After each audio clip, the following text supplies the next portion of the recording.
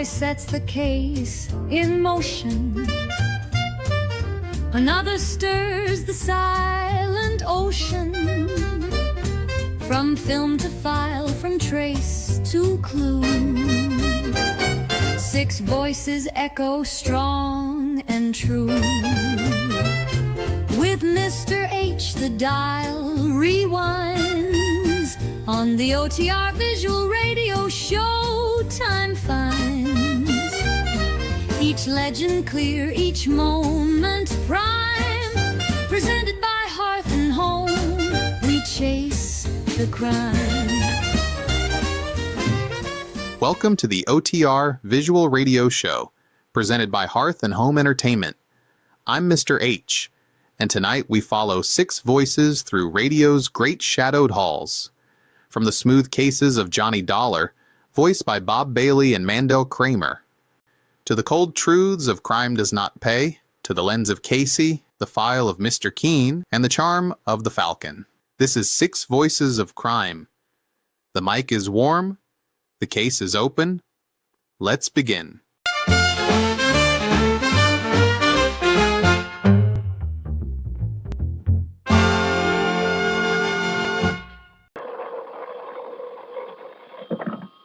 Johnny Dollar. Mr. Dollar, this is Frederick Benham. Benham?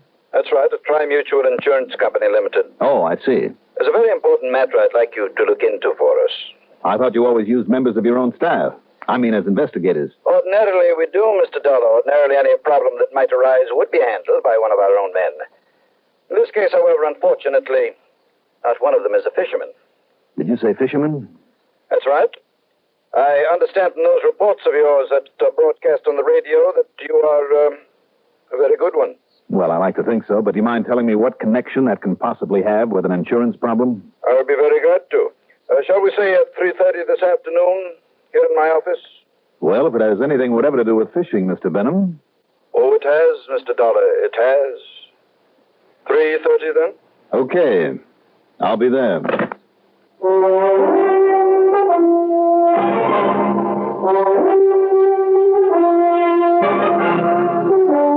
The CBS Radio Network brings you Mandel Kramer in the exciting adventures of the man with the action-packed expense account. America's fabulous freelance insurance investigator, Yours truly, Johnny Dollar.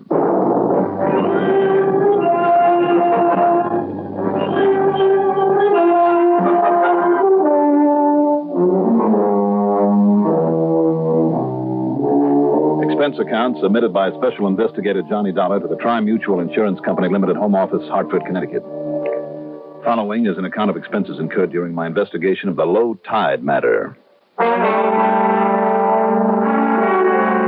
Why kid about it? Tri-Mutual is not a company I'd ever pick to work for. Although I'm sure they serve their clients very well, they just happen to be a notoriously stingy outfit when it comes to handing out money for assigned services. But it's the old story. Mention that magical word fishing, and I'm gone. Expense account item 1.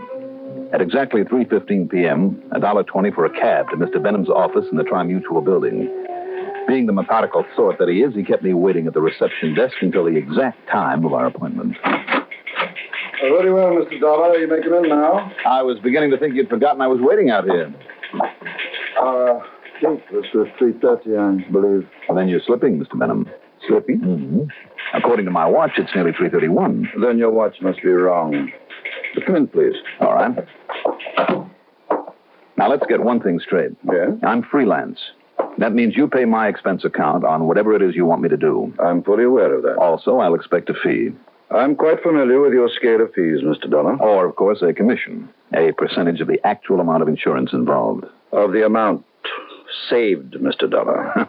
All right, have it your way. I usually do. I'm sure you do. But whichever comes out largest, fee or commission, that's what I get. Okay? Yes. But now sit down. All right. I wouldn't want you to start charging us for the time taken with these, shall we say, amenities. What's it all about? The Foster Machine Tool Company, or rather, Mr. Charles Foster himself, and his junior partner, Michael Brady. They're both clients of yours?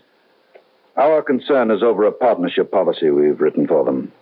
That will pay the survivor some $500,000. if and when the other dies. It's a lot of money. Which of them is on the sick list? Neither.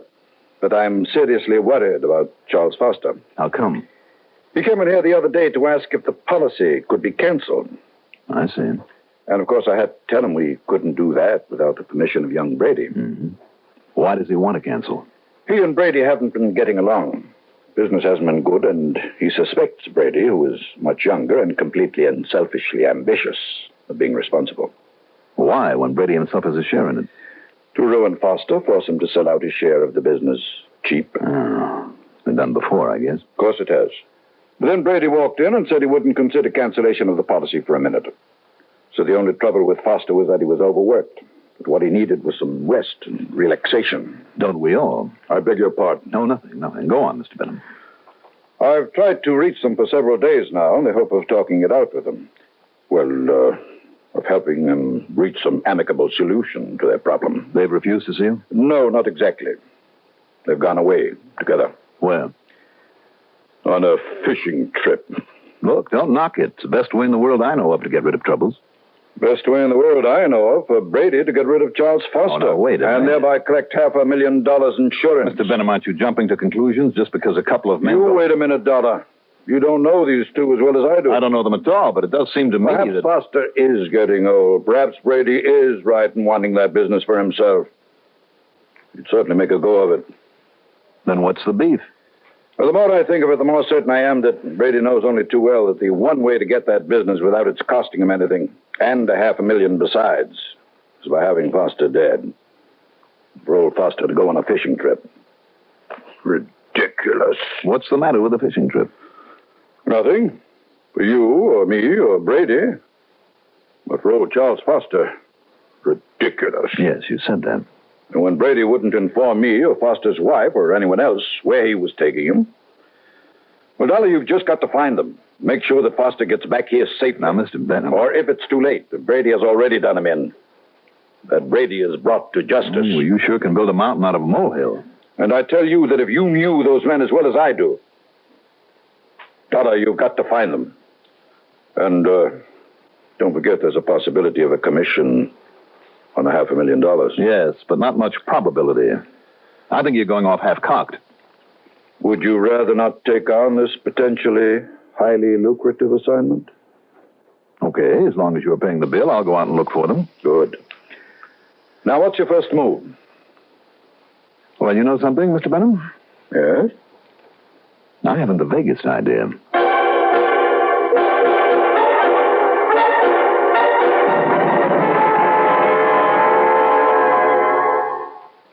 If you ever suffer a touch of arthritis or rheumatism and you've never tried Mentholatum Deep Heating Rub, you can't know how good its deep heating action can make you feel. As you massage it into painful areas, you feel its deep heating action. You know relief is on its way. Mentholatum Deep Heating Rub is an extra strong combination of active ingredients for safe, temporary relief of minor arthritic, rheumatic pain. Use greaseless, stainless Mentholatum Deep Heating Rub often.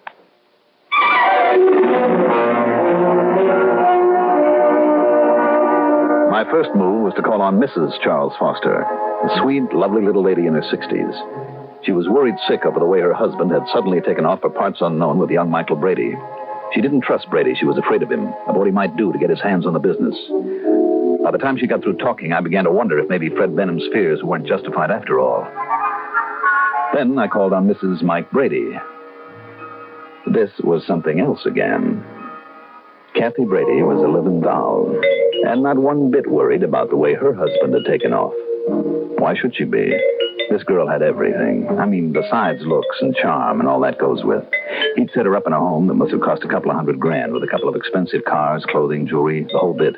Whether business was bad or not, they were living high on the hog, no doubt of it. And while Mike's away, Johnny, I'm having a ball. A flock of big parties that are really the most... I don't doubt it, Mrs. Brady. But now what please, Johnny. Call me Kathy. Okay. Now, Kathy... And if you're on the loose, if you'd like to be included in on some of these brawls... I'm afraid that I have a job to do. I have to find your husband. And I would certainly appreciate your giving me any ideas of where I could start. Oh, now look, honey, don't worry about Mike. He'll be back. He always comes back. He kind of likes me. You said always? Well, you don't think this is the first time he's just up and gone fishing or something? Well, where does he go? Oh, I don't know. Somewhere as far away from business as he can get.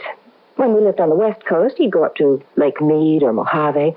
Sometimes he even came east to Maine, New Hampshire. So, now, who knows? Tell me one thing, Kathy. Anything, Johnny. Did he usually take somebody along with him on his trips? Oh, now I get it. What? It's that old Mr. Foster, his partner, that you're worried about. Now, surely you don't think a thing like that could ever happen again. A thing like what, Kathy? I mean like that partner he had a few years ago when they went on a hunting trip to Canada and some fool with a big rifle almost killed Michael, too. The man who was then his partner was killed? Oh, poor Michael. He was so upset about it he sold out the business. And you know, it still upsets him if I even so much as mention it to him or anybody else. But now about these parties I'm throwing while he's away. Johnny? Kathy, you're sure you don't know where they might have gone? I haven't the least idea, Johnny. Mm-hmm. But now listen, if you're free and like a lot of fun... I'm sorry, but I really have to go now. Oh? Where to, Johnny? A long, long way from me.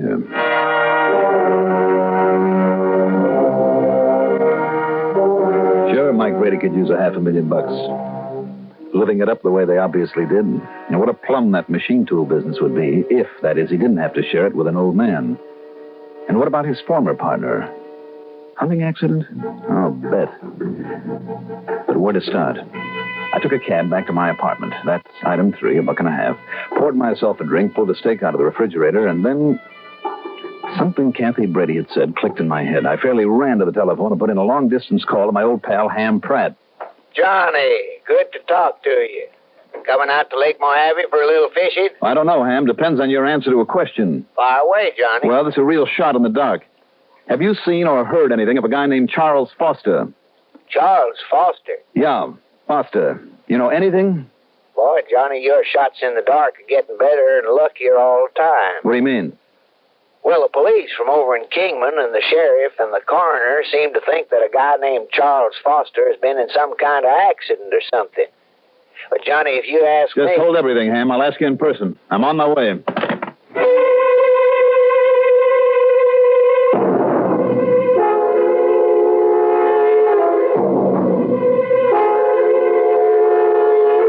Item 4, $6 for a record-breaking taxi ride to Bradley Field.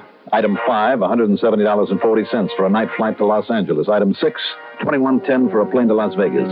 There I got hold of a rental car. The deposit of $50 on it is item 7. Shortly after noon the next day, I was at my favorite fishing spot, Lake Mojave Resort, just above Davis Dam in the Colorado River. But I had other things in mind as I sat in the little office down by the dock and talked with Ham Pratt, the manager of the place. And the authorities have asked Mr. Brady, that was his partner, you know, have asked that Brady stay around a few days just in case. Now, let me get the whole thing straight, Ham. Go right ahead, Johnny. All right, now, Monday, that's 3 days ago, Brady and Foster hadn't been getting along too well, so each of them went fishing alone. Right. Mr. Foster went up toward the Big Basin. That's about 10, 12 miles up the lake. And Brady said he fished down below, near the dam. That's right. Mm-hmm. And nobody has any reason to believe otherwise. Nobody except you.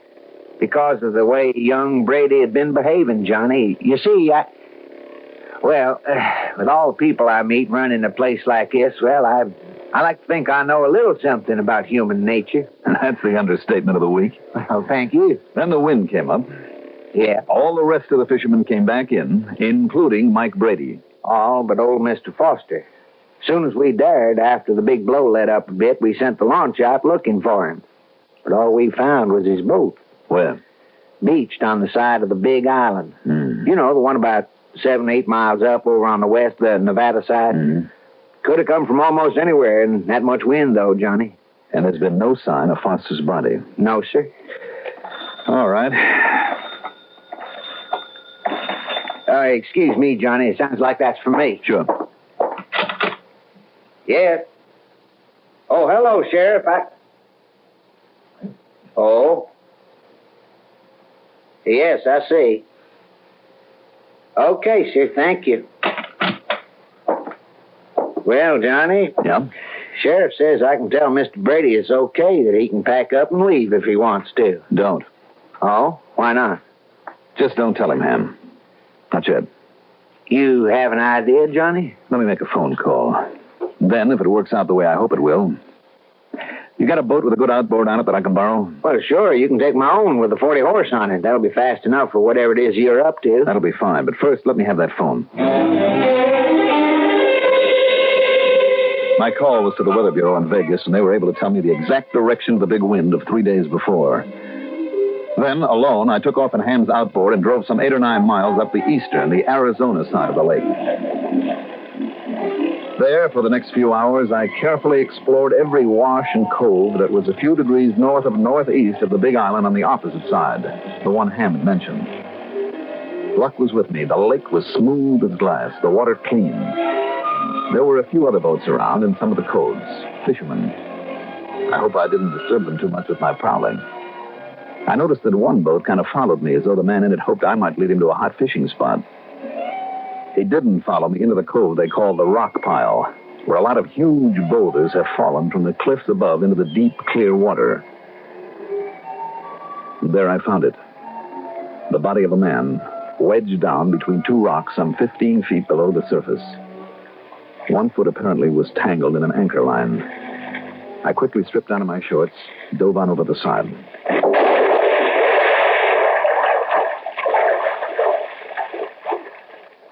Hours later, well after dark, I quietly took the body, what was left of it, back to the resort. The body of Charles Foster.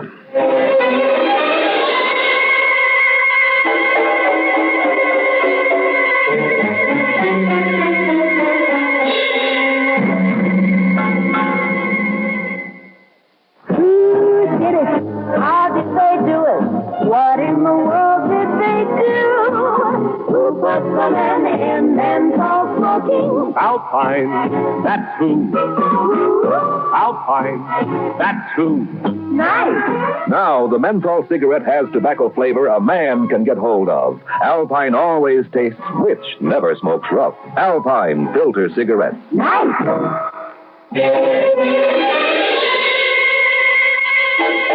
And you don't think we ought to notify the sheriff's office? Not yet, Ham, because we haven't any proof that he was thrown overboard with that anchor tied to his leg.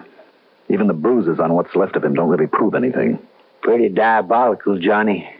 If you hadn't been carefully looking for him in those coves, I mean at that depth and with usually a ripple on the water. I know. That dead calm was the only thing that made it possible. That and a little luck. And if the body had stayed there a while, nobody ever would have found him. But now look, Johnny, if what you told me is true, if all that insurance was set up to go to Brady and the business, well, now listen, you better nail him fast. Proof, Ham. Don't you see, without proof that Brady did it, and with everybody believing his alibi about being down at this end of the lake near the dam, if only there was some way to make him show his hand, something we could do that... Yeah, well? Ham, I got an idea. Believe me, Johnny, better be a good one.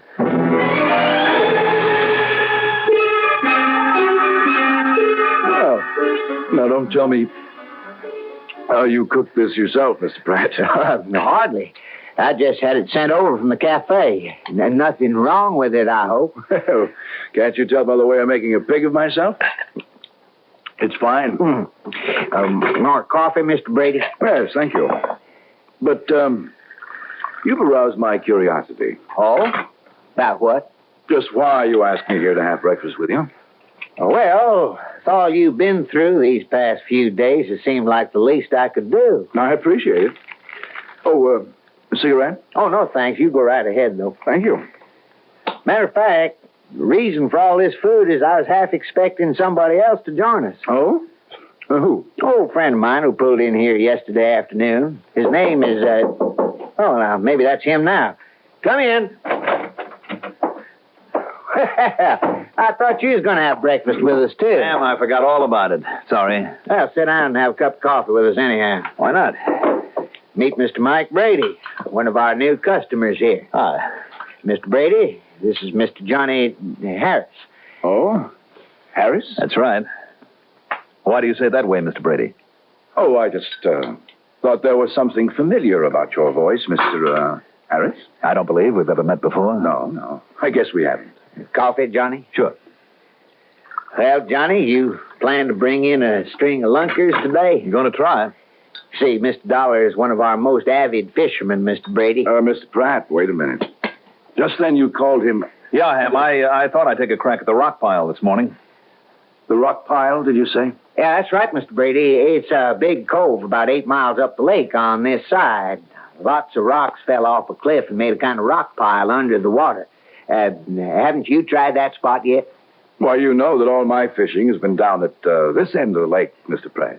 Oh, yes. I guess you did tell me that, didn't you? It happens to be a fact. I'm sure it is. But now, look here, didn't you introduce this gentleman as Mr. Harris, Johnny Harris? Oh, well, sure. And yet a moment ago, you... Yeah, as I told you, Mr. Brady, Johnny is one of our best visiting fishermen. Mr. Pratt. But, Johnny, there's no point in your trying the rock pile today. Why not, Ham? Well, I just got word from the boys at the dam they're going to let out a lot of water. Some emergency or other down at one of the lakes below us here. Let out some of the water? Yes, sir. It'll be low tide today.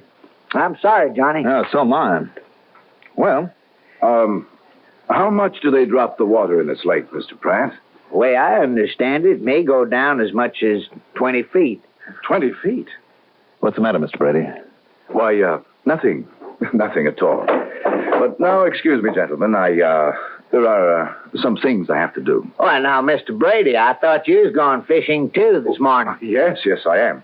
Thanks very much for the breakfast. Wait a minute, Brady. Why don't you go out with me? I'd rather go alone, thank you. Oh, we could at least try the rock pile until the water gets too low up there. No, excuse me, I'll see you later on. What's the hurry? I tell you, I want to go fishing. Oh, no, you don't. I beg your pardon. You want to be sure of getting up to that rock pile before I do, What are you talking about? so that you can move the body of your partner, the man you murdered, out of that cove before somebody else sees it. What are you talking Get it out of there and hide it somewhere else. You're crazy. Because you know it'll be a dead giveaway. No. You know the bruises on it will show how you murdered him, how you tied the anchor line around his leg to make him stiff, Listen, to get your you- hands on the insurance, $500,000 worth. Get your hands on the business that he's left behind. Can you deny that, Brady? No, I can't. Any more than you can deny who you really are. Mr. Johnny Dollar. That's right. Insurance investigator. Right again. Well, it's too bad. It's too bad for you. Too bad that you caught up with me. Do you see this? Now, put away that gun, Mr. Brady. You see, you give me no choice now, Dollar.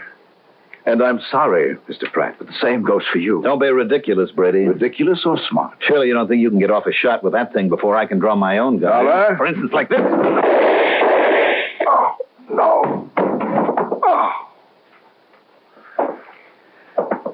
Ooh, Johnny, that took a lot of nerve.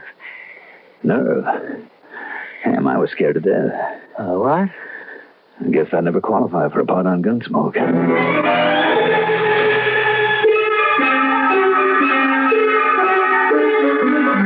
Needless to say, Ham's talk about dropping the level of Lake Mojave by a full 20 feet was all a bluff, but it worked.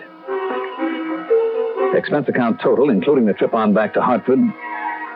Well, Mr. Benham, I think I'll just forget that. In view of my nice fat commission on that $500,000 policy. Yours truly, Johnny Dollar.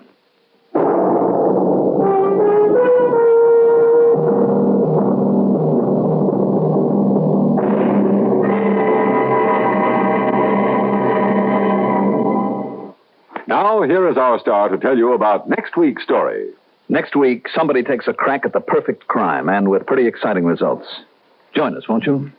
Yours truly, Johnny Dollar.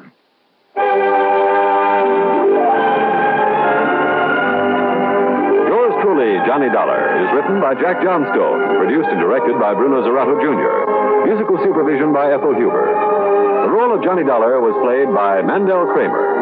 Also heard in our cast were Santos Ortega as Frederick Benham, Terry Keane as Kathy, Bernard Grant as Brady, Bob Dryden as Ham Pratt. Be sure to join us next week, same time, same station, for another exciting story of yours truly, Johnny Dollar. Art Hannes speaking.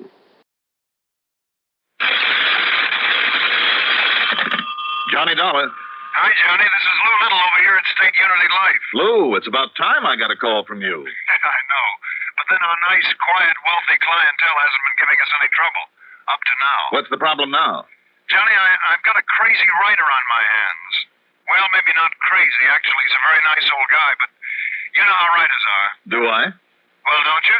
Only writer I have any contact with is Johnstone, the man who dramatizes these cases of mine to put them on the air. And he's perfectly normal? Well, let's see. He's kind of a nut about fishing. You see, if it isn't fishing, it's something else. So help me, every one of them is, well, they've got some peculiarity. Look, Lou, if liking to fish is a peculiarity, I'm the nuttiest guy around. Well, you know what I mean. They get so wrapped up in things. Anyhow, this man, this author, is a nut on murder. Writes nothing but murder stories. That's all he thinks about. So that makes him a killer? Can you think of anyone better qualified to plan a perfect crime? You have reason to think something like that's going on, Lou? Maybe. Maybe you better come on over here and let me tell you about it. Yeah. Maybe I better.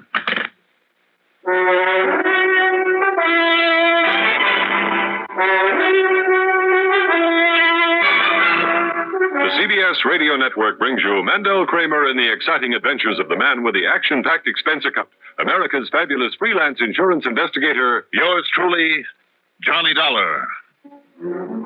Expense account submitted by Special Investigator Johnny Dollar to State Unity Life Insurance Company, Home Office, Hartford, Connecticut. Following is an account of expenses incurred during my investigation of the imperfect crime matter. Expense account item 1, $4.26 for a tank full of gas. As long as I could fill up my own car on the expense account, why not? When I got to his office, Lou Little wasted no time in getting to the point. Bodyguard. Well, I'd say that's up to you after you've heard the facts in the case. Go ahead, shoot. Must say, though, I can't think of a nicer job than acting as a bodyguard for her. Her? And I mean, what a body. And all that goeth with, wow. Then you meant authoress rather than author. No, Johnny, I'm talking about Mrs. Porter. Porter? That's right, Denise Porter. The wife of G. Stanley Porter? That's right, you know him? No, but I'd like to. I doubt that. Lou, in my book, he is one of the best mystery writers alive. Oh, no question of it. And over the years, he's done very well for himself. Well, he deserves to. That man can take the simplest plot and build it up into a fantastic mystery. And his descriptions, Lou, of people and places and things, why, he can almost make you see them just the way he does. What's his problem? Hers, Johnny. And I've asked her over here to tell you about her herself. Well, then bring her on. Well, she should have got here before you did. At least, let me tell you this while we're waiting. Yeah? We sold them both life insurance policies right after they got married a little over a year ago. Each made the other the beneficiary? Right. How large are the policies? $750,000 apiece. What? Double indemnity. Yep, $1.5 million in case of death of either one of them. And now they're not getting along, huh? Apparently they're not. You see, Johnny... Oh. Your secretary said to come right in, Mr. Little. Yes, do. Please, come in.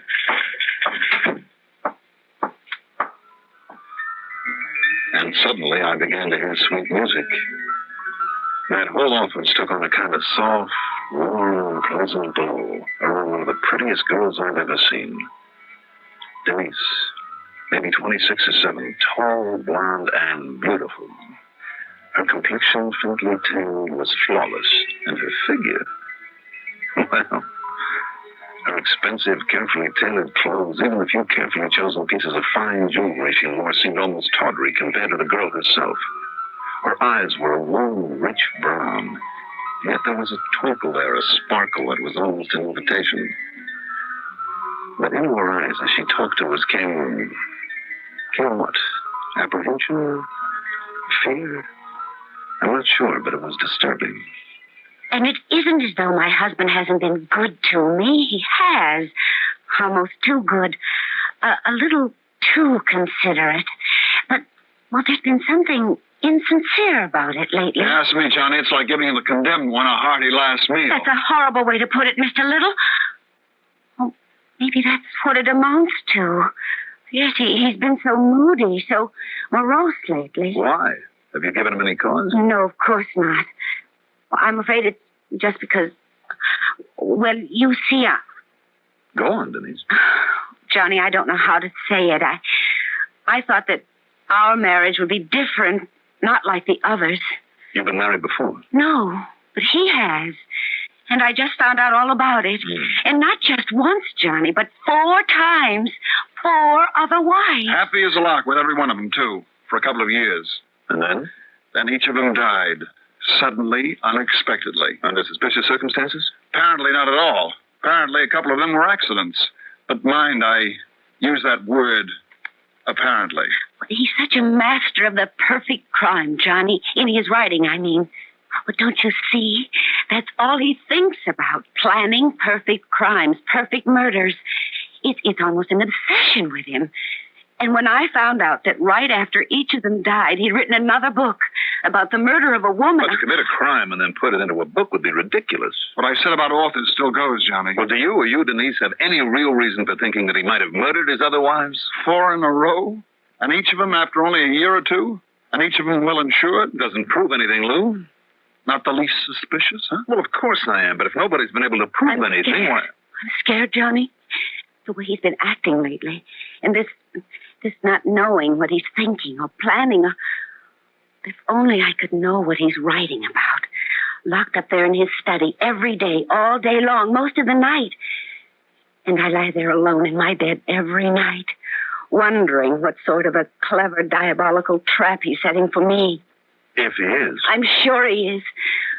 And the same thing will happen to me that happened to the other 4. Unless you can help me. Unless he falls into his trap himself. How long has this been going on, Denise? Months now, Johnny. Several months. So she finally called this morning and asked for you. Please, Johnny. Will you help me?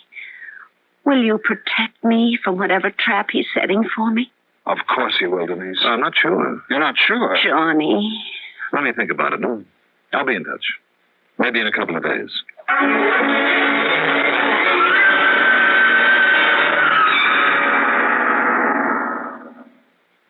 If you ever suffer a touch of arthritis or rheumatism and you've never tried Mentholatum Deep Heating Rub, you can't know how good its deep heating action can make you feel. As you massage it into painful areas, you feel its deep heating action. You know relief is on the way. Mentholatum Deep Heating Rub is an extra strong combination of active ingredients for safe, temporary relief of minor arthritic, rheumatic pain. Use greaseless, stainless Mentholatum Deep Heating Rub often.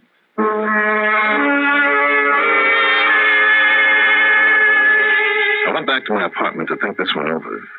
I couldn't imagine anything pleasanter than acting as a bodyguard for beautiful Denise Porter. But the more I thought about it, the more I wondered.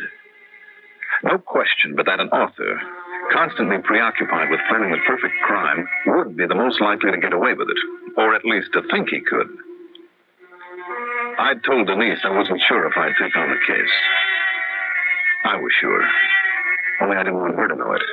Not yet. Especially in view of the fact that when she pulled a handkerchief out of her bag in Lou's office, a plane ticket had dropped out. A ticket to New York. Okay, item 2, 90 cents for a phone call to New York to my old pal, Lieutenant Randy Singer of the 18th Precinct.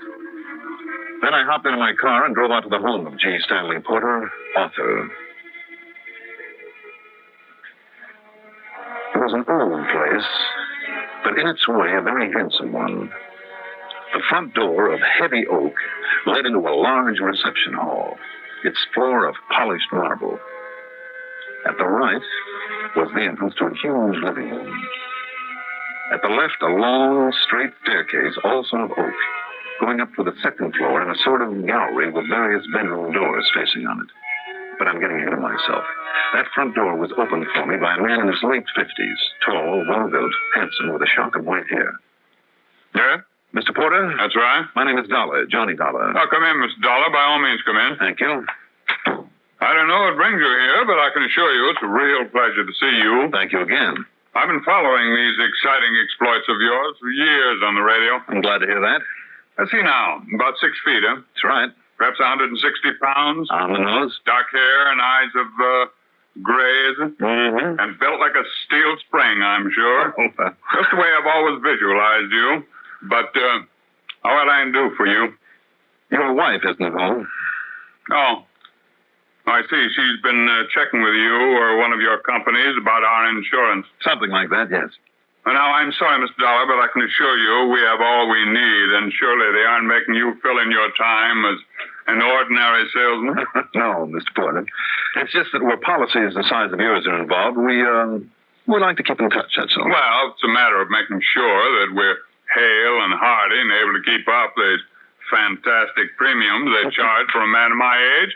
I can assure you that everything's all right. Well, seeing this home of yours and the way it's kept, I'm sure it is. You know, I'm a writer, you know. I certainly do know.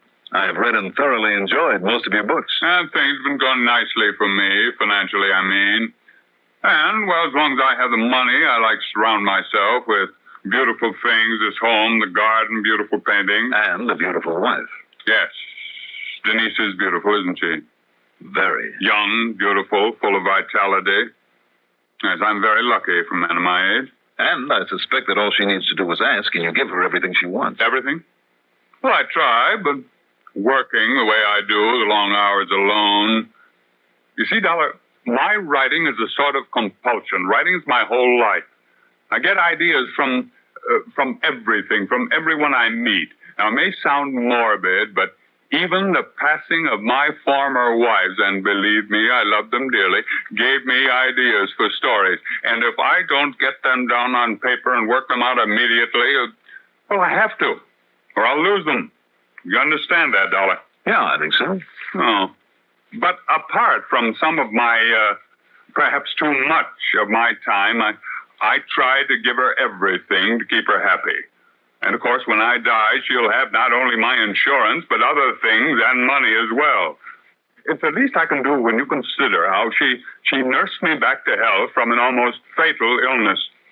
And if she dies before you? Have that happen again? Lose her, my little Denise, the way the other... Sorry, darling, forgive me. I'm sorry she isn't here. She went down to New York with some of her girlfriends, and she won't be back until after the theater. Mm-hmm. Well, it really doesn't make any difference, I guess. As long as you're here, come along. Up to my study, second floor. Only it's really where I practically live these days with the book I work on. Oh? I'd like to talk further with you. Who knows? Maybe some of your exciting adventures will give me plot material. I'll lead the way. Well, you coming? Yes. Yes. Oh, why do you say it that way? A little surprised, perhaps, at the way I move around this place? More than a little, Mr. Porter. Why? Just because I happen to be totally blind?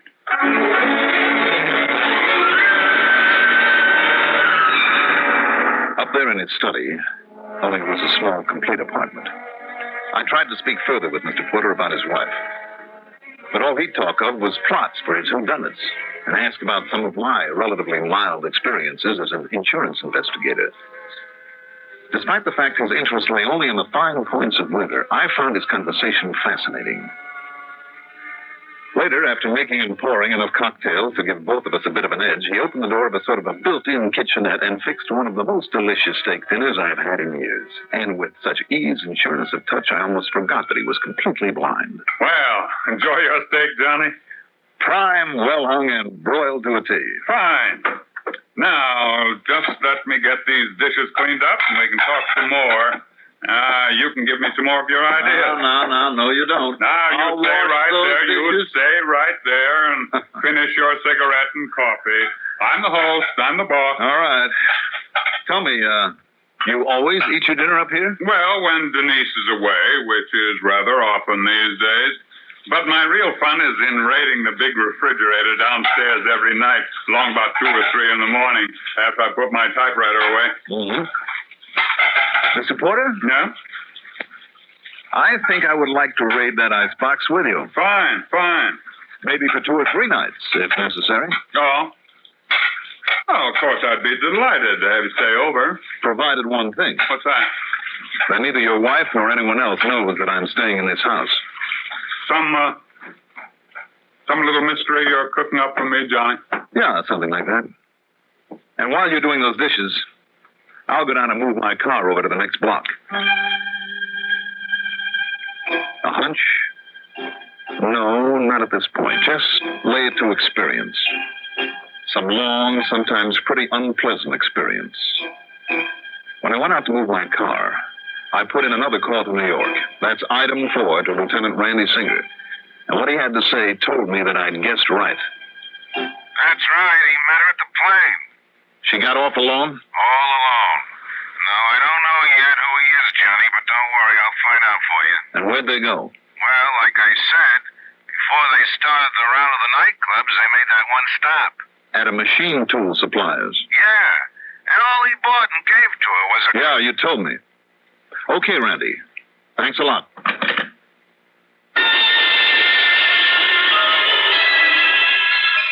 It all added up. And why call me in on the whole thing? As a cover-up, of course. To convince me so that I would convince the law when it was all over that Mr. J. Stanley Porter had slipped up. With his mind on his book, he'd forgotten the trap he'd set. That he'd fallen into it himself. That's what it would look like, all right. And what was the trap? Johnny, this mysterious behavior of yours intrigues me more than you may realize. Well, who knows? Maybe you'll get some material for a story. Well, at least give me some clues to what you're up to. Later, Mr. Porter. Maybe later. Maybe tomorrow. Whatever you say. Have a drink? No, thanks. I'm fine. See, maybe that I'm ahead of you. Huh? What is it, sir? Front door. Denise is home. Now, as I told you, Johnny, she'll stop in here for a minute to say good night to me. So if you want to go through this little stunt of hiding from her, she's coming up the stairs now. I'll get to my typewriter. When I look back on it, the business of hiding in that tiny kitchenette with the door open only a crack seems almost childish, like a couple of kids playing Mystery Story. But believe me, this was playing for keeps.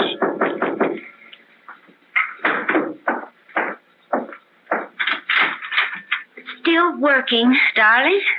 Yeah, usual. Did you enjoy the play, my dear? Oh, the other girls seem to like it. How's it all about? Oh, you know, usual thing. Oh, I'm terribly tired, dear. I think I'll... Oh, there's plenty of milk and a nice chocolate cake. Your favorite kind in the refrigerator. You know, for your late supper. Thank you. Night, dear. Night. Well, my fellow conspirator, you may come out now. Kind of a silly sort of a game, I suppose. Is it? Well, isn't it? I wonder. You wonder what? I was thinking that maybe I'd let you see the manuscript story I'm working on. Later on, perhaps. Whatever you say. Well, it might be quite apropos to this game of ours with Denise. Except, of course, that I haven't written the ending yet. Is that why you've been so interested in talking with me? Having me here, Mr. Porter? In the hope that maybe I can help you write the ending? I'm not sure. Not yet. Tell me this, Mr. Porter. Is there by any chance a character in it like yourself? A man without sight, who nonetheless manages to get around his home as though he could see as well as I do? I'm not going to tell you a thing, Johnny, not yet. Shall we go downstairs and raid the icebox? After that huge dinner only a couple of hours ago and those drinks? Don't you think a little snooze sounds like a much better idea? Yeah, perhaps you're right. Good. You want to sprawl out on the sofa? I'll grab some sleep right here in this chair. Finally, after what seemed like a couple of hours, he began to snore, softly but deeply. Quietly as possible, I slipped out of the room and to the head of the long, dark staircase that led to the marble floor of the reception hall far below. Then, carefully feeling my way, one step at a time, I started down. And there they were, on the fourth step from the top. There must have been a couple of dozen of them. Small steel ball bearings that she and her boyfriend in New York had bought. Had Porter ever stepped on them in one of his usual quick flights down those stairs, nothing in the world could possibly have saved him from crashing to the stone floor below.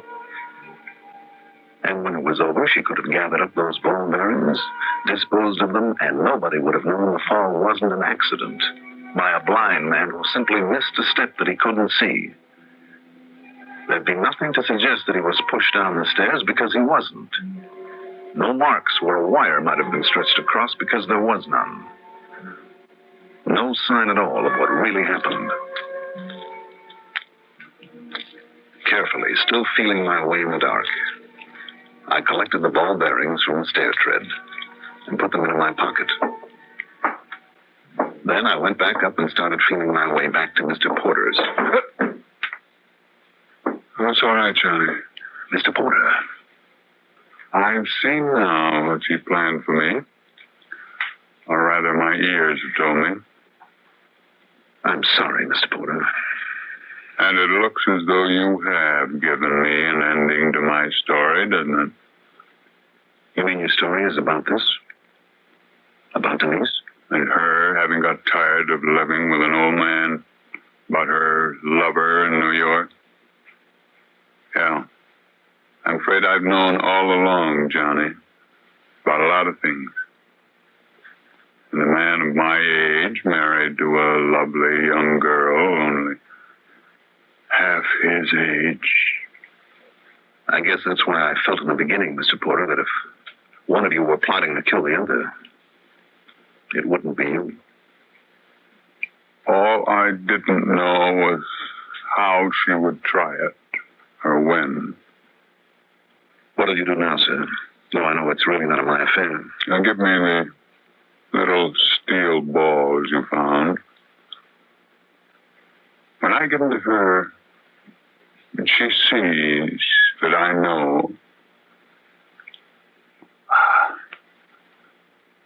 I guess from now on, mine will be a very lonely life, Johnny.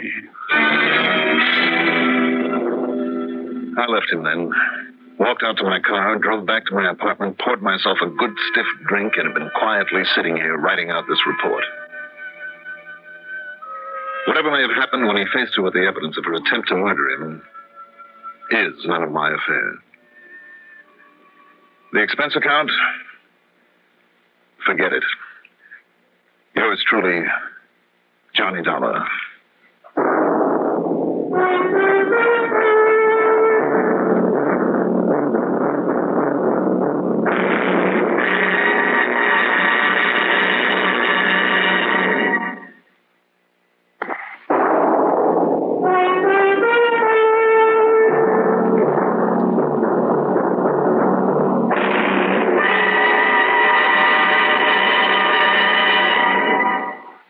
Here is Mandel Kramer to tell you about next week's story. Next week, I start out to collect a small debt, but instead I collect a bullet. Join us, won't you? Yours truly, Johnny Dollar.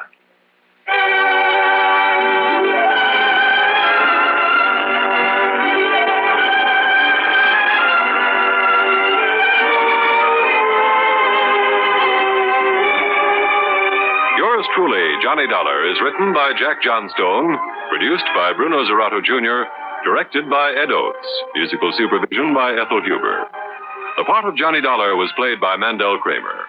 Also heard were Alan Manson as Lou, Evelyn Joster as Denise, Raymond Edward Johnson as Porter, Eugene Francis as Randy. Be sure to join us next week, same time, same station, for another exciting story of yours truly, Johnny Dollar. This is Art Hanna speaking. Johnny Dollar. Hi, Johnny. This is Lou Little over here at State Unity Light. Lou, there must be some mistake. Goodbye. What? Wait a minute, will you? Well? Don't hang up on me. What do you mean, some mistake? 2 solid years I had to wait for an assignment from you. Well, I know. Now suddenly 2 calls within 2 weeks? I don't know if I can stand the shock. Come clean. What's the problem? Problem? My only problem, Johnny, is getting rid of exactly $1,000. Well, how nice. And I suppose you just want to hand it over to me. What else? You're kidding. Am I? You got to be. Why did you come over here and see? Sure, why not? Just be ready to pay my cab fare. Sure, why not? Okay. Okay.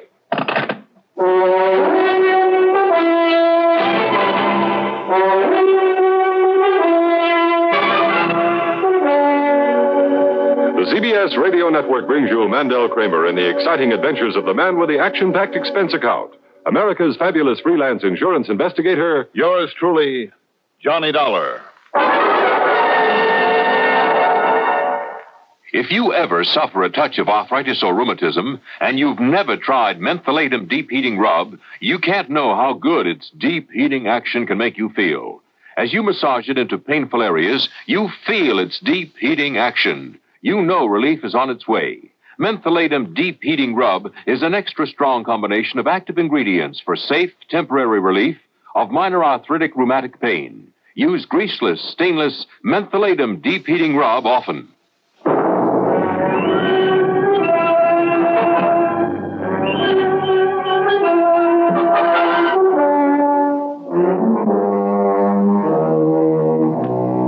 Expense account submitted by Special Investigator Johnny Dollar to State Unity Life Insurance Company, Home Office, Hartford, Connecticut. Following is an account of expenses incurred during my investigation of the Well of Trouble matter.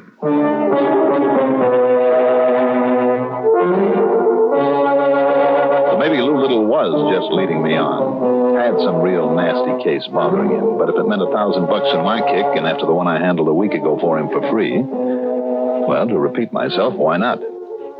Expense account item 1, $1.20 for a cab to his office. Not kidding you one bit, Johnny. Here you are, baby. A perfectly good check for 1,000 clams. Well, a Merry Christmas to you, too. But what's it for, Lou? Why don't you take a look at the signature on it? G. Stanley Porter. That's right. Last week's little fracas. After what you did for him, and considering you wouldn't even take expenses for it, well, he insisted that you have this. Well, I thought I made it plain, Lou. He insisted. All right. I'm certainly not going to turn down $1,000. He wouldn't have it otherwise. Tell him thanks for me, will you? Be glad to. Hey, what goes around here? Huh? You planning a trip to the gambling halls of Las Vegas or just leaving the country in a hurry? What do you mean? Big stack of dough on your desk. Oh, that. Yeah, what goes, Lou? You must have around 5,000 here, all in small bills. Well, pick up the change line, man. You'll find that's exactly $2,388.24. I was just about to mail out a receipt for it. Receipt? Yeah. Just received it in the mail from an old crackpot by the name of Jeremy R. Withers. What's it for? His insurance premium. What else? In cash? In cash, like always. He simply stuffs it into a plain brown envelope and mails it in. Without even insuring it? He must be a crackpot. Johnny, I've written him half a dozen times, pointing out the risk in sending this much cash in the regular mail. I've even offered to send somebody out to his place to collect it from him. But he'll have none of it. Crazy. Stubborn as that wild old Western character, Durango Laramie Dalhart, huh? Durango what? That's right. You know, believe it or not, he lived in a town called Bumspung, Oklahoma. Oh, now you're kidding. No, I'm not really, Lou. Old Indian name. Bumspung means bad spring. Yes, Bumspung. Bad water. But at least Durango had sense enough to bring in the cash in person. Nearly 4,000 at a crack once a year. I thought maybe you might have heard my report on the case a couple of years ago. I must have missed it. But at least old Jeremy Withers has company in his eccentricity. Look, if you could meet some of the wacky policyholders I've had to deal with, you'd think nothing at all of Withers. Maybe not. What are you chuckling about? I know, Durango. Boy, he gave us quite a scare that one time. How do you mean? Well, he brought in a stack like this one day, you know, and, brother, you should have seen them. One look, and you'd have sworn they were counterfeit. But they weren't? Now, you know what they'd done? Carefully washed and starched and ironed the money to make it look like new, just like some of these... Wait a minute, Lou. What's the matter, Johnny? Just hold everything a minute. Huh? Just hold up on that receipt for this stuff, will you? Why? What's the matter with it? Where'll I find this Jeremy Withers? You got his address? Well, sure. Let me have it. Well, sure, Johnny. Well, what's the matter? Just let me have his address.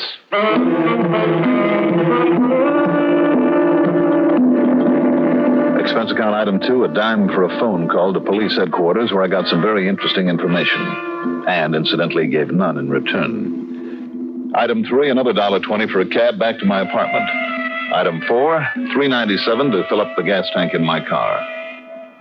It was getting dark now, but I headed west on 44, then north on 202. A few miles short of Granby, I found the dirt road I was looking for, leading off to the left. Then, finally, the crossroads known as Millbury Corners, consisting of one general store, a grocery, and a filling station, where I stopped only long enough to get some local directions. The Jeremy Withers place turned out to be a tiny, square, unpainted clapboard building that sat forlornly in the middle of a small, seedy-looking, weed-grown lot.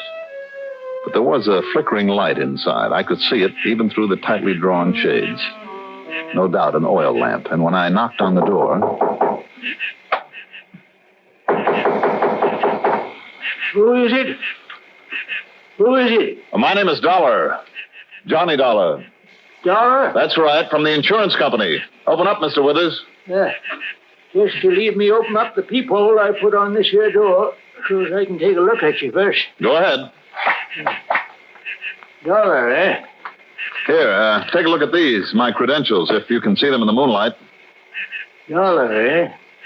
Come on, Withers, open up, Just leave me get these here now chains undid. This bolt now. Come on, Withers, you're stalling. All right now? Just you stay outside there and tell me what the trouble is, young fella. It's about that insurance premium of yours. What's the matter with you, boy? I sent it all in yesterday. I'll say you did. In hard cash, too. Just like always. Good hard cash. Good, huh? Say, what are you talking about? I'm talking about some of the 20s that were mixed in with that stack of bills. Some of the nice new ones. Like this one, for instance. What's the matter with it? Are you kidding? Plenty. Just a minute, young fellow. Just tell me one thing, Mr. Withers. Where did you get this money?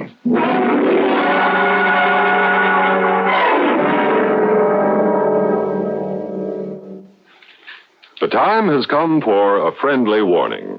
Now that the 4th of July is almost here, better keep plenty of 7-Up chilled and ready to serve.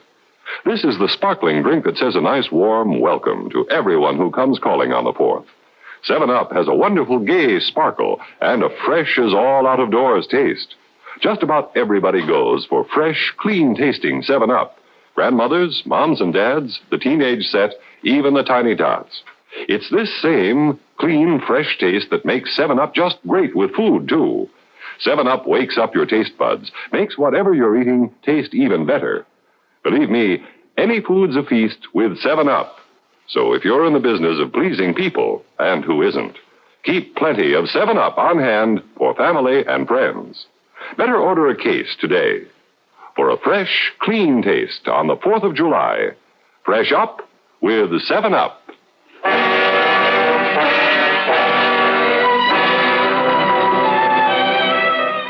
Now, you look here, boy. What's the matter with that money I sent in? I said, where did you get it, Mr. Withers?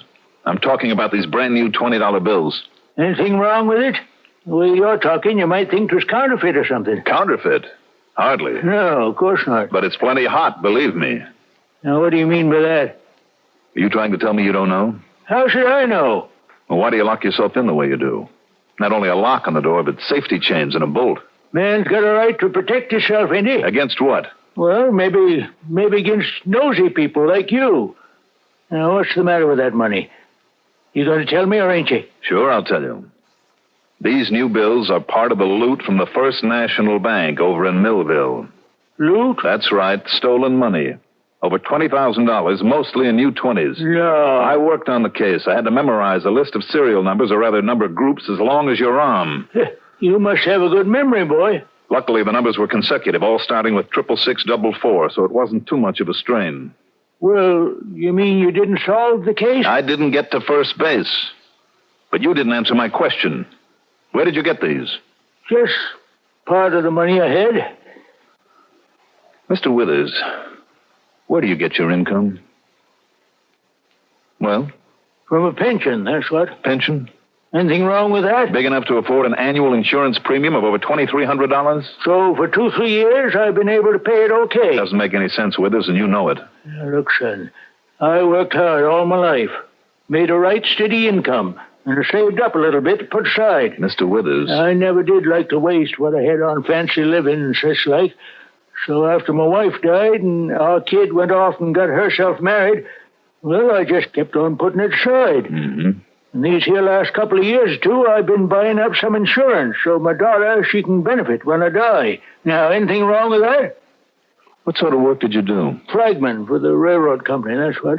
Flagman on a railroad crossing. A flagman? And you say that paid enough to save enough to buy the kind of policy you hold? I told you. Sure. Some of that money you sent the company was all right. Maybe it did come out of your pension money or whatever you managed to save, but the rest, these brand new $20 bills... Now, you better tell me about it, Mr. Withers, or, would you rather tell it to a judge? Well, all right, Mr. Mr. Dollar, did you say it is? That's right, Johnny Dollar. Well, maybe I had better tell you where some of the money come from. I think you better. Well, you see, I had a son, too. A stepson.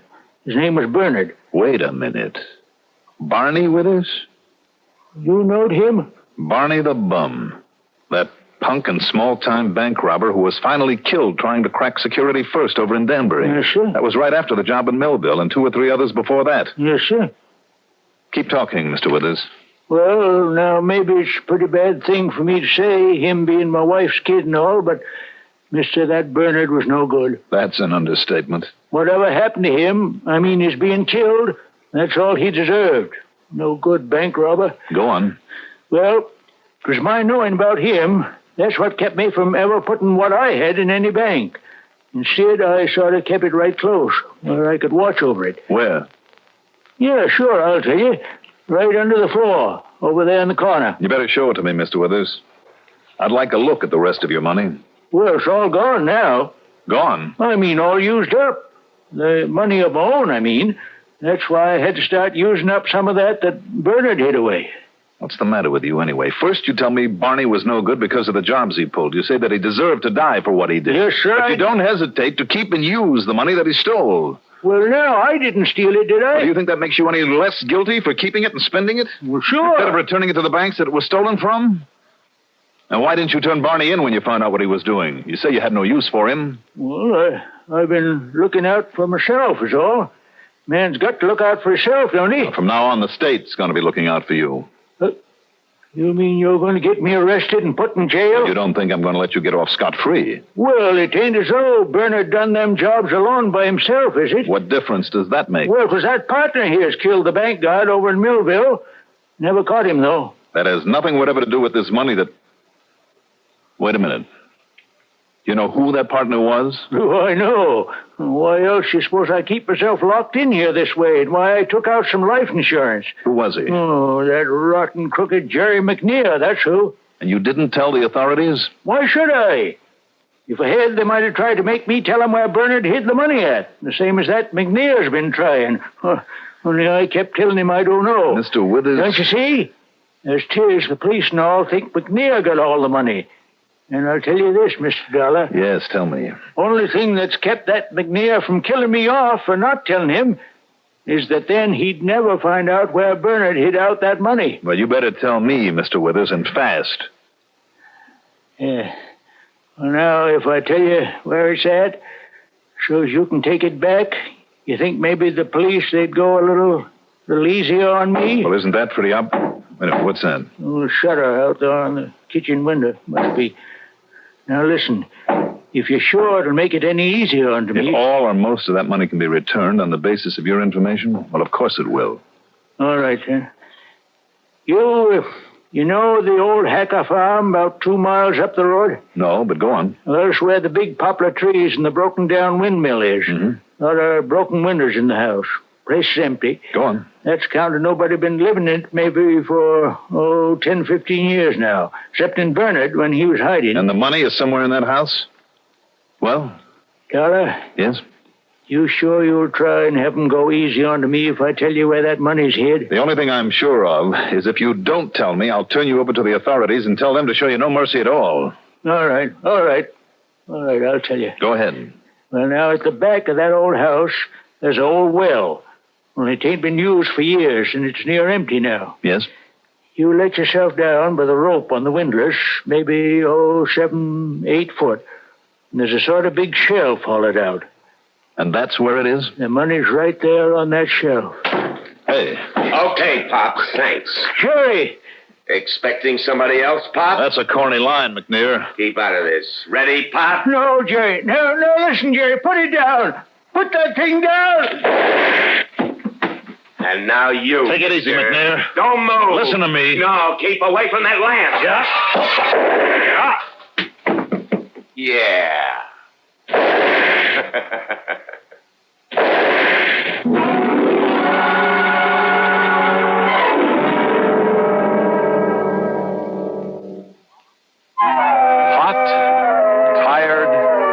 thirsty? Easy as 1, 2, 3. You've made iced tea, and oh, what a beautiful flavor. Oh, what a beautiful flavor in new instant Tenderleaf tea. Just take a spoonful of instant Tenderleaf. 1. Add cold tap water. 2. Load it with ice. 3. You've made iced tea. New instant Tenderleaf is 100% pure tea. Richer, brighter, livelier tea. It's made right from the juices of ripe young tea leaves. Instant Tenderleaf brand. Make a pitcher full. Easy as 1, 2, 3. You've made iced tea, and oh, what a beautiful flavor in new instant Tenderleaf tea.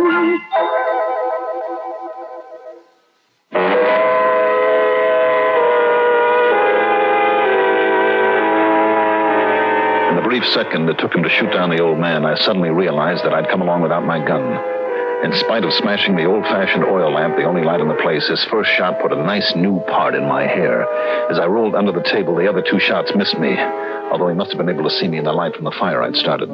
He stood there looking down at me at the blood running from the crease in my hair. But then, instead of shooting again, he turned away from the now roaring fire, went out the door, and took off in a car.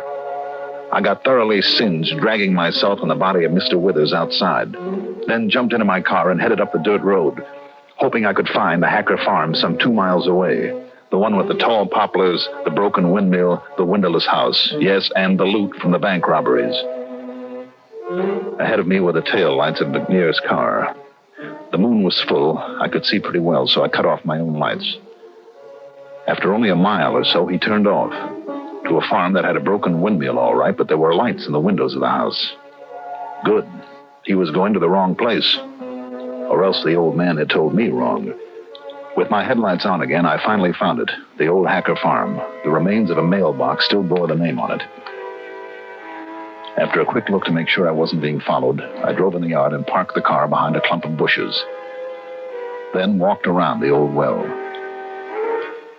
With only the moonlight to go by, I lowered the bucket, snagged the rope over the handle of the windlass, and slowly went down, hand over hand, into the well, feeling with my feet around the circular brick wall for the shelf that Withers had described. It was a big square hole in the side of that wall, big enough for me to crouch in and to find, with the help of a match, the 2 battered, moldy old suitcases loaded with money, mostly 10s and 20s, literally hundreds of them. No wonder McNair had been willing to kill once he'd found out where it was hidden. But as I knelt there, wondering about the best way to load the stuff in the bucket that was now swinging down near the water at the bottom of the well... Pretty stupid, Dollar. What? Got yourself into a trap, didn't you? Did I, McNair? You think I didn't know it was you coming down the road after me before you turned off your lights? So you knew. That's why I turned off at that other place, to make you think I was stopping there, so you fell for it, huh? Fell for that old gag. Pretty smart, aren't you, McNair? That's right. That's why I stay alive. But you're not smart, Dollar.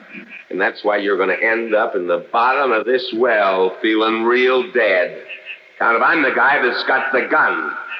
So as soon as I get a match going... What makes you think I haven't got a gun? And didn't try to use it while I was knocking over the old man? And you think I didn't know you were still alive back As he there talked, in his place? I crouched there, out of his sight, and pulled off my jacket. I draped it over one of the suitcases, set my hat on one corner of it, then shoved it out just far enough for him to see it if he struck another match, in the hope he'd think it was me. Then I waited. Yeah, I got plenty of light now. And you think I can't see your head and shoulders sticking out of that hole? You make a real nice target, Dollar, even with only a match to see you. All right, then. I'll climb on back up the rope. Oh, no, you won't. What are you talking about? I'm going to shoot you right there in the well. Now, wait a minute. Listen to me. It's no use, I found the money. I'll make a deal with you. I'll split 50-50. You make a deal? Ha. You're trying to stall, that's all. McNair. Shut up. I got to be sure of my aim before this match goes out. Listen to me, will you? So long, Dollar.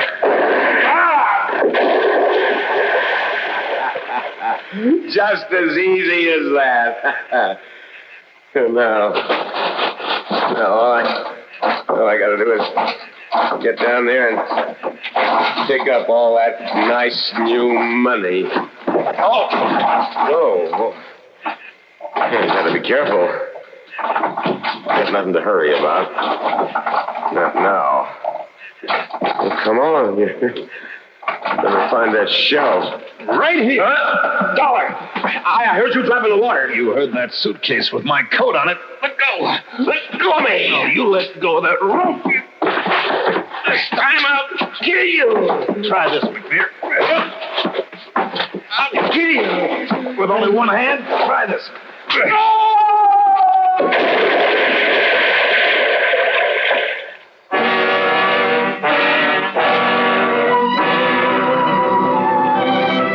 All he could do when he'd recovered from the shock of his fall was stand there in the water at the bottom of the well, knee-deep in the money from the suitcase I'd thrown down there, cursing me as I climbed out and pulled the bucket out of his reach. He was still there when I brought back a couple of the state police. Expense account total? Why bother with it when I'll collect such a nice commission on the loot I recovered? Not bad, you know. I mean, for one night's work. Yours truly, Johnny Dollar.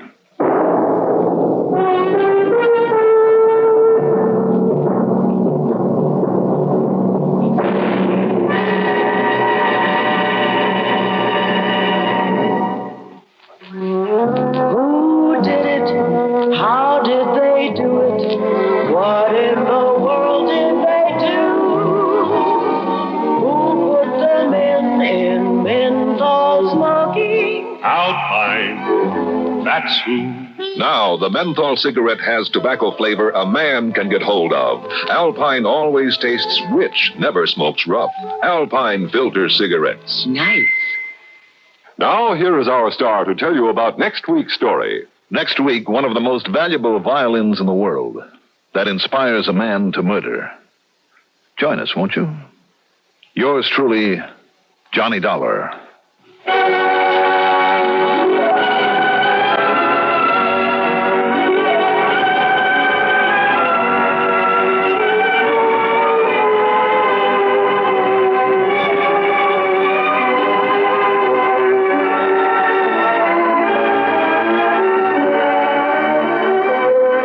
Truly, Johnny Dollar is written by Jack Johnstone, produced and directed by Bruno Zerato Jr., musical supervision by Ethel Huber.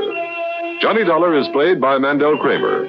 Also featured in our cast were Parker Fennelly as Mr. Withers, Leon Janney as McNear, and Ellen Manson as Lou Little. Be sure to join us next week, same time, same station, for another exciting story of yours truly, Johnny Dollar. This is Art Hanna speaking. Johnny Dollar. Hi, Johnny. This is Earl Foreman. Earl. You know, Tri-State Life and Casualty. Sure, in dear old Los Angeles, California. No. I should say West Los Angeles. No, sir. Only I thought you'd given up the insurance business to retire out there in the Golden West. No more, You were going Johnny. to do nothing but laze around in that California sunshine, maybe play a little golf. Hey, wait a minute. I hear you throw in a no somewhere along the line there? You sure did. No to what? California. Huh? I mean that Mike, my darling wife, and I are back home in Florida again. No kidding. No kidding. Right back here in Sarasota. I'll be darned. When'd that happen? A couple of months ago. And by way of keeping out of mischief, I've taken over the Tri-State office again. Oh, I get it. You're back to your old habit of putting in a pitch for me to get on down there and do some fishing with you. Maybe. Among other things. Other things like what? Like insurance investigation. What else? How's your musical ear? Well, I think I can tell the difference between a fiddle and a bass drum, if that's any help. It may be, Johnny. It may be. What's up, Earl? As long as the company will pay your expenses, why don't you come on down here and see? Okay. Why not?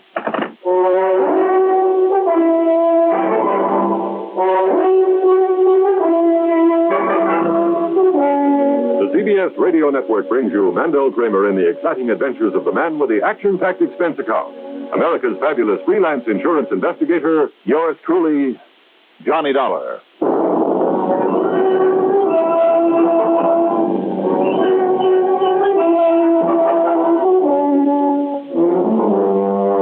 Expense account submitted by Special Investigator Johnny Dollar to the Tri-State Life and Casualty Insurance Company office in Sarasota, Florida. Following is an account of expenses incurred during my investigation of the Fiddle Faddle matter. Expense account item 1, 7940 taxi out to Bradley Field and a plane heading south. The flight was quick and easy, and by early afternoon I was in the office of 1306 Main Street that Earl shares with another old friend of mine, Don Boomhauer, a prominent real estate operator. Don't let Earl kid you for 1 minute, Johnny. What do you mean by that, Don? Only real reason he wants you down here is to go fishing with him. And maybe in the hopes he can get you to settle down here, which wouldn't be such a bad idea, Johnny. Now, stop making with the pitch, Don. You dig up Earl for me so I can get to work on his insurance problem. Well, I tried. You did very well. Tell me, do you know anything about why he wants me down here? I told you. No, I mean about the job he has for me. Oh, that. Well, Johnny, it's probably the most unimportant case anybody ever handed you. Did you ever hear of Mr. Joseph R. Tetrick? Nope, never heard of him. Real big in oil and steel and copper a while back. Came down here to retire. Built himself a big house at the north end of St. Armand's Key, really on Lido Shores. And? Well, that house of his includes an air-conditioned walk-in vault big enough for the average bank. And why? Why? It's to keep his collection of fiddles in. Collection of fiddles? That's right, violins. Fine, rare violins. He must be quite a musician. Nope, doesn't know a hemi-semi-demi-quaver from a G-string. What'd you say? I wouldn't know the difference myself, Johnny, so don't ask. But that collection is his one pride and joy in life. A couple of genuine Strads. You heard of a Stradivarius, haven't you? And everybody? Plus one called an Amati and a Paganini or a Pagliacci or whatever it is, and a Guianarius. Oh, boy, that collection must be worth hundreds of thousands, Johnny. Well, what's happened? Well, now, the one he cares about most is was a Bisiac. Never heard of that one. Well, now, apparently this man Bisiac over in Italy, and not too long ago at that, made a whole raft of real good fiddles, worth $1,000, $2,000 a piece. Mm-hmm. I'll take your word for it. But this one, they call it the Canary on account of its almost yellow color. Unlike the others he made, this one, the one Tetrick had, was just about the finest that he ever... Well, anyhow, Earl insured it for $10,000. Get to the point, Don. Well, like he always does every couple of months, and I mean with all those good fiddles, Tetrick took the Bisiac to a fiddle maker for a kind of a checkup, just to make sure it was still strung up properly and okay and all, Well, you say that he doesn't play himself. No, not a note, sweet or sour. Seems like an awful waste. Yes, I know. It's a waste of all of them. But anyhow, he took the Bisiac to this man for his regular checkup. Took it to whom, Don? He's an old Italian named Antonio DiPolito. And he's been down here over a year now, has his little shop at the end of Palm Avenue. DiPolito? Yeah, DiPolito. Anyhow, he took the fiddle to him yesterday, and this morning early, the police found the place broken into, old man DiPolito on the floor, still out from a bang on the head, and of course, that Bisiac fiddle was gone. Mm-hmm. Now, have the police any leads on who got into that shop and how? Nary a one, Johnny. But, now, about 2 hours ago, Tetrick called Earl up on the phone and told him to hop on out to his home on the Key, that he was certain he had the answer to the whole thing. That's where Earl is now. Yes. And you ask me, if Tetrick does know who did it, you've wasted your time coming down here. Well, I better try calling Earl at the Tetrick place. You mind if I use this phone? Wait a minute. Hold everything, Johnny. Don't bother. He's just parked his car out front. Oh, good. What's the matter with him? Oh, yes. He does look kind of funny, doesn't he? Hi, Earl. How are you? I should say, what's all the gloom about? Well, hi, Johnny. I'm glad you got down here so fast. Tell me, Earl, did old man Tetrick really know who took his fiddle and how and why, like he said he did on the phone? I guess he must have done. Must have? Yes, Johnny. By the time I got out there to his place, Tetrick was dead. No, murdered.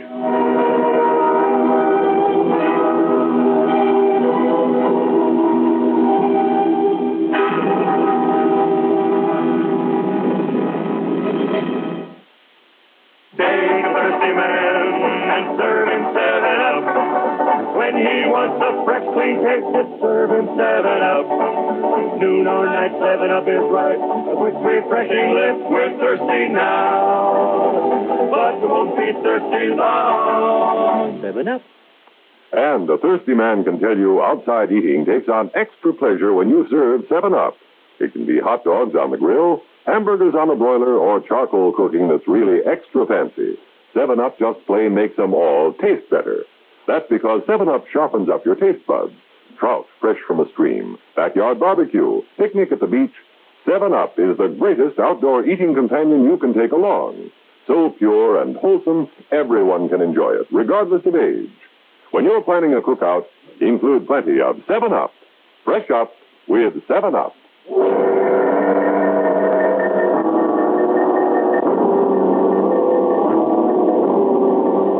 time Earl Pullman got back to his office to tell us about the murder of Joseph Tetrick, the Sarasota police had arrived and a full-scale investigation was underway.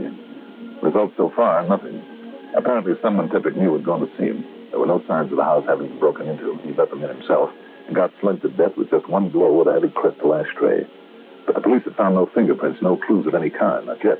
So if you want to go on over there and talk with the police, well, it might be a good idea, Johnny. Yeah, I suppose so. Don, Earl, either of you have an extra car I can use for a while? Oh, sure, Johnny, sure. Here, take these keys. It's the light tan job out in the back there. Thanks, Don. Oh, better still, I'll drive you over there, Johnny. No, Earl. To where I'm going, I think I'd rather go alone.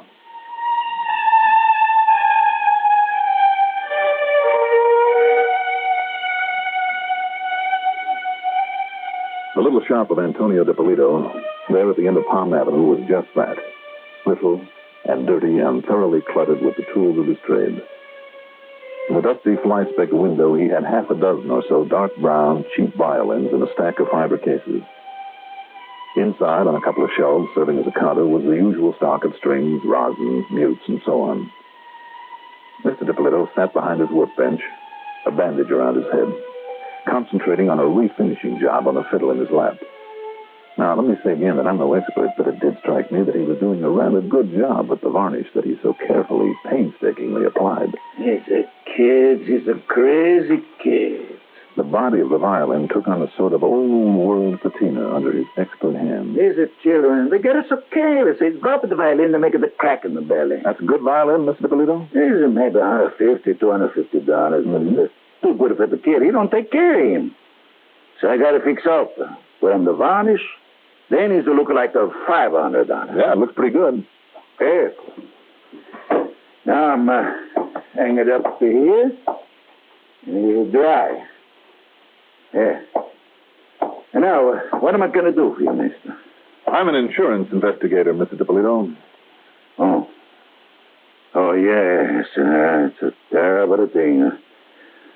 Yes, that happened last night. The Beesiac, the beautiful, beautiful canary Beesiac. I call it canary because of its color, I understand. Yeah. Because it had sort of a yellowish cast to it. And because of the way it could sing, like only the most beautiful violin of a master can sing. Only my own boy, my young Antonio. Yeah, but now the violin is gone. What a terrible thing. You want to tell me what happened with this here? I was working on it at Mr. Dollar, Johnny Dollar. See, I was alone. It was very late. And because it was the beautiful Beesiac, and I pulled down the shades in at the front, I locked the door, just like I'm telling the police, so that nobody would have seen it's so late. Yes? And I guess I fall asleep. And then I'm going to wake up, because I'm hearing somebody in behind me. Could you see who it was? By the time I'm turning my head, he's a hate to me, and a hate to me. I want to notice. Only he's a daylight. And I'm going to see the police when he's a bang-bang on the front door, so I'm going to let him in. Well, the door was still locked then? Yes. And he'd come up behind you? Yes. From the window in the back of the room. Mm-hmm. Come, I'm going to show you where he's to break open the window while I'm asleep. Yeah, I'd like to see that. Now, here. You see where he cut the glass? Where he make it the hole to reach in and lock the window? Used a glass cutter and probably some tape to keep the glass from falling and waking you. That's what the police says. Looks like the work of an amateur, though. Why you say that, Mr. Dollar? Well, you see, instead of a clean, round stroke with a glass cutter, he made a whole flock of straight scratches with it. You see? Huh? You see that? Yeah. Kind of clumsy grooves that he cut? See, senor. But he's thinking he hates me. Now, Mr. DiPolito. Yes? Like I've said a couple of times now, I don't know very much about these things. But you tell me, where could a fine violin like that, where would a person be able to buy one? Well, Beesiac. I mean, surely a little place like this of yours wouldn't sell them. Oh, no. At least if those you have in the window are any sample of the stock you'd carry. Oh, no. Fine violin is like a fine jewel. That's exactly what I'm thinking of. And it's a lot more conspicuous. So whoever stole a thing like the Beesiac would either have to hide it away for years or get rid of it immediately before the alarm was out. The only place I know of that would handle a fine violin. Oh. Yeah, I kind of thought you might be coming over here. Feeling any better, DiPolito? Say thank you, Mr. Pullman. Good. The only place I know of that would trade in a fiddle like the Fisiak and those Strats and the rest, well, as a matter of fact, that's where old Tetrick got all his violins. Where, Earl? The famous Wurlitzer collection up in Chicago. Sure. I could be wrong, but the way I understand it, practically all the great violins in the world have passed through their hands. Okay, then. I'm on expense account, right? Well, of course, but Johnny, what just happened to Mr. Tetrick is far more important than the fiddle right now. Or is the fiddle the key to that murder? Murder? I'll leave Don's car here. Huh? That is, if you'll drive me out to the airport.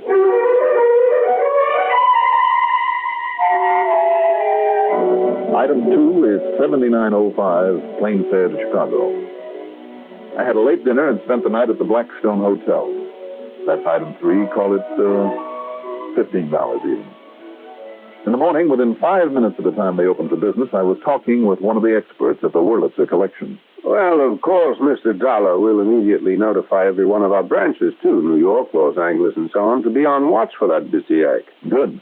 And, of course, we'll let you know right away if it shows up. Beyond that, however, I don't know what we can do. Well, I'm afraid I don't either. Terrible shame if it's got into the wrong hands.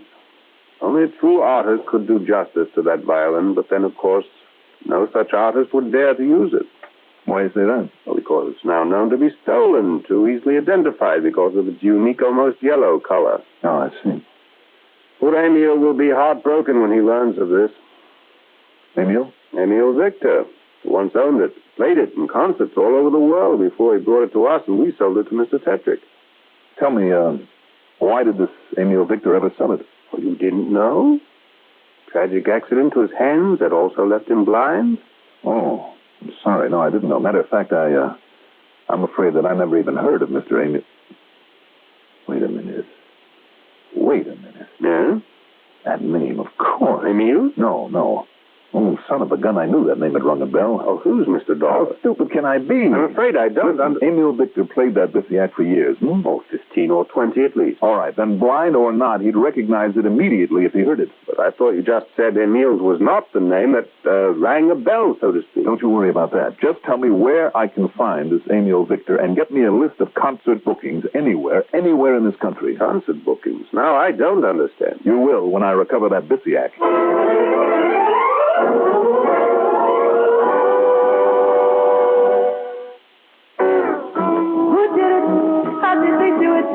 What in the world did they do? You put the man in menthol coffee. Alpine, that's true. Alpine always tastes rich, never smokes rough. Try Alpine filter cigarettes. You put the man in menthol coffee. Alpine, that's true. Who? Alpine, that's true. Nice.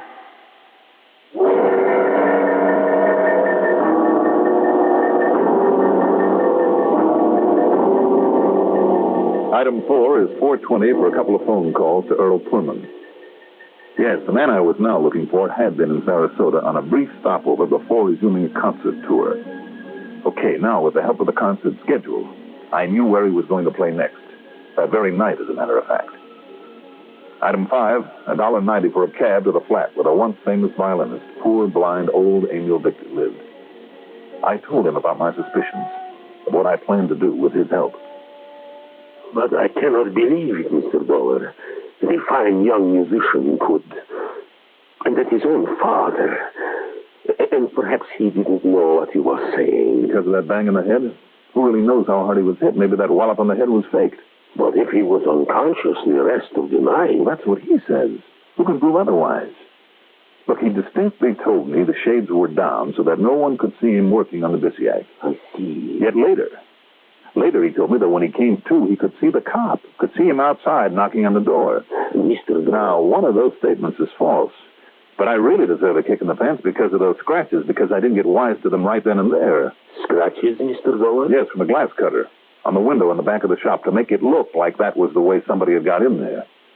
But don't you see, I could feel them. I could feel the grooves there with my fingernail on the inside of that window. But that only proves... And another thing. Now, I don't know how much the old man knows about fixing fiddles. But when it comes to refinishing them, he is great. That much I saw for myself. Refinish, recolor, call it whatever you like. But my biggest boner was in failing to pick up the cue when he was talking about the Bisiac. What do you mean? He said, if only my own boy, my young Antonio. Don't you see what he was trying to get across? Was if only his own boy could play a fiddle like that. He tried to plant the idea that the boy never would. But, Mr. Goer... Let's go, Mr. Vickers. But don't you see, if it was as you suspect, if the boy, if young Antonio does have it, if his father did change the color... That's exactly what I'm betting on. But then who could prove it's the canary Bisiac? Are you kidding? You. Me?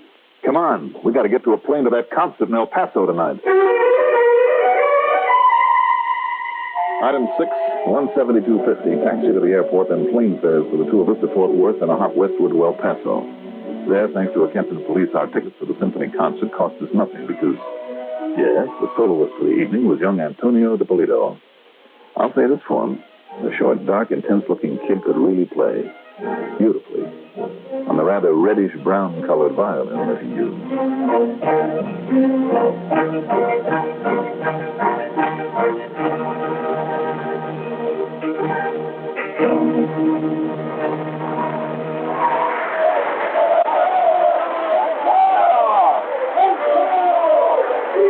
Well, Indian? Yes, Mr. Goer. It is the Bisiac. I'm sure. Absolutely sure? How could I be mistaken when that instrument of heaven was my own for so many years? Okay. Would a father not recognize his own child? And I tell you, the Bisiac was far closer to me than a child could ever be. It was a part of me, as much as my own hands and mind and spirit are a part of me. From the first note that young Antonio played, I knew it was the Bisiac. Good. Even though it does not quite sound the same as it did. What do you mean? Because of the varnish he must have used, the old man, to change the color. Mm-hmm. There is a dryness to the tone that was not there before.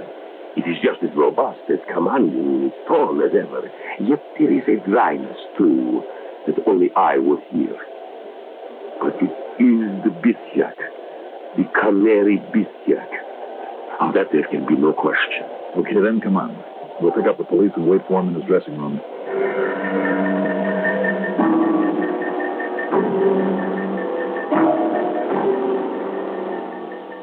After the concert was finished, there in the dressing room when he was faced with the facts as I now knew them, temperamental young Antonio screamed and fought like a tiger. Literally had to be held down by the police. But then when the old master Emil tore in and really put his heart in it, the kid broke down and confessed. Not only to theft of the fiddle with his father's help, but to the murder of Mr. Tetrick. It seems that Tetrick had called him in to tell him that he suspected him. And when Tetrick picked up the phone and called Earl Pullman, Tony struck him down and killed him. That's all I've told you. I've told you everything. So you can take me away. You can kill me, too. But he deserves to die. Did he, Tony? Keeping such a priceless instrument locked up in a vault. It had to be played and played and played as only a true artist like me can play it. To thrill an audience with the warmth and color and sound that only I, Antonio, can bring from anything I touch. And now, thanks to you, I shall play no more. No? All this talent of mine, this matchless technique wasted. All the years that my father spent working, begging, even stealing so that I could study. The hours and days and years of practice that I spent developing this wonderful gift that I have wasted. Susan? But it's the world that loses. Never again will an audience be able to feel the outpouring of my soul in the music of my violin. Without an audience to feel the power of my every note, I shall play no more. Why not, Tony? What? Well, if an audience is all you need, seems to me that where you're going, you can be pretty sure of a captive one.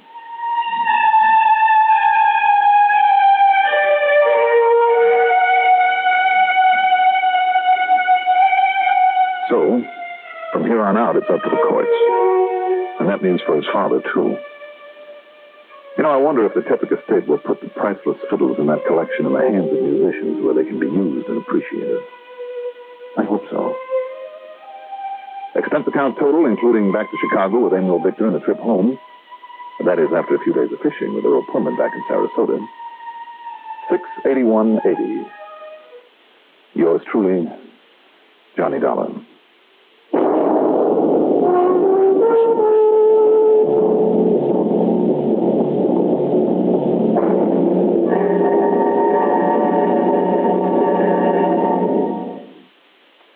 If you ever suffer a touch of arthritis or rheumatism and you've never tried Mentholatum Deep Heating Rub, you can't know how good its deep heating action can make you feel. As you massage it into painful areas, you feel its deep heating action. You know relief is on its way. Mentholatum Deep Heating Rub is an extra strong combination of active ingredients for safe, temporary relief of minor arthritic rheumatic pain. Use greaseless, stainless Mentholatum Deep Heating Rub often. Now, here's our star to tell you about next week's story. Next week, the old-fashioned murder matter. As if there was anything new-fashioned about it. Join us, won't you? Yours truly, Johnny Dollar.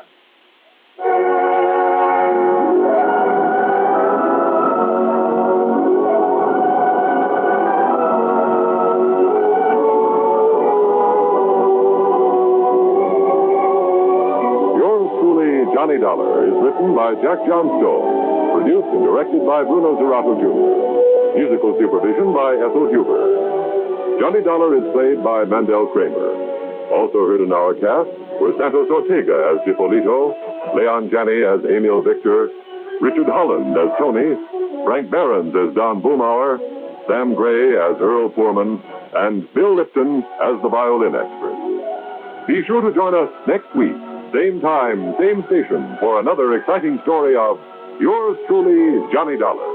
This is Art Hanna speaking.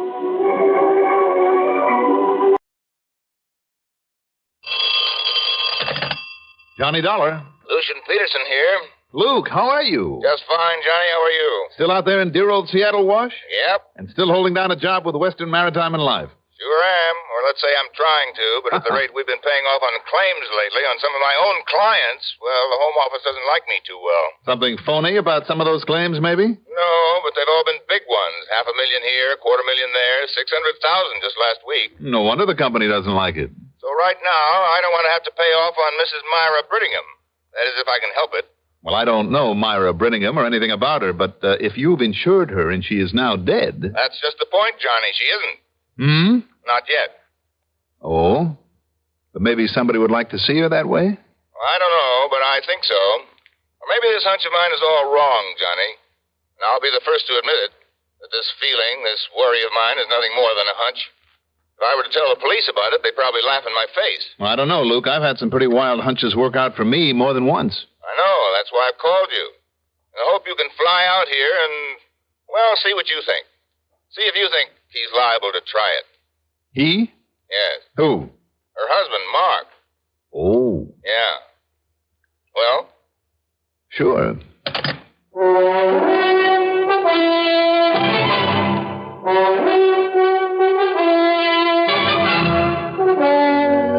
The CBS Radio Network brings you Mandel Kramer in the exciting adventures of the man with the action-packed expense account, America's fabulous freelance insurance investigator. Yours truly, Johnny Dollar.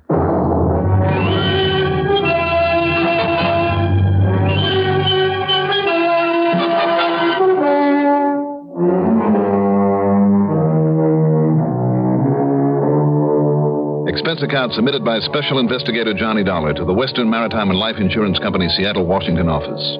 Following is an account of expenses incurred during my investigation of the Chuckanut matter.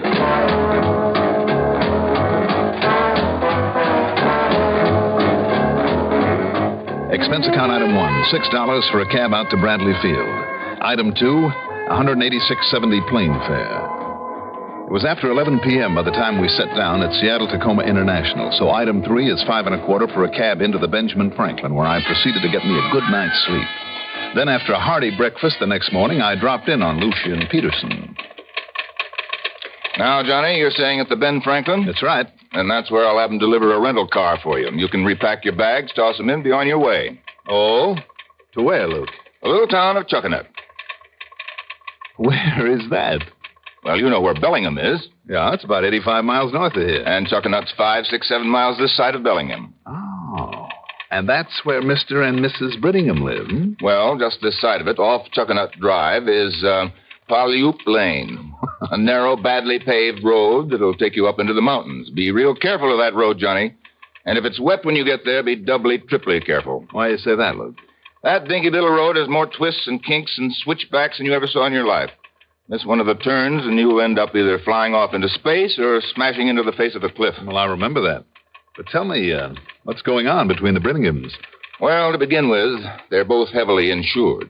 As a matter of fact, $500,000 worth apiece. Wow. Yes, and they're insured in each other's favor. I see. Mark Brittingham is about 35, Johnny, and all his life he's been nothing but a playboy and a sportsman. Mm-hmm. Living first on the money his father gave him, and now on the insurance left him by his last wife. Oh, then Myra's number 2. Hmm? Myra's number 4. Oh. And, Johnny, I'm as sure as I am that I'm sitting here that the only reason Mark married her is because she had one of those incurable diseases, only a few months to live type of thing. I see. Yes. Then modern medical science, not long ago, suddenly, unexpectedly, found a complete cure for it. Mm-hmm. Tell me, Luke, did his former wife die of some incurable disease? Well, that's what the police and company investigator and the court decided. Johnny, I've always suspected that he somehow helped the old biddy on her way. Now you think he wants to do the same for Myra, so he can collect on her insurance, huh? I do. You have any concrete evidence, Luke? Well, it's no secret that Mark and Myra haven't been getting along lately. Things have been pretty tense between them. Why? Well, Myra's 5 or 6 years older than he is. Still a very attractive woman, Johnny, believe me. But she's older than he is. Mm-hmm. Also, that woman has more expensive taste than anyone I've ever known. In other words, instead of dying off like he thought she would and leaving him a lot of money, all she does is spend it for him. I see. So instead of having plenty of dough for the racetracks and nightclubs and parties and so on, he's having to reef in his sales. And the only way he can ever get together a sizable hunk again is by having her dead. Well, you think he'd go so far as to kill her? If he can get away with it, yes. Because evidence to the contrary notwithstanding, Johnny, I still think that's what happened to the last one. Well, if he should, I mean, he'd never collect the insurance. If we could prove it. Well, yes. Well, what am I supposed to do, Luke? Go up there and scare him out of it? Why not? That's a new one. I know. As I told you on the phone, this is really all just a hunch on my part. But I think it has a pretty solid basis. Look, suppose you go up there. Just see him on the pretense you're interested in buying that property. Oh, is it for sale? Well, he wants to sell it to raise some of that green stuff he loves so much, and that he's rapidly running out of. To spend a couple of hours talking about their house and property. Now, listen, Johnny. And then just let it slip out who and what you really are. What? Sure. If that doesn't convince him he's under suspicion, make him change his mind about trying anything, I'll eat my hat. Will you do it? Okay, Luke. As long as you're paying the bill. Good.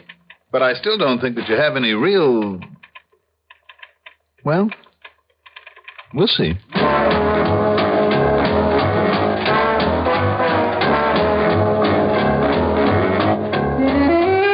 The weather was clear, and the drive up to Chuckanut was a pleasant one. But that little side road, leading up to and around the edge of a mountain toward the Brittingham place, was anything but.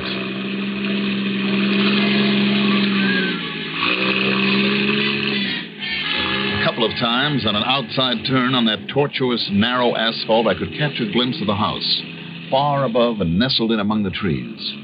But most of the time, I was too busy watching the road, until suddenly, as I rounded a particularly sharp, tight outside turn... Whoop! Hey, watch it there! Directly in front of me was a police car. In front of that, smashed head-on into the face of a cliff, was one of the new compacts, the whole front end of it bashed in. Well, now, mister, who might you be? How are you, Lieutenant? Only it's Sergeant, Police Sergeant Bill Foreman. Oh, Sergeant? Well? My name's Johnny Dollar. What? The insurance investigator? That's right. Well, I'll say this. It sure beats me how you found out so quickly. Found out about what? That stiff in there in that car that smashed up. Stiff? Who, Sergeant? One of those crazy Brittinghams that have been tearing at each other's throats for so long now that one of them just plain had to go. Which one, Sergeant? Not much question about that, Dollar. As Go take a look. All right.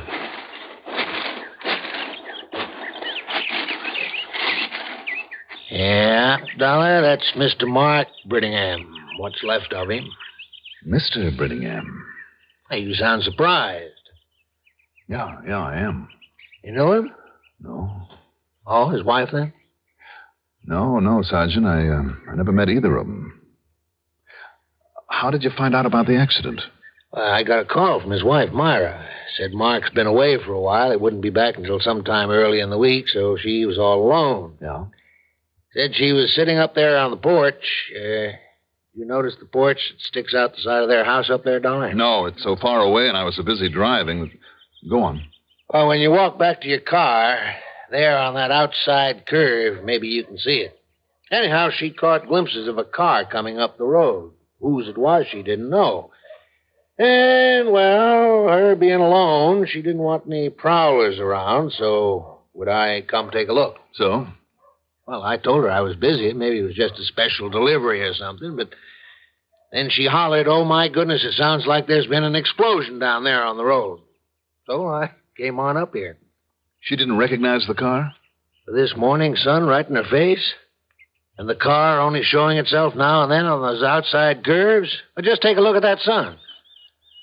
I see what you mean. So it wasn't the sun in Brittingham's eyes that caused this wreck? No. The sun was directly at his back as he came around that last hairpin. But, Dollar, I always warned him about the way he'd come tearing up this twisty little stretch. That is, until he made me ride with him one day to prove his point. What do you mean by that? Well, he used to be a racing driver. Sure. He had me hanging on for dear life a couple of times. But I'll tell you this, Dollar. He could really handle that wheel. Anything made him crack up this way, wasn't himself. Must have been something gone wrong with his car. Well, if that's so, it's going to be pretty hard to prove, Sergeant. Considering the way it's smashed up. Don't be too sure about that. You ever hear of Mr. Hartford Homer Ransom? The sudden death detective, they call him. Hartford? Oh, yes. Yes, sir. Greatest reconstructor of traffic accidents that ever lived. So I understand. Yeah. Well, he lives just the other side of town. You give him maybe an hour or so with this wreck, and he'll tell you just exactly how it happened and why. Just as though he'd been standing right here watching it. Well, then maybe you talk about Sherlock Holmes. Oh, why, Mr. Ransom can look at a set of tire tracks or even a couple of pieces off an accident, and he'll reconstruct the whole thing, just like that. I tell you, sir, it's uncanny. Well, Sergeant, you better get him up here to look at this. I'll do that. Also, I think you better have your coroner look at Mr. Brittingham's body. And, Yeah? Well, what is it, Dollar? The way that he apparently threw his right arm up in front of his eyes just before the crash. You notice? Yeah. Well, sure, in the hopes of patting himself when he hit the windshield. Former racing driver? Instead of slumping down, relaxing? Anybody would. I wonder. Well, now tell me this. Wouldn't you put up an arm? I mean, seeing that wall of rock coming straight at you? I don't know. Well, I do. I know I would. Wouldn't you have had both hands tight on the wheel, going around that turn at the speed he must have been going? Well, maybe so. But he put his arm up. And that's what puzzles me. Because he must have done it while he was taking the curve. That outside curve. Yeah, well, I don't know. But now we better get up there to the house and give Myra Brittingham the bad news. I'll tell you what, Sergeant. Yeah? Let me go up there and tell her. Meantime, you get this man Ransom on the job and have a medico do an examination of the body. And I mean a thorough... Now, wait a minute. You think maybe this wasn't just an accident, Dollar? I didn't say that. But that's what you meant, isn't it? Let's wait and see.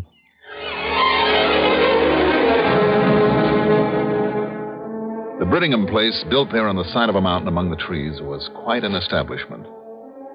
New, modern, and very expensive. As for Mrs. Brittingham, Myra, Well, Lucian had said she was about 40. She didn't look it. She was 5'3" or 4", brunette, with an almost olive complexion, very dark eyes, and the kind of natural beauty that you seldom see, and a figure to go with it. I introduced myself and made no bones about my connection with the insurance company. Before I could tell her why I was there, she led me out onto the little porch where, looking out against the sun, I could see occasional spots on the road I'd just driven up. And then, calmly and with a self-control that I hadn't expected. Was it Mark, Mr. Dollar? I'm afraid so. He's dead, isn't he? Yes. Well, I knew it would happen sometime.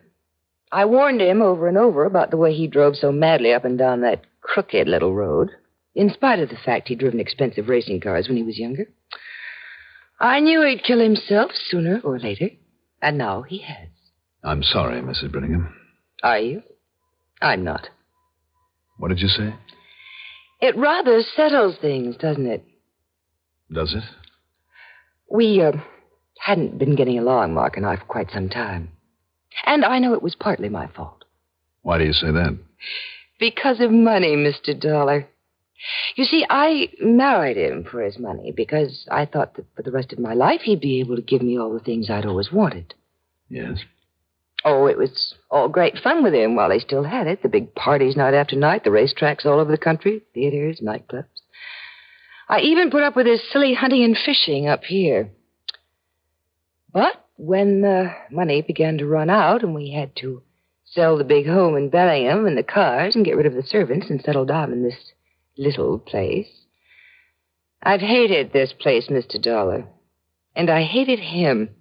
We fought like spoiled, hysterical children. But you see, when he knew the money was getting low, well, if he had any gumption, he'd have got himself a job of some kind. For once, he'd have had to work for a living. But instead, he only got moody. He drank a lot, acted very strangely. Began looking at me in a peculiar, frightening kind of a way. Oh?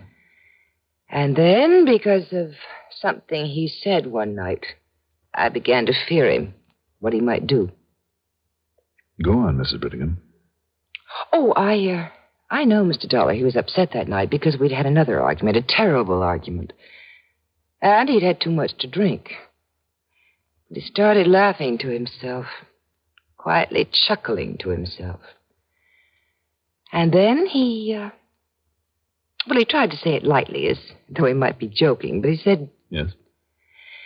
He said, wouldn't it be nice for him if I should die, like his wife before me had?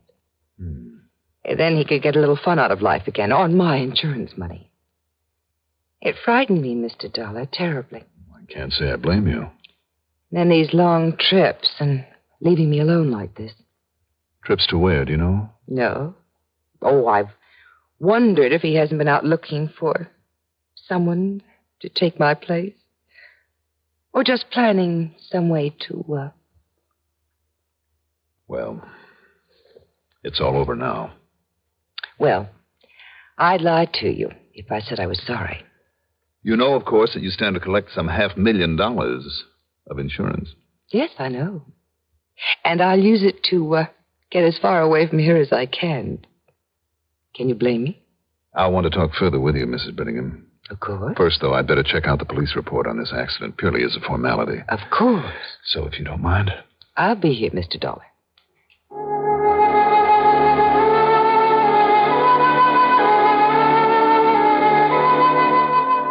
Why paint herself so black to me? To impress me with her honesty? So I'd dismiss any thought that she might have somehow had something to do with the accident? And another thing, a little thing. Her sudden alarm when she'd seen that car coming up the road, even if she couldn't recognize it against the morning sun. Was that enough to call the police? Something wrong here. Something very wrong. In the United States today, there are more than 6 million children under the age of 18 who live in homes where there is no father. Among them are hundreds of thousands of boys who need the guidance and interest that large-hearted men can give them. They can be set on the path toward fine citizenship through the Big Brother movement. Now, at the beginning of Big Brother Week, Find out what you can do to help expand this valuable program in your community. Contact your local Big Brother organization or write Big Brothers of America, Philadelphia 3, Pennsylvania. It was early the next morning at police headquarters that I met with Sergeant Foreman, Dr. Hugo Bascom, the coroner, and with Mr. Hartford Homer Ransom, who knows more about the basic laws of inertia, matter, and motion than anyone I've ever seen. He can read a set of tire marks like an expert tracker reads a trail, and more important, he's an expert on human reaction times. But the one thing I don't understand, Mr. Dollar, is his right arm up over his eyes that way. Hey, that's funny. That's what Dollar said, too, Mr. Ransom. Seemed to me, though, he was trying to protect himself against the windshield frame. Have time to take one hand off the wheel after pulling around that turn at that speed? No, Sergeant. So he must have raised his arm to that position. While he was on the outside of that curve, which simply doesn't make sense. Not at the speed he was traveling. And like I said, he wasn't shading against the sun because the sun was at his back. Do you suppose a good-sized bird or some kind of animal had dashed across in front of him and might he have done that involuntarily? A man with racing experience on a turn like that? No, Mr. Dollar. It would have to have been something like... Like what, Mr. Ransom? I don't know. I don't know. And there was certainly nothing wrong with his car. You're sure of that? I'd stake my reputation on it. Well, there was certainly nothing wrong with him, Mr. Dollar. You did a complete autopsy, Dr. Bascom? I did as thorough an autopsy on Mark Brittingham's body as I've ever done. There was absolutely no physical reason for that accident. Mm-hmm. You checked for alcohol in his bloodstream? I checked everything. And what's more, incidentally, I know that Mark's general condition was perfect. I myself gave him a complete physical less than 2 weeks ago. So if you're thinking about a temporary blackout or something like that, well, there's no reason for it. Well, I wasn't, Doctor, but can you be absolutely certain that that isn't a possibility? In my job, Dollar, and I mean as coroner, I would have to find actual evidence of such a thing before I could put it on record. No, there's only one conclusion that we can reach here. Suicide, Dr. Bascom? Suicide, Mr. Ransom. Well, I'm sorry, but I can't agree with you. No, you can't, eh? Why not? Well, for one thing, the tire tracks. Had he crashed into that rock wall deliberately, the tracks would have gone straight to it. As it was, they were quite erratic for the last 81 feet. I'm putting it down as suicide. Also, that position of his arm, as though he'd brought it up to shield his vision against the sun. And the sun being at his back. That doesn't make sense. You know it. I say it was suicide, and that's the way that I... Wait a minute. Maybe it was the sun. That's impossible, Dollar. Of course it is. Ridiculous. Is it? Ridiculous. Dr. Bascom, before you file your report, I'd like time to play a little hunch. A hunch? Yes, maybe it's a pretty wild one, but there's one thing that could possibly have made him take his hand off the wheel on that curve and made him raise up his arm that way. Are you still harping on that, young man? I'm still harping on that because if this hunch of mine is right, Mark Brittingham was murdered. Murdered? Sergeant. Yes, sir? I want you to drive up to the house and bring Myra Brittingham down here. But why? Any excuse you can think of to look over these gentlemen's reports or something, but make it good because she's smart. Then when I call you on the phone... Where'll you be? When I call you, drive her on back to the house. And listen, when you get to that curve, take it slowly. Just crawl around it and with one foot on the brake. Well, now look... Unless you want to end up the way Mark Brittingham did.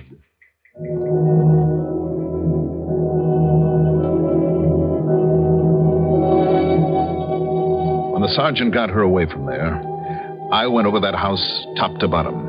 Sure, there were mirrors on the bedroom walls, big, clumsy ones, a couple of hand mirrors, too, on her dressing table. But the kind I was looking for would be in among her husband's fishing and hunting equipment.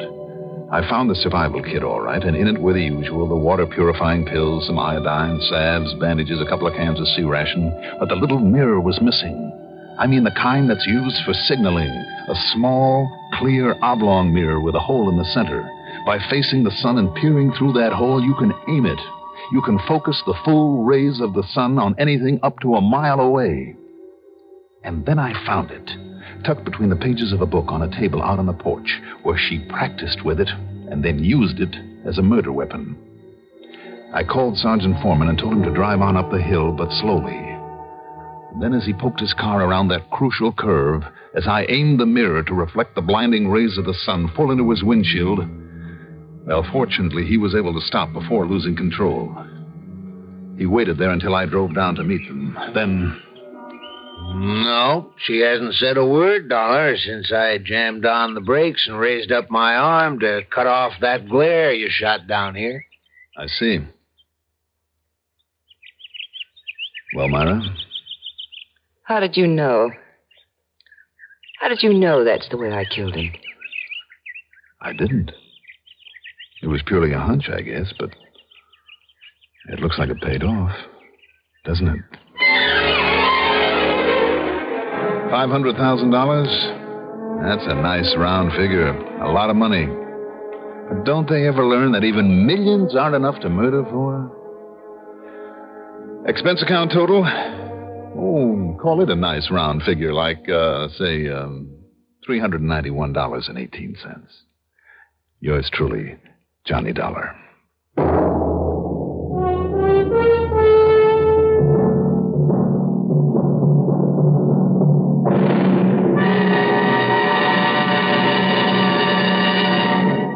Now, here is our star to tell you about next week's story. Next week, I'll be back with another exciting adventure that'll really surprise you. Join us, won't you? Yours truly, Johnny Dollar. Yours truly, Johnny Dollar, is written by Jack Johnstone, produced and directed by Bruno Zerato, Jr., music supervision by Ethel Huber. Johnny Dollar is played by Mandel Kramer. Also featured in our cast were Joan Ellison as Myra Brittingham, Robert Dryden as Sergeant Bill Foreman, Richard Kendrick as Luke Peterson, Bernard Lenrow as Hartford Homer Ransom, and Ivor Francis as Dr. Hugo Bascom. Be sure to join us next week, same time, same station, for another exciting story of Yours truly, Johnny Dollar. Art Hanna speaking. Even the dullest, dingiest floors can sparkle like new in 6 to 9 minutes with the economical no-rubbing Aero Wax. Just apply Aero Wax and let it dry. Its gleaming waxed finish protects against wear, eliminates frequent scrubbings and polishings. Aero Wax, AEROWAX, saves time, work, and money. For it costs only 25 cents at hardware, drug, grocery, or 10-cent stores.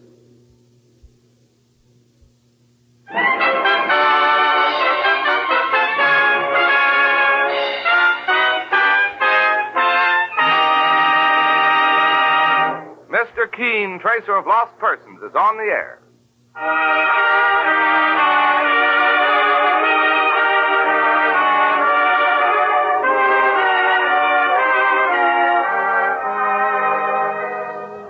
Ladies and gentlemen, the makers of Colonos toothpaste present Mr. Keene, Tracer of Lost Persons, one of the most famous characters of American fiction and one of radio's most thrilling dramas. Tonight and every Thursday night from 7:30 to 8 Eastern Wartime, the famous old investigator will take from his files and bring to us one of his most celebrated missing persons cases.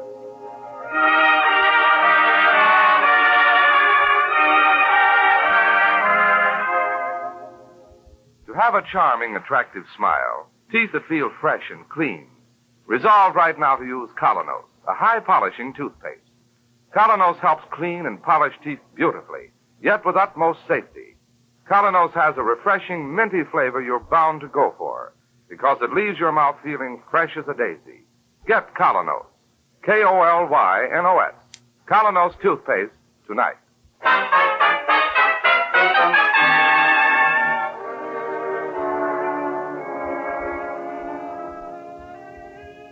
And now for Mr. Keene and the case of murder in the air.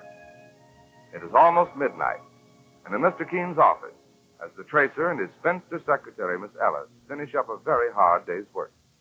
You've worked long enough, Miss Ellis. Don't you think you'd better go home now? There's still some more work to be done, Mr. Keene. We can finish it in the morning. You realize what time it is? Around 9, I should think. It's almost midnight. No. Yes. I just as soon you wouldn't come in at all in the morning. Now get a good night's sleep. I'll be here at the usual time. I had a feeling that's what you'd say. Oh, may I have the key to that closet, Mr. Keene? The key? Mm-hmm. Well, I don't have the key. You didn't take it out of the door this evening? No. Well, that's odd. Maybe Mike has it. Oh, yes. I didn't think of Mike. You want to get something out of the closet, Miss Ellis? Just a book I left there. I tried to open the closet before, but it was locked.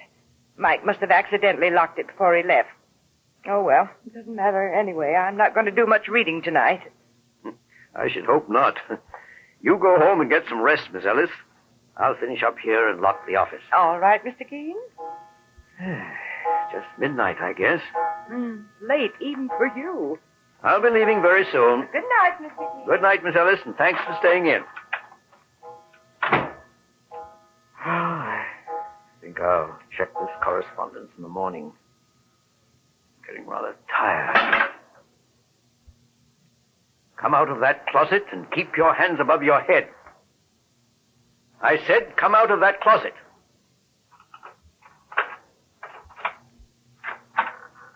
Well, good evening.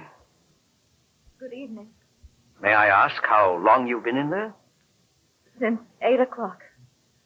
There was no one in the office when I came in, and... And you waited in the closet because it was so convenient, eh? Please, Mr. Keene, I know what you're thinking, but I'm not a thief, I swear it. What is your name, young lady? Barbara Halliday. And your business here? I had to see you, sir. I have a telephone and a secretary. I usually make my appointments with her. I was going to wait here in the office, but when I heard someone trying the outside door, I became frightened. That's why I hid in the closet. What frightened you? Mr. Keene, do you know what it's like to be marked for murder? Please sit down, Miss Halliday. Thank you. You'll help me, won't you, Mr. Keene? I have no one else to turn to. My real job in life is helping those who've had a loved one suddenly or mysteriously disappear. There are thousands of real missing persons cases every year in this country. I know there must be a great many, Mr. Keene, but I saw your name in connection with the Bennett murder case, the singing star at the Palladium. Well, that's true. In that case, I'd been asked by a man who loved that girl to try to find her when she disappeared. But I found her murdered. Mr. Keene, do I have to wait until I'm murdered to get you to take my case? Very well put. Of course you don't, my dear. I have money, inherited when my sister died. I can pay you whatever your charge is. The money is not important. I happen to have all I need, and I'm an old bachelor. But go on now with your story. Mr. Keene, I live in Cleveland.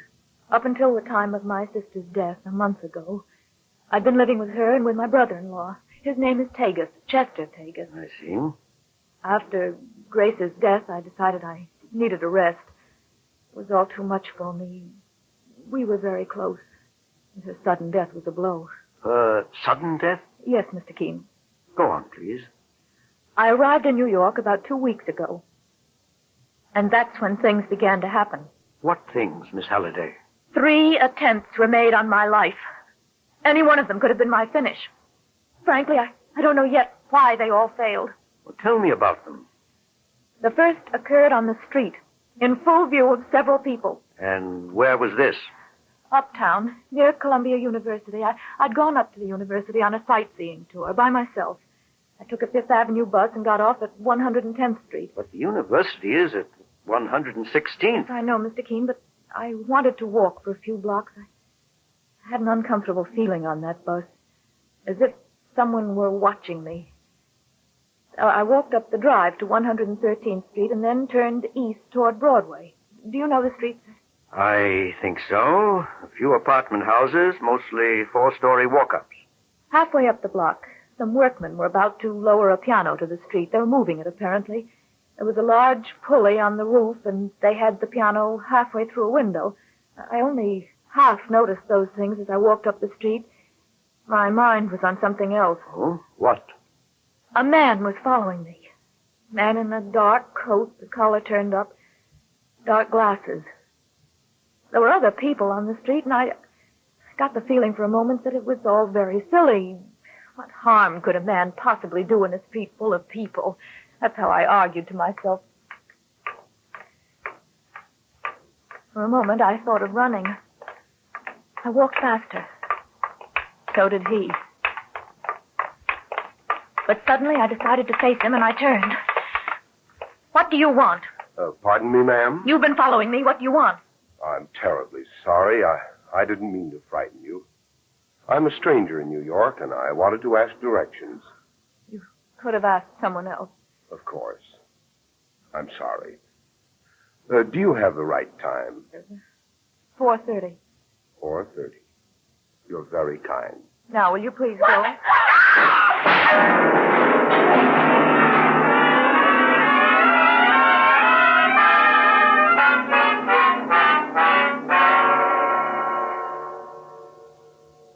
It was the piano, Mr. Keene. It hit a projecting ledge as it fell and missed me. Otherwise, I wouldn't be telling you this right now. You think that was deliberate? I know it was now. I know it sounds crazy, but I'm convinced that that man kept me there under the piano until his accomplice opened the pulley on the roof. Well, I don't want to sound skeptical, Miss Halliday, but don't you think it was quite a coincidence that you happened to walk up a certain street at a certain time just when some workmen were removing a piano? This is my explanation, Mr. Keene. It may not be logical to you, but I believe it. There were 2 men following me. They actually had a different plan in mind, but they saw the piano, and they made their attempt with that on the spur of the moment. And the workmen saw nothing? No. There was no one on the roof at the time. You say there were 3 attempts to kill you? Yes. The second attempt occurred on the subway. The following morning, I decided to visit the cloisters. I took a subway at 42nd Street, an express. At what time was this? Around 11 o'clock. It wasn't the rush hour, and I was alone in the rear car. At least I thought I was alone, until I noticed a man sitting at the other end. The same dark glasses, dark coat with the collar turned up. He'd disappeared in the confusion right after the piano fell, and there he was again. I watched him out of the corner of my eye. When the train reached 59th Street, he'd moved his seat, and he was now directly opposite me. Didn't you try to get out? I was afraid to move. I prayed that someone else would board the car, but it was still empty except for us when the doors closed. And the train began to move. What happened then? The run between 59th and 125th Street is the longest on the line. I suppose it really only takes a few minutes, but to me it seemed as if I was living my whole lifetime over again, because the man with the dark glasses had deliberately changed his seat again, and he was now sitting next to me. There was no conductor on that subway car, as sometimes there aren't. I started to get panicky. I couldn't scream. We were in the last car, and the noise was too strong. I got up and moved towards the end of the train, and he followed. Then I knew what he wanted to do. He wanted to push me off the train. I started to choke with fear. I wanted to beg him to leave me alone, but the words wouldn't come. And he was pushing me against the gate and fumbling for the catch. Suddenly I found my voice, and I screamed at the top of my lungs.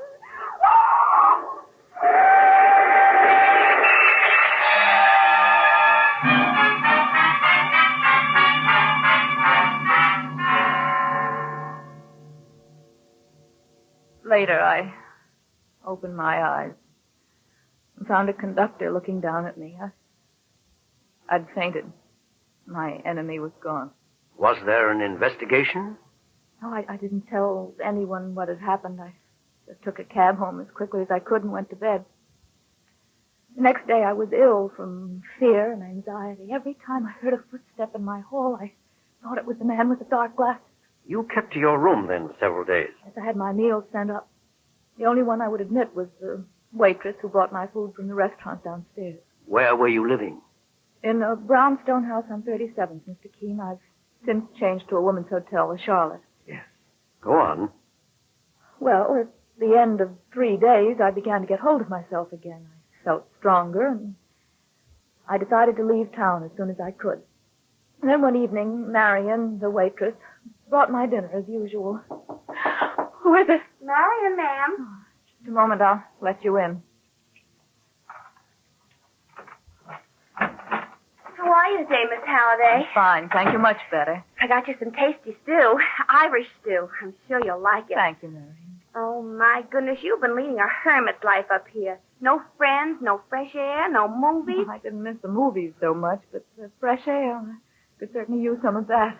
Why don't you go out for a walk after dinner? No, I don't think so.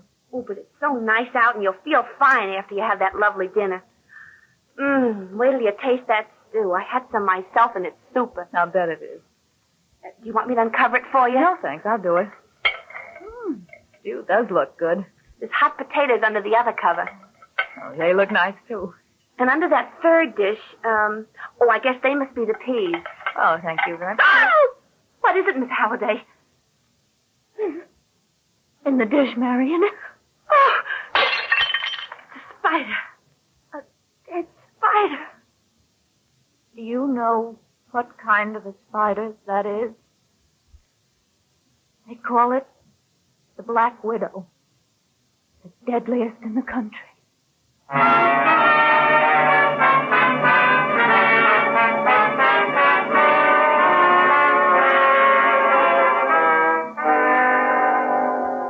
What a strange story Barbara tells Mr. Keene.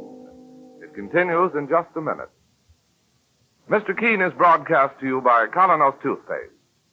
After all is said and done, all any dentifrice is supposed to do is clean your teeth. Thousands of folks like you and me have found that Colonos, the high-polishing toothpaste, does that job thoroughly and safely. And Colonos does a real job in helping remove surface film from teeth. Safely, quickly, it helps brush away that clouding surface film, which often hides the true beauty of your smile. It leaves your teeth shining clean, looking their loveliest. Run your tongue over your teeth, and you feel the difference. Look in the mirror, and you see the difference. What's more, you'll be delighted with the pleasant, minty taste of Colonos. You'll find it leaves your mouth feeling cool and fresh as a May morning. If you do not already use Colonos toothpaste, won't you try it soon? That's spelled K-O-L-Y-N-O-S. Colonos toothpaste. Now back to Barbara and Mr. Keene. You say the spider was dead, Miss Halliday? Yes. It may have been dead when it was placed there. I don't suppose the waitress knew anything about it. She was just as frightened as I was. See, I have a theory, Miss Halliday. I don't believe anyone was really trying to kill you. If they wanted you dead, they could have accomplished it in the subway or in some other less complicated way. But you do believe all this has happened to me? You don't think I'm making it up? No, my dear. I believe you. But I think they've all been merely attempts at murder, attempts to frighten you. But why? That's what I'm going to find out. Now, you say you're living at the Charlotte. Yes, sir. You believe you're safe there? Safe as I could be anywhere. Well, suppose I see you home now. I must say this is one of the most peculiar cases I've ever had. And if it's in my power, my dear, I'll solve it for both of us.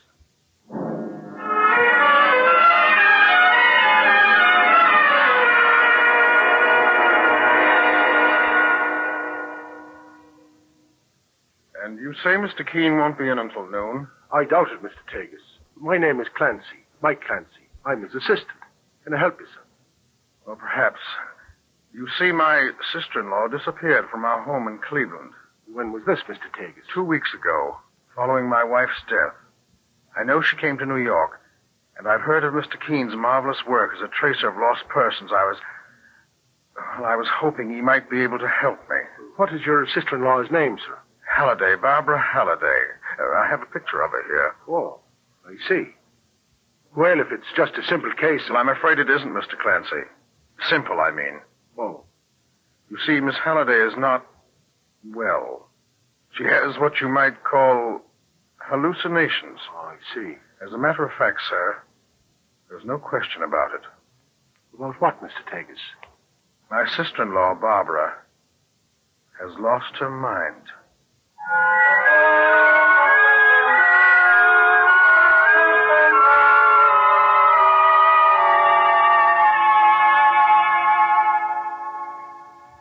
So he said she'd lost her mind, Mike? Yes, Mr. Keene, sir. And according to Mr. Tagus, she tried to run away from home on several occasions. He was going to put her under the care of a doctor when this happened. And she has hallucinations? Yes, sir. She thinks someone's trying to kill her. What sort of a man was this Mr. Tagus, Mike? Oh, very pleasant, nice to talk to. He was mighty worried. I told him you might be able to find the girl if he gave you a little time, sir. I have found her, Mike. You what, sir? Mr. Keene's office. Eh? Well, just a minute, please. Cleveland calling, sir. Thanks, Mike. Hello? yes, Inspector. You received my wire? Well, it's just a hunch.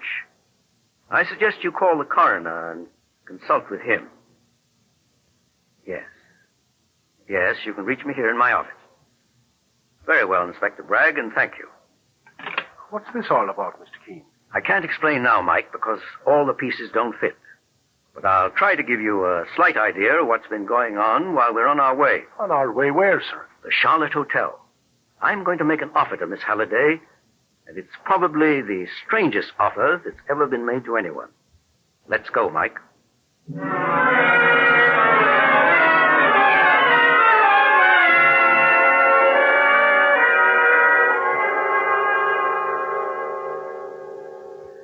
We can talk here in the lobby, Mr. Keene. This is my assistant, Mike Clancy.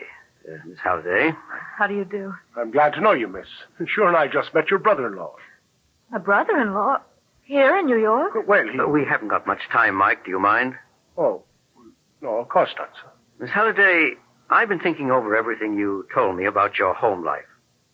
And I've been trying to make some logic out of those details you've given me concerning your sister and her husband. Now, you say you were always on good terms with him? Oh, always, Mr. Keene. Well, the only thing is, I believe he sometimes resented my presence in his home, but that was only natural. When he married Grace, he didn't bargain for a third party. Well, that's neither here nor there at the moment.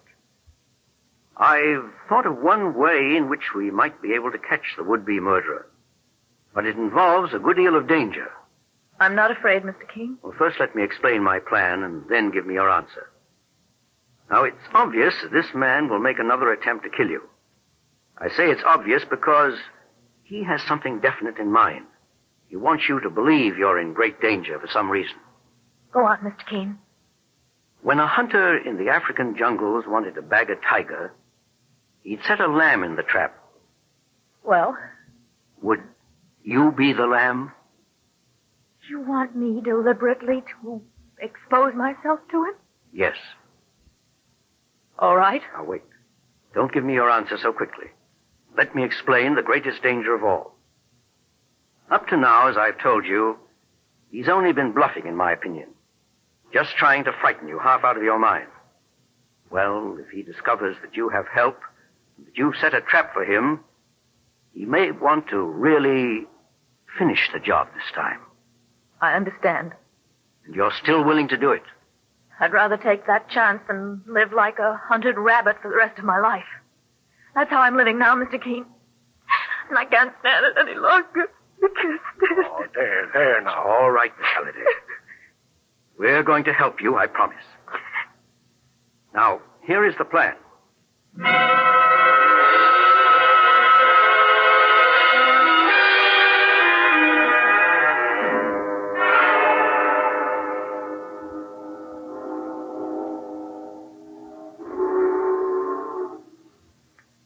This is it, Miss Halliday. The Brooklyn Bridge. Mr. Keene wants me to walk across it alone, Mr. Clancy? Yes, I'll follow you, but from a distance. We want to give this killer plenty of rope. It's very foggy tonight. So much the better. The bridge seems to be empty now from here. People don't usually walk across it on a night like this. There's plenty of traffic going across in cars, but, well, they won't do you any good in case you get into trouble. I realize that. Now, somewhere on that bridge, Mr. Keene is waiting. I only hope he's waiting in the right place at the right time. I have enough confidence in him, Mr. Clancy. I'm not afraid. Well, good for you. Be steady now, and keep your wits about you. You can rest assured that Mr. Keene will be there when you need him. Well, goodbye, Mr. Clancy. No, not goodbye. Just till we meet again. And good luck, miss.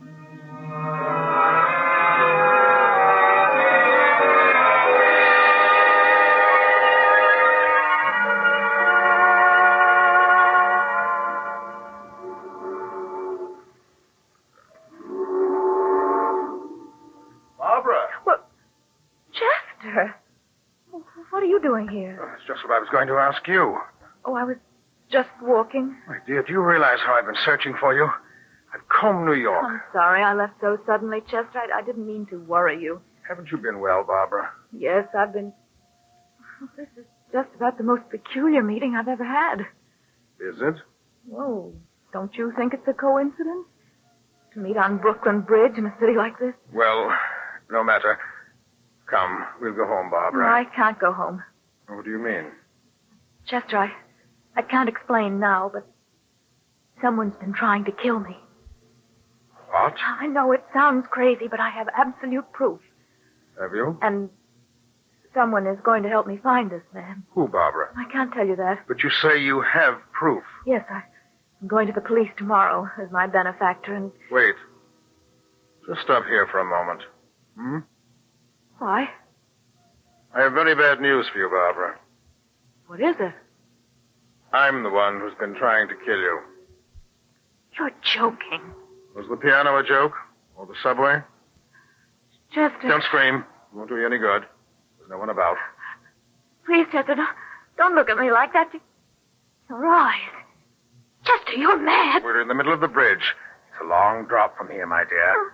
They say Steve Brody did it. I don't see how he could have managed it and lived. Do you? No. You have $50,000 in trust, Barbara, which will go to me. Keep away from me, do you hear? Goodbye, Let me Barbara. go. Get out of my way. Mike, he's headed your way. You won't get far, sir.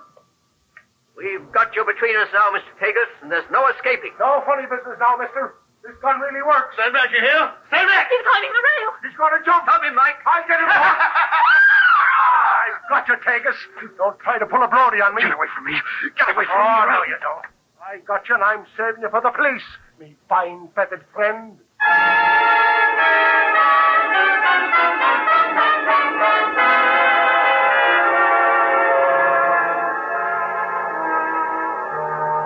Feeling better now, Miss Halliday? Much better. Thank you, Mr. King. I brought you back to my office before taking you home because I wanted to show you this wire from Inspector Bragg in Cleveland. Shall I read it to you? Please. Mr. King, I'm so mixed up. As well, you will be quite a shock. Have definite proof that Grace Tagus was murdered. Handkerchief found in Chester Tagus' trunk contained traces of poison. Have wired New York police to hold Tagus. Thanks, Bragg. Dear God. Poor Grace. You thought your sister was attempting to exterminate ants in your home when she accidentally breathed some deadly poison fumes, Miss Halliday. Yes, that's right, Mr. Keene. But I'm amazed how you should know all this. I've investigated it, my dear.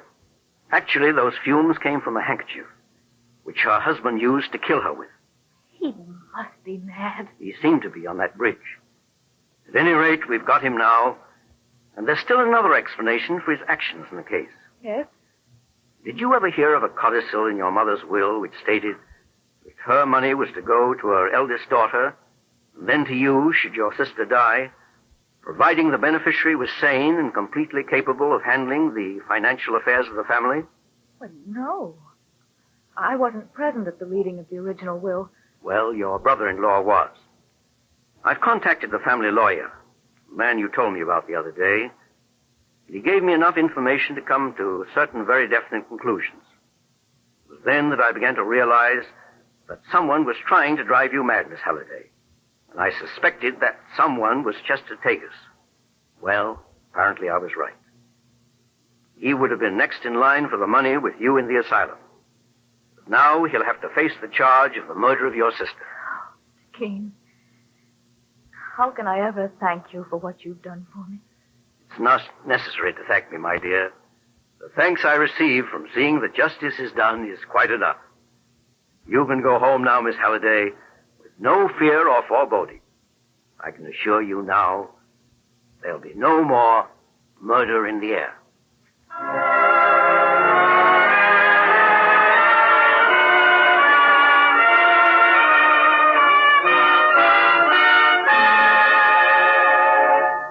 Listen next week at the same time when Mr. Keene brings us the fascinating case of the lady who didn't want to be found.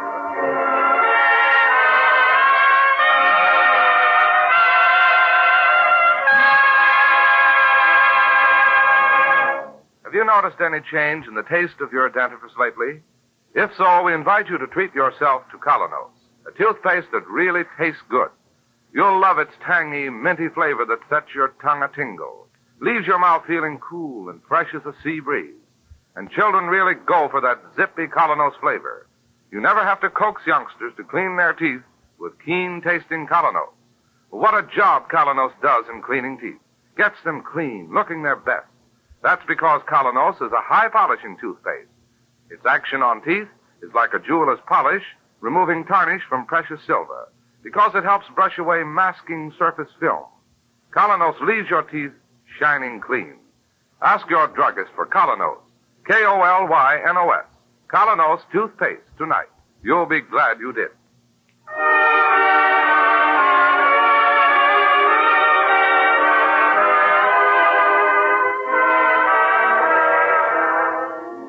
You've been listening to Mr. Keene, Tracer of Lost Persons. Now on the air at a new time, every Thursday night, 7:30 to 8 Eastern Wartime, over this network. Don't miss Mr. Keene next Thursday night, when the kindly old tracer turns to the case of the lady who didn't want to be found. This is Larry Elliott saying good night for the makers of Colonos toothpaste and inviting you to listen to Friday on Broadway at 7:30 p.m. Eastern Wartime over most of these stations tomorrow night.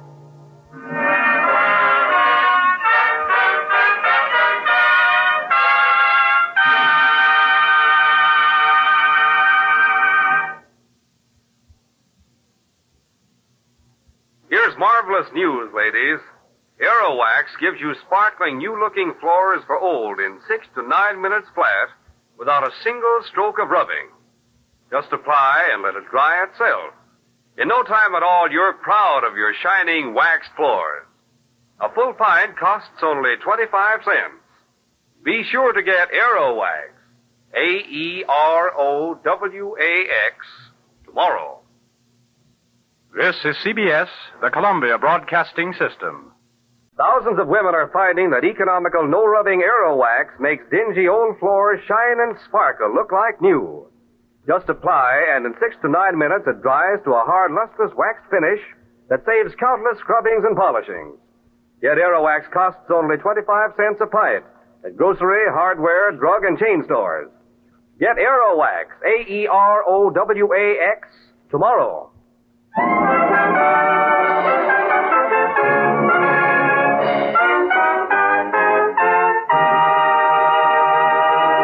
Mr. Keene, Tracer of Lost Persons, is on the air.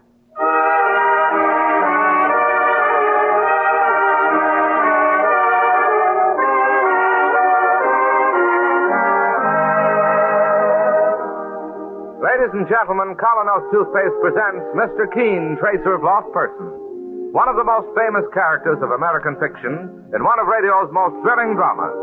Tonight and every Thursday night from 7:30 to 8 Eastern Wartime, the famous old investigator will take from his file and bring to us one of his most celebrated missing persons cases.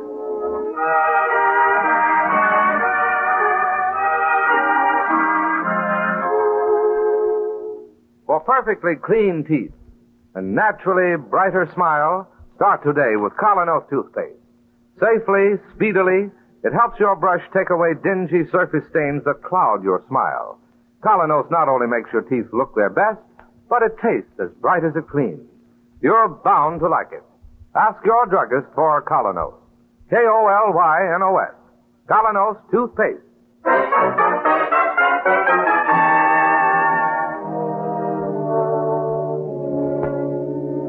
And now, Mr. Keene, Tracer of Lost Persons, who tonight brings us the case of the strange display. Our story opens in the shopping district of New York on Fifth Avenue during lunch hour. Two girls pick their way across the street through traffic. They're heading toward the show windows of the smart Morley department store, now celebrating its 100th anniversary. You know, Sally, we really should be getting back to the office. Oh, please, Rita, it'll only take a minute, and I'm dying to see the new windows. Oh, you and your boyfriend. Hey, look out for that taxi. Oh, I'm all right. You know, Jeff thought up this idea all by himself. So Mr. Barton stole the credit as usual. You and your boyfriend. Jeff was working on the display all night. This is sort of like an opening performance. Here we are. Yeah, if we can get through that crowd. I beg your pardon, sir. Would you mind letting us... Oh, thank you. Here, Rita, this window first. Okay. Oh, what an old-fashioned looking family. They're dressed in the style of 100 years ago when the store began. Look at that. A whole family sitting in their 1844 parlor. That's Jeff's idea. You and your... Sally. Yes? Look at the old gentleman sitting by the fireplace. What about him? His white whiskers are falling off and... It's not a dummy. It's alive. It's not alive. It's dead.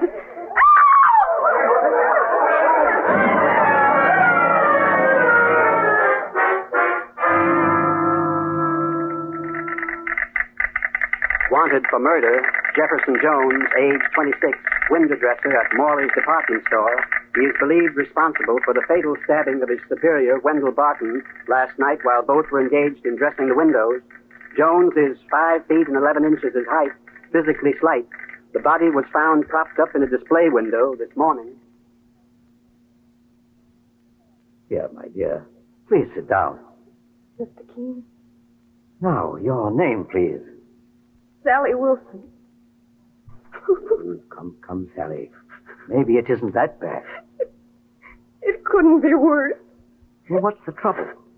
Has someone in your family, someone you love, disappeared? Mr. Keene, did you notice the article in the newspapers today about Morley's department store? Oh, yes. The store windows designer was found dead in the window. I believe the police are looking for his assistant. Yes, but Jeff Jones, the boy I'm engaged to. Ooh. Mr. Keene, I'm told you can find anybody who's disappeared. Find Jeff. Bring him back, I beg you. The police are hunting for him already. You'll never give up to the police. But to you. You want me to bring him back to face a charge of murder? I know it looks bad for Jeff, but running away is no good either. It never settles anything. Help us, Mr. Keene. Well, I'll have to know all the circumstances. I gather from the newspapers... The newspapers don't know half of it. Jeff is so shy, never sure of himself. Yet he's so talented and fine. Maybe he has this inferiority complex. Maybe it's because he's nearsighted. Anyhow, he's the sort of person somebody's always trying to walk over. In this case, Mr. Barton. The man who's been murdered? Yes. Mr. Barton was a very high-priced window designer, conceited, and always picking on Jeff. For instance, Mr. Barton sarcastically called Jeff the great artist and Mr. Shy. Jeff didn't like it. Well, when the war broke out, Jeff decided to enlist in the Marines, but was rejected because of his eyes. Yes, my dear, go on. So he had to go back to his job. And how Mr. Barton rubbed it in. Hey, Mr. Shy, shot any Japs lately? Stop it, Mr. Barton. The great artist has landed. The situation is well in hand. Mr. Barton? From the halls of Montezuma to the shores of Tripoli. Mr. Barton, there's nothing funny about wanting to fight for my country, do you hear? All right, great artist. Get back into the window. Not a very pleasant character, Mr. Barton. Then Jeff took me to a dance of all the store employees last week. And what?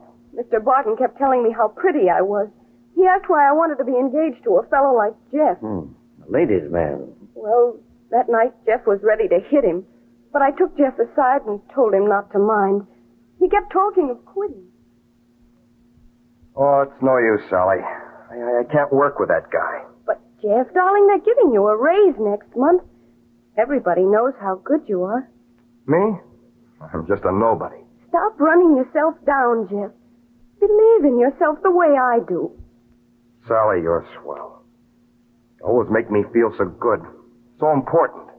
To me, you're the most important man in the whole world. Sally, how soon can we get married? Anytime, Jeff. Next week, if you want. Okay, baby. Next week. And I'll try to forget about that guy. So you were getting married this week, Sally? Yes, Mr. Keene. But now this has happened. Mr. Barton has been murdered. The police are looking for Jeff, and I've got nobody to turn to but you. Find him, Mr. Keene. From all you tell me, Barton was a miserable man to work for. Jeff had very little reason to like him. Yet, if Jeff comes back, he faces a murder charge. I know it. But bring him back to me, Mr. Keene. Then we'll face what comes after that together. I know he's innocent. One moment, my dear. Hello, Mike? Get ready to leave the office with me in 5 minutes, please. Where to? The morgue. To the morgue? Yes, to look at the body. In working in a case like this, Sally, I'm taking nothing for granted.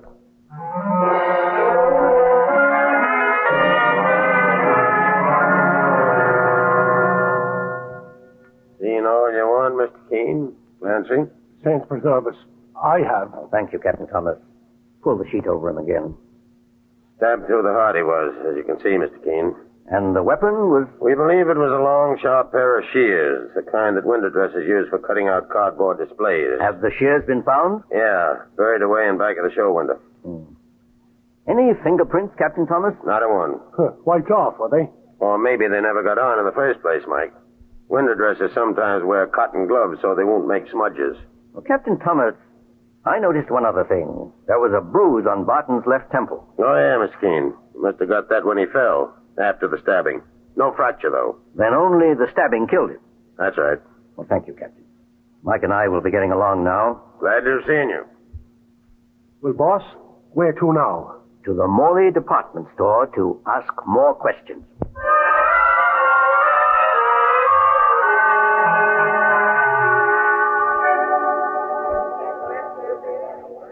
To the perfume counter, Mr. Keene? Yes, Mike. Over this way. Right by the window where Barton met his death. Well, what will you be wanting with perfume, Mr. Keene? I want to talk to that young lady who sells it. Oh, a blonde. And very razzle-dazzle. Mike, keep your mind on business. Oh, miss. Yes? Can I help you, gentlemen? Perhaps. Here is my card. Why, you're the famous Mr. Keene. I've been engaged to work on the unfortunate accident that happened here 2 nights ago. I have the permission of your personnel manager to talk to all the employees. Wasn't it dreadful? Who would ever think that shy, quiet Jeff Jones would... May I ask your name? Irene Harvey. But I don't know anything about it, really. Well, Miss Harvey, how late are you usually on duty here? Till 5:30, when the store closes, Mr. Keene. I'm told that Mr. Barton and Jeff Jones started dressing the windows here at about 5:15 that night. I suppose.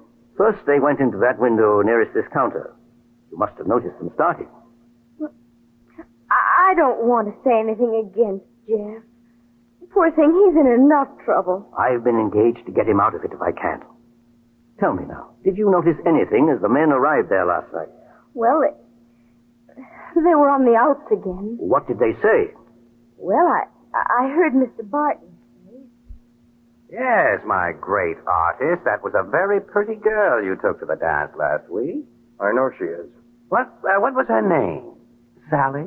I don't want to discuss her, Mr. Barton. How did a dead fish like you ever get... Stop it. All right. Open that window now. Get inside. That was the last you heard, Miss Harvey? Yes. I went off duty a little later. Oh, thank you.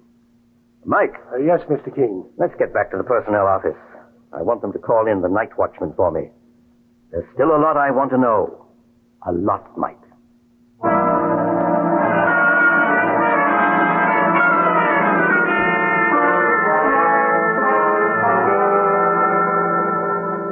You're the night watchman? Yes, sir. Bill Hankey's my name. I gather that on the night of the murder, you were making your usual rounds of the building? Oh, yes.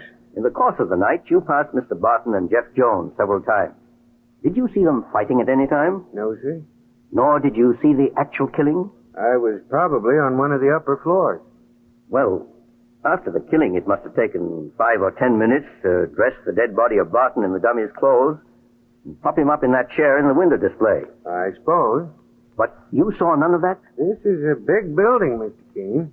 Well, you must have seen Jeff Jones leave the store. Oh, yes. He couldn't get out unless I passed him out. What time was that, please? Oh, about 5:30 in the morning. 5:30 in the morning? Mm-hmm. Isn't that hour unusual? No, sir. Window dressers sometimes work all night. Well, tell me, did Jeff Jones seem disturbed? Sort of white and nervous. Did he explain why Barton wasn't also leaving? He said Barton had a few things more to clean up before the store opened. I see. Well, there's nothing more you can tell me, I suppose. You know that model cottage on the main floor, Mr. Keene? Yes, what about it? A couple of times during the night, I noticed Mr. Barton ducking in and out, each time a little redder in the face. You think he was drinking? That's what it looked like. Mike, suppose you take a good look inside the cottage later. Yes, sir, I will. And Hanky, one more thing. Yes, Mr. Keene? Naturally, everybody in the store has been very upset by the murder. But one person seems exceptionally disturbed. Who? A young lady who's very good looking. And I have a hunch her good looks did not escape Mr. Barton's eye. Oh. Am I making sense?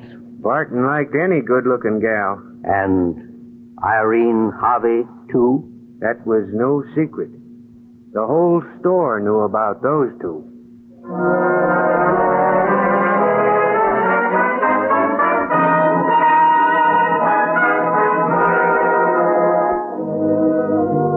And so Mr. Keene makes an interesting discovery in the case of the corpse found in a department store window. In a moment, his search goes on. Meanwhile, what would you say is the first and foremost function of a toothpaste? To help your brush clean your teeth, isn't that so? When selecting a toothpaste, please bear this one fact in mind. Colonos is a high-polishing toothpaste. It was especially created to clean and polish teeth with the greatest possible effectiveness, along with utmost safety.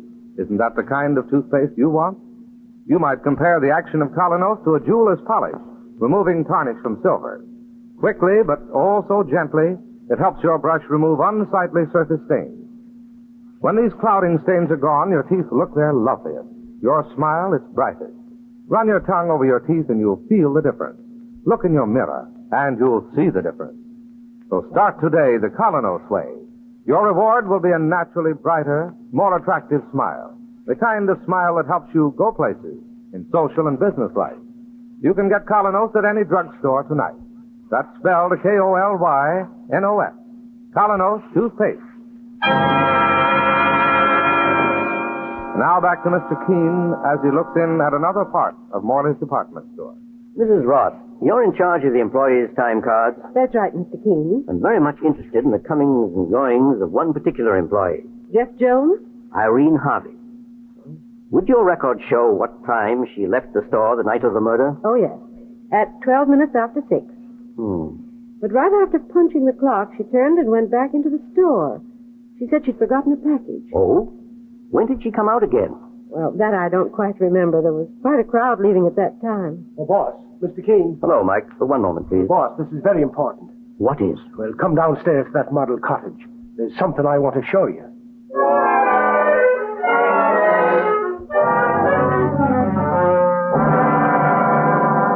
All right. Here we are in the cottage, Mike. Well, I searched around like you told me. First in this potted plant over here, I found this. A whiskey bottle. Oh, I expected that. And something more. Look in this big upholstered chair between the cushions. A woman's handkerchief.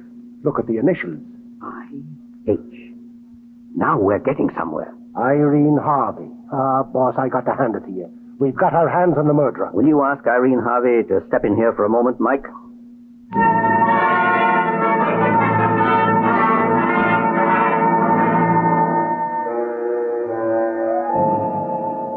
You stabbed him, Miss Harvey. It was your work. No, I had nothing to do with But it. all the evidence shows... One moment, Mike. Not so fast. Miss Harvey, Yes, Mr. Keene. all the facts show that after checking out the night of the murder, you came back and hid yourself in this cottage. All right, I did. Why? To talk over something with Wendell Barton? We were engaged, you know. Engaged? Yes, in secret. It was his idea to keep it secret. And then lately his eye began to rove. He stopped taking me out. Wouldn't even talk to me. So you stayed here that night to talk to him? Yes. At times he could be charming. But that night he was drinking. And all he would say was, Sorry, Irene. Our time is just up. Wendell, you used to say I meant the whole world to you. I meant it then. Wendell, you're interested in somebody else now, aren't you? Not especially. Jeff's girl. That girl, Sally. Never heard of her. You met her at the dance. You've had nobody on your mind since then but her. Oh, no, darling. You mean she doesn't mean anything to you? I mean, she isn't the only one. Wendell, you're horrible. I won't let you do this to me. I won't let you throw me away like an old coat. I won't. And with that, you stabbed him. I felt like it, but I didn't. Well, what did happen? Jeff called him back to the window display. Huh. It's true. A moment later, I heard the sound of scuffling. Wendell knocked Jeff down. When he got up again, he had a thick slat of wood in his hand. Wendell laughed and said, Cut it out, you poor fool. Stop playing Marine. I'm not going to let you make remarks about Sally. Put down that slap. No, I've had enough from you. All right, I'm coming for it. He's out cold. Barton. I guess I've killed him. I didn't stop to watch anymore. I sneaked out of the cottage and went upstairs to the employees' lounge, Mr. Keene. I stayed there the rest of the night. That was all you saw, Miss Harvey? That was all. A likely story, boss. Sure she killed Barton? No, Mike. She did not.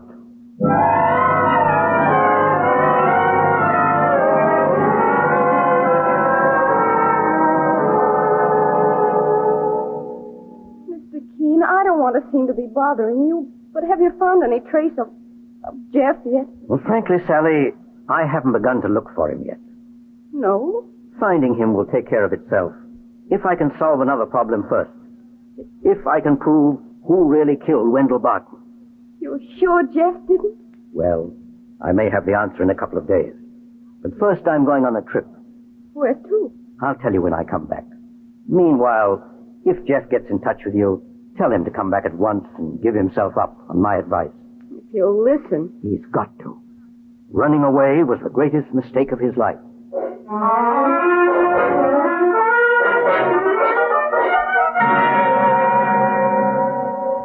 Oh, yes, Mr. Keene. I've been personnel manager here for 20 years. And you remember Wendell Barton? Of course. He did some very outstanding window designs for us. And why did he leave, Mr. Riley? Too much of a ladies' man. Oh, I could tell you a story, Mr. Keene. Barton left our store in a terrible hurry. On account of that trouble, Mr. Riley? That's right. Walked off a couple of weeks before Christmas. What a scandal. And the other person involved in that incident? Oh, didn't stay very long either. Went just about a month later. Thank you. Now I've got it.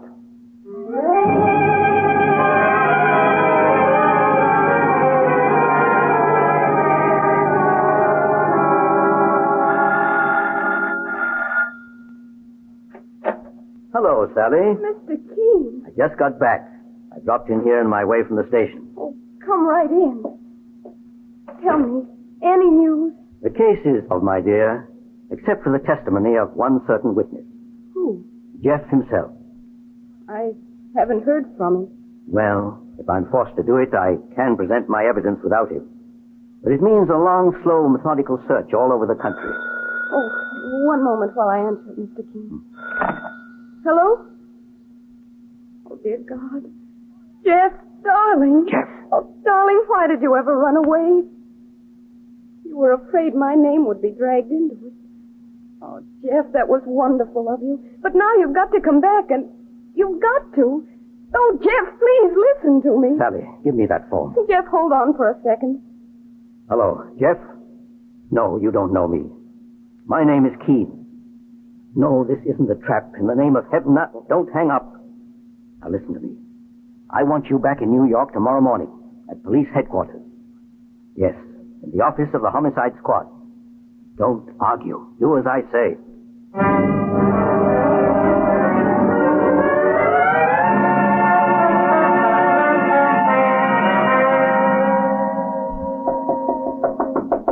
Come in. Oh, it's you, Mr. Keene. Good morning, Captain Thomas. Is he here? Yeah, the next room. He gave himself up, just as you predicted. Ah, and the girl? With him. I'm sorry for the poor guy. Maybe the jury will let him off with 20 years. Or maybe he'll never have to face a jury. He's the other person here, too, that witness I asked you to have here. On the way over in a patrol car. Well, we can start in the meantime. Now, this way. Mr. Keene. Hello, Sally. That's Jeff, I presume. Hello, Mr. Keene. came back on your say-so. I hope I won't regret it. Jeff, I'll only ask one question. Did you stab Barton with those scissors? No, I hit him and left him lying on the floor. But I didn't. All right. Now then, Captain Thomas. Yes? You know my theory. It was after Jeff left Barton lying on the floor unconscious that the real murderer came along and struck. But this so-called real murderer... A person who is not quite sane any longer. Not after 10 years of brooding. 10 years of looking for revenge and fearing always to take it. I don't understand, Mr. Keene.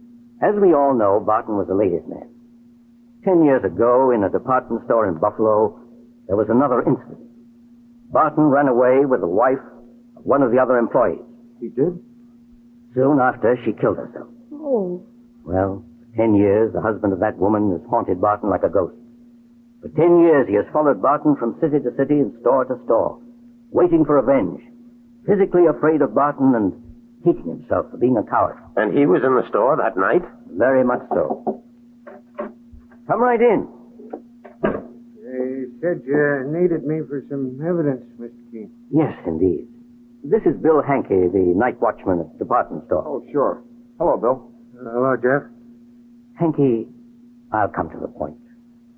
When I questioned you the other day, I was struck by one thing in your answers. What do you mean? The point was, at no time that anything was happening in the store that night were you around to see it happen. It's a big store. But there were a lot of things happening. Well, I didn't want to get Jeff in trouble. Or could it be, Hankey, that you were covering yourself up? Covering myself up? What do you mean? The fact that you yourself stabbed Barton to death. What? You mean Barton, the big fellow? Very big. Strong and sure of himself. You wanted to get back at him for years because he'd wronged you. But not until you found him lying there unconscious. Yeah, unconscious. And this time? This time you were stronger. This time there wasn't any chance of his beating you down. And so you picked up the scissors. He had it coming to him. I waited 10 years. And then I got him. But you won't get me. There he goes from the door. He won't break out of police headquarters. I'll get him downstairs. Captain. Yes, Miss Keene. I have the feeling that a psychiatric hospital would be a better place for him than a cell, poor man. Yep. You're right. Mr. Keene. Yes, Jeff? I see now that I should never have run away. Sally could have told you that. She's a wise girl. You proved it, Mr. Keene. I owe you my life. And what you make of it in the future, you owe to yourself and Sally. You've got a great deal of talent, from all I understand. Well, don't hide your light under a bushel. Well, sir. I know you're not going to fail. And there's nothing like having a wife who believes in you fully to make you believe in yourself.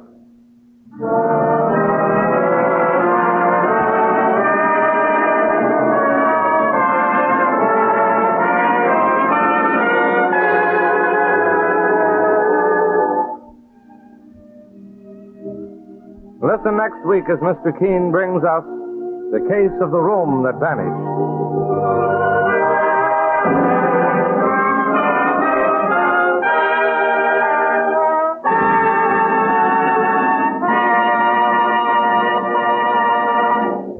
Have wartime conditions made a difference in the taste of your dentifrice?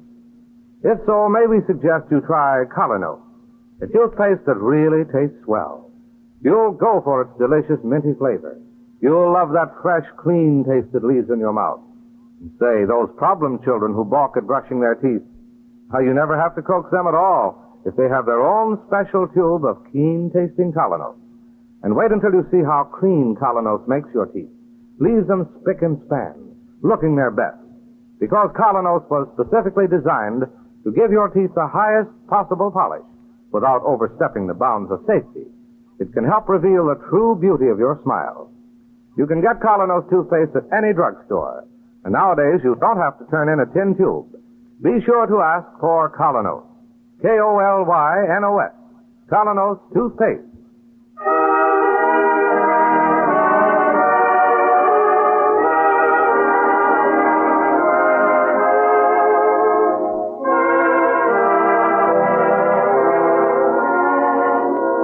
You've been listening to Mr. Keene, Tracer of Lost Persons. Now on the air every Thursday night, 7:30 to 8 Eastern Wartime over this network. Don't miss Mr. Keen next Thursday night when the kindly old tracer turns to the case of the room that vanished. This is Larry Elliott saying good night for the makers of Colonos toothpaste and inviting you to listen to Friday on Broadway at 7:30 p.m. Eastern Wartime over this network tomorrow night.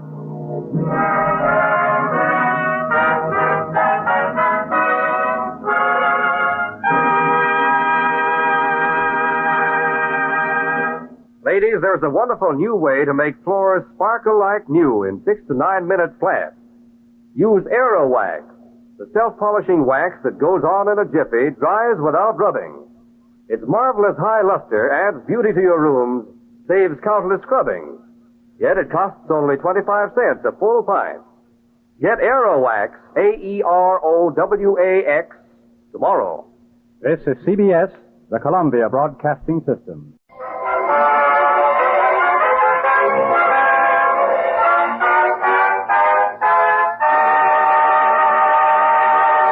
Mr. Keen, Tracer of Lost Persons, is on the air.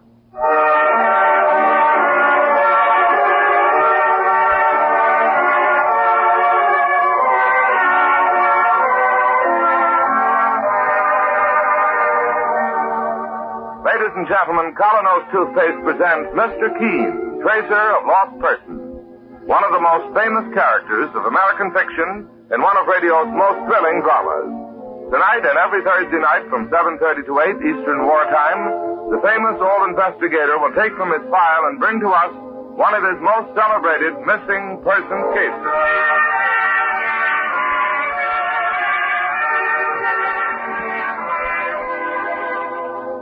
When you buy Colonos toothpaste, you get 4 big advantages. 1, flavor. It's peppy, minty, refreshing.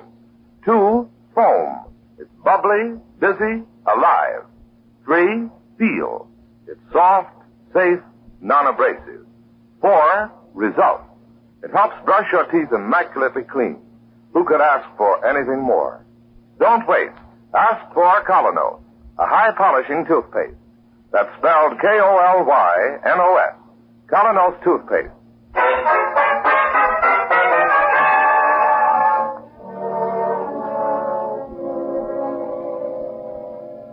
And now, Mr. Keen, Tracer of Lost Persons, who tonight brings us the case of the Leaping Dog, a strange and baffling story that began on a street corner in New York near the Tracer's office.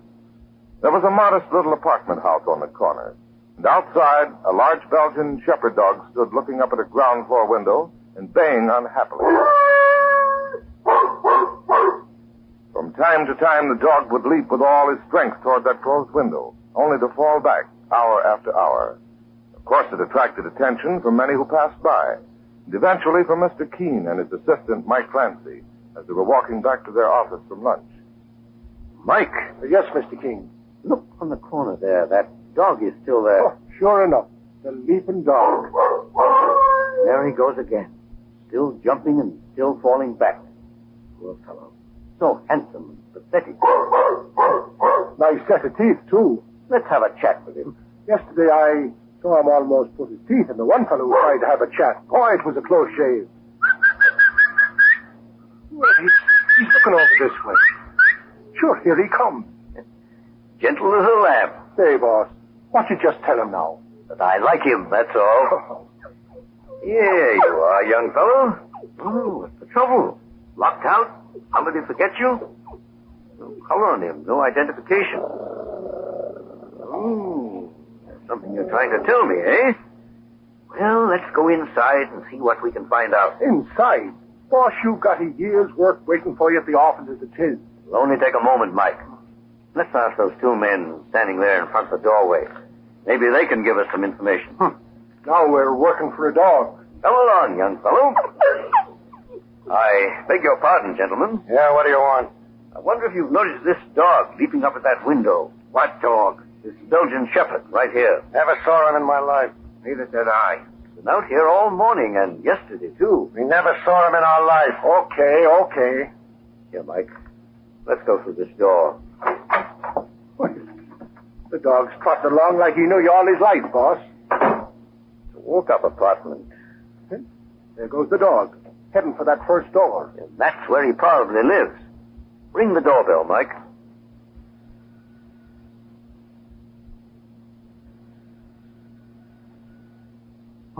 No luck. See what's down there on the doormat. Oh, newspapers, a pile of them. Let's have a look at the date. Here you are, sir. Lying here as far back as 5 days. Hey, boss, you think somebody's dead inside the apartment? Died sudden like maybe, or committed suicide? Could be. Let's call the cops. No, before we go that far, let's try the easy way. We'll ring the bell of the neighbor next door. Okay, sir.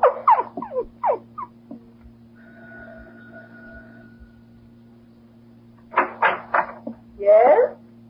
Something you want? I beg your pardon, Mrs. Briggs is my name. Mrs. Briggs. I happen to notice this dog out on the street. Oh, sure, that's Tony. Tony, eh? I gather he belongs in that apartment next door. Yes, to the old couple, Mr. and Mrs. Godwin. Well, I rang their bell and there was no answer. They just went away. You're sure? Yes, on a vacation, I guess. I saw them get into a taxi last Saturday it was. Both of them. With the dog and a couple of suitcases. They did take the dog with them. Oh, yes. Then all of a sudden, Tony showed up here yesterday. I tried to coax him inside to give him some food, but he just kept growling. Very strange. Yes, I was wondering. Mrs. Briggs, you wouldn't by any chance remember what kind of a taxi they went away in? No. I happened to be standing by my window when I saw Mr. Godwin at the curb shouting for the taxi. They got in, all of them, and went away. If I may trouble you with one more question, can you tell me anything about what Mr. Godwin does for a living? He's retired, I guess. They moved in here about 6 months ago, and they never went outside their apartment much, except to walk the dog. Oh, excuse me. I've something on the stove cooking now. Go right ahead and take care of it. Thank you very much, Mrs. Briggs, and goodbye. Goodbye. Well, boss? Mike, scribble a little note and shove it under the door. Say we've taken Tony to the office. To the office? Do as I say, please, Mike. Okay. Dear Mr. Godwin, if you are looking for your dog... Poor fellow. You're very upset. So am I, Tony. There's something about this situation I just don't like. Well, you come back to the office and we'll fix you a bite to eat. Do a little thinking about this funny business. Okay, Mr. Keene. I put the note under the door. Let's get along, Mike. I beg your pardon, gentlemen. Come on, Skinner, out of the way. Okay. Thank you, gentlemen. Here, Tony. Come along. This way. Hey, Skinner. Yeah, Harvey?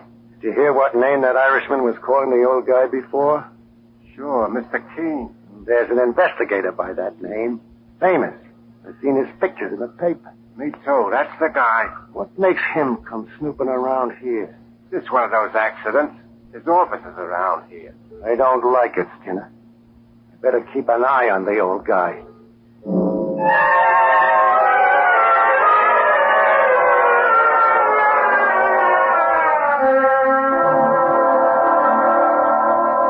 Well, boss, 2 days gone by and you're still hanging on to this dog. You take him home every night, you bring him back in the morning and keep him by your desk. He's becoming a regular member of the staff. Not a bad idea, Mike. Why don't you turn him over to a cop? What are you up to anyhow? Mike, I'm convinced this isn't any ordinary case of a stray dog. I don't believe the Godwins went off on a vacation. Why not? They're obviously people in modest circumstances. If they'd gone off on a vacation, the first thing they'd have done would have been to stop the daily newspaper. Maybe so, but... Something tells me the Godwins left in a hurry, in a panic.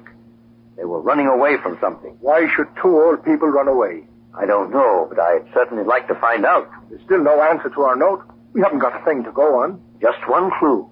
They left in a taxi. Mr. Keene, New York's full of taxis. True, Mike. And every driver is required by law to keep a trip record. Oh. Yes, a police regulation. Every time a driver makes a trip, he must keep a record of when and where it started, the number of his passengers, when and where it ended. Sure, that's right. You always see them cabbies writing things down on a card. Well, it may be a long, slow process, but if we were to check every major cab company in New York, we might pick up the trail of the old couple. Sure, but nobody's asked you to check, boss. That's just what intrigues my imagination. Mike, get your hat and coat. Good sign, Mike. Tony approves.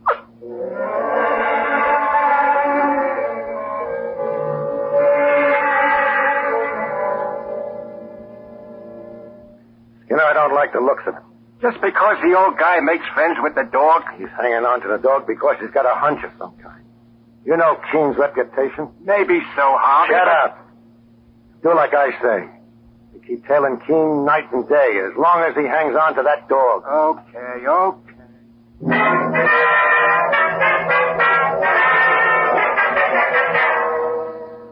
That's right, Mr. Boyle. I'm looking for a cab that picked up an elderly couple at that address just a week ago today. Sorry, Mr. Keene.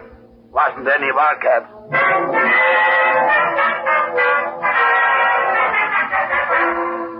You say it was 8 days ago today, Mr. Keene? That's right, Mr. Horton. No, sir, it doesn't show on our record.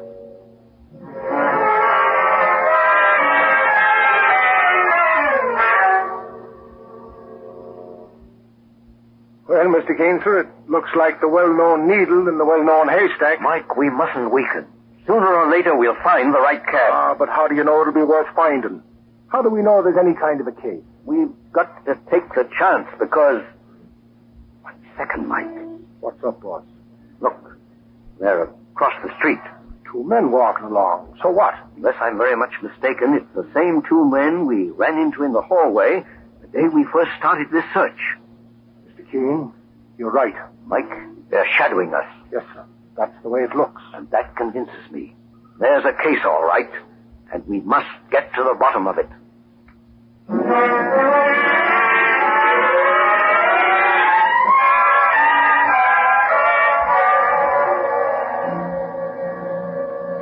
Sure, Mr. Keene. I drove that old couple in this taxi right here. You're certain of that, driver? Oh, it checks all the way. The time of day, address where I picked them up, and a couple of other things happened to make me remember. Oh? Tell us about them. Well, I was cruising along that morning, and suddenly I hear the old gent shouting. Taxi! I look over to the curb, and there's the old gent and the lady, a dog to it, a couple of suitcases. I pull over to the curb, and they get in. Yes, sir, where to? Grand Central Station. Okay, Chief. Just a second, please. Change your mind? Better make it 125th Street, the 125th Street station. Okay. Yes, Sam. I think that would be safer. Poor Alice, I'm sorry this had to happen. Oh, I'll be all right, Sandy. You don't look at all well. If only we'd had time to see the doctor again. Now, please don't worry. That reminds me. We forgot to pick up your prescription at the drugstore. Driver, stop. We've got to go back. So, driver, you turned around and went to a drugstore? Yes, Mr. Keene. That's when the trouble happened with the dog. The old gentleman tried to trot along to the drugstore, but suddenly a cat came along and off went the dog down the block and around the corner. Look, Sam, Tony's gone. Don't worry, Alice. He'll be back. Oh. Meanwhile, I'll pick up the prescription. He'll be back. But he never did come back. We waited and waited, and finally Mr. Godwin said... Alice, I hate to do this, but we'll have to go without Tony. Oh, no, Sam. We can't. Tony's been almost like a child to us. But if we waste any more time here, it may cost us even more than Tony. The driver, get going.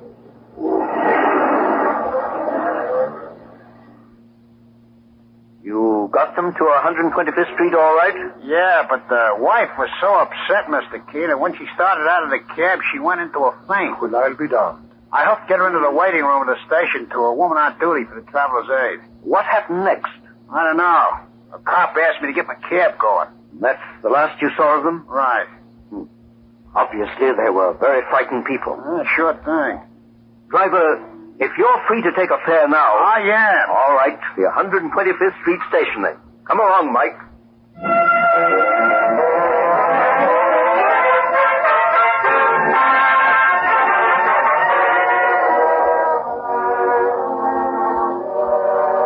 Mr. Keene and Mike Clancy continue the search, we pause for a moment. Every day, thousands and thousands of people are discovering they can get almost incredibly fast relief from the pains of simple headache and minor neuralgia with a remarkable product called Anacin. You see, Anacin is like a doctor's prescription, for it contains not just one, but a combination of medically tested and proven ingredients. That's one reason it brings such amazingly fast relief. Many have discovered this right in their own physician's or dentist's office, where they've been given an envelope containing 2 Anacin tablets. Get Anacin at your druggist next time you have a headache pain or the pains of neuralgia. Take only as directed. Anacin. Anacin. In handy boxes of 12 and 30 tablets and economical family-size bottles of 50 and 100. Now back to Mr. Keene and to Mike, his assistant, at the 125th Street station. Yes, Miss Thompson, that's the old couple, all right. Tell me the rest, please. Well, as representative of the Traveler's Aid, I put myself at their disposal, Mr. Keene. I offered to get a doctor. And? She refused. She said all she needed was a spoonful of her medicine. A few minutes later, they got on their train and left. Did they tell you where they were going? The old gentleman was very vague. Indiana, he said. Indiana? And that's all. Boss, it's Keene. Yes, Mike? Look, over there in the corner. 2 men again. Still trailing. Miss Thompson, I have a very important request. If anybody else comes along to ask you about that old couple, unless it's the police, don't give any information. Why, I don't understand. It's still a puzzle to me, too. But obviously those 2 people are in some terrible danger. Please do as I ask.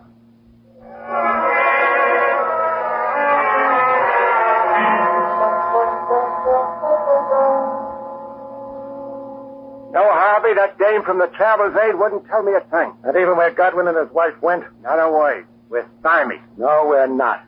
Not with a guy like Keene working for us. Who says he's working for us? He will, if we fix it right. And we won't have to pay him a cent. Listen to this.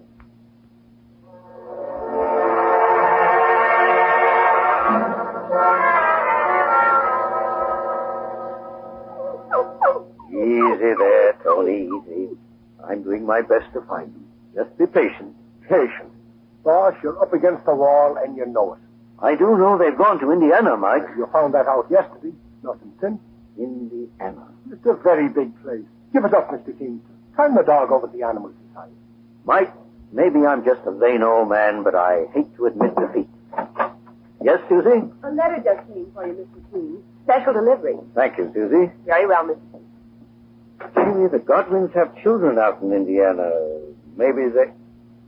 Well, I'll read this letter.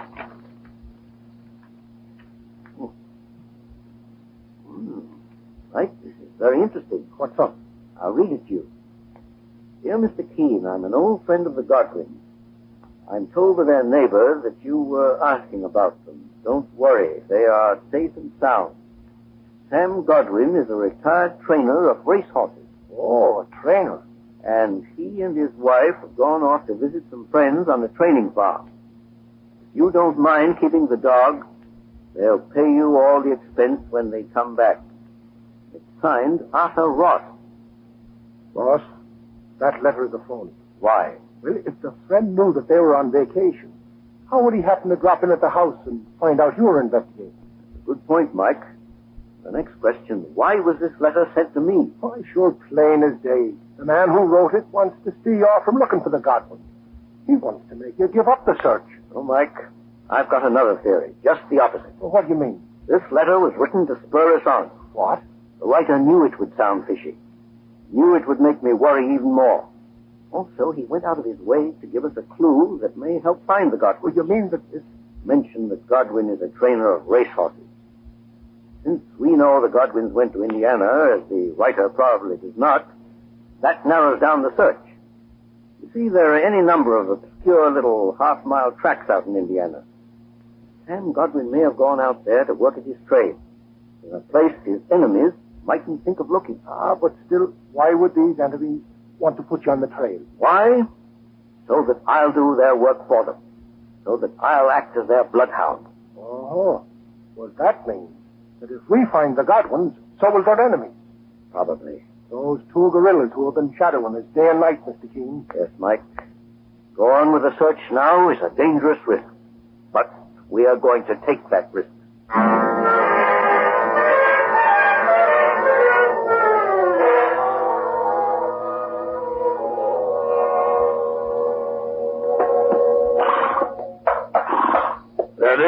Steady there, Lightning.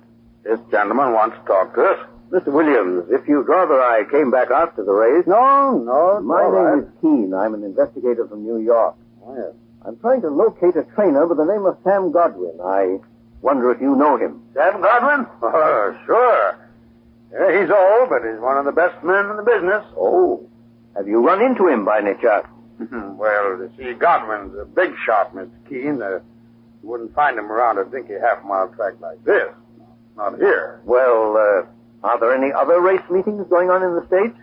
Yes, there's a small one over here at Haverford. And there's the spring carnival over at Beresford. But I don't think that you'll find it. Well, thank you, Mr. Williams. I'll have to check that for myself.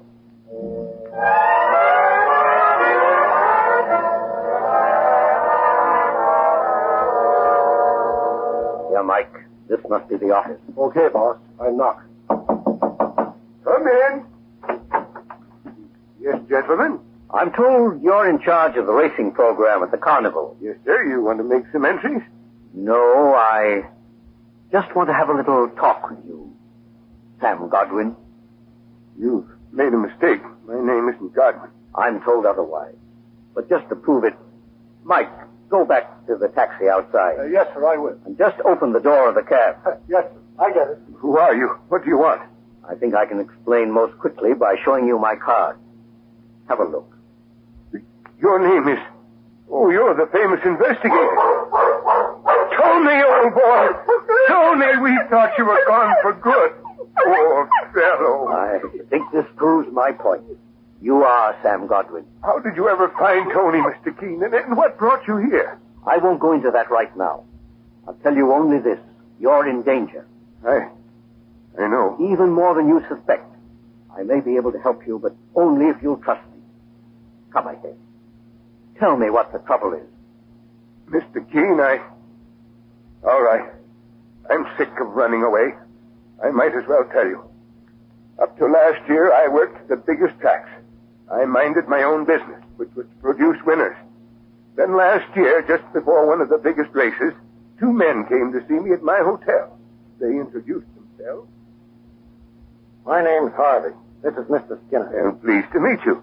What can I do for you, gentlemen? Godwin, we think you're the best racing trainer in this country. Well, thanks for the compliment, but... In fact, with the way you've been handling Lady Checkers, we don't see how she can lose tomorrow. She'll win by 10 lengths. That's just what we don't want her to do. What? Cards on the table. We represent a gambling system. It's worth more to us if Lady Checkers loses.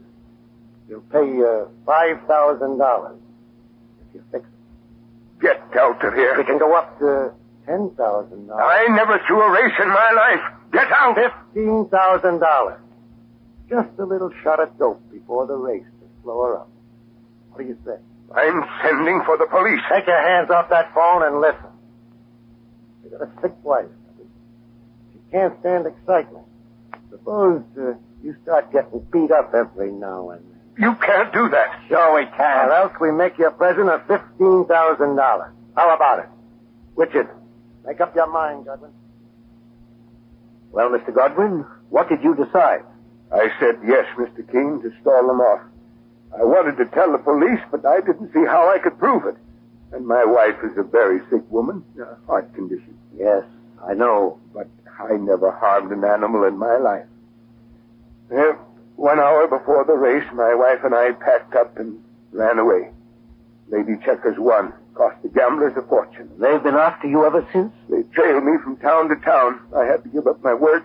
We lived in New York on our savings. Then somebody tipped me off they were looking for me in New York, so again it meant packing up and running. We were hoping that this time... One moment, Mr. Godwin. What's up? Come over here. Look through this window. Heavens above. Those two men lounging by the gates. Skinner and Harvey, they found me again. You can blame me for that. You? While I was following you, they were following me. Now I am a goner with my wife sick at the hotel alone all day. 1 minute. Don't lose your nerve, Sam Godwin. But what can I do, Mr. Keene? You can take the bull by the horn. How? Listen carefully. Tonight, Mike Clancy and I are going to the station to take the night train out of here. The moment we're gone, I know you'll have a visit from those two men. And here is the only thing to do.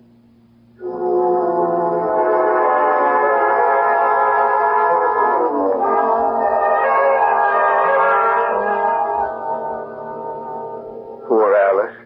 Having quite a bit of pain, aren't you? No, don't try to talk, dear. That sleeping powder should be working any minute now, and you'll be dozing off. That's it. Just relax. Sleep. That's it. Sleep. 1 second, please. It's you. You. Hello, Godwin. Surprised to see us? We're coming inside. No, you can't. My wife's sick. She just dozed off. So bad. Let's go downstairs to the lobby. Have 10 witnesses around? No, we're coming inside. Please, my wife has a bad heart. You should have thought of that before. Before you gave us the double cross. What do you want of me? You want our dough back. The money we lost on the race you didn't throw. You know I haven't got that kind of money. We got a proposition. What did you tell your owners when you walked out on your last job? That I had to take my wife to a rest home. So you still stand all right with your old stable and all the big stables, huh? Yes, I've had a couple of good offers lately. That's what we're getting to. You're going to take one of those offers. You're going back to the big time. To work for us. For you? When we want your horse to win, he wins. When we want him to lose, he loses. You work for us. And you keep on working for us till we get back our dough. And something more. No, I can't. I can't do it. Let's ask your wife what she did. No, don't wait, because she had another heart attack today. And she'll have a whole lot more if you don't get wise. Get her, wake her up. Please, I beg you. No! Wake up, Mrs. Godwin. Wake up. Shake her, Skinner. Okay, wake up, Mrs. Godwin. Don't touch me. Hands up, both of you. What? What? Reach for the ceiling. I've got you covered. Hey, it's that guy Keene. Yes, my friends, and looking a little strange in this nightcap and nightgown. I didn't leave town after all. I hopped off the first car of the train just as soon as it cleared the station. Well, I'll be... Mrs. Godwin, fortunately, is in another room of the hotel with Tony, her dog, to take care of her. I decided to take her place here in bed, just long enough to listen and get the evidence that will send you both to prison for 10 years. 10 years? Yes, for attempted extortion. All right, Mr. Godwin, phone the police. And then you can help me out of this nightgown.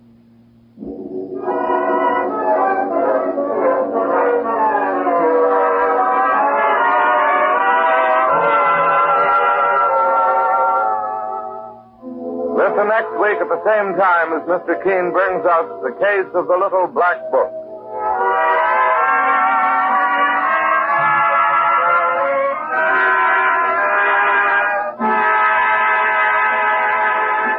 The main job of a toothpaste is to help your brush clean your teeth.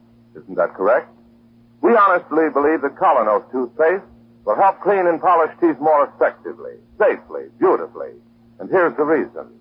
Colonos is a high-polishing toothpaste, especially designed to help clean and polish teeth with the greatest possible effectiveness, consistent with safety. That's why you can compare the action of Colonos to a jeweler's polish, removing tarnish from precious silver. Quickly, gently, it helps take away clouding surface film. Leaves your teeth really clean, looking their best. Just run your tongue over your teeth and you'll feel the difference. Look in the mirror and you'll see the difference. So start each day the Colonos way, and let Colonos toothpaste help you keep smiling. That winning, successful smile that pays big dividends in business and social life. Ask your druggist for Colonos, a high-polishing toothpaste tonight. That's spelled K-O-L-Y-N-O-S. Colonos toothpaste.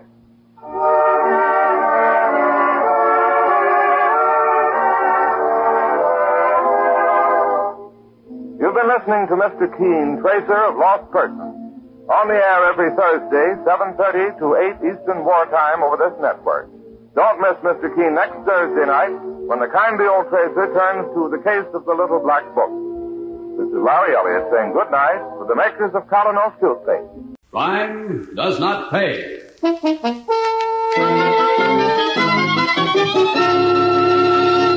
They're going to give it to you, Spieler. I know they are. That's the thanks I get. Am I your lawyer or ain't I? Sure you are. And do I do the worrying or don't I? What's a mouthpiece for? To do the worrying, take the headache. Yeah, I'd do for a bellyache. From lead or an ice pick. Cut it out, never. Do something for me, Spieler. Will you, huh? Sure, Charlie Natch. What? Make him give me the rope. I'll black out first thing. I'll never feel nothing. That's the easy way. Make him do it that way, Spieler. Make him. You got it. That's all you got it.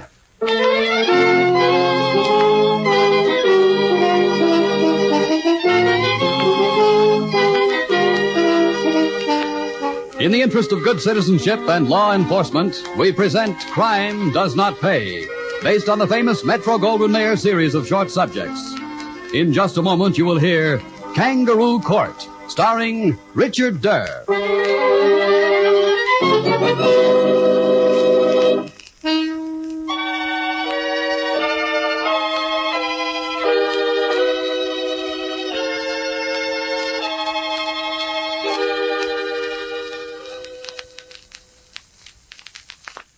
Now, Crime Does Not Pay, starring Richard Durr as Charlie the Traveler Thompson in Kangaroo Court.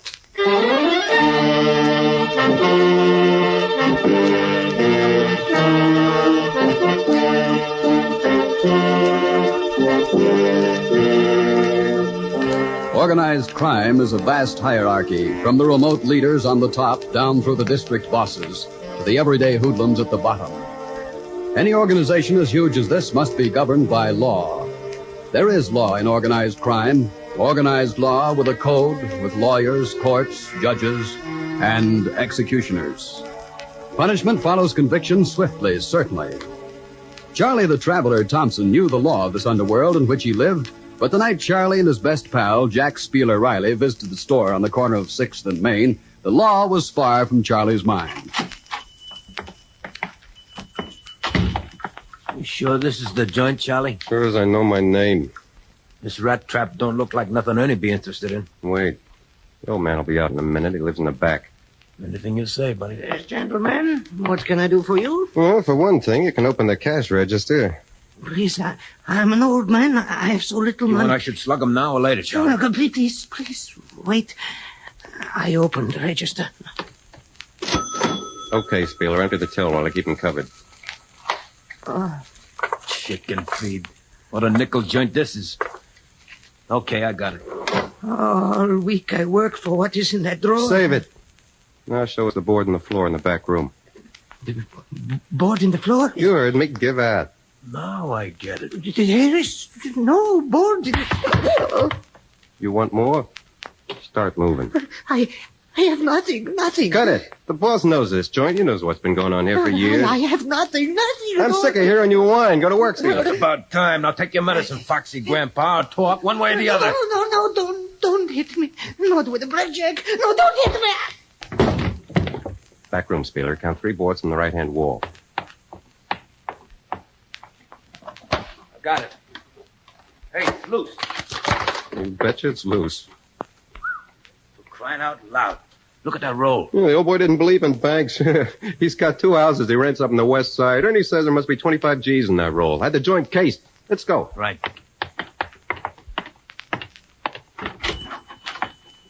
Come on, Spieler. Let the old bum alone. He ain't breathing. Must be dead. Okay, so what? So you hit him too hard. Let's roll. He don't need his dough no more.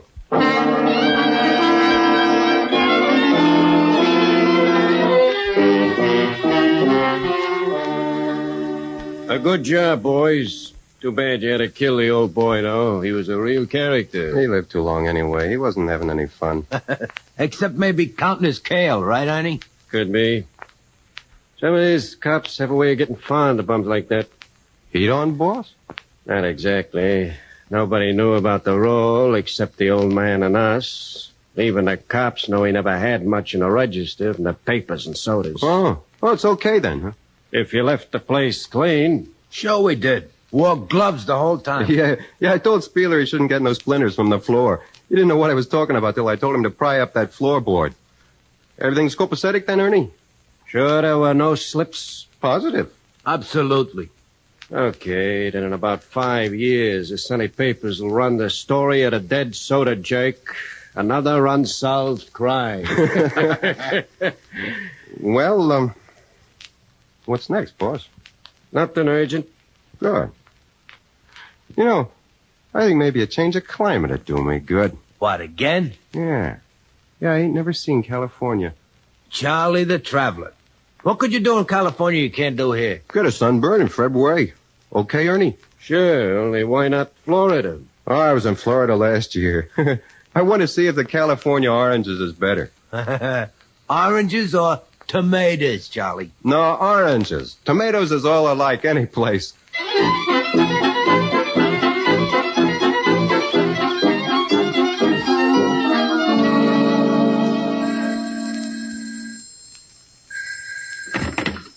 Yeah, Charlie Thompson? talking. This is Joe Walker. California Walker? Nobody else but. Want to see you, Charlie. When can you come over? Anytime you say. Glad you called. I've been wondering when some of the boys would say, welcome to sunny Cal. Welcome to sunny Cal, huh? How about 3 this afternoon? Sounds great. Good. My place is on the Sunset Strip. You can't miss it. It's called Joe's Place. Neon's 10 feet high. I'll be there. See you later, Joey boy.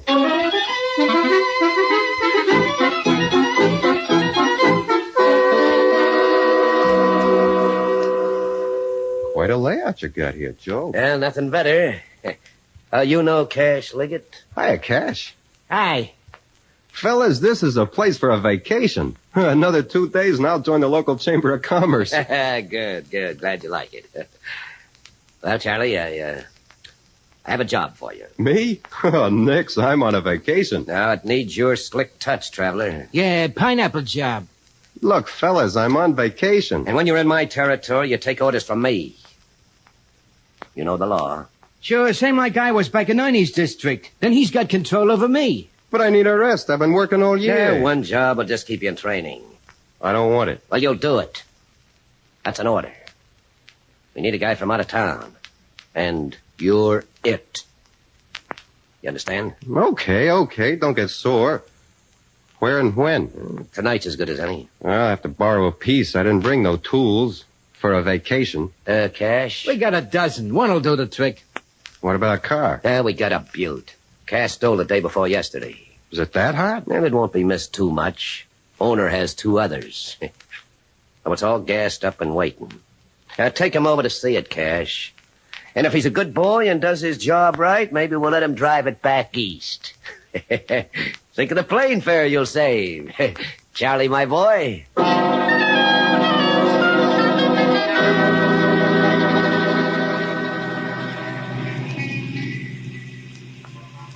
This bus stolen, too? No. Registered, all legal and proper in Joe's name. Good. I'm always a little nervous riding a hot car in broad daylight. We got so many cars out here, nobody notices. Once in a while, some rookie cop will try to make a name for himself, but that's about all. Much farther to your drop? Drop? Where you got the car for me? Oh, next block, after the traffic light. I don't see nothing but a parking lot. Nothing else to see. We don't have to worry about freezing radiators out here. Ain't you taking an awful chance? What about the plates? We don't worry about details like that. All right, come on, let's go, chum. I got the parking ticket, and after you drive her out, I'll take this one back to the boss. I'm with you. You see, you gotta learn how we operate. No sense fooling with fancy plans around here. So I see. Good afternoon. Come for your car, gentlemen? Right. We left it here a couple of days ago for safekeeping. That's it. That's it. Your ticket, please. Well, what'd you do? Change your system? You used to ask for the tickets as we drove out. Cash. Watch yourself, Cash. Here's the ticket, son. Thank you. If you'll take your car, I'll stamp the ticket, and you can pay me as you leave. That's our new system, sir. It won't delay you. I don't like it, Cash. The character knew the ticket, and there's somebody watching us from the gatehouse. Hey, the car's gone. It was a 46 Caddy. I left it over there. Scram, Cash. It's cops in the gatehouse waiting for us to move further inside. Yeah. Well, the lousy brakes. See, Cocky, got them. Must have spotted the bus. Set a trap. Come on, get in the car, quick.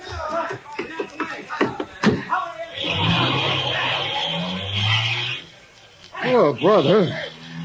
I ain't run like that since the last time I swiped apples from a fruit dealer back home. Lose ourselves in traffic. They'll never catch us, and they won't dare shoot. Won't they? Once I hit the boulevard. Now, hang on. Here we go. Now, all we got to watch out for is red lights and traffic cops. Phew. What close. Well, I'm sorry, Charlie. Thing like this hasn't happened in years. Yeah.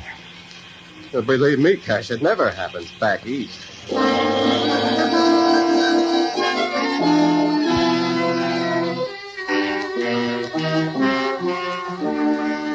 We'll get you another car, Charlie. Now, don't worry about that. Yeah, I know. You got a million of them. Cut that out, will you? Well, why should I risk my neck? And on my vacation, too. Okay, wise guy. How would you do it? Well, first I'd get a drop. What is this drop thing? You said that before. A small private garage outside town's best. Go on. Then I'd swipe the car and stash it in the drop for a couple of weeks. Yeah, and then? Then I'd swipe the plates on Monday from a weekend driver's bus someplace, put them on the hot car, and drive any place I pleased for 5 days, and nobody'd know the difference.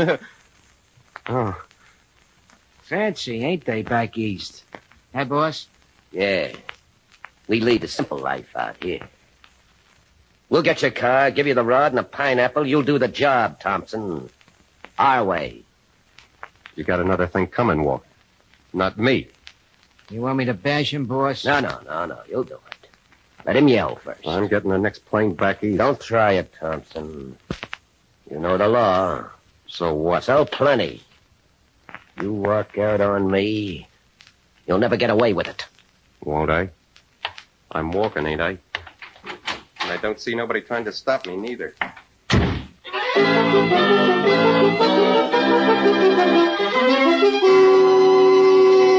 In just a moment, Crime Does Not Pay will continue with Kangaroo Court.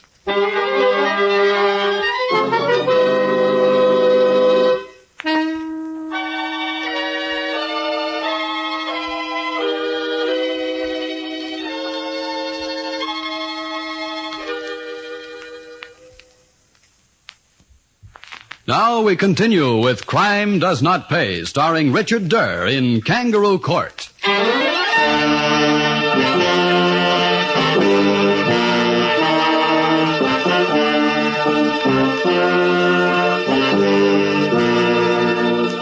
Charlie the Traveler headed straight for the airport from Joe's place with its big 10-foot neon sign and took the first plane possible for the east, a ruined vacation behind him. Charlie knew there might be trouble ahead, so he holed up quietly and advised only his pal, Jack the Spieler, of his exact whereabouts. Who is it? Me, Spieler. Let me in, Charlie. Anybody with you? No, of course not. Let me in, will you? Okay. Hold everything.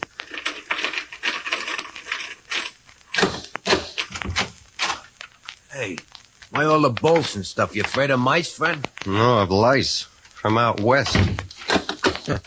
Didn't think you were afraid of anything. Sit down. That California Walker has a nasty temper. You can't tell that bum anything. No, he wouldn't dare send anybody here to get you. Not unless it was all legal. He might. What's new in town? No, nothing much. Except you're in Dutch. Upstairs. With Ernie? I didn't do nothing to him. Oh, not Ernie, especially. Look, pal, what are you trying to tell me? Well, here it is. Straight. Ernie told me to bring you in. Bring me in?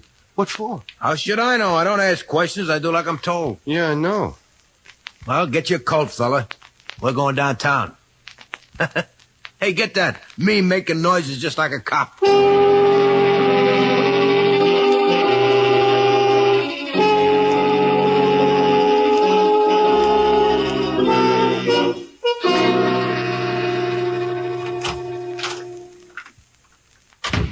Have a nice vacation, Charlie? It was good. And lousy. You came back awful fast. I didn't like the people at that resort. They don't like you either. That squares everything, then. Only it doesn't. Why not? Because you broke the law, that's why. Because you had to be a wise guy and tell a district boss how to run his business. Because when he wouldn't let you do things your way, you ran out on him. They're nuts out there, honest, Ernie, nuts. The way they tried to do things. Makes no difference. You refused an order from the boss in whose territory you were operating. I was on vacation, you know that. I'm told you disobeyed orders. You broke the law. You're up on charges, Charlie. Me? On charges? At last, something's penetrated your thick skull. I get this. Spieler here's your lawyer. He'll defend you. Joe Walker's coming on to press the charge himself. Rick Carson is coming in from Chicago. Phil Jackson from Pittsburgh. Mike Davis from Boston. Bill Kenoy from Louisville. And Don Welch from Cleveland. The five of them and myself are the judges, Charlie. The trial is set for 1 week from Tuesday.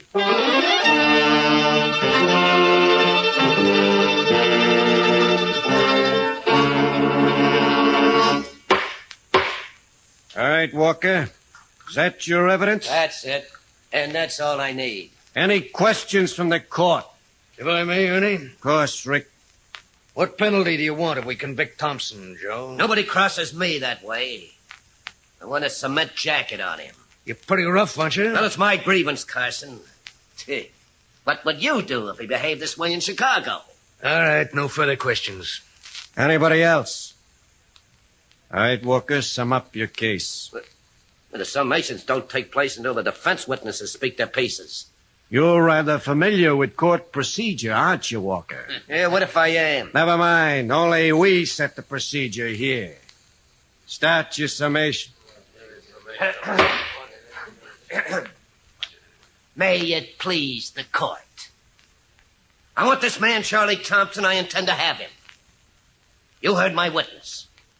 Cash Liggett was present in my office when the defendant refused an order. More, the defendant deliberately walked out of my office and out of my territory in direct contradiction to my orders and completely against our law.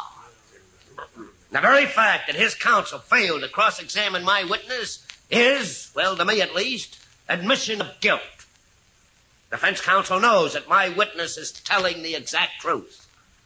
I ask this court to find the defendant guilty and suggest a sentence of death at the hands of the injured party.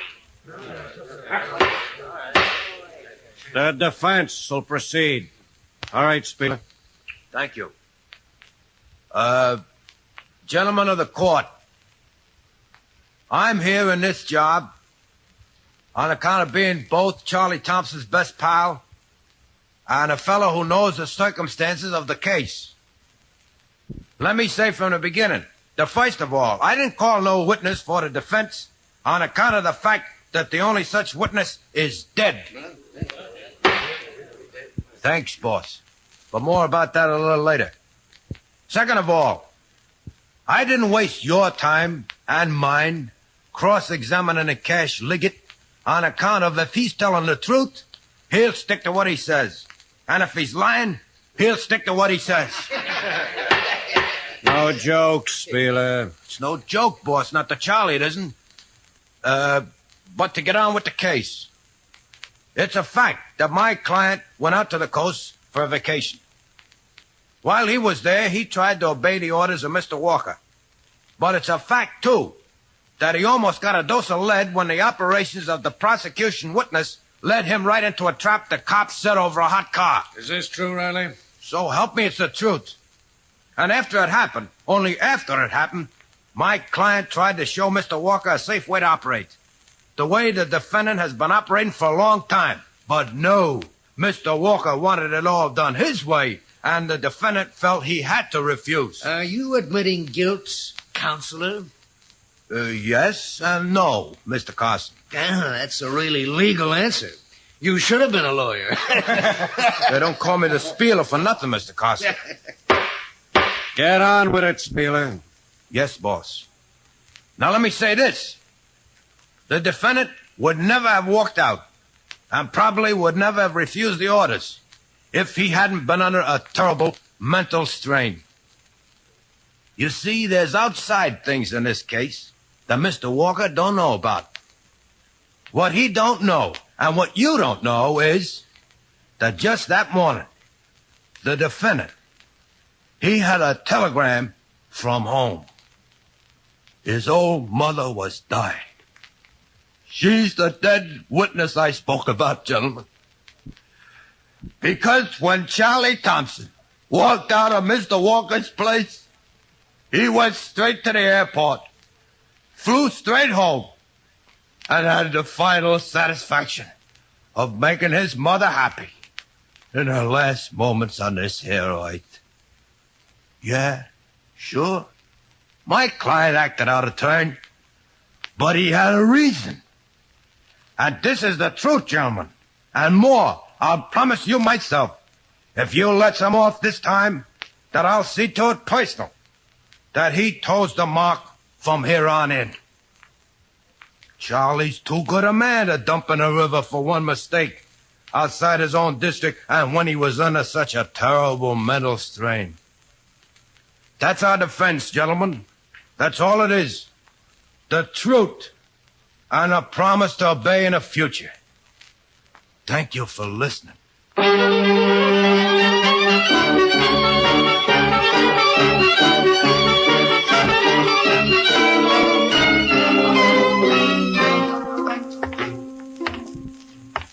They're out too long, Spieler. Too long. Don't mean nothing. They probably start a friendly game. Anyhow, when a legit jury is out like this, they're generally hung and it's a new trial. The only thing that's hung around here is going to be me. Get me a piece, Spieler. Get me a piece so as I can get them before they get me. Trouble is, if it's guilty, I'll have to do you. That's the law, Charlie. Oh, you wouldn't, Spieler. Not me. Not your pal. Think of the jobs we done together. You wouldn't. You couldn't. If I get told, I got it. You'll understand, Charlie. Stop walking up and down like that. You act like you was stir crazy. Yeah, I'm going nuts. Why don't they come out? Why don't they make up their minds? I gotta get out of here. Sit down, will you, and shut up? They're gonna get me to a Spieler. I know they are. Nobody ever gets off of one of these courts. That's the thanks I get. Am I your lawyer or ain't I? Sure, you are. Do I do the worrying or don't I? What's a mouthpiece for? To do the worrying. Take the headache. I'm due for a bellyache. From lead or an ice pick. Cut it out. Never. Do something for me, Spieler. Will you, huh? Sure, Charlie. Natch, what? Make him give me the rope. I black out first thing. I'll never feel nothing. That's the easy way. Make him do it that way, Spieler. Make him. You got it. That's all you got it. Cut it out, will you? Verdict ain't in yet. Jury's still out. Yeah, some jury. The judges are the same guys. Ernie'll fight for you. You should have heard him take down Walker. Too bad the law don't let you hear your own trial. It'll be 5-1 against Ernie. 5-1 against him. And me. 5-1. I'm going out, Spieler. I gotta get some air. Don't try no run out now. They'll find you. You know that. Will they, Spieler? No matter where, will they? Don't try nothing smart, Charlie. Just want some fresh air. That's all. I won't be long. You'll find me again, Spieler. I'll be back. If I stay here, I'll go altogether nuts. But I'll be back, Spieler. Don't worry.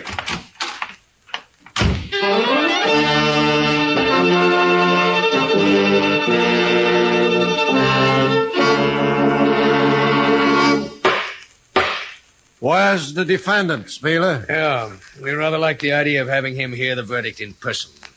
He's gone for a walk, gentlemen. But I'll represent him. Well, get on with it. I want to catch a plane. We're all leaving before night. All right, shall we go ahead, gentlemen? All right. Yeah. Sure, Mr. Carson, you might as well. One way or the other, he'll find out. Yeah, he'll find out. As presiding judge of this court, it's my duty to announce the verdict. After due deliberation and taking into consideration the extenuating circumstances of the case, this court finds the defendant not guilty. What? Yippee! What was it, Spieler? What'd they get? Not guilty. They found you. I got off. Get off this rap, Thompson, but your pals won't get off theirs. Cut it out, all of you. Don't try anything. We got enough Tommy guns to cut down a regiment. What'd you do, Charlie? For the love of Pete, what'd you do? I figured I was a gone pigeon, so I spilled my guts to the cops and brought him here. Are you dirty, filthy? Shut up, you. For that lousy stoolie, I saved his life. If I'd only known. If you'd only come back sooner. It's your fault, not mine. I couldn't stand it. I just couldn't stand it. All right, on your feet, all of you. The wagon's waiting. And all the time it was not guilty. All the time it was not guilty. All the time it was not guilty.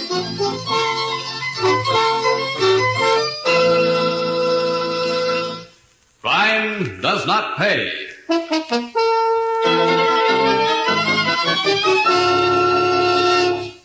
Richard Durr, who was starred as Charlie Thompson in Kangaroo Court, will be back with you in just a moment.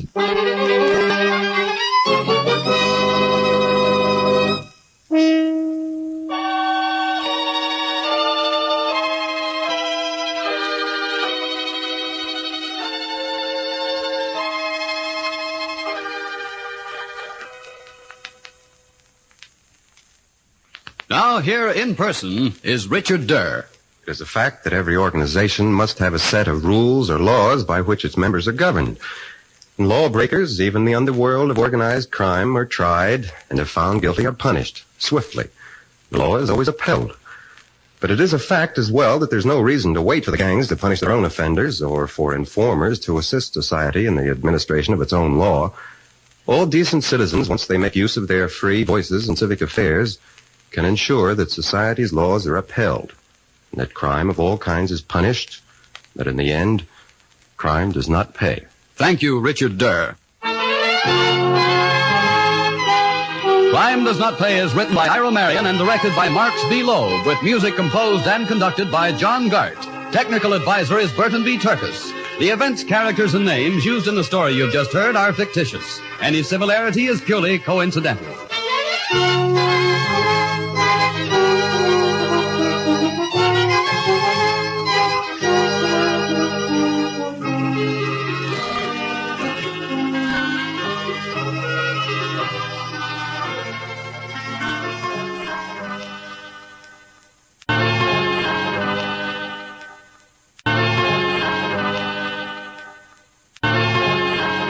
Crime Does Not Pay. Look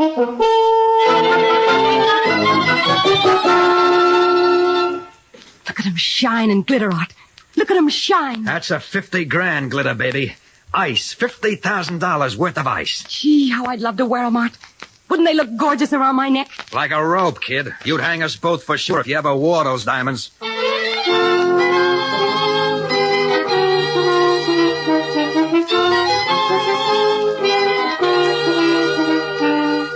In the interest of good citizenship and law enforcement, we present Crime Does Not Pay, based on the famous Metro-Goldwyn-Mayer series of short subjects.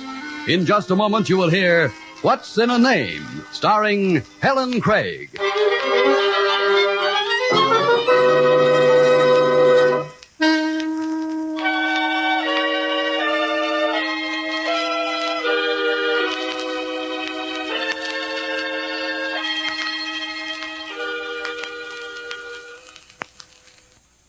Now, Crime Does Not Pay, starring Helen Craig as Sophie Tarwell, alias Jane Costello, in What's in a Name.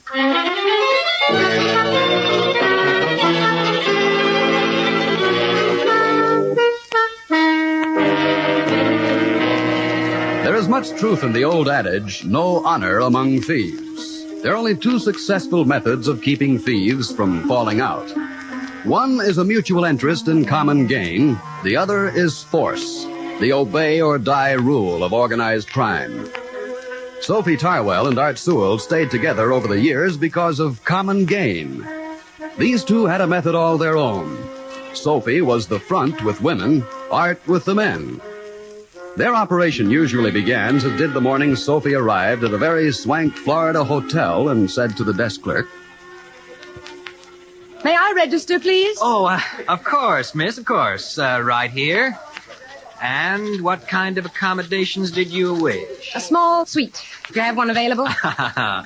We have a very nice parlor, bedroom, and bath on the east wing. On the ocean? Yes, ma'am. Here's your registration card. Thank you. Why, this is most extraordinary. We have a Jane Costello with us already, the famous stage star. Well, that is interesting. Yes. I've heard of her, of course, but we've never met. Well, at last the paths of the namesakes cross. It is strange, isn't it? And no relation? No, none whatsoever. Well, I hope you do meet one day. And here, front, please, front.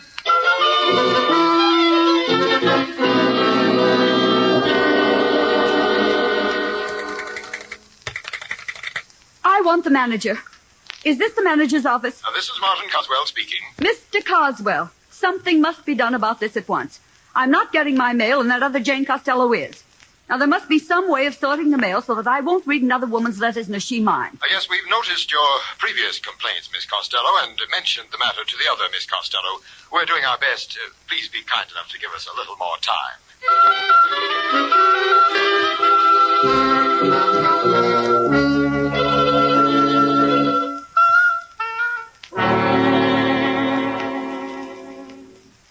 I wish to see Mr. Coswell at once. Yes, Miss Costello, of course, at once.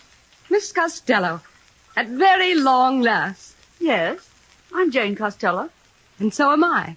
Really, it's an honor to meet you, finally. Thank you, Miss Costello. Thank you, Miss Costello. One has the oddest sensation of talking to oneself. Don't you feel that way? No.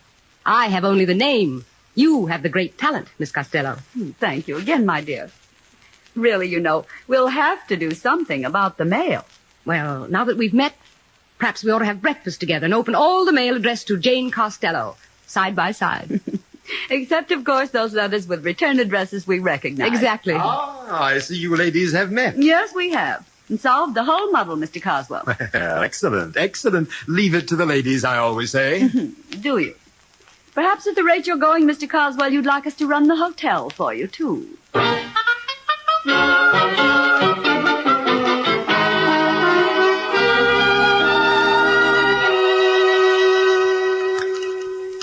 Jane, I think this has been one of the best months of my life. The weather certainly's been pleasant. The weather's always pleasant in Florida this time of the year. But it's finding a friend I'm talking about. Thank you, Jane. You know, my dear, I've been on the stage a good many years. I've played in almost every city in the English-speaking world. But there are still very few people I can really call my friends. Oh, I don't believe that. Well, I'm glad, Jane, that a coincidence of names helped us both find friends. Am I wrong, darling? Or do I detect a note of, well, farewell in your voice? There is a little. You're not leaving already. Why, it's only a month. I know, Jane. A wonderful month. Is it cash, darling? Because if it is, nothing like that. In fact, I'm not even giving up my suite. I'll be back. But I hate to leave here, even for only a week or two. Where are you going? Well, that's just it. I'm not sure. You sound so strange, dear. Well, Jane, it's difficult to explain. My first stop is home.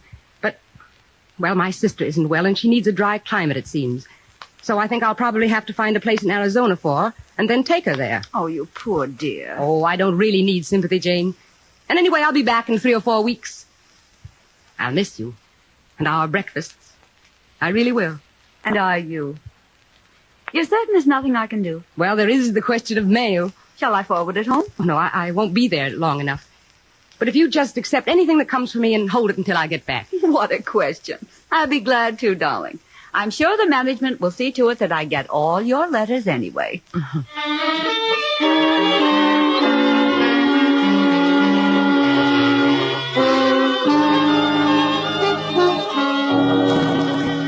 Mr. Métier.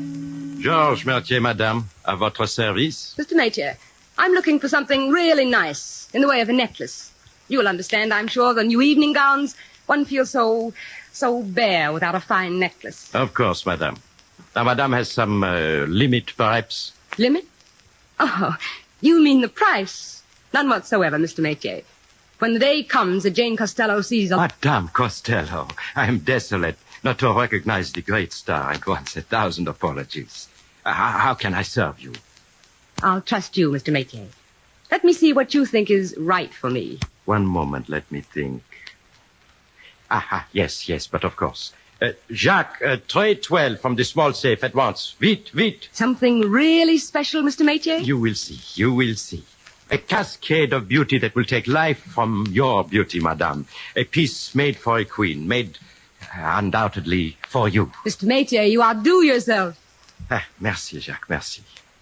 Now, if madame will feast her eyes on this. Oh, it's so beautiful, it takes my breath away. Madame is most gracious. This I have designed myself. And the price, Mr. Métier?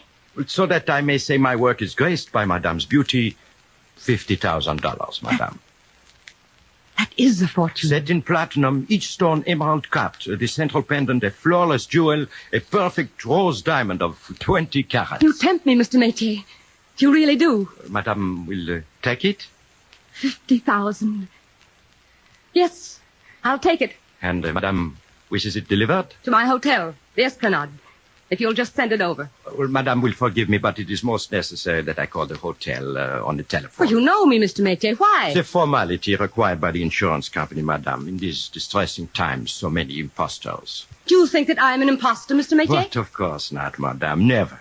However, a record of such a telephone call there must be for the insurance. If madame will forgive, I will call right here. Madame will see it is but a formality. Oh, very well.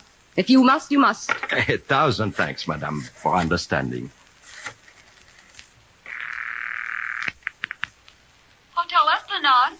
Office of the manager, if you please. Thank you. I will ring the manager. Martin Coswell speaking. Monsieur Coswell, Georges Mertier here. Oh, yes, Mertier the jeweler. Now, how are you? In excellent health. And you? Perfect. Now, what can I do for you, Mertier? Well, here in my establishment is Madame Jane Costello. This, of course, is a formality, but Madame wishes a necklace delivered to her at your hotel. She's registered? Of course. But of course. And your safe is a satisfactory repository for gems such as this? Safe as the Bank of England. Thank you, Mr. Coswell. Thank you very much. Good day. Glad to be of service. Goodbye. All is well, of course, madame, as we knew it would be. Our messenger will deliver the necklace before the day is over.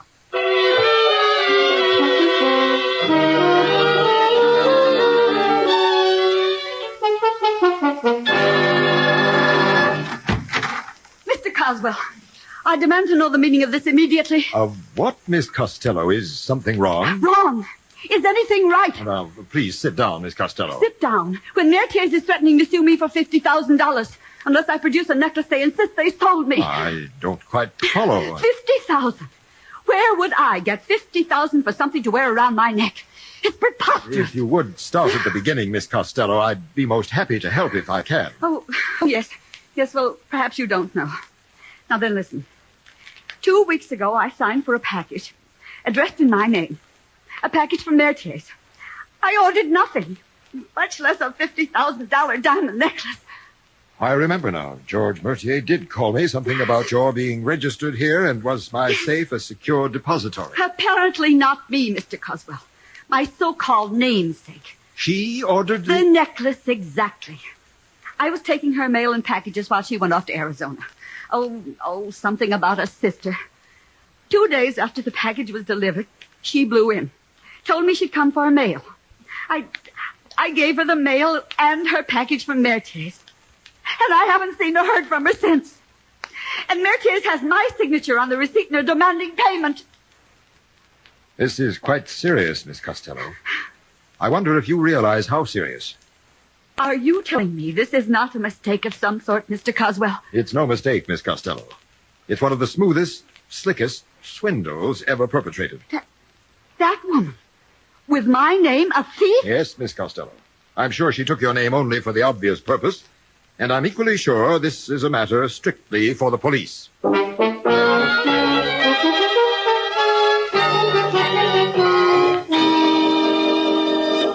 In just a moment, Crime Does Not Pay will continue with What's in a Name?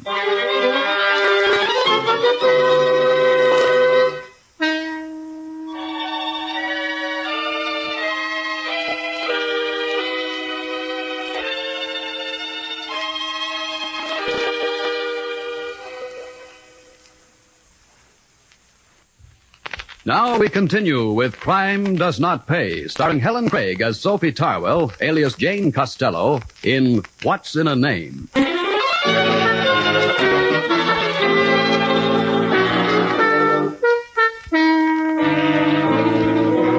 Just a few miles geographically, but 1,000 miles socially from the Hotel Esplanade was a rooming house like 100,000 others across the country.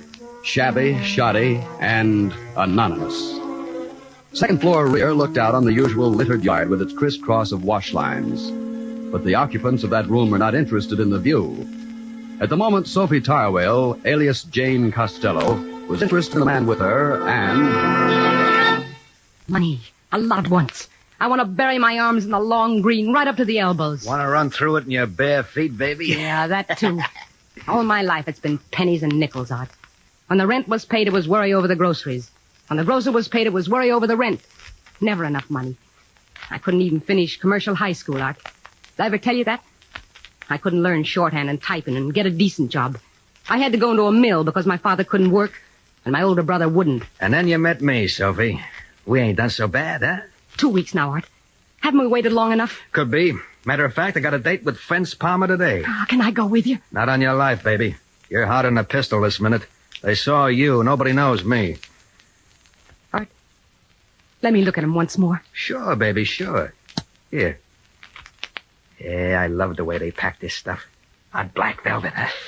Look at them shine and glitter, Art. Look at them shine. That's a 50 grand glitter, baby. Ice. $50,000 worth of ice. Gee, how I'd love to wear 'em, Art. Wouldn't they look gorgeous around my neck? Like a robe, kid. You'd hang us both for sure if you ever wore them diamonds. There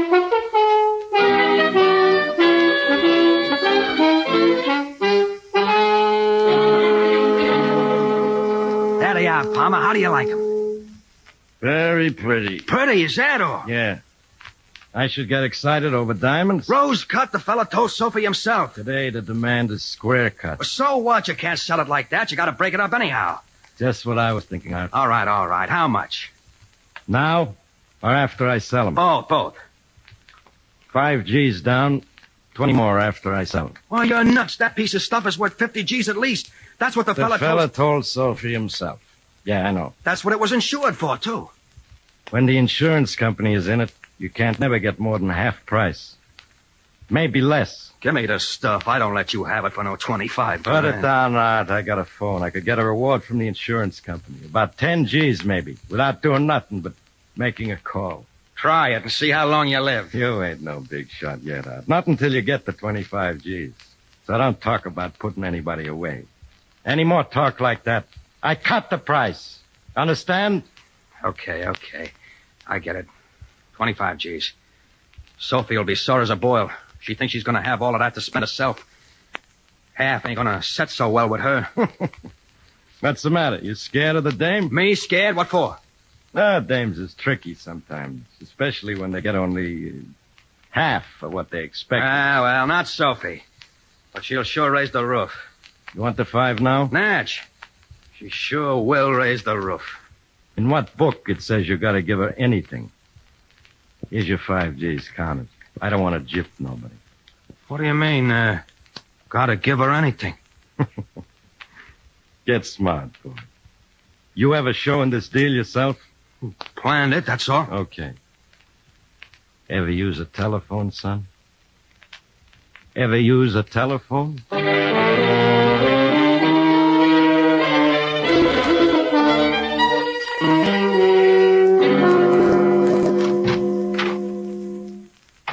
Art, how much? How much did you get? $5 grand to start. Let me see it. $5,000. In one place at one time. Looks big, Sophie? Awful big. Wait till you see the other 20. Of course, we gotta wait for that until, Only 20 more? Yeah. Oh, we'll get it after Palmer breaks up the necklace and sells the stones. You complete stupid idiot. 25,000. Look, Sophie, that's all he'd give. He said he'd turn us in for the reward if I didn't leave it with him. You and your honest fence. Me, I take the risk. I go and play high society and stick my neck out. And you sell me right down the river. 25 grand. Well, no fence ever gives more than half the value. Not to jerks like you, they don't. I don't have to take this, Sophie, so shut up. I will not. I stuck with you through all the penny ante jobs. Finally, we pull up a big one. But good. What happens? You dump it down the sewer, straight into the ash can. Shut up, I said. Keep your tongue in your face. Don't you dare talk to me like that. I'll talk to you any way I please. Where are you going? Answer me. I'm going out. And you'll be real lucky if I ever come back.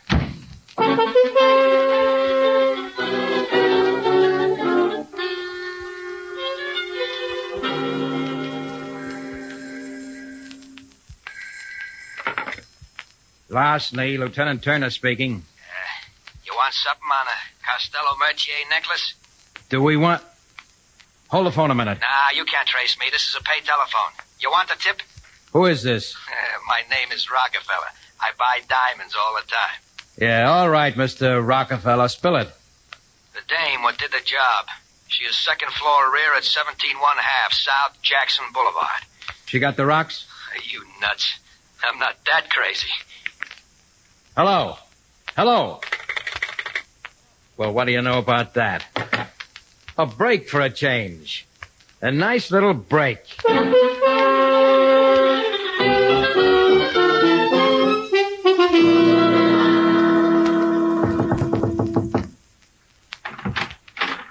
Art, you came back.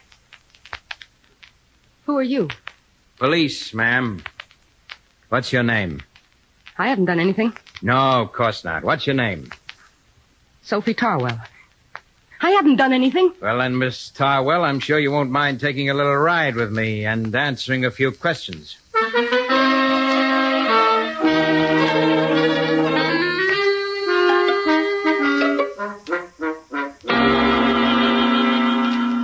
Look, Sophie, I don't like this any more than you do. Yeah, sure. That's what my father used to say before he whaled the tar out of me. I mean it. I got a home to go to. Lucky you. Shut up. Don't interrupt me. Now, you're going to tell me, Sophie, all about the Mertier robbery. How you hijacked the necklace, where it went, who has it now. I'd be very glad to assist the police if I could. They're always such gentlemen. Only it happens I don't have the least idea what you're talking about. You've been identified, Sophie. While you've been sitting here in the squad room with me, you've been observed and positively identified as the woman who registered as the second Jane Costello. I don't believe it. Anyhow, an identification like that would never stand up in court. I want a lawyer. I won't talk until I see a lawyer. We can hold you 24 hours, Sophie, without a lawyer, and we will. You see that little window up there? So what? You've been viewed and identified through that little window. Prove it. I will. All right, send one of them in. Oh, Mr. Coswell, thank you for helping us. Lieutenant, I made the identification. Is this absolutely necessary? I'm afraid so. Miss Tarwell here's rather stubborn. It seems she needs convincing. Who's this guy? You know me, Miss Tarwell. I was present when you met the real Jane Costello. I saw you in our hotel daily in your masquerade.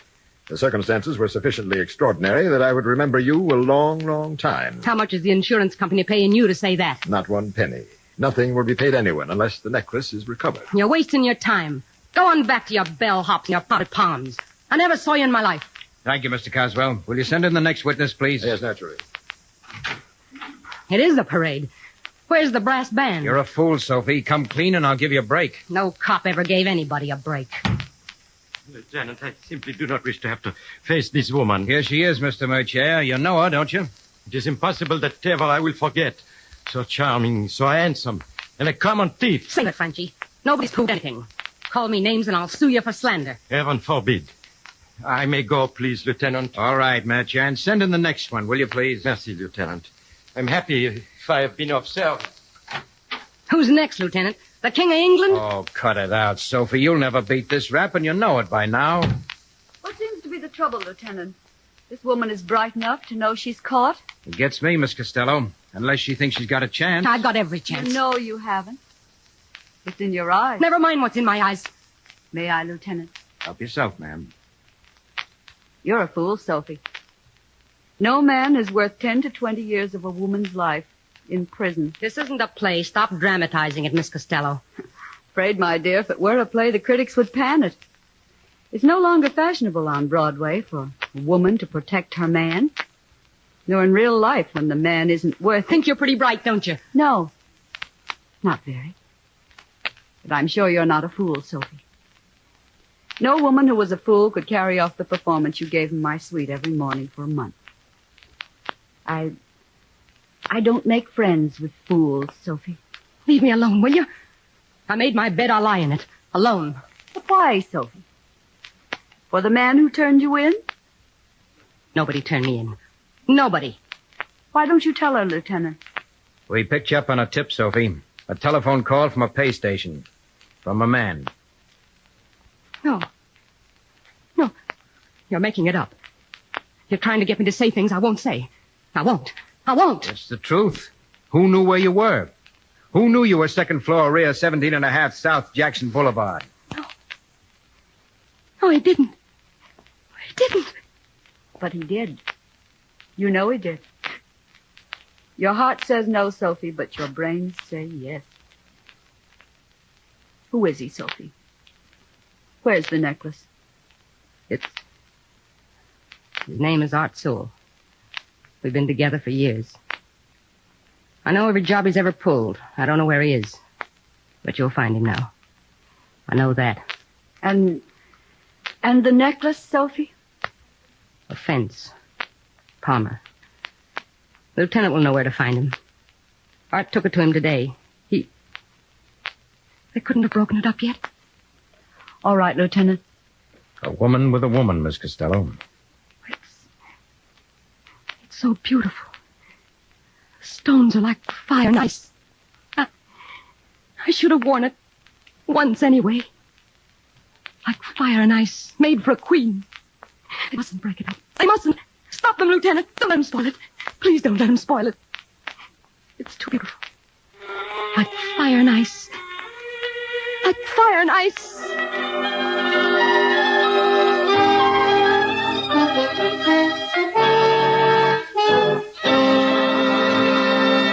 Crime does not pay. Helen Craig, who starred as Sophie Tarwell in What's in a Name, will be back with you in just a moment.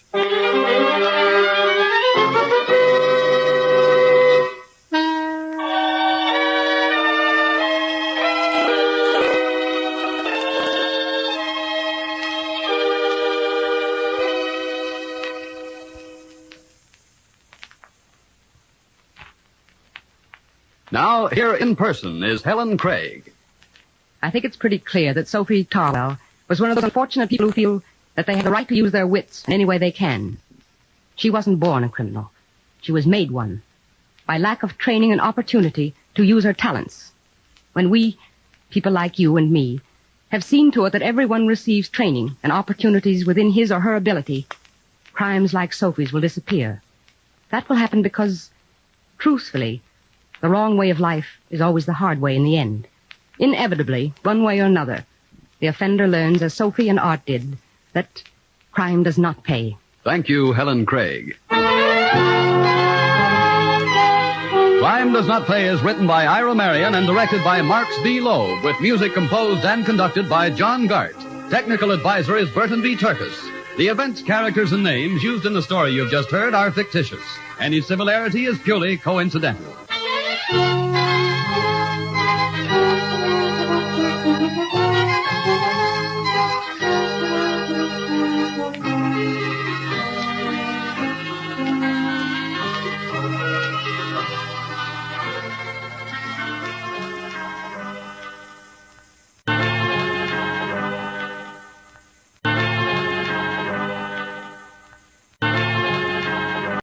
Crime does not pay.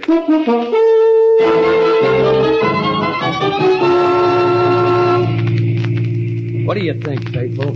Think? About what? About me going to Chicago and leaving Jimmy here. Yeah, he's old enough to take care of himself. Is he?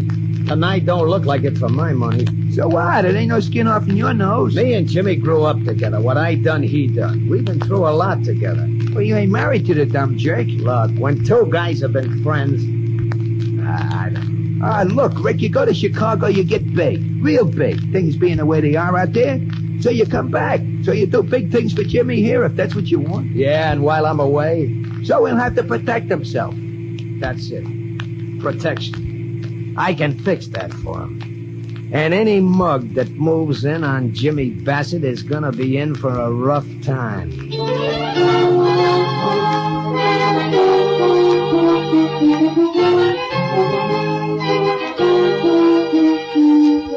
In the interest of good citizenship and law enforcement, we present Crime Does Not Pay, based on the famous Metro-Goldwyn-Mayer series of short subjects. In just a moment, you will hear Thick as Thieves, starring Everett Sloane.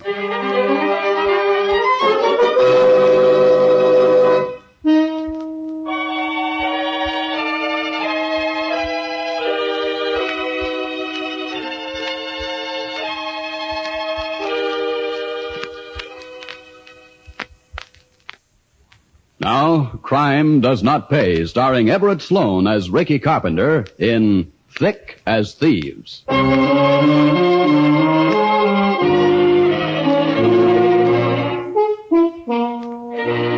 It began, of course, in a slum. Ricky Carpenter and Jimmy Bassett were born there, grew up there. On the way between birth and manhood, Ricky learned many things. Jimmy, just a few. By the time young manhood arrived, Rick was Jimmy's hero, his pal, his habit. To Rick, Jimmy was a habit, period. But neither of them thought about it that way. They thought of themselves as friends, inseparable, completely necessary to each other, no matter what the job was that had to be done. Then, for jobs needing 3 operators, Faithful Hill made it a trio. You sure you know this Mark, Jimmy? Like a brother, Rick. Almost like I know you. He's doing him in it, ain't he? Yeah. Rick? Yeah? Can I use a gun tonight? Just once, can I? Not tonight. I won't miss him. Nobody could miss him. Not at this range. No, you finger him. That's your job. Faithful will drive. I'll use the piece, period. Okay. I only asked. You said 1 a.m. Okay, it's that now. How much longer? My legs got a cramp holding down a clutch. Not much longer. Here he is, Rick. Just turn the corner.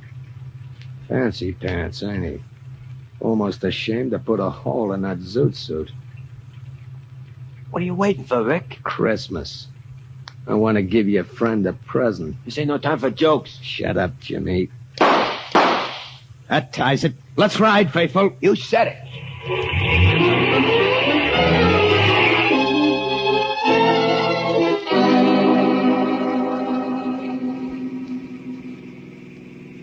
Take it easy, Faithful, and watch the traffic lights. We don't want no tickets now. Right. Well, it's sure nice shooting, Ricky. Pretty. Yeah, like we learned at PS9, Jimmy. Wait till you see the whites of their eyes. Or was that Bunker Hill? I don't remember. Was it? Yeah, it was. What now, Rick? You take the 4th Street trolley home. What are you going to do? Oh, my chauffeur is going to drive me to the 10th Street line, and I'll meet you at the room.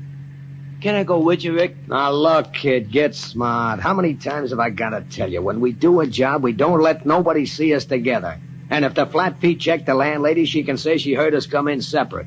Oh. Sorry, Rick. 4th Street coming up.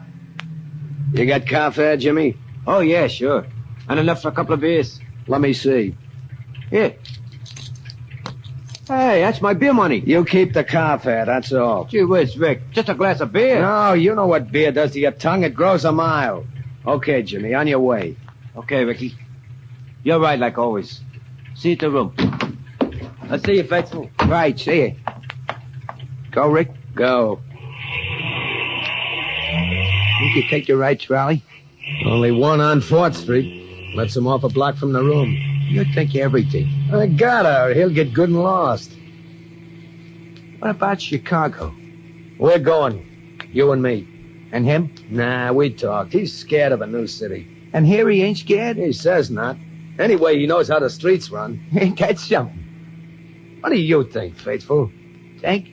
About what? About me going to Chicago and leaving Jimmy here. Yeah, he's old enough to take care of himself. Is he? Tonight don't look like it for my money. So what? It ain't no skin off in your nose. Me and Jimmy grew up together. What I done, he done. We've been through a lot together. Well, you ain't married to the dumb jerk. Look, when two guys been friends... Nah, I don't know. Look, Rick. You go to Chicago, you get big. Real big. Things being the way they are out there. So you come back. So you do big things for Jimmy here, if that's what you want. Yeah, and while I'm away... So he'll have to protect himself. That's it. Protection. I can fix that for him. And any mug that moves in on Jimmy Bassett is gonna be in for a rough time.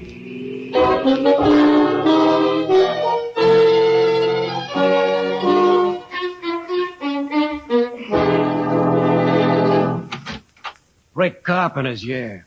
Let him in. All right, Carpenter. In here. Real formal, ain't you, Masters? Could be. What's on your mind, Carpenter? Jimmy Bassett. Trouble? So long as I'm out of trouble, so is Jimmy. Till now. What's the matter, you two lovebirds scrapping? Want me to have Hank here do a job on him? Save the jokes. What I want is just the opposite.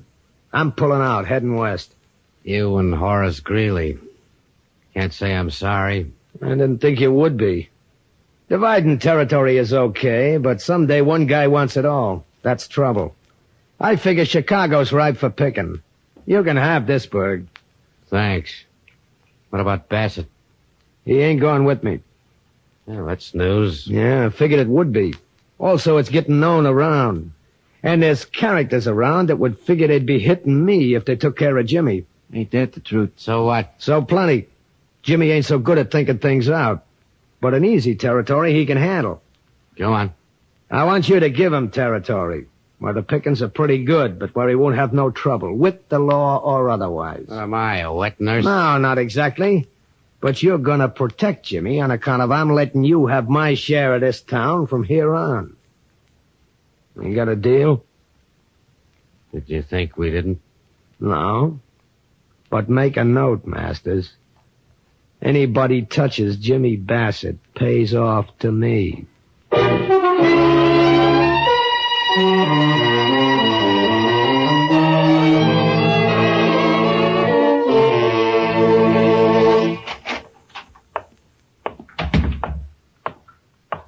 want to see me, Mr. Masters? Yeah, sit down. Thanks. You know Hank Carter, don't you? Sure. Hi, Hank. Good enough. What do you want me for, Mr. Masters? Ain't I been doing good? Okay. Not so good as Rick in Chicago, but okay. Yeah. He's doing terrific, huh? You hear the latest, Jimmy? No, what? The two big shots out there. They got doing some shooting. Nothing happened to Rick? Nothing, except he's rolling the roast. He's cock of the walk out there. Oh.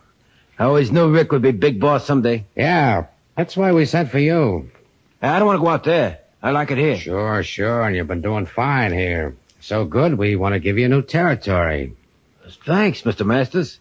I sure appreciate that. We figure you're the man to handle the waterfront. You moving in on Pineapple Johnson's district? Either that or he moves on us. Phil and me figure you're the man to do it. You really think so? Of course we do. After all, everybody knows you're Rick's best friend. And him being so big now, nobody's nuts enough to get wise with you. I get it. You mean Rick ain't even here, but he's looking after me anyways, huh? Right the first time.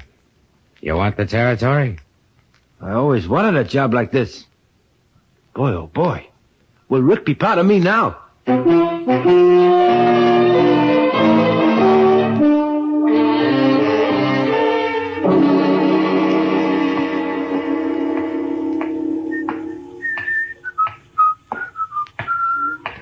Hi, fella. Hi. You're Jimmy Bassett, ain't you? Right the first time, pal. Who you? Name's Johnson. Pineapple Johnson. Hey, I'm glad I ran into you. I've been looking for you. That's so? Yeah. Look, I just want to tell you Phil Masters sent me down here. I should take over. You can still operate, but you got to pay off. Look, you nuts or something? Me? No. Why? You know who you're talking to? You said you was Pineapple Johnson, didn't you? Look, are you smarter than you look or as dumb as you sound? Who's dumb? I told you, that's all. I didn't hear you with my own ears. I wouldn't believe it. Don't you know what happens to little boys like you? They talk to me like this? Nothing happens. Leastways, nothing happens to me. Oh, got a bulletproof vest or something?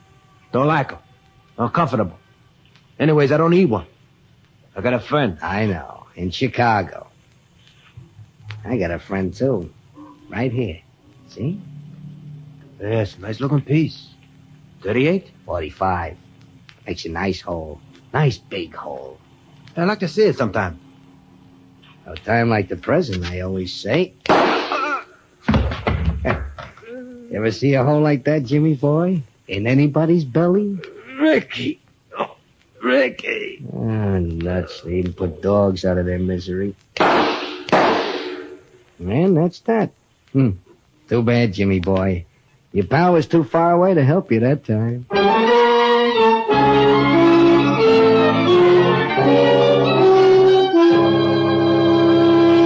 In just a moment, Crime Does Not Pay will continue with Thick as Thieves.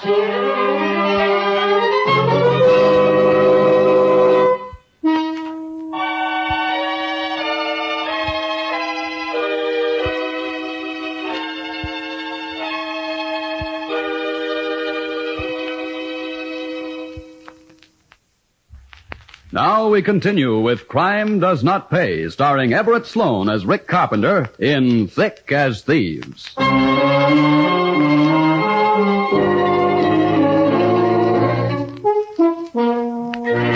Word travels quickly on the grapevine of the underworld.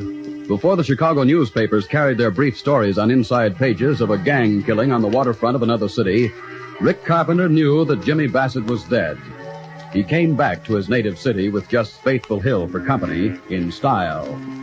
Rick came back in time to join Phil Masters as one of the chief mourners at Jimmy's funeral.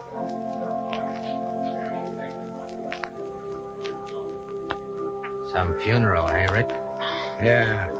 Nice flowers. How's the casket?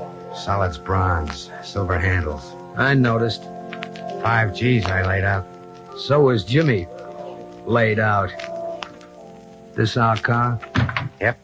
You and me and the driver. You and me and Faithful and the driver. You mind if Hank rides in the first car, too? Why not? Okay, Faithful. Right, boss. Hank, no. Not with the driver. On a jump seat, like Faithful. You said it, Phil.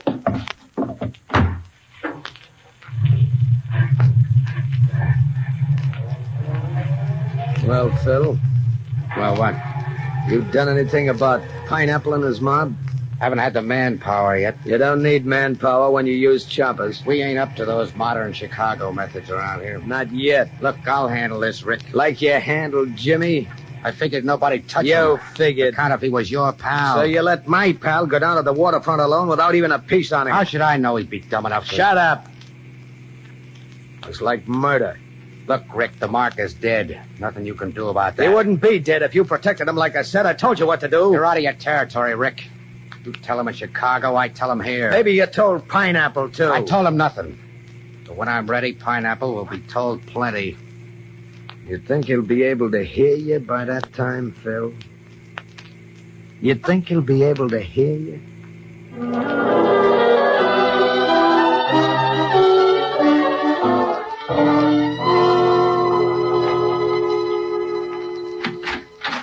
Say, Lieutenant. Yeah, Leo? We got company. Not the first time. You won't believe this till you see him.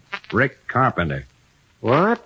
That hoodlum hasn't been in this station house since he was picked up for swiping apples when he was a kid. Yeah, well, you should see him now. Diamond on his little finger, silk shirt with French cuffs, no less. This I gotta see. Call him in. All right, Carpenter. Lieutenant Cantrell will see you.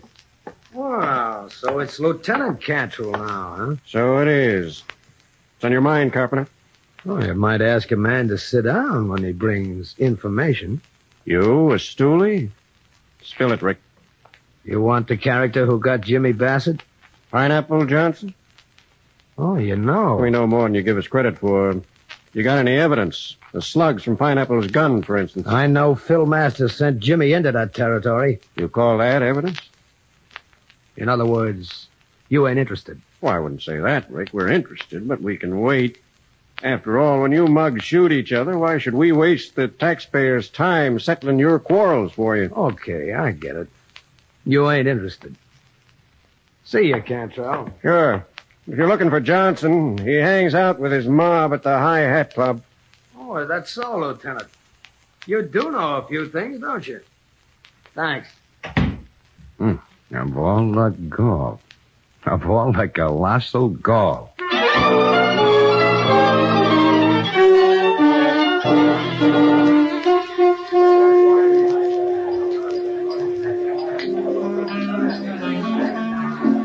Wish to check your hat, sir? No, thanks. I don't believe in buying back what I paid for once. I want a good table. You have a reservation? No, so what? I'll do my best for you, sir. This way, please. Right behind you. This be all right, sir? It's too far back. There's a fin in it for you if you let me have that table next to the dance floor. Was that for 6 people? A fin, I said. Very well, sir. This way. Here you are, sir. Fine. And for you? Thank you, sir. Oh, waiter. Over there. That party at 10 just across the floor. Is that Mr. Johnson's party? Yes, sir. That's his usual table. Thanks. Thanks very much. Well, don't stand there and stare. Scram, will you? Yes, sir. Of course. Hey, Johnson! You there! Piney Johnson! Hey, you come? Watch it, boys. It's Carpenter. You bet it's Carpenter! I thought you'd like to know where you got it from! You and your boys! Police! Ah, shut up! Get out of my way! You want what Johnson got? Get out of my way!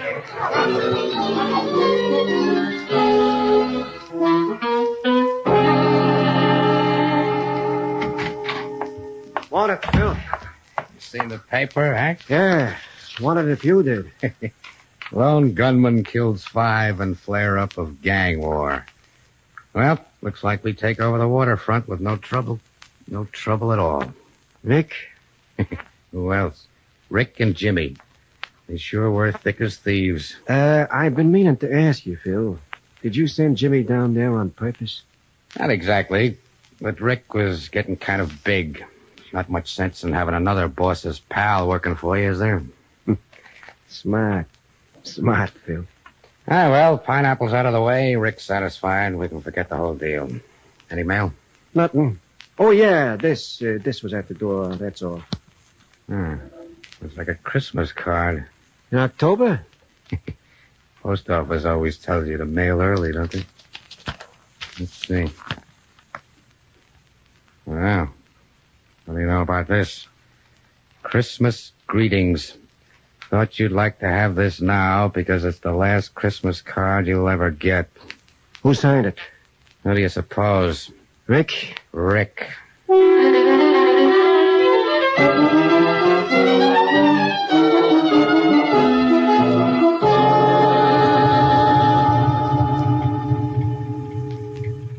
Remember the last job we did in this town, Faithful? The one Jimmy fingered for us? Yeah, that's the one. The night I took his beer money away. Oh, the dope. The crazy dope. Yeah, I remember. You made him take the 4th Street car so he wouldn't get lost. I should have made him come to Chicago with us. Now quit blaming yourself, boss. One way or another, he's bound to get it.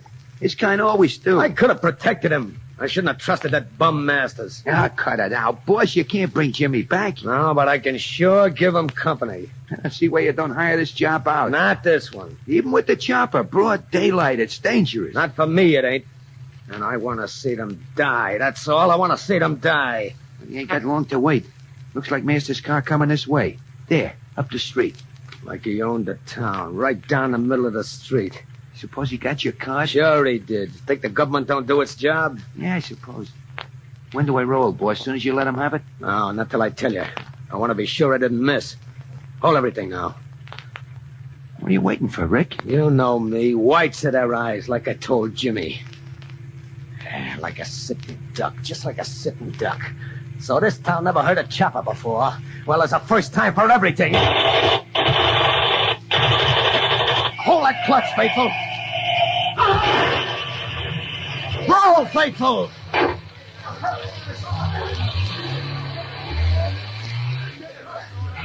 How's it for shooting, Faithful? If I didn't get him cold with the slugs, nobody'll live through that cracker. Yeah, Nate, get him both ways. Where to, boss? The florist, where I ordered that wreath. And then the cemetery. We're gonna visit with Jimmy before we leave town.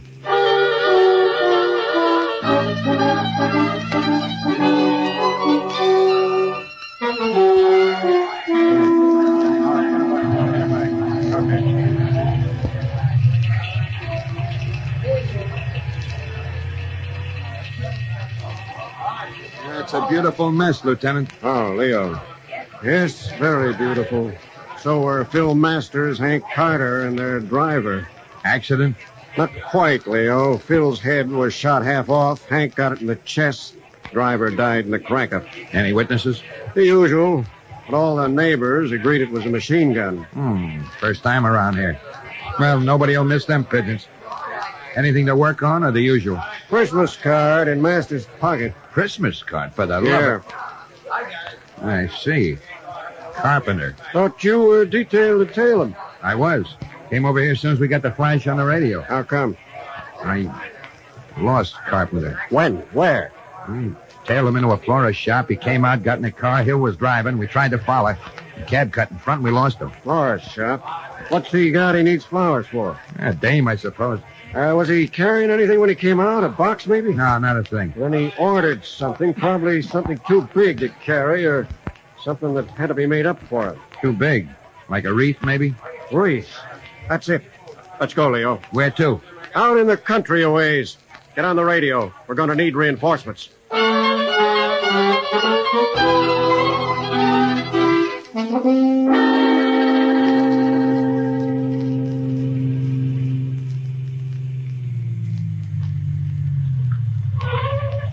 All right, Faithful. Wait here. Why don't we just drive in? Only funerals are allowed to drive in. Visitors walk. Can't I come too? I want to do this alone. Wreaths come heavy. I won't be long. Don't be, will you, Rick? These places give me the willies. Pardon me, sir. Yeah, what's on your mind? Do you know your way in here, sir? Yeah? May I ask what grave you're visiting? Any of your business? It's customary to ask for permission at the office, sir. I don't need permission. It's the Bassett grave, if you gotta know. Oh, I see. Very well, sir. What do you see? Just an expression, sir. It's just over there. I said I knew, didn't I? Now beat it. Leave me alone. Yes, sir, of course. Sorry if I'm...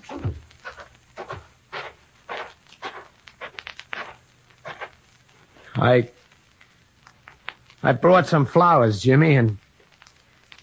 Well, I thought I ought to tell you before I go back to Chicago. They all got it, Jimmy. Every one of them. So you got company. I gave it to them myself, just to be sure. Johnson and his mob, Phil, Hank, every one of them. Caretaker, you heard him say it himself. Oh, yes, Lieutenant, I heard him. Why, you lousy cop! Not even in a cemetery! We got you cold. Jimmy didn't hear you, but we did. Hey, Faithful, start the engine. I'm coming out. Faithful's been taken care of, Carpenter. You went for the wreath, so we outguessed you and got here first, and our friend the caretaker made sure you went to the right place. Yeah, the right place for you and your whole stinking outfit. Watch it. Let him have it. No place to hide out here, Carpenter. Who wants to hide?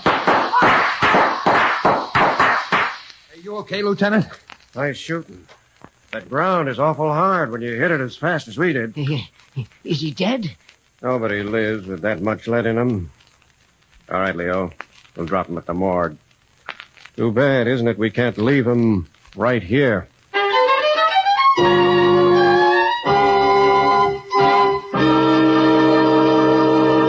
Crime does not pay.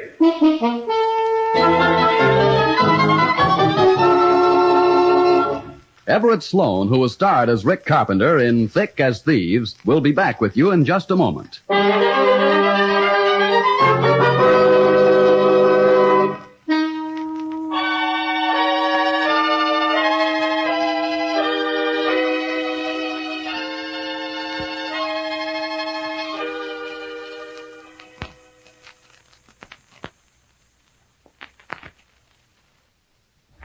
Now, here in person is Everett Sloan. There have been many classic friendships in the history of our civilization, and many of them have meant much to the progress of mankind in many fields. The friendship of Ricky Carpenter and Jimmy Bassett might have developed that way, for good rather than evil, if when they were boys they had been given proper direction, training, opportunity. But society failed in that respect. And while both young men lost their lives, society was the loser too, losing by two minds which might have done better things. It follows, then, that not only for the criminal in cases like this, but also for the rest of us, crime does not pay. Thank you, Everett Sloan. Crime Does Not Pay is written by Ira Marion and directed by Marks D. Loeb, with music composed and conducted by John Gart. Technical advisor is Burton B. Turkis. The events, characters, and names used in the story you've just heard are fictitious. Any similarity is purely coincidental.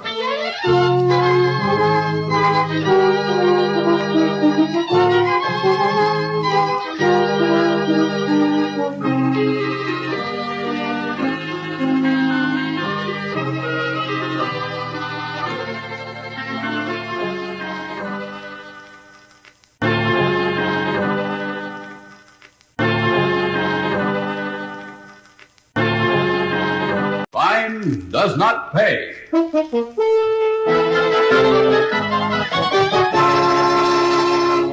Boy, oh boy, some party, huh, Maggie? Was it? I hadn't noticed. Just terrific, baby. Well, let's see now. This is Friday. Seems to me we had the same party, except for my little invention, every night this week. Oh, but that invention, Maggie, you're a genius. Just like me. Okay, genius. Then how about figuring some way to have some real fun? There's nothing wrong with this layout. Everybody thinks it's swell. Everybody but me. I want out. And fast. Ah, come on to bed, Maggie. You'll feel better in the morning. I hate the country. I hate staying in one spot. I promise you, Joe, I won't feel better in the morning. Yes, you will. Come on, let's hit the hay. Better get this straight, Joey. I don't want to hit the hay. I want to see the world.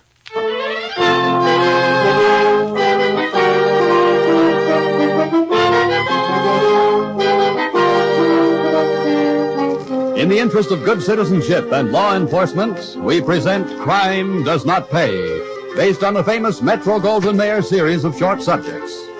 In just a moment, you will hear Ingenious Woman, starring Barbara O'Neill.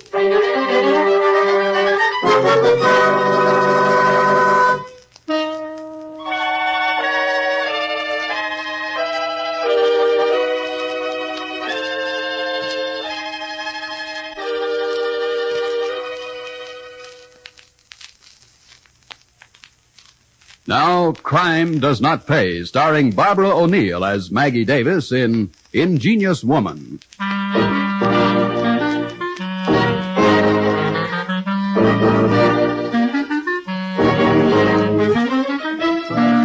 They were riding high. Joe Davis had the perfect layout. A huge house on a back road within reach of a good-sized city, but still isolated. The gang loved it, from Joe himself all the way down the line to Snoopy Stark, who just drove the getaway cars. Yes, they all loved it, even Joe's wife, Maggie, or so it seemed. And their parties were something to talk about out there where noise and general rowdyism couldn't disturb any neighbor. Hey, Maggie, how's about a smooch, eh? Stop it, Hotshot. You're not funny when you're like this. Oh, come on, Maggie. Joey won't mind. He better mind. Well, naturally I mind. Nats. What do I mind? Oh, you go away, too. You hear that, Hotshot? Is that a way to treat a one and only husband? One and only's right. When they made you, they took one look and gave up in disgust. What's with you, Maggie? This is a swell party. Yeah, sure. Exactly like the party last night, and the night before that, and the night before that. So what? So plenty. I'm bored. Hey, fellas. Hey, fellas. Wait a minute. Maggie's bored. Make her laugh. Oink, oink, oink, oink. Not very funny. You got any ideas? Your turn, Maggie. Hey, ideas. Who's got ideas? Who's got ideas? Yeah, let me hear the ideas. Who's got it? Well, as a matter of fact, I have an idea. You got an idea? Yeah. You want to play a new game? Yeah. Well, okay. Now listen. I'm game. While you gentlemen have been sleeping your days away, little Maggie's been busy. So that's why I can't get into the library. Well, I picked the library, dear, because there's nothing in it you'd care to read anyway. Yes, no comic books. Very funny. Go ahead, Maggie. Well, who wants to be it? What is it, blind man's buff? In a way. Who's it? Well, how's about we flip for it, huh? Odd man. Okay. And no two-headed coin. Yeah. All right, when I say three, fellas. 1, 2, 3. Tails. Tails. Me too. I'm in, I guess. Heads. Well, then come along with Mama. To the library? To the library. The rest of you stay here till I call you. Okay, Winnie. Right. Hey, where's the lights? No lights. You're not supposed to see. And I don't have to. Just like post office when I was a kid. Yes, dear. Just. Now sit down, Eager. Where? Here. That's a good boy. Hey, it's an armchair. Hold the arms. Good. Now, one side. What you doing, Maggie? Now, the other side. Hey, what's the idea? And the legs. I got it. That made me feel like I was getting a hot seat. Now, the latest daché chapeau for Eager's lovely head. Oh, Maggie, let me out of this. And last, the lights. Hey, it is a hot seat. All right, boys. Hey, what's the matter? You want to be witness? Hey, he's cute, all strapped in. Don't he look natural? This for the Brooklyn job or that one in Florida? Hey, make her let me out of this. Come on, Maggie, let me out. It feels like maybe it works. You want to see? Hey, can you beat that, Dave? Hey, Maggie, let him out of that chair. Why? A good tickle never hurt anybody. I had to give shock treatments to nuts, even. You're not kidding. You see, I rigged it to the wall plug. Maggie, don't do it. What, and spoil my fun? Of course not. Well, here we go, boys. Hey, Maggie, don't. Oh, that didn't hurt, did it? You want another little tickle, Eager? Hey, that's terrific, huh? Hey, Maggie, you're really something. What an idea, what an idea. Hey, fellas, get me out of here. Hey, look at him jump. Give it to him, Maggie. Hey, come on. Hey, this is just like the real thing. Hit him again, Maggie. Hit him again. Go ahead. Okay, boys. Okay, Eager's had enough. Well, who wants to try my little invention next?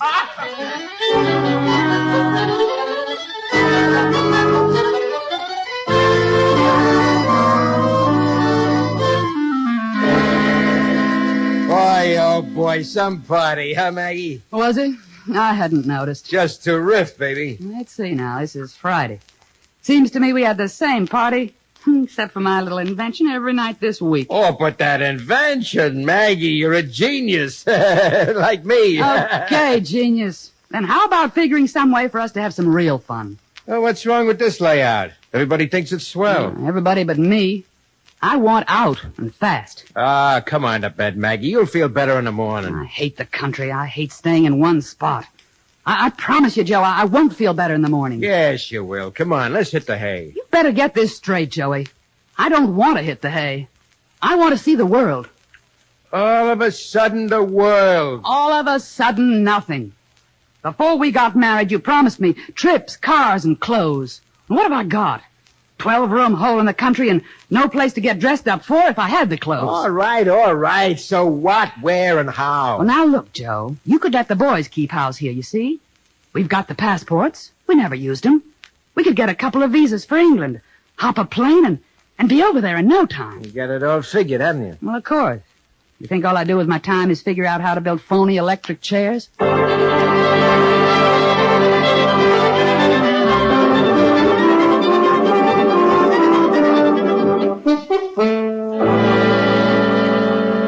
I must say, Mrs. Davis, having you over here is both a pleasure and a profit. Well, thank you, Albert. You're sweet.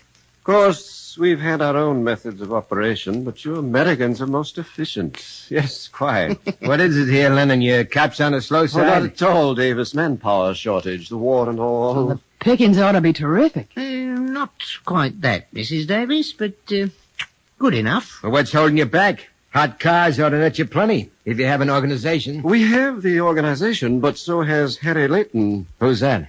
Well, Harry controls the south of England. He's been expanding his activities in our direction. Well, why don't you stop him? His gunners are as good as ours. We aren't especially anxious to have any of our boys hurt. Hey, you gotta take chances sometimes. In this racket, you don't have to. We'd be very happy to listen to a suggestion, Mrs. Davis. Now, take it easy, Maggie. You boys ever rig a torpedo under a hood? El?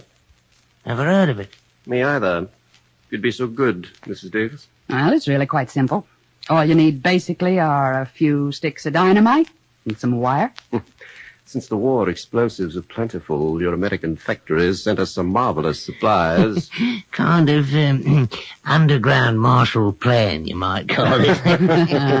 Fair enough. Well, now then, this is the way you might do it. First, you'd have to have access to your friend Harry's car. Simple enough. And then you have your torpedo ready with a primer that'll go off on a 6-volt battery. I begin to see. Connect the primer to the battery. Blow yourself up? No. Connect it under the car's hood to the terminals of the ignition switch.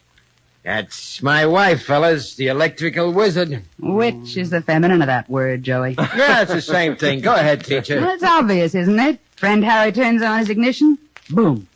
No more car. No more Harry. And no more competition. Might be worth a try. Think so, El? Worth a try? I'll say so. And quite efficient. Yes, most efficient. In a true American fashion.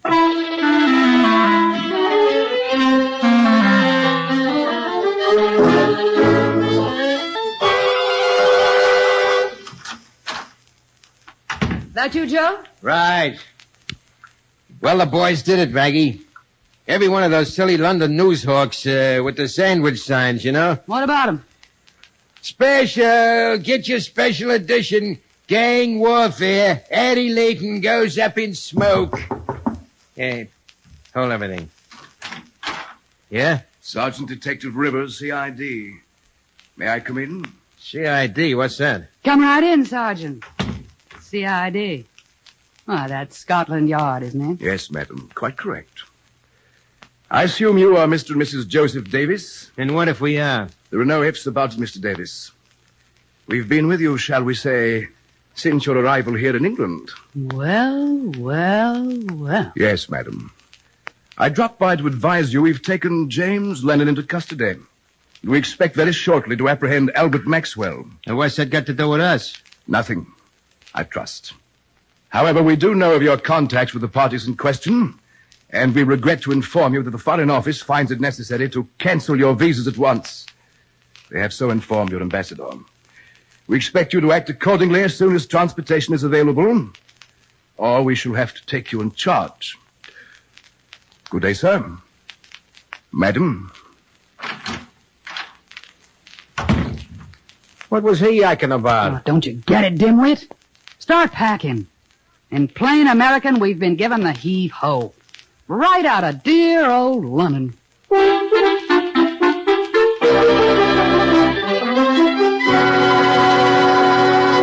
In just a moment, Crime Does Not Pay will continue with Ingenious Woman.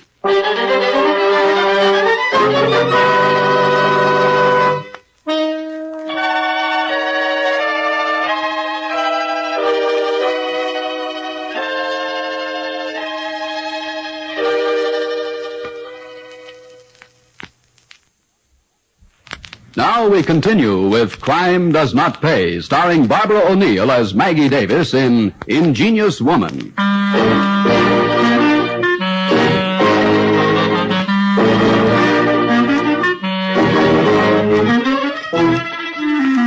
While Maggie packed their trunks and bags, Joe Davis tried for space on planes leaving England. There was none available.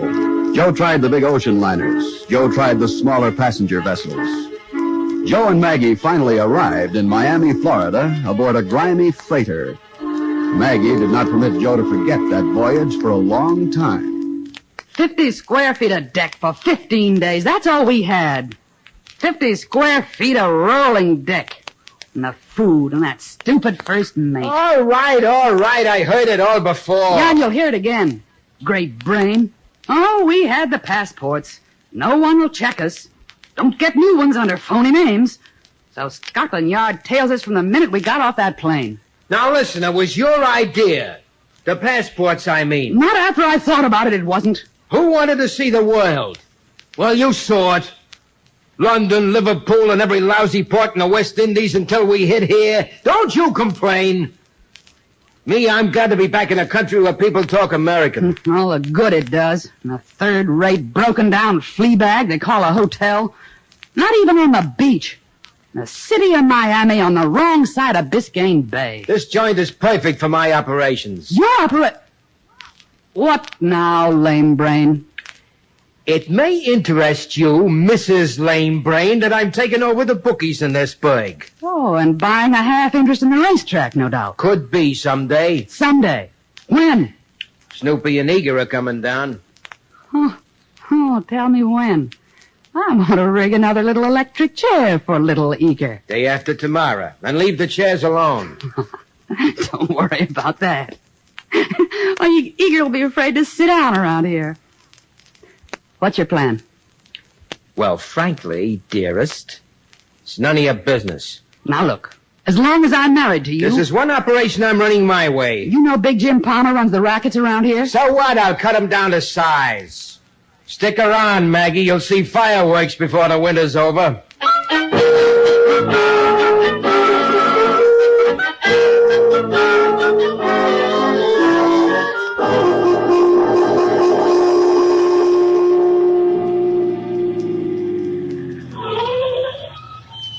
Okay, Eager. That's the jerk on the corner. Right. Hold the phone. We'll show him, huh, Snoopy? Yeah, we'll show up, boss. Hey, you taking the bets around here? What if I am? Joey Davis takes his cut direct. You working for Joey? I don't kid about that. Joey's sitting right in the car this time to back me up. Pay. 10%. Says you. Here's the pigeon, fella. Hey, Joey, it's a frame! Yeah, get going, quick. Where's Eager? Eager's dead. Didn't you see him get it in the head? Now drive before they cut us to pieces.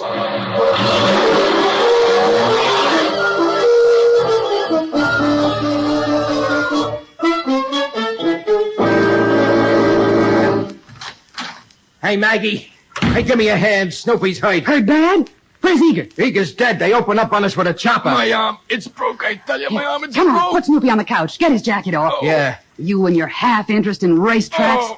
What'd you do? Try to take a bookie in broad daylight? Yeah, I figured it'd scare the pants off a big How'd you know?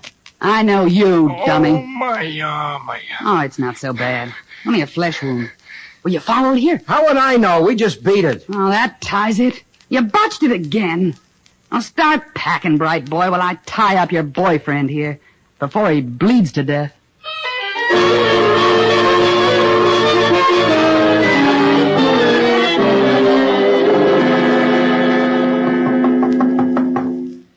In a minute. Oh, Hello, Maggie. Remember me? well, nobody forgets Jim Palmer. Right. Except maybe that bake brain you married. What's your spiel? Still sticking to him, kid? You want a job with me? I said, what's your spiel? Joey here? He's out. Looking for a drugstore. Hey, is anything open on Sunday in Philadelphia? My eyes are. Wide enough to see a character in town I want out of town. Tell Joey when he comes back. You got 24 hours to scram out of Philly. Or it'll be as unhealthy around here as a certain street corner in Miami.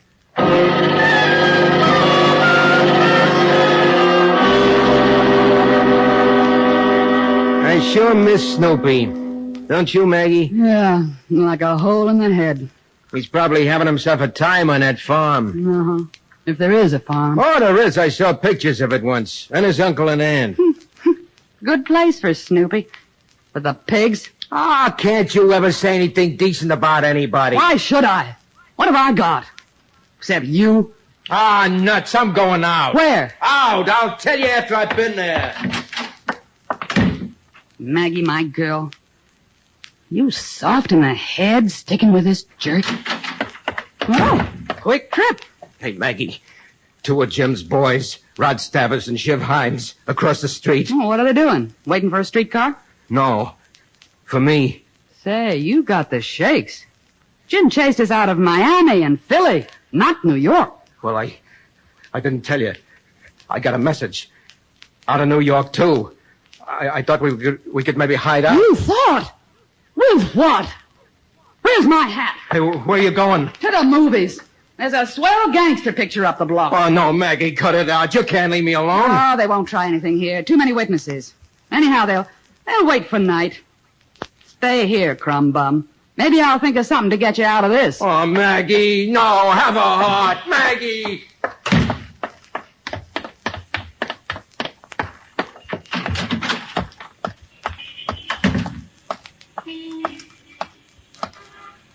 Which one of you is Rod Status? Who wants to know? I'm Maggie Davis. Yeah? Pleased to meet you. This here is Shiv Hines. Hello, Shiv. Yeah. I understand you boys have an interest in my husband. You might call it that. The boss has. I know. I saw him in Philly. Offer you a job? He did? The boss likes his dames grown up. Meaning exactly what? He don't play with kids. I'm not a kid. You'll do. Too bad your guy ain't got brains to match your looks. I'm beginning to feel that way myself. Yeah? Why don't you ditch him? I promised my mother I'd never get a divorce. Is that all? Forget it. And look, lady, for a dame whose guy is on the spot, you sure are taking up time with the wrong people. Am I, Rod? Ain't you? Maybe not. Maybe the job you fellas have to do works two ways. So what? So maybe there's a quiet little place around here we could go and talk. What about? Oh, things like husbands, knives. You like to talk about knives, don't you, Shiv?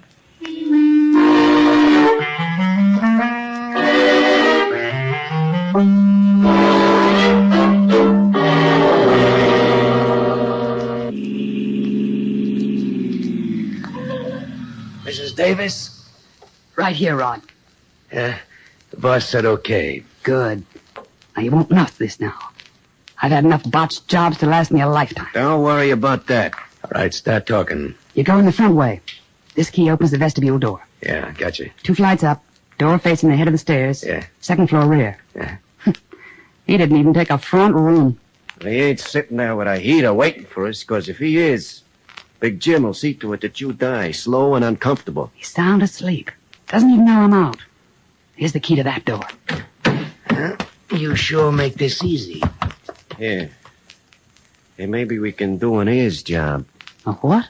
Red holds his ears. I say, look at us, Joey. Then I slit him. Maybe you can. All right, come on, Shiv. Time's a-wasting. You coming, Mrs. Davis? No, I'll wait till you come back. Then I'll go up and find him. Good enough. All right, come on, let's go. This one ought to go quick. Good. Now, get the hood up. Set it. There. Between the engine and the dashboard. Wires? Nice little work line. Don't even need my flash. All set. He turns the ignition key. Boom. Joey'll be done. And no witnesses. Neat. Well, he should be through by now. Well, that was fast. Like a hot knife through butter. Pretty neat. Let's go, Mrs. Davis. Go? Where? You didn't think Jim would let you go around loose after this job, did you? Oh. I see. Here? No. Boss said to take you out a ways. You did? Boss wants me out of ways. In this car? Right. Told us just where and how. It'll be quick. Oh, no, it'll be quick, all right. Very quick. Is Shiv driving? Or do you hold that gun on me and drive at the same time, Rod? Shiv drives. We sit in the back. All right, get in. Certainly. Now make her stop that, Rod. She makes me nervous. You wouldn't want me not to laugh in my last moments, would you? Shiv? All right, shut the door, Shiv. We got the car keys. Well, here goes nothing. You're so right, Shiv. Here goes nothing. Turn the key, Shiv. Here goes nothing. Start the car, Shiv. Got it. Here we go. Just remember, Shiv, the joke was on all of us.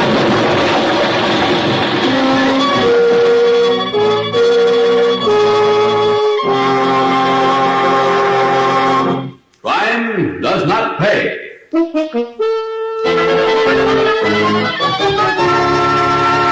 Barbara O'Neill, who was starred as Maggie Davis in Ingenious Woman, will be back with you in just a moment.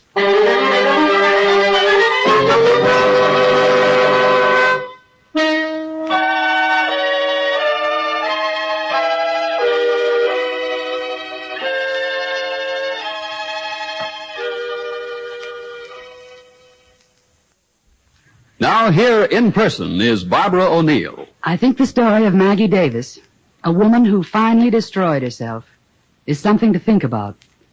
Actually, where does the fault lie? With the woman herself? Or does the fault lie with a society which failed to provide proper channels for this woman and her talents? That is something to think about as we evaluate the losses caused by crime to ourselves as well as to the criminals. That is something to think about each time we reiterate the phrase, crime does not pay. Thank you, Barbara O'Neill. Crime Does Not Pay is written by Ira Marion and directed by Marks D. Loeb, with music composed and conducted by John Gart. Technical advisor is Burton B. Turkis. The events, characters, and names used in the story you've just heard are fictitious. Any similarity is purely coincidental. The Anchor Hocking Glass Corporation brings you Crime Photographer.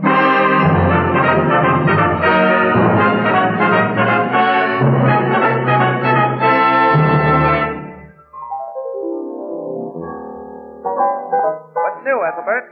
I was just reading here where a fellow in town won $5,000. How did he win it? He sent in the winning name to a radio contest. See, $5,000 is a lot of money for a name. Well, I don't know. A good name can be very valuable. What do you say, Tony? Oh, yes, indeed. You know, some people buy a good name and other people earn it. Like what? Well, like Anchor Hocking earned their name by years and years of great work. And that's why today, Anchor Hocking is the most famous name in glass.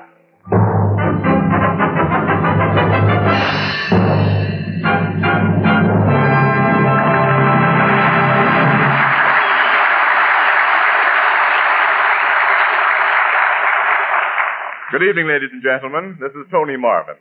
Every week at this time, the Anchor Hocking Glass Corporation of Lancaster, Ohio, and its more than 10,000 employees bring you another adventure of Casey, crime photographer, ace cameraman who covers the crime news of a great city. Our adventure for tonight, Too Many Angels.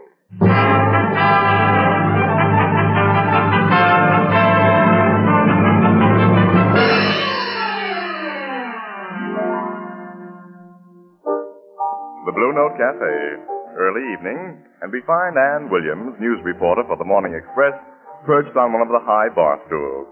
Casey, with his camera and film case, hasn't arrived as yet, and Ethelbert, the bartender, for lack of something better to do, says, Walter, you better bring up some more lemons. And Ann says, Gee, I hate to go home tonight. Just hum the chorus, Miss Williams. Maybe I've heard it. What chorus? See how I hate to go home tonight? I never can remember popular songs. Ethelbert, that isn't a song. That's how I feel on account of my apartment being painted today. I hate the smell of paint, and things are all upside down. I don't know how I'll be able to sleep. Well, gee, my sister Edna'd be glad to let you use her. No, I guess you couldn't sleep on that. It's kind of... Oh, thanks. Anyway, Ethelbert, maybe Casey will barge in with one of those all-night assignments. I was hoping to catch you here, Annie. I got a great idea, Annie. What'd I tell you? Speak of angels, and you hear the flapping of their... Make mine the same, Ethelbert. Yeah, sure, Casey. Coming right out. Huh? Now, what's that about angels, Annie? You tell me.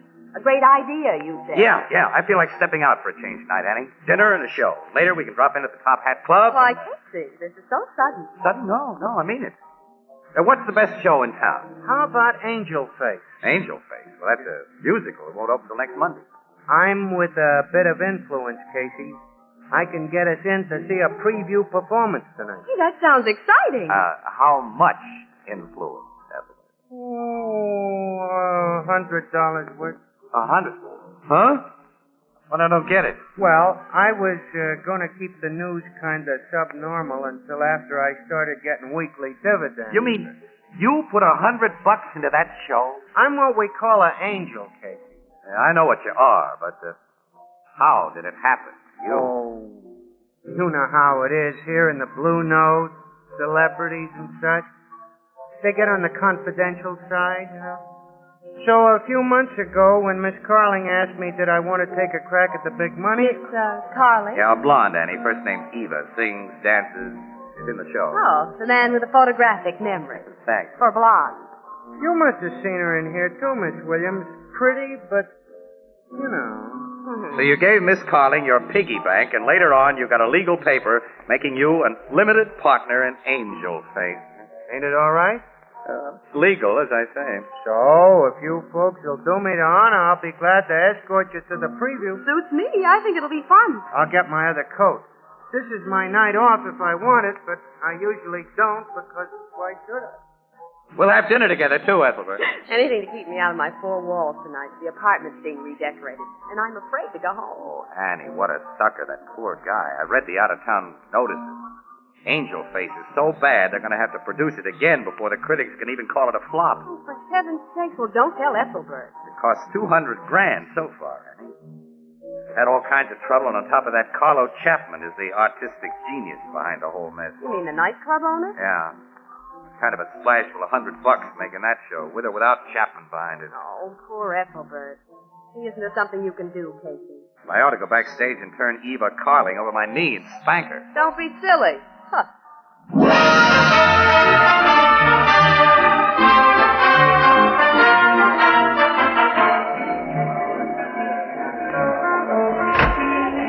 I'll pay the taxi, Casey. Okay. Well, it seems to be quite a crowd going into the theater. Yeah, friends, relatives, and chief mourners. Now, don't let Ethelbert hear you. That was a funny driver. I gave him a dime tip and he handed it back. Said I might need it myself. Well, let's go in by the stage door. Why the stage door? I want you should both meet Miss Carling. Miss Williams, she's a very charming chanteuse. What? That's theatrical language for singer, Casey. Oh, I see. You're Yeah. studying up. Yeah. Okay, Ethelbert, let's go.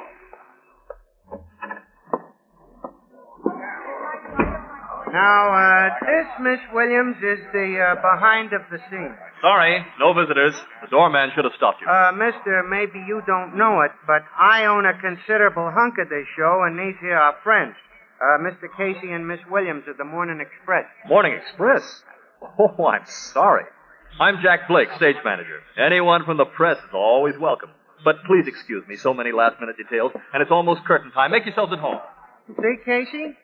Angels always get in where fools fear to come. Yeah. Well, let's find Miss Carling's room. I want you should meet it. Yeah, and wish her luck, too. Gonna need it with his turkey. Henny, watch your step with cables on the floor and sandbags overhead. The backstage of the theater's a dangerous place. Okay. Uh-oh. What? Over there near the door. The door with a star on it. It's Carlo Chapman, owner of the Top Hat Club. Well, tall, dark. That crook is one man you're not gonna meet, lady. Oh. By the way, who's the star of Angel Face? Andrea Ballou. Should I be impressed? You mean does La Ballou have talent? Well, just average. She's queen bee in this show, though, thanks to Chapman. Oh, so it's that way. Just some gossip everybody knows. Well, let's move along or we'll lose Ethelbert among these gorgeous gals. What's bothering you, Ethelbert? Say, Casey, are those real? Those diamonds?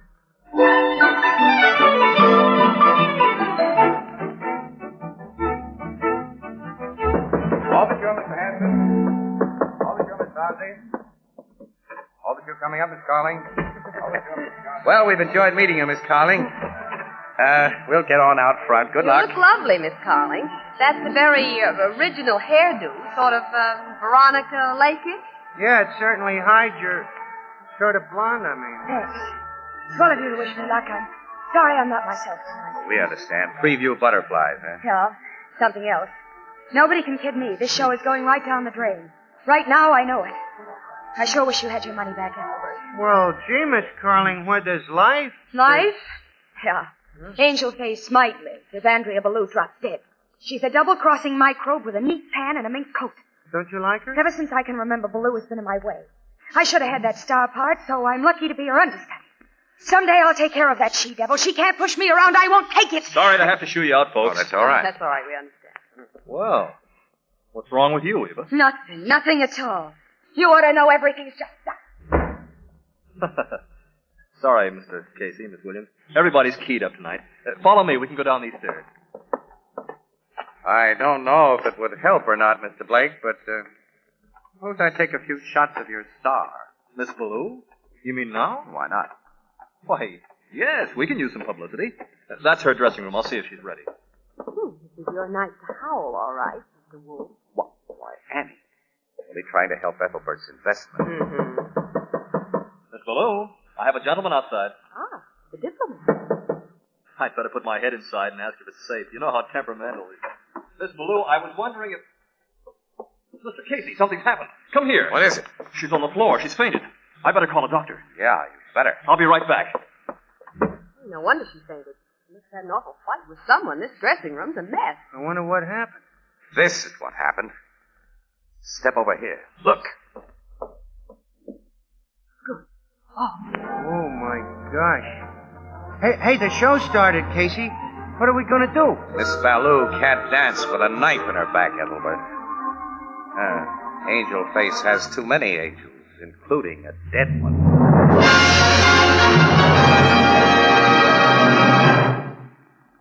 Our story will continue in just a moment.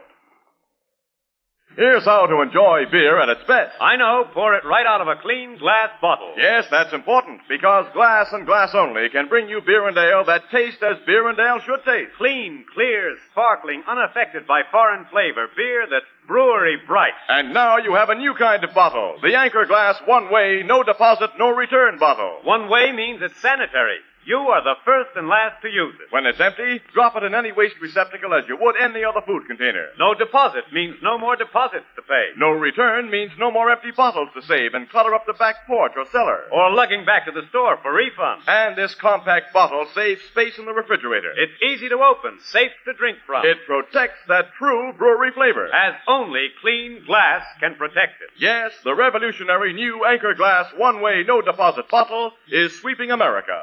For perfect flavor, demand beer in glass bottles. For extra convenience, demand your favorite brand in the new Anchor Glass one-way, no deposit bottle. A product of Anchor Hocking. The most famous name in glass.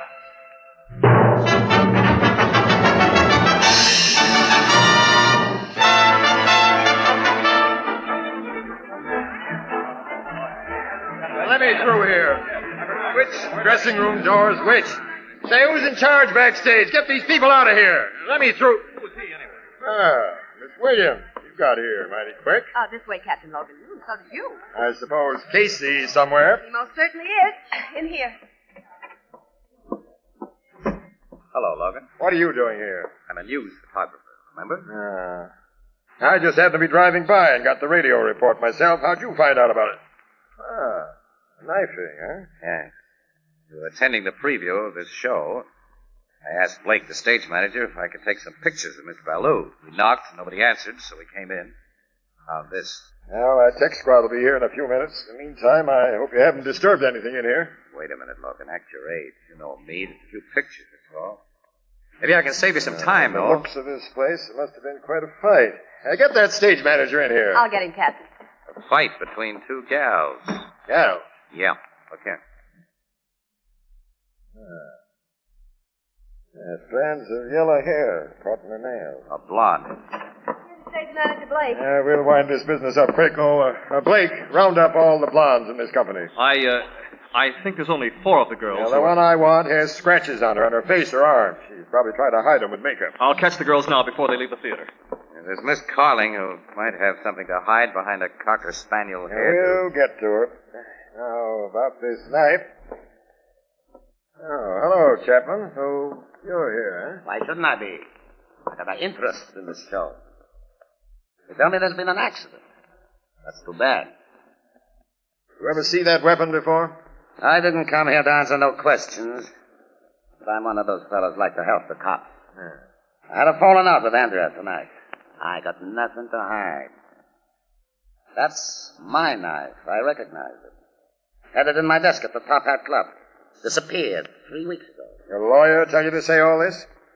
If you figure you can hang anything on me and make it stick, just say the word. Chapman, I'll talk to you later. Right now, all I want is a blonde. Yeah. That's all most men want, Logan.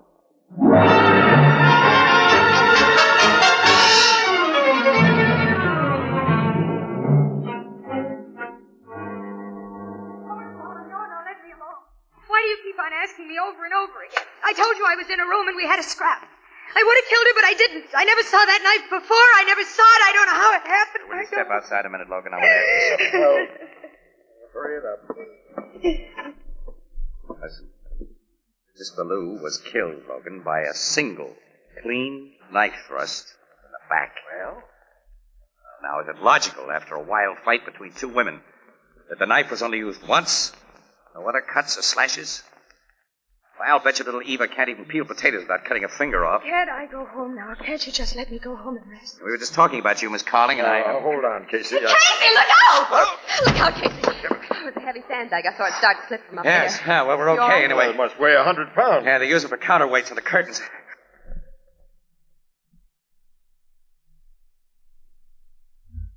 Yeah. Look at this cord. Yeah. It didn't wear out or come loose. It was cut with a knife. Flanagan, get some more light on back here. Come on, Casey. We'll take a look up there in the catwalk, all right? I'll go up to the flies this way, Logan. anybody's up there, we'll soon find out. Careful, Casey.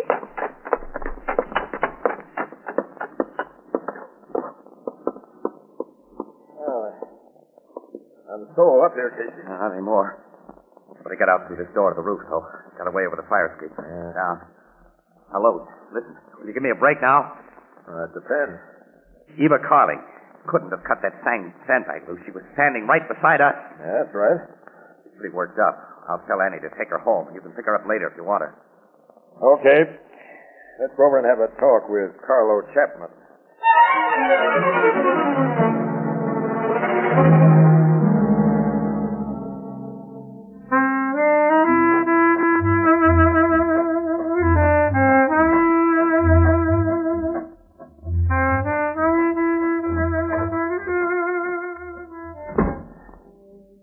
What a lush office, huh? Soft light, softer rug, all the glossy pin-ups along the walls. Yeah, the Top Hat Club seems to feature dance teams. If pictures mean anything. Yeah. Here's a shot of the late, unlamented Miss Andrea Ballou, kicking up her pretty ankles with a dancing partner. Boy, looks kind of familiar. Oh, good evening, Mr. Chapman. Admiring your picture gallery. Sure. Look around, plenty. Sorry I wasn't here. Been doing a little exercise. Up and down fire escape? What? Oh, never mind. Say, who's the lad with Miss Ballou in this shot? He used to be part of the team. Blue and Below. I gave him their start here at the club. Blue and Ballou. Sounds funny. And he got hurt. Couldn't dance anymore. So Miss Ballou had to do a single act. Now, let's cut out the small talk. I don't know nothing more about the knife, Captain Logan. Any idea who might have taken it? No. What did you and Ballou quarrel about in her dressing room tonight? I told her if she didn't behave, she was through. Who could take her place if she was? Her understudy, Eva Carling. Did you promise Eva anything in case Andrea Ballou was out of the picture? Well, if you want to put it that way, yeah. If we ever open the show again, Miss Carling will be a sensation. The star of the year. I see. Come on, Chapman. I'm arresting you on suspicion of murder. And after I've taken you to headquarters, I'm also picking up Eva Carling.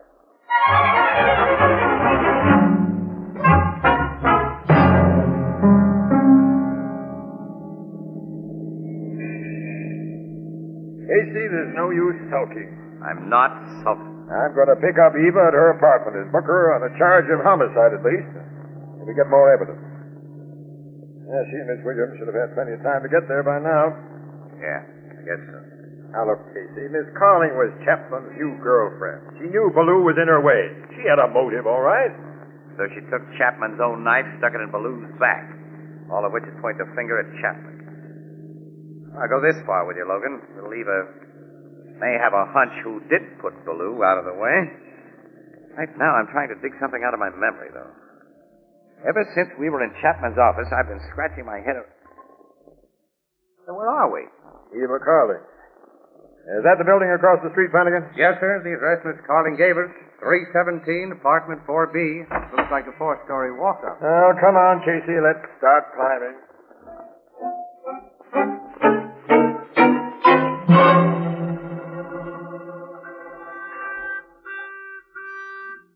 Don't, Annie. Don't let them come in. Now, you just relax. Nobody's going to hurt you. Whoever it is, I don't want to see anybody. I'm afraid. I didn't do it. I told you everything. I told you the truth. You believe me, don't you? Yes. Yes, of course I do, Eva. Maybe it's Carlo Chapman ringing the bell. No. He wouldn't ring this way. Why not? He doesn't have to. Oh. Whoever it is, let them ring. Don't answer it.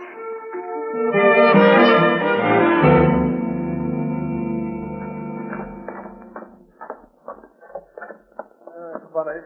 Miss Williams and Miss Carling haven't gotten here yet. All that climbing we did for nothing. Instead of coming here to Carling's apartment, they probably went to Annie's place. She's got an extra room. That's where they are. Climb in.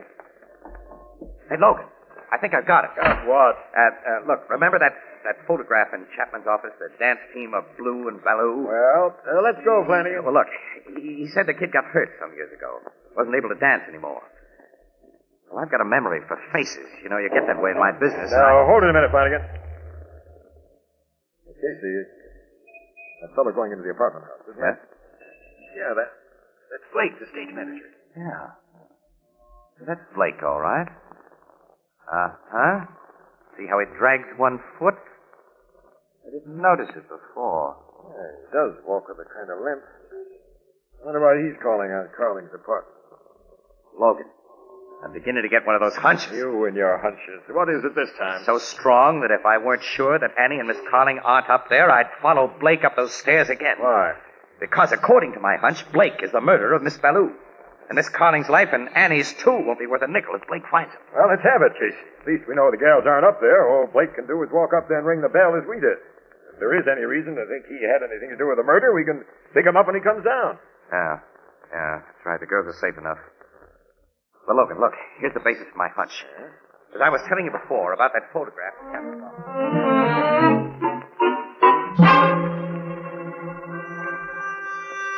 There they are. There they are again. Don't let them know we're here. Believe me, Colin. I think we should ask them. No one wants to hurt you. If it is the police, they'll only want to ask you some more questions. All right, Miss Williams. Set them in. You couldn't be worse than sitting here with me. Good. I'll ask who it is. Who is it? It's Blake. See, it's only Mr. Blake, your stage manager. Oh, I'm coming, Mr. Blake. Come in. Get over there and sit down with Eva. But I don't see what... You see this, don't you? Get over there. It's a lot more effective than a knife. What do you want, Jack? You saw me go into Ballou's dressing room just after you came out, after you scrapped with her. But you'll never tell the police. No, I didn't see you go in, Jack. I tell you, I didn't. I thought I'd pick you off with that sandbag, but now I'll have to try again. You're a fool to think you can use that gun and get away with it. Listen, I waited a long time to take care of Andrea. 7 years. She knew Chapman crippled me, so I couldn't dance again. Well, she'll never dance again either. When I leave here, I'll take care of Chapman. I couldn't make the cops think he used his knife on Andrea. Too bad you had to be up here tonight, Miss Williams. But that's how it is.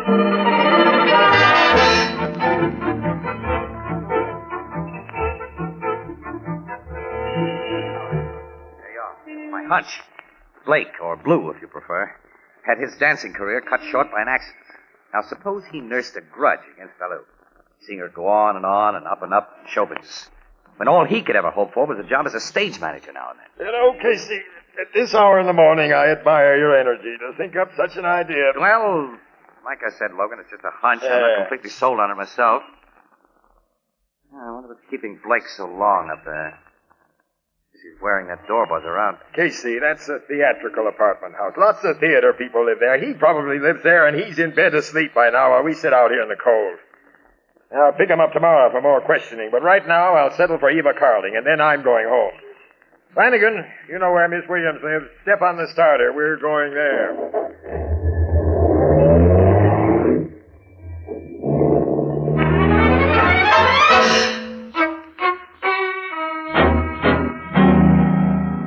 But didn't Chapman recognize you backstage? He never notices anything unless it wears skirts. But as a stage manager of Angel Face, surely Miss Ballou would remember you as her former partner. Sure, she knew I had the job. She didn't mind. She thought it was nice to have me under her thumb, like throwing bones to a dog. But, what about... You stall long enough. We're going to have some radio music. I'll turn it up real loud for a few minutes. No, I'll never tell about you, Jack. I'll go away. Miss Williams, promise him I'll do anything but make him listen to me. No, don't, please, Jack. Don't shoot. I'll do anything. All my life, Jack, I'll do anything. Only don't. No! I got him, Logan. Grab his gun, Flanagan, and get the cuffs on it. I'll take care of him, Captain. And let's turn off that radio. Hey, Captain Logan. You all right, Annie? What about the girl? Is she hurt? No, I mean, yes, I'm all right. I guess Eva fainted now. Casey, you and the Marines. They almost made 2 more angels out of it. Casey, don't ever tell a newspaper I'm bawling. I won't, Annie. Good thing I remembered one thing, Annie. Yeah, you remembered just in time. Remembered? Remembered what? Well, never mind now, honey. Come on. I think we can just make the Blue Note before it closes.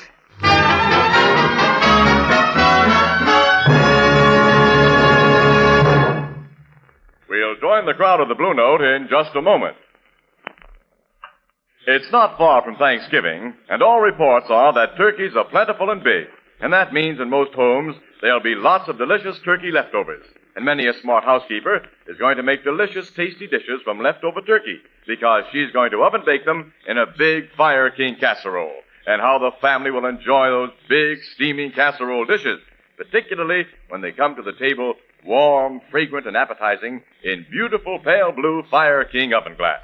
Now, Fire King oven glass is amazingly easy to clean, amazingly sturdy. Now, you'll find Fire King oven glass in 5 and 10 cent stores, department stores, and all other stores selling household glass. Fire King prices are amazingly low, and every piece is guaranteed for 2 years against oven breakage. Insist on genuine Fire King oven glass by name. Fire King oven glass is a product of Anchor Hocking, the most famous name in glass.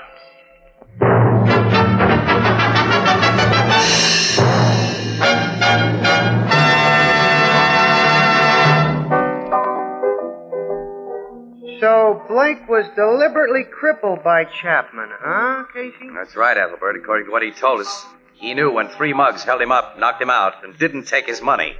But it was a frame-up. He'd been injured on purpose. Oh, that's horrible.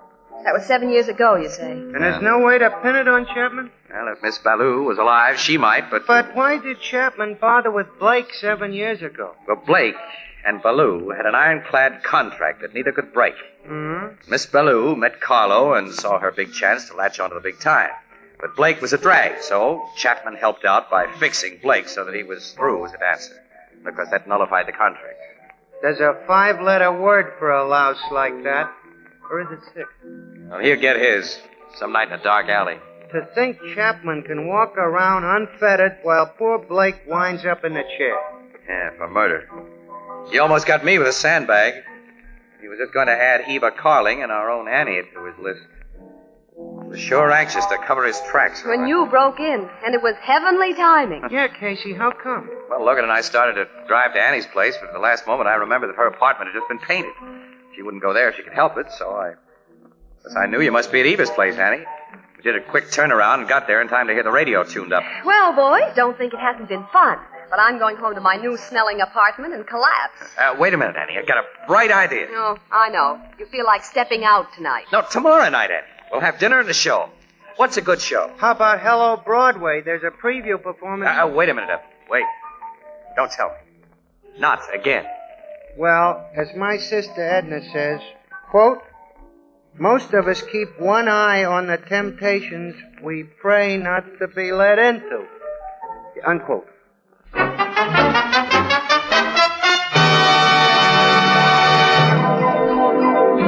Crime Photographer, starring Stotts Cotsworth as Casey, is brought to you each Thursday by the Anchor Hocking Glass Corporation, makers of Fire King oven glass, Anchor glass containers, Anchor caps and closures.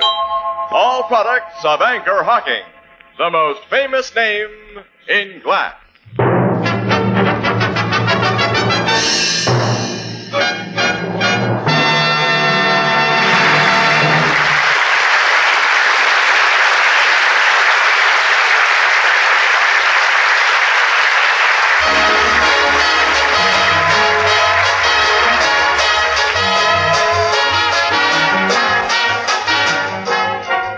Crime Photographer is directed by John Dietz. The original music is by Archie Blyer, and the program features Miss Jan Miner as Anne and John Gibson as Ethelbert.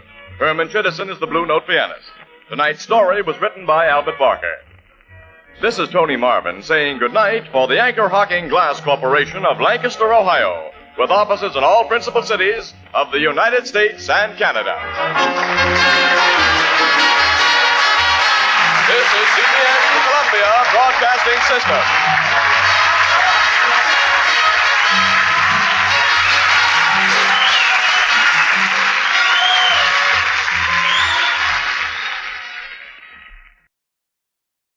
The Anchor Hocking Glass Corporation brings you Crime Photographer.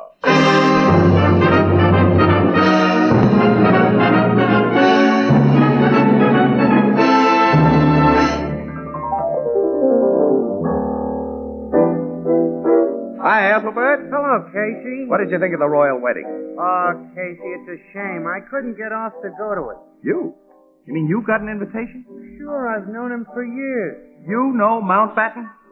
Mountbatten? Yeah. No, I mean Henry Royal. You know him, the cop on the beat here. Oh, I thought for a minute you were famous. Oh, Casey, but Ethelbert is. You know, he works for Anchor Hocking, the most famous name in glass.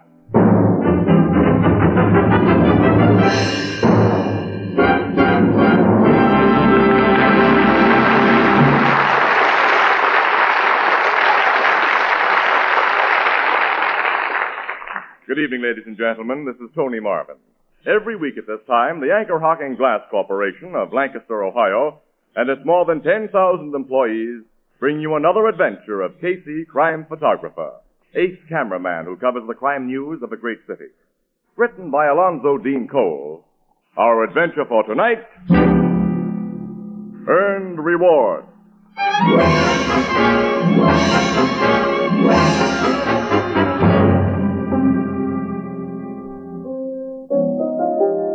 8:00 in the evening, the Blue Note Cafe.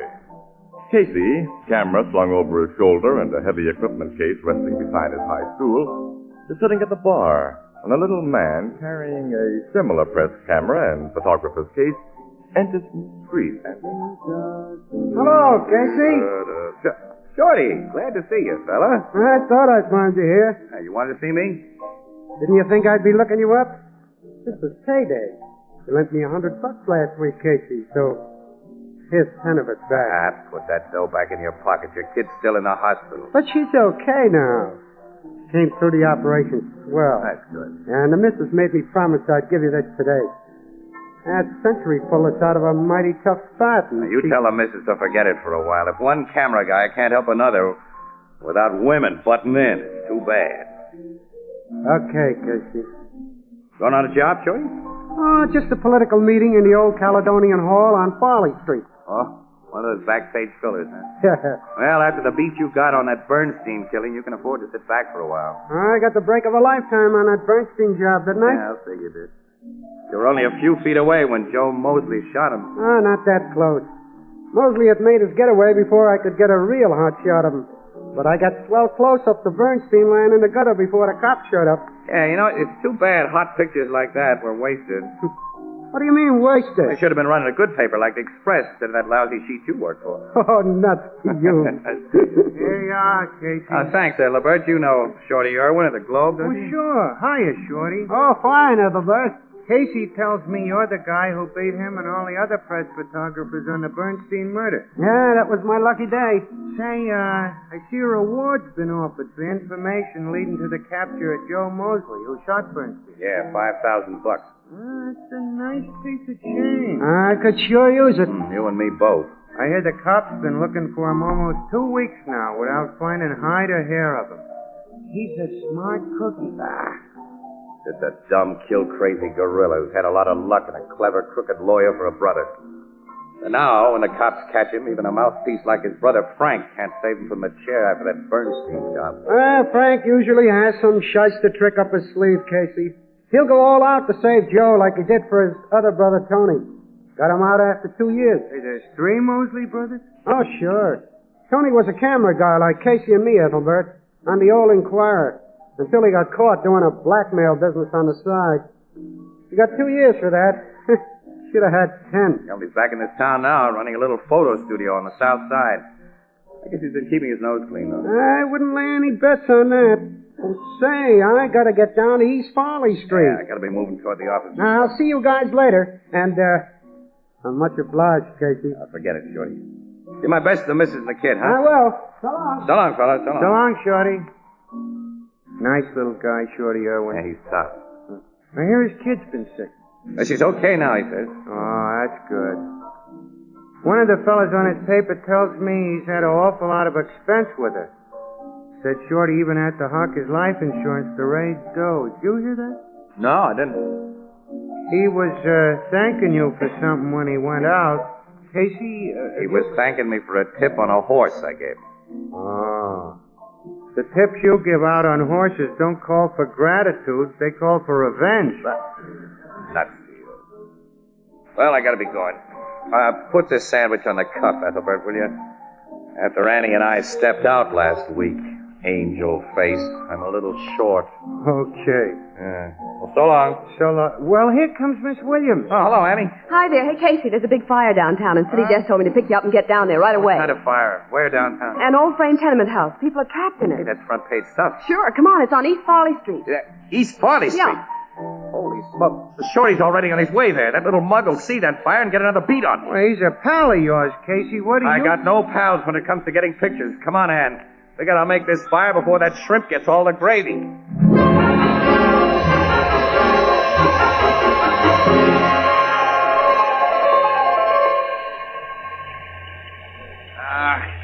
Annie, we missed the best part of it.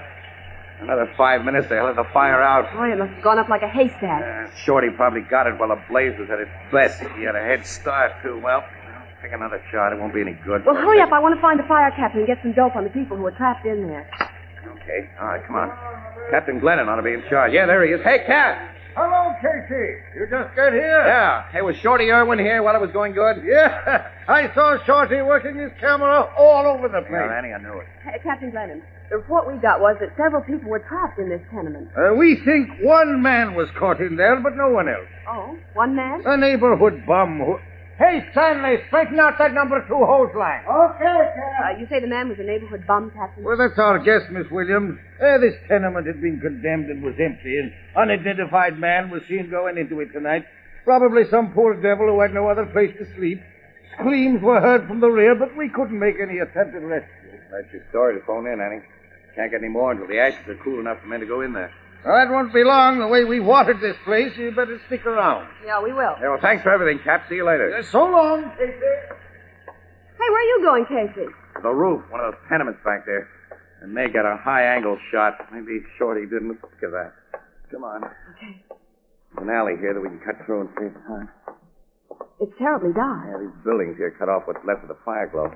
I can't see a thing right here. Neither can I, and I got a guiding sense in the dark. Anyhow, give me a hand, I'll help you. Oh! Ow! Hey, what's the matter? Stumbled into something. Almost broke my big toe. Look at it. With this box. Did that kick you gave it make your toe feel better? I don't see anything funny. I don't see anything at all. All right, come on. We haven't got all night. Oh! What's the hand? I just stumbled into something. Hey, Casey, I almost fell, and I touched something warm and soft. What? Yeah, light a match. Light a match and see what it is. Okay. Good Lord. Hey, it's a man. Man lying on his face in blood. Here, hold the match till I get a look. Okay. The guy's still warm. Send him over and see. Casey! It's Shorty Irwin. Yeah, Shorty Irwin. Oh, wait a minute. He's not breathing. Oh, the match has gone out. Never mind the matches. Run back to the end of this alley and find a cop. Have somebody phone Logan at homicide and hurry. Yeah, okay, Casey. And get a doctor, Annie, quick. Maybe Shorty isn't dead. Yeah, I will. The guy's got a wife and a sick kidney that broke. Who could have shot him? Who and why? What? Who's there? It was me, Jay. Only me.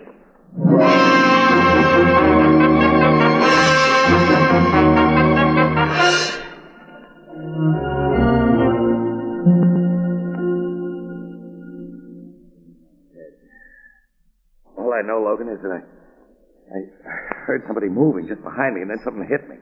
According to the doc, it must have been the butt of a gun. Casey. We thought at first that you were dead, too. Shorty is dead, huh? Yeah. 38 slug got him in the back. Went through his heart. Who could have killed a harmless little guy like him? The same one who slugged you, Casey, from the looks of things. Yeah, but who was the killer, Logan? Haven't you found any leads? Not yet. How long have I been out? Almost half an hour, Casey. Yeah. I'm so worried. It's all right, kid. I'm okay. Born with a thick skull. Hey, you knew Irwin pretty well, Casey. Can't you think of some reason why... There wasn't any reason, Logan. Don't question Casey now, Captain Logan. The doctor says he's got to go to the hospital. Hospital? Oh, no. Forget it, Annie.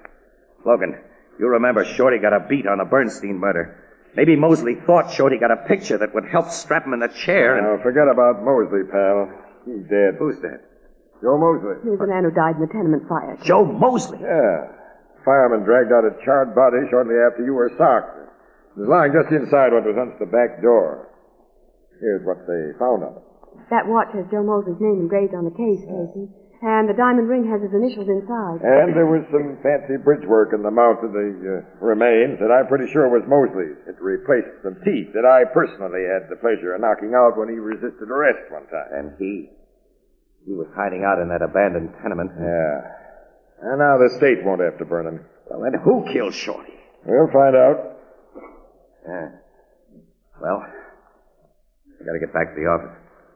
Joe Mosley's death and poor Shorty's murder make feature stuff. These bum pictures I got of this fire. No, you're waiting here for the ambulance. Oh, no, I'm not. Oh, now, Casey, Logan, give me my please. camera and my plate case. Listen, pal, you ought to take We're it. nuts. Where's my stuff? Where's... Well, here's your tools. Casey, don't... Why should I go to the hospital? Lie there and think about that nice little guy, Shorty Irwin. Some louse shot in the back.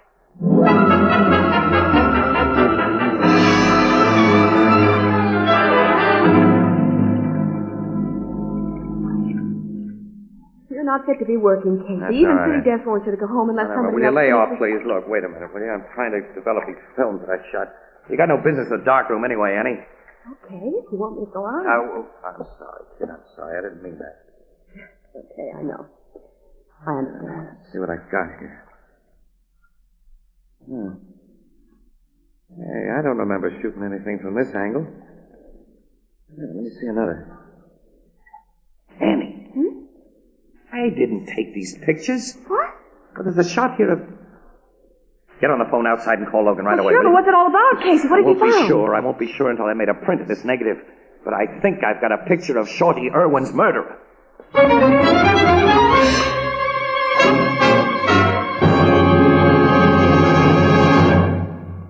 Our story will continue in just a moment. Do you know how to make breakfast toast more appealing, more satisfying? Well, here's a gratifyingly simple trick. Set out a lot of jams, jellies, and marmalades. Now, not just one, but a wide selection. And see how your family responds to that symphony of taste and luscious color. And see how they smile and reach for another golden slice of toast and another. And it's so good for them, too. Now, that's the way to start the morning right. That's the simple way to supply quick energy for an active day. Yes, you can add a magic touch to any ordinary meal when you serve a gleaming assortment of fine preserves, jellies, and jams for breakfast. Now, quite naturally, the packers of these fine foods, the preserve industry of today, bring you their colorful products packed in glass. And they know, as you do, that glass completely safeguards wholesomeness and flavor. And crystal clear glass provides a rainbow of color on your table. Anchor glass containers and modern anchor hocking sealing methods bring you flavor at its peak. Anchor glass containers and Anchor caps are both products of Anchor Hocking, the most famous name in glass.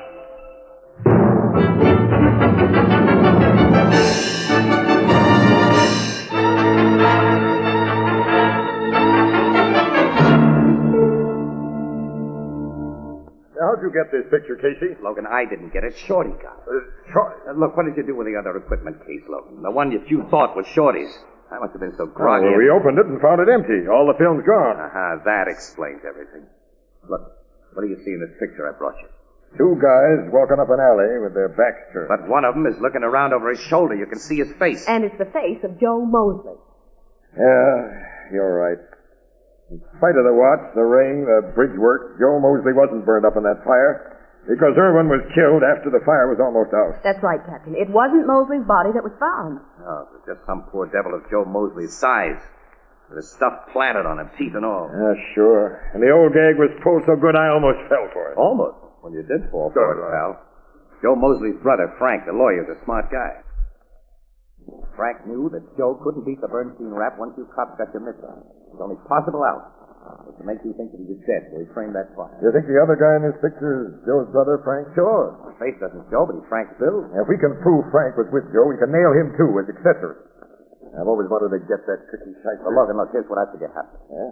Joe Mosley went into that tenement tonight and planted his watch, ring, and an extra set of bridge work on another guy who'd been smuggled in there unseen, probably doped or already dead. And then started the fire, yelled a couple of times after the fire got going, and sneaked out the back way into that alley, where his brother Frank was waiting to see that everything went according to plan. Yeah, but where does Shorty Irwin fit in? Shorty went into the alley for the same reason I did, Logan. Get a picture of the fire from a new angle. We saw Joe and Frank up the alley where the fire glow made it bright. We probably thought of that $5,000 reward. The camera told us, so his first instinct was to get a picture first. We called the cops afterwards. But Shorty snapped his shutter and started to run, putting the films he just exposed into his case as he ran. And then Joe shot him in the back. And he was about to take the films from Shorty's case when we came into the alley. That's it, Ann. The box I stumbled over was really Shorty's equipment case. After Joe slugged me, he took the films from my case thinking that they were Shorty. That must be the way it happened.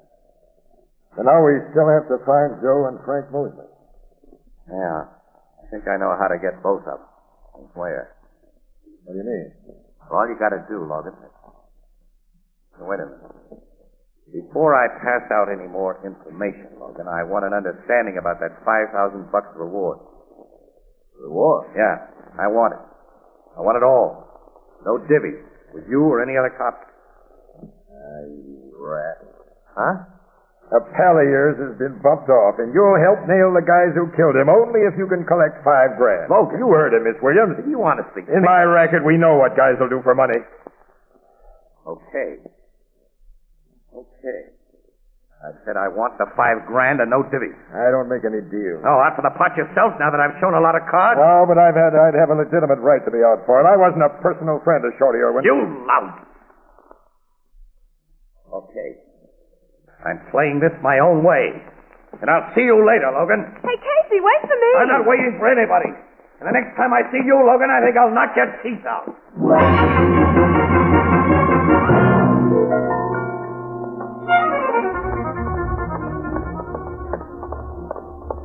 Casey, where are you going? Get in my car, Annie. Go home, please.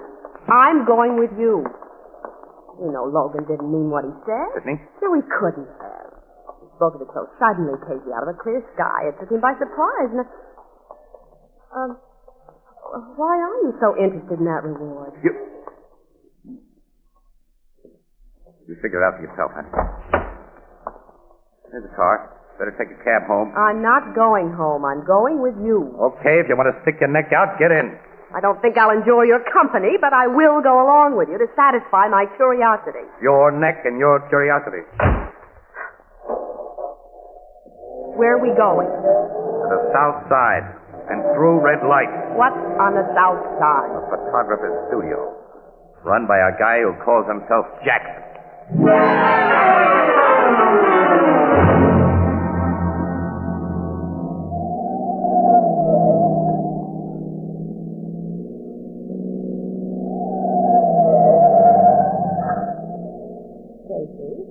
Now that you've thought out enough to tell me that one of Joe Mosley's brothers runs Jackson's studio, I would like Annie, to know... wait a minute. I'm sorry I acted like a heel to you, but with Logan, he made me so sore. Well, say for it, Logan, if you want to, but will you explain why you're going to call on this Jackson, who is really Tony Mosley? Well, Frank Mosley will want to have the films Joe thinks that he took from Shorty's kids developed. Make sure that they have the incriminating picture. And Tony... Mosley brother number 3 is a logical guy to do it. But they took the films in the alley, it's over an hour ago. I know. I don't think Frank would take a chance just driving to his place in a beeline. Laying even money that we get to Tony's about the same time they do. Well, if you're right, you can't capture a killer like Joe Mosley single-handed. Give you odds on that. Casey, you don't even carry a gun. Got one tonight. Borrowed it before we left headquarters. Oh. Well, Tony's joint's just up this block across the street. Parked right here. Studio's upstairs, place. Yeah, on the second floor. Hardly anyone on the street. No policemen. Look, we can't take a chance on going up there. We're not going up there, Annie. You're staying right in the car. Oh, no. Yeah, honey, look, I want you to be out here watching. If you don't see me come outside in 5 minutes, you make for that drugstore in the corner and phone the cops. Well, yeah, okay. All right, but if you have to call them in, make it very clear that I'm not splitting that reward.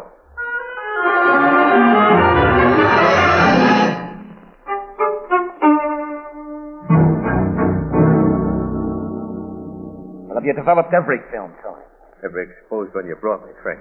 Sure, there's nothing but pictures of the fire here. I see. Maybe I rubbed out that little guy for nothing, Frank. Yeah, but we saw him with his camera pointed at us in that alley. Yeah, you're so brainless, you rubbed out Bernstein before witnesses.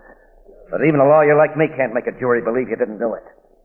Now I think you've done something dumber than usual. Only I can't figure out what. Stop calling me dumb, Now, Frank. shut up, you screwball. Now, let me think. Well, then that other guy, the one you slugged in the alley. You don't know who he was? How could I know? It was pitch dark. With a girl, you told me. Didn't you hear them say something that Hey, might... she called the guy, Casey, I think it was. He seemed to know the guy I just shot. She called the guy Casey, Joe? Yeah. I know. Casey, Morning Express. Sure, he's the answer. He'd carry an equipment case. Those were his films you got, Joe. Then the film you wanted, Frank? The cops probably have it by now. Hey, we gotta make tracks and fast. Then get out of my studio. Here, quick. I don't want to be mixed up in your murder. Yeah, we're going, Tony. We're going. But burn those films you developed and forget you saw it tonight. No one will learn anything out of me, Frank. But you and Joe get out. Get out. Come on, Frank. Wait a minute. That auto horn. Broke the signal. What do you mean? We left a lookout in the car, Tony. That horn meant somebody's coming up here. Cops to trail you to my place? No. That signal don't mean cops. So I'll open the door quick. You take care of whoever's coming up the stairs, but no shooting unless you have to. Yeah, okay. I open the door. Pick up your message, guy, and quick. Drop that gat in your hand. I'll let you have it. Okay. Never had any luck packing a rod. Shut up anyway. and step inside and keep quiet. Frank, it's Casey. I know. How are you, Frank? Hello, Tony. Mug with a gun, of course, is brother Joe. What were you doing on them stairs? Coming up to have Tony take my picture. A wise guy, ain't Shut you? up, Joe. Where's the film, Casey? What film? Come clean. I figured out what happened. Yeah, I guess you have. The cops have the film, Frank, and the cops have this joint surrounded right now. Now take it easy, Tony. That bluff won't work, Casey. We have a lookout on the street who would have let us know if any cops were around. Just as he tipped us to expect you. Oh, yeah. Should have thought of that. The sock on the head Joe gave me didn't do my brains much good. You're gonna get more than a sock on the head this time, wise guy. That's right. I can guess why you had a hunch to come here, Casey. You can't figure out why you were sap enough to come alone. You know, you put yourself in quite a spot now. You better not pull any rough stuff, Frank. I wasn't such a sap as you Hold think. it. Someone's coming up the stairs, Frank. Yeah, I hear him. This guy makes a whisper, Joe. You know what to do. Yeah. The Schultz didn't give us any signal. What? Yeah, Schultz is not. Go on, let him in. Oh, you look at it. Yeah. Let me in, guys. Okay, Schultz. Hey, who's that dame with you? Casey. Annie. Get in there, lady. All right. I saw the big guy leave the skirt in the car when he started up here, boss. So after I gave you the signal, I kept an eye on her. She started toward the drugstore with the telephone a minute ago. You put a gun in my back, Casey. That's all right. Well, you've done a nice job, Schultz. Well, Casey, if it depended on this girl to bring the cops, she won't now. I'm sorry, Casey. You two have acted so dumb in coming here alone, I got an idea you've been even dumber. If you didn't turn that film over to the cops. You're wrong, Frank. Captain Logan of Homicide has got that Nuts. film. If he knew about it, he'd have come here with you. Now, listen. You listen to me. Where is that film? Casey just told You're me going to when... tell us the truth. Tell us where it is. All right. Joe, you know how to make them talk. Yeah, I know. And start with the dame. Right now. Let her go. Keep the guy covered, Schultz. He was too slow, Frank. breaking my arm, boss. Get my gun. Go. I'll fix him, Frank. Casey, look out! Got him. Now, Mr. Casey won't bother us for a long time. Mug socked me before I KO'd him with my gat. I want Doc Joe Mosley gets away with it, I'm going to beat his head in. No, don't hit him again, Just don't. watch me. Hey, what's this? Joe's been shot. Pick him up, you guys. Get The cops! Hey, the rest of us are at the door. When your lookout came up here with Miss Williams, Mosley, it gave me a chance to post my You men. killed Joe. You killed my brother. I've saved the state expense. And if you make a move that gives me any excuse, I'll save it another bill for juice. Get the cuffs on him, boys. Logan, how did you know we came here? There's no way of keeping you quiet tonight, is there, Keith? You've recovered from another knockout. My head. Casey. Oh, it's all right, Eddie. I'm okay. Logan, I ask you, how did you know? I simply followed your car, you sap. You didn't think I'd let a bloodsucker like you collect the $5,000 reward. I see. It's all yours, Logan. You won it. You earned it. Only you wanted it. For Shorty Irwin's widow. Well, she's going to get it. Logan. I knew that was your idea from the first. And I got sore at you for trying to make a deal with me instead of coming clean. Shorty's picture earned that reward for his family, no matter what anyone did afterward. And the next time you infer that I'd cheat a widow and a kid, I'll knock your teeth out. Okay, Logan. I got it coming. Only just the teeth, please. Please don't anybody sock me on the head again tonight.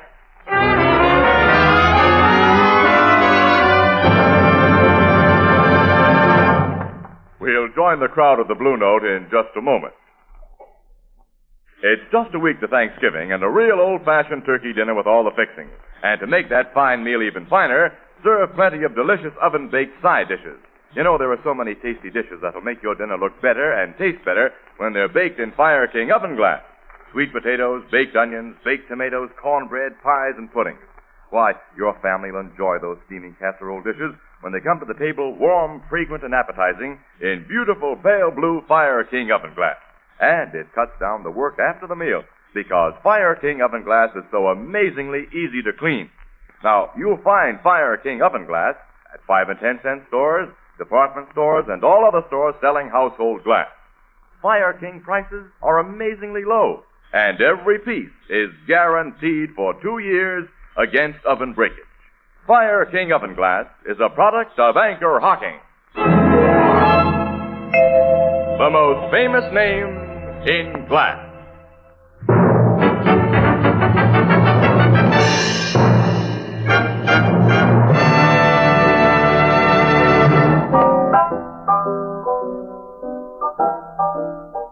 Hello, Miss Williams. Captain Logan. Hello, Ethelbert. Say, where's Casey? He's home in bed, Ethelbert, on Dr. Logan's orders.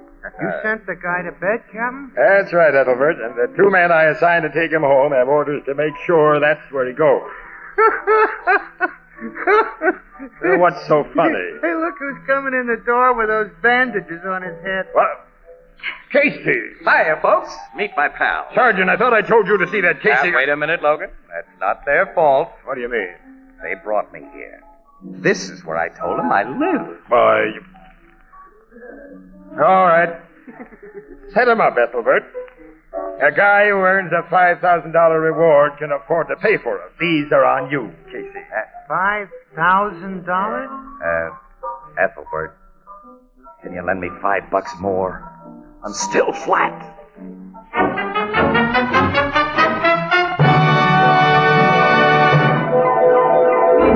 Crime Photographer, starring Stotts Cotsworth as Casey, is brought to you each Thursday by the Anchor Hocking Glass Corporation, makers of Fire King oven glass. Anchor glass containers, Anchor caps and closures. All products of Anchor Hocking, the most famous name in glass.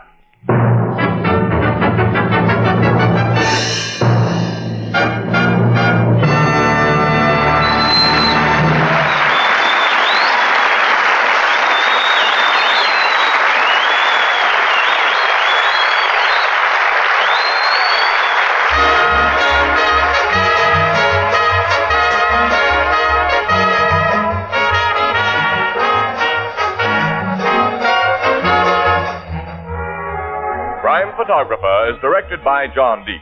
The original music is by Archie Blyer, and the program features Miss Jan Miner as Anne and John Gibson as Ethelbert.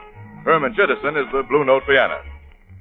This is Tony Marvin saying goodnight for the Anchor Hocking Glass Corporation of Lancaster, Ohio, with offices in all principal cities of the United States and Canada.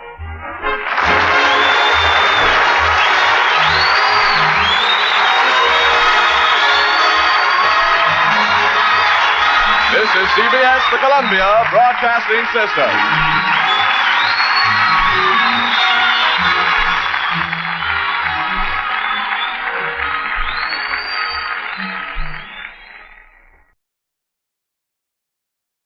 The Anchor Hocking Glass Corporation brings you Crime Photographer.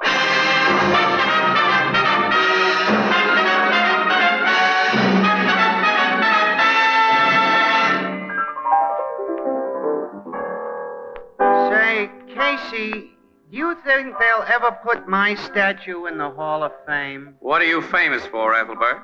For 27 straight years, I always got the same part of the turkey.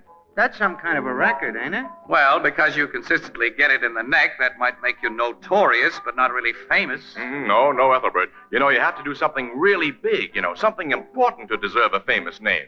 Like what? Well, like Anchor Hocking, the most famous name in glass.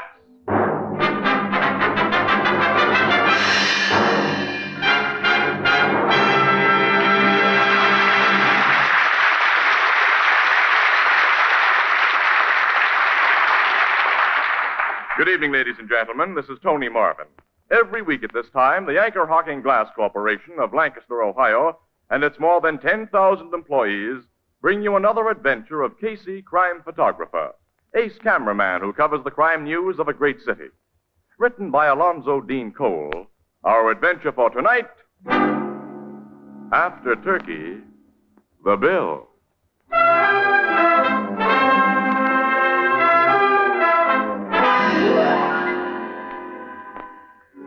7 o'clock in the evening, a medium-priced uptown restaurant known as Petrarchus's Olympian. At a table for two, a flashily dressed young man pushes aside his empty plate and says to the pretty girl who sits opposite, Hey, that turkey wasn't half bad. You didn't leave much of it. Neither did you. Should I order dessert now? Uh-huh. Hey, waiter. Gus. Okay, kid. What do you want now, Joe? We're ready for the plum pudding now. 2 plums pudding. That's what you want, too, isn't it, Lottie? Yes, and coffee. Same here. Okay, kid. I don't know why you won't let me do anything for you in a classy way, Lottie. I asked you out for a Thanksgiving spread, and you made me bring you to a cheap place like this. Joe, you can't afford to throw your money away. How do you know what I can afford? I may not have as good a job as my cousin Bird yet, but that doesn't mean What's Bird got to do with it? He's got plenty to do with it. If you didn't have to work today, you'd be out with him now instead of me, I know. Bird isn't working tonight, Joe. He came home before we left there. I could have had dinner with him if I'd wanted. Yeah. Oh, don't be like that, please. Why shouldn't I be? While I was away, you and him became awful good friends. We were always friends, the three of us. We grew up on the same block. Yeah, but while I was away, he moved into your old man's rooming house so we could be closer friends. Oh, don't start that again tonight. We're out for a pleasant evening, and it has been pleasant so far. Please, Joe. All right. Comes out dessert. 2 plums pudding. And coffee. You know, when you go out with me, Lottie, you're going to get class whether you think I can afford it or not. I'm going to take you to Danceland. I'm going to buy you a whole roll of tickets. Best you'd get out of that tightwad fur is a soda and a movie. All right, that's all out, Gus. Bring me a check, will you? You said it, Joe. All right, Joe, since you won't drop the subject, we'll talk about Bird. Swell. He wants me to marry him. Figured that from that dirty double-crosser. He isn't a double-crosser. He knows I've been going with you since we were kids, that I've always been crazy about you. And while I was taking that bum rap on the reformatory... You didn't take a bum rap, Joe. You asked for what you got. All right, so the cops had the goods on me. That gave Ferd no right it to... gave me a right to do a lot of thinking. So you decided a sneaky yellow drip like my cousin is a better bet than me, huh? I don't think Ferd is sneaky or yellow. Oh, you don't, huh? No. And I don't think you're a criminal. It's nice of you to say that. I'm not being nice. I'm saying what I believe. If you make me sure you've learned your lesson, Yeah? well, you won't have to worry about me liking Ferd or anyone. There's never really been anybody but you, Joe. Only I've got to be sure. How do I make you sure, Lottie? Just show me and Dad that you're steady, that's all. And I've been showing you that since I came back. Didn't I get a job right away? Yes, Joe, but I don't see how you can afford those 2 new suits and that overcoat with what you're making. Oh, I get it. Bird can buy clothes or take you out, and it's okay, isn't it? He's never had trouble with the cops. But the minute I spend an extra buck, you and your old man figure I've glommed it somewhere. Oh, no. Oh, yes. Your old man especially. Hates my insides. He don't want you to have anything to do with it. If Dad hated you, he wouldn't let you stay at our rooming house. He rents rooms and I pay for the one I rent. That's business. And to ease your mind about the extra dough I spent, Lottie, I'm a lucky guy with dice and a good pool player. Here's your check, kid. Thanks, Gus. Pay you so we can get out of here. We're going to Danceland and we're... What? Joe? I haven't got my wallet. Oh, you've lost your money? I don't know. Maybe I left it home. Well, phone Dad. He'll look in your room. Well, if he found it, I'd have to go there for it. It's only a few blocks. You stay here, Lottie, while I go and see... Oh, you don't have to leave the lady here, kid. You're an old customer. I know you come back and pay. Well, thanks, Gus, but I can make better time alone. Hand me my overcoat. Even that racket sleeve blue in there. Sure. Oh, it's a fancy coat. Nice and bright, with red stripes. You got a class, kid. Yeah, but right now I got no dough. I'll come back as soon as I can, Lottie. I hope you find your money. Yeah, I hope so, too. And how?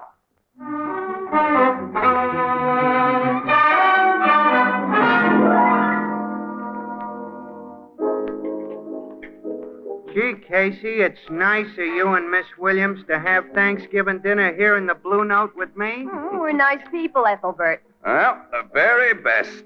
True, warm-hearted, and generous to a fault. Pass the salt. Also Paul. honest, kind, and steadfast. Here's the salt. And Sure. pepper. You know, we're really understating our sterling qualities, Aunt. We've risen to the heights of magnanimity, whatever that is, by chewing Thanksgiving turkey in this crummy joint we see every day simply because our little pal here had to work. He could only get away from his bartending long enough to grab a meal on the house. We hope you appreciate our sacrifice, Ethelbert. Oh, I do. Good. Pardon my reach for the Tabasco. To prove your gratitude, Ethelbert, you can pay for our dinners. Yeah, well... Tabasco, Annie? Huh? Thanks. Say, you've made a splendid suggestion, Casey. Paying our bill will relieve Ethelbert of a small part of his obligation for our company.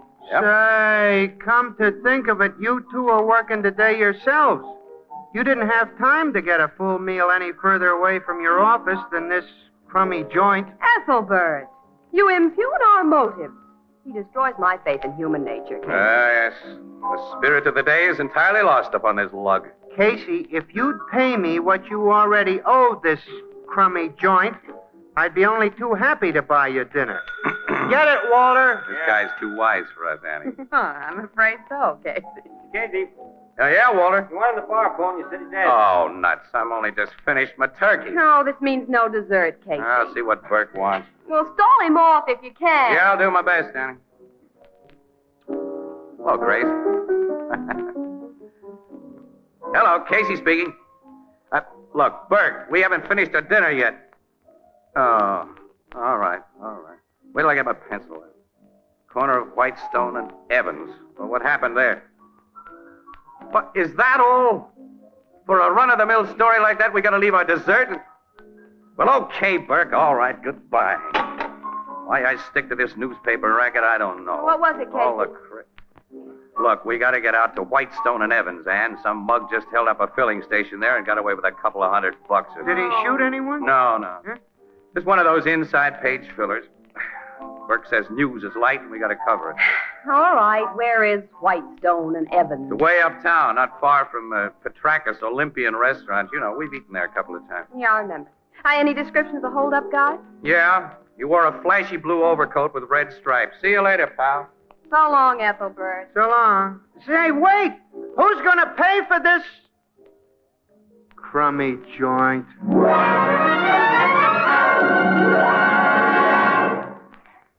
Our story will continue in just a moment. In mansion or cottage, in city or town, Thanksgiving Day is a time for family reunions, feasting, and fun. But through all the gaiety, there runs a deep note of real thanksgiving for blessings past and present. There's a tacit recognition that a better-fed nation is a stronger, happier nation. And one of the ways in which the American way has made its greatest progress is in the production, preparation, and distribution of food. Now, take the matter of delivering food alone. The great organizations who process and ship us our better foods know that flavor, purity, and freshness are best preserved by clean, sanitary glass. And that's why, as you look around the shelves of your food stores, you see that so many famous brands are brought to you in gleaming, protective containers made of glass. Containers that preserve and safeguard flavor and taste while they permit you to see in advance exactly what you're buying. It's noteworthy that many of the leading brands of food of all kinds come to you in Anchor glass containers sealed with tamper-proof Anchor caps. Products of Anchor Hocking. The most famous name in glass.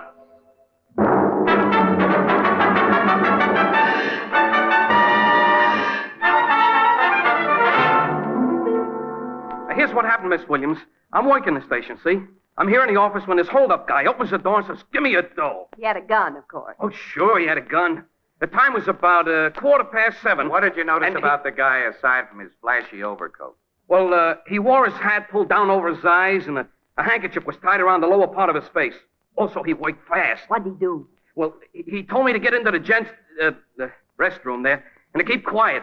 He locked the door on me, and I heard him open up the money drawer there, and then I heard him leave the joint. I started pounding on the door, and after a while, I managed to bust out.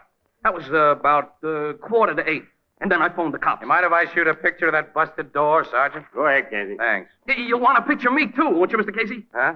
You? Oh, sure, yeah. The door and you. I'll shoot the door first. It's going to give me old lady a big kick to see me written up on the papers. Hey, was this big puddle of grease in front of this door, Jones, when the hold-up guy locked you in? Oh, yeah. I spilled it there earlier, and I didn't have time to clean it up. Now, the mug must have stepped in it, Casey. Along with the description of his flashy coat I've sent out, I included instructions to look for a guy with dirty grease stains on his shoes. Well, the two things together ought to nail him, Sergeant. Yeah, I told the Sarge here's something else that ought to nail a guy. Well, what's that? Well, one of the bills he stole out of the money drawer was an old 20 that had been torn in two and kind of stuck together with Scotch tape. I took it in just before the robbery, so I remember it. Well, looks like you cops have plenty to work on, Sarge. Yeah. Well, we got all there is, Annie. Let's blow out of here and get back to the Blue Note, get some plum pudding and coffee. Aha, come on. Hey, ain't you going to take my picture first? Oh, yeah. Yeah, I'll kind of stand here by the empty cash drawer, and point my finger at it. Yeah, that'll be original. Well, stand and point, pal. Go ahead. Great. All set now. Shoot. Jones. Hey, Gus, I'm getting my picture took. Don't walk in front of the camera. I have just heard what happened to you. About that guy in the blue overcoat which hold you up. Well, I'll tell you all about that later, Gus. As soon as I get my picture. No, I tell you and those cops about it now. You'll tell. Who are you? Oh, I am Gus Nikopopoulos. I am waiter in Petrakis Olympian restaurant 3 blocks from here. And I know who is the kid who robbed my good friend Jones. You know? Yeah, I know as soon as I am told the news about that fancy overcoat. What are you talking about? Yeah, what are you talking about? I tell you cops everything. Even where to find this hold-up kid.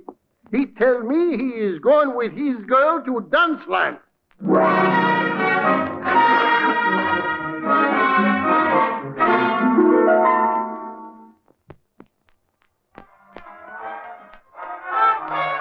You got no right to put me off that dance floor, copper. I don't believe this waiter, Sergeant Joe hasn't held up anybody. We're going to see about that. Close the door, will you, Casey? Okay, Sarge. Now, this overcoat we got from the check room, it's yours, isn't it, Bowers? Yeah, that's my coat. And you, Jones. Say the guy who stuck you up wore a coat just like it? It's the same coat, Sergeant. You're nuts. The store I bought this blanket had a couple of dozen just like it. Now, take it easy, kid. If your story's okay, we'll check on everyone who owns a coat like this. I'm going to search you. While I'm at it, you can tell us what you did after leaving Petraka's restaurant. After you couldn't find your wallet, I mean. I went straight to my room and house to look for my dough. Finally, I found it in the dresser drawer.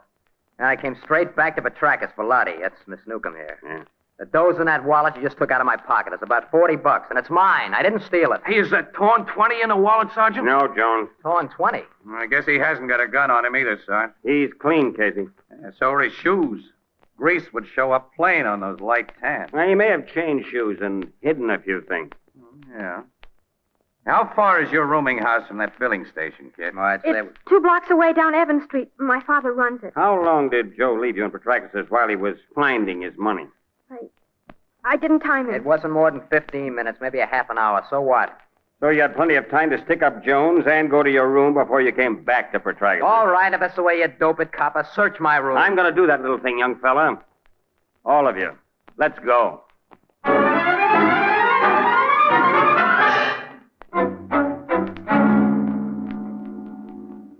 Lottie, why have you and Joe come home with all these people and these policemen? Everything's all right, Dad. They've made a mistake about Joe, but it's going to be all right. A mistake about Joe? A big mistake, Mr. Newcomb. I don't understand. I'm Sergeant Healy, 5th Detective District. There was a stick-up a few blocks from here tonight, and Joe Bowers here is under suspicion. A stick-up? Joe? He didn't do it, Dad. I know he didn't. You were with him, Lottie. You must know. Your daughter wasn't with him for a long half hour. Mr. Newcomb, I haven't taken time to get a search warrant, so I'd like your permission to go over Joe's room. Give him a go-ahead. I have. He'll find nothing to tie me up with any heist job. All right with you, sir? Oh, yes, sir, of course. Thanks. Take me to your room, Bowers. Come on. Everybody else stay here with this uniformed officer. Miss Williams and I'd like to go with you and Joe, Sarge. Okay, Casey. Well, thanks, Sergeant. My room's on the next floor. It's right up those stairs. Well, lead the way, kid. And don't try anything tricky. Why should I try anything? All you got on me is that a stick-up guy wore an overcoat like mine. And that's all you're gonna get. There's the door of my room, copper. Open it. Make yourself at home. Give me your key. The door isn't locked. I never bother. I'll turn on the lights. Now do your stuff. I will. You won't find anything locked up here. Because I got nothing worth stealing. And nothing to hide. Now, if you were going to work on my cousin's room across the hall, you'd need a fistful of keys. He's one of those careful, secretive guys. You got a cousin living across the hall? Yeah, his name's Ferdinand. And is he a crumb? I figured you don't like him. I like him about as much as he likes me. Maybe more. Because he's been making a play for my girl. He isn't getting anywhere. How you doing, copper? You see anything of the dough I'm supposed to have stolen or the gat you think I used in that stick-up? Not yet, kid. And you won't. I'm 100% in the clear. Oh, yeah?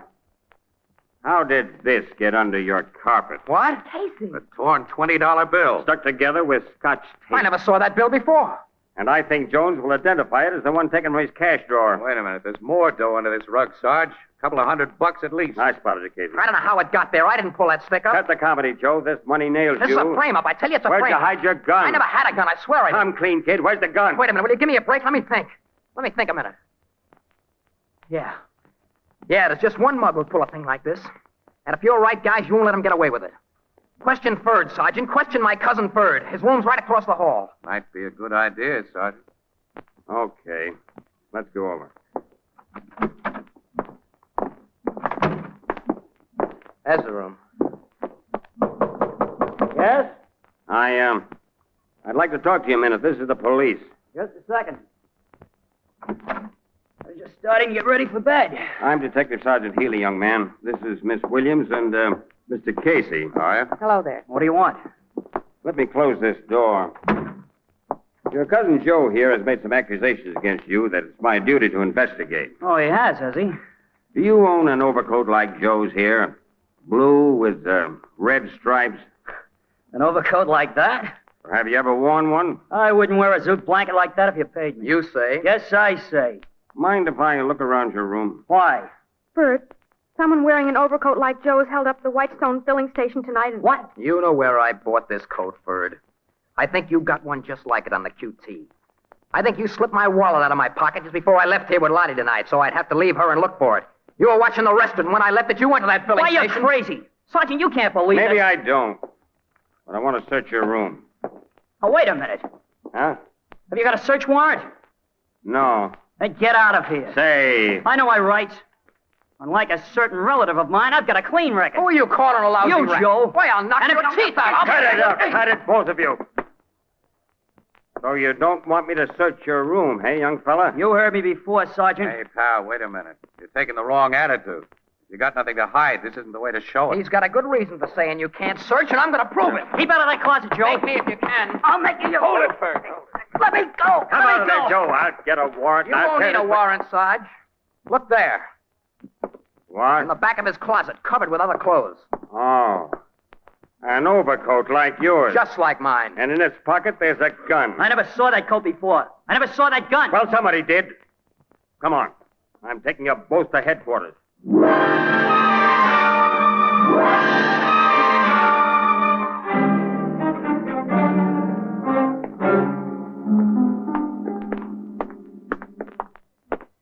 I don't know how that overcoat got in my closet, Sergeant. I swear I never saw it or that gun before. So you've been saying for it. Both of you get into this car. You did this to me, Joe. Sure, I got wise to your frame up, you louse. I threw it right back at you. We'll continue our discussion at the station house. Of course, you'll only hold me long enough to get my testimony. I'll be back home in an hour or so. Maybe. You and Miss Williams tagging along after us, Casey? No, Sarge. I may give you a buzz later, though. We still have our Thanksgiving dinner to finish. Why don't you two get jobs that won't make you work on holidays? Why don't you? You mean like Captain Logan? I've been thinking about it for the last 25 years. Good night. Night, So long. Sergeant Healy. Come on, let's get into our car, Casey. And get our stuff to the I'm paper going and... back to that rooming house, Auntie. Why? Are you convinced that Cousin Ferd framed Cousin Joe? Well, his attempt to prevent a search of his room didn't look very good. Annie, I'm just thinking. Oh, Joe found that overcoat with what might be called surprising ease. Mm-hmm. It's hard to believe that Joe would invite his own arrest in order to frame his cousin. Why, one little slip. Framer, whoever he is, did make a slip, Annie. His plan didn't anticipate a grease puddle. And he had to get rid of a pair of shoes that may walk back and kick him. Well, none of the shoes in Joe's room or in Bird's had any grease stains on them. No? Sergeant Healy hasn't forgotten those missing shoes, and he'll be back pretty soon to really look for them. Well, I'm going to start looking right now. I'll ring Newcomb's bell. Sometimes I wish your snooping instincts were more restrained, Casey. I'd like a cup of coffee now and pop. Hi, Mr. Newcomb. Mr. Casey? Yes, may we come in? Of course, but We didn't go with Sergeant Healy and his prisoners. Wanted to ask, how's your daughter now? She wasn't taking this thing very well when we left. Oh, she feels terrible about it. Miss Williams, perhaps a woman can talk to her better than I can. Will you try to convince her that everything will come out all right? Well, I'll gladly try, Mr. Newcomb. She's in our private living room. Yeah, go on in and talk to her alone, Annie. I'll stay here. All right. It breaks my heart to see my girl crying, Mr. Casey. She's all I have. She blames herself for what has happened. It isn't her fault that two young fools became so infatuated with her. I knew they hated each other, but I never anticipated anything like this. No, guess not. Of course, you had some reason for coming back here, Mr. Casey. Yes, I came back to ask your permission. Yes? I want permission to ask a few personal questions between ourselves and off the record. Very well. You haven't wanted Joe for a son-in-law, have you? In my place, would you? The boy has served a reformatory sentence that, according to my observation, has failed to steady him or improve his sense of values. Ferd has been Joe's opposite, I imagine. He always seemed so. Lottie strikes me as a pretty sensible girl, Mr. Newcomb. Unless one of those fellas confesses he framed the other, or it can be definitely proven, she'll doubt both of them too much to marry either one of them. Yes, I think that's so. And as there'll be no confession or definite proof, things should work out exactly as you planned. As I planned? You're the guy behind this double frame-up. Oh, Mr. Casey. You didn't think I'd be back, did you? You shouldn't have changed back into those comfortable old shoes after Sergeant Healy left here. You did a lousy job of cleaning off that grease. Oh, but you held up that filling station and framed both the boys to keep your daughter from marrying either one of them. I was very foolish, wasn't I? Yes, I think so. Shall I call Sergeant Healy? All right. You can call Sergeant Healy, Mr. Casey. I'm ready to confess. Wait a minute. Wait. Let me take a close look at those shoes. What? The pool of grease in that filling station you heard us talk about wasn't deep enough to reach far above the soles of a shoe. Hey. You greased those shoes yourself. You spread it on so thick it covers the toes and heels. I didn't spread it on. Pal, you're a beautiful liar. And I'm a beautiful dope. You greased those shoes and put them on knowing the cops would come back and spot them. You were willing to take the rap. Because your kid is in love with one of those punks. You can't prove that. Nobody can. And when I confess, that's all that's needed. You forget. The police lab will compare the grease on these shoes with a filling station grease, and it won't be the same. And then Sergeant Healy will go right back to work on Joe and Ferd. The police laboratory can tell? Yes, definitely, Mr. Newcomb. But if it couldn't, don't you think your confession would be much harder for your daughter to take than the loss of a little rat she thinks she cares for? But I couldn't bear to see her cry anymore. All I could think of to do was what I tried. You see, I know the guilty boy, Mr. Casey, and she's loved Joe ever since they were children. You know Joe? I found his grease-stained shoes hidden in the cellar tonight. His taste in shoes is like his taste in overcoats, so I could make no mistake. Oh. Well, let's get him and take him to the cops. Later, Mr. Newcomb, your daughter's going to realize that the lowdown she'll get on Joe tonight is a cause for real Thanksgiving.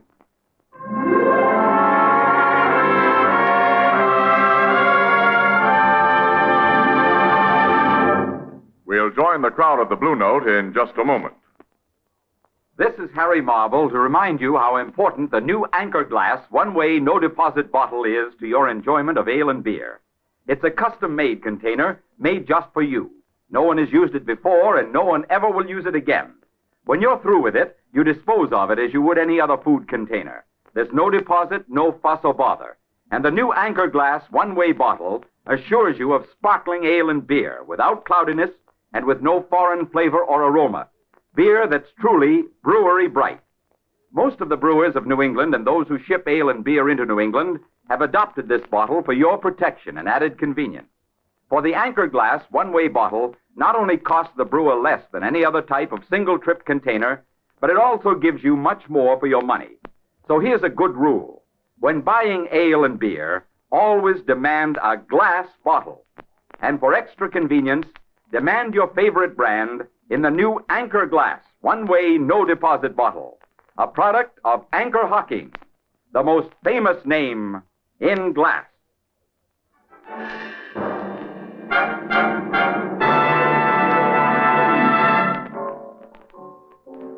So, the shoes fit Joe and he had to wear them, huh, Casey? They pinched so tight he cracked wide open, Ethelbert. He admitted planting a duplicate of his coat in Ferd's closet, everything. If his scheme had worked, Lottie would never have spoke to Ferd again and she'd have married Joe. Well, that was Joe's idea, Ethelbert, but it worked out in reverse. Lottie sank into Ferd's manly arms when she heard the lowdown, and she seemed very comfortable. Gee, what some guys will do for love. As my sister Edna says, quote, if love didn't make the world go round, there wouldn't be so much dizziness. Unquote. Or so much niceness. Yeah. A grand guy, Lottie's old man. Hey, Annie, what's the matter with us? We got plum pudding and coffee still coming to us. How about it, Ethelbert, huh? Oh, it's about time. Oh, what's so funny? There isn't any more.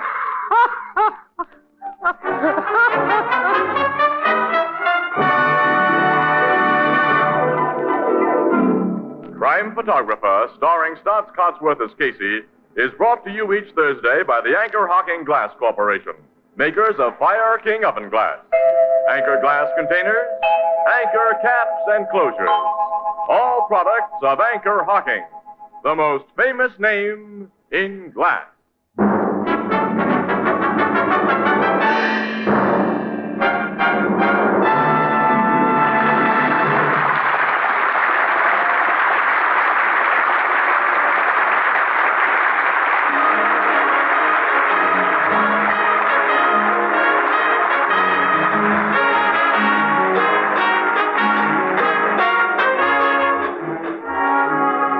Crime Photographer is directed by John Dietz.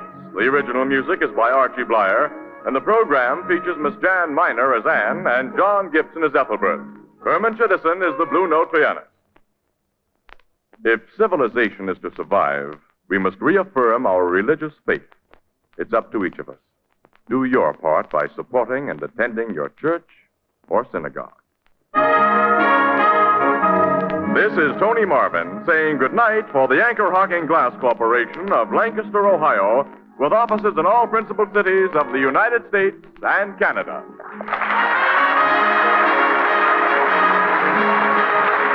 This is CBS, the Columbia Broadcasting System.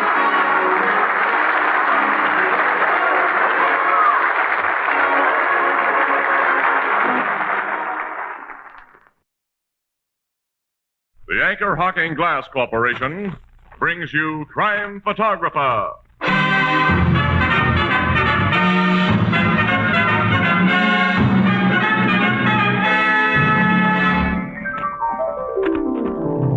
What's puzzling you, Ethelbert? One of those quizzes, and it says here, what are these men famous for? Sidney Porter, Samuel Clemens, Charles Dodgson. Well, they're all great authors. Well, how come I never heard of them? Well, you would if they printed their pen names. They're O. Henry, Mark Twain, and Lewis Carroll. Well, I'll be. Those names are famous. Everybody knows them. Mm-hmm. Like everybody knows Anchor Hocking, the most famous name in glass.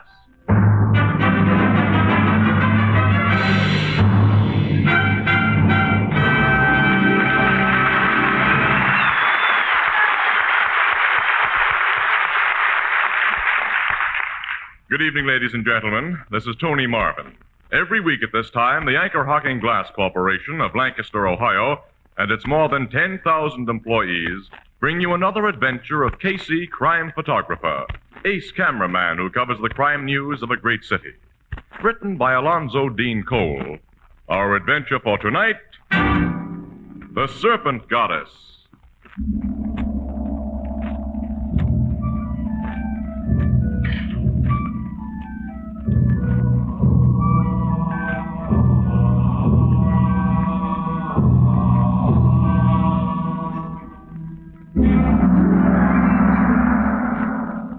Early afternoon, around 2 o'clock. A sumptuous suite in one of our city's finest hotels. There's a knock at the door, and a big, weather-beaten man opens it. I guess you're the newspaper folks who found me. I'm Dan Sykes. Yeah, thanks for giving us this appointment, Mr. Sykes. This is Miss Williams. My name is Casey. Oh, I'm real pleased to meet you, Miss Williams. Thank you, Mr. Sykes. You're a swell-looking kid. Thanks again. Come in, make yourself at home. Thanks. Well, what can I do for you? Well, through a mix-up, Mr. Sykes, our paper didn't have anyone at the airport this morning to cover your arrival with Mr. Johansson. And the Morning Express wants to rectify its blunder now with a special interview. Pictures, too. Take all the pictures you want and ask all the questions you want. Well, we'd like to have your partner, Mr. Johansson, in on this. We phoned him, but he wasn't in. Oh, Chris went out to look for a cheaper place to live. He ain't like me. I'm going to enjoy my dough. According to our news service reports, you and Johansson have already sold part of the emeralds you found in South America for over $1 million. That's right. I'm a nouveau rich. But we didn't sell the best ones. We brought the eyes back here to the States with us. The eyes?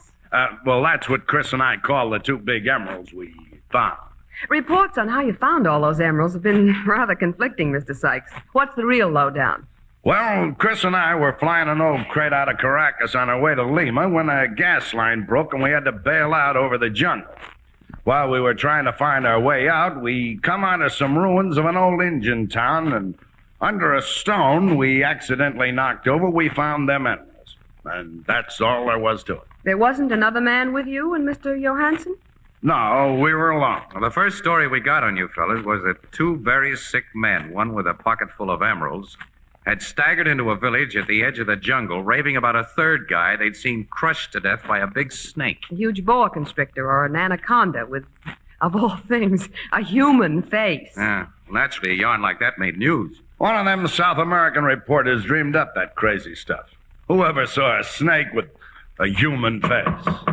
Excuse me, someone at the door. Oh, hello, Chris. I think I find me a place to live, Sykes. But such high prices. Oh, you got company. Oh, they're newspaper folks. This is Chris Johansson, Miss Williams. How do you do, Mr. Johansson? Well, oh, you are a pretty lady, Miss Williams. And this is Casey. Hello, Mr. Casey. How are you? They've been interviewing me about our emeralds, Chris. I just been telling them that snake story was a lot of bunk. Sykes and me was alone in that jungle. Also, we are not afraid of no drums. Drums? One of the goofy stories they told about us was that when we come out of that jungle, we raved about hearing drum beats all the time. We was sick with fever, Sykes. We didn't know what we were saying. We never said anything about drums. No, we never said nothing because we had no reason to. That's right. Yeah, I would like a drink, Sykes. I see you got a bottle there. Help yourself. Well, what other questions you want to ask, Miss Williams? Well, I'd like to know Sykes. who you're so... A drum. It can't be here. No, not in the city. It can't be here. What's the matter with you fellas? Nothing. Nothing. Oh, there's music now, Chris. Huh? Look out of this window. There's only some Salvation Army folks down there with a bass drum and a couple of horns. Yeah, just Salvation Army people with an ordinary old bass drum.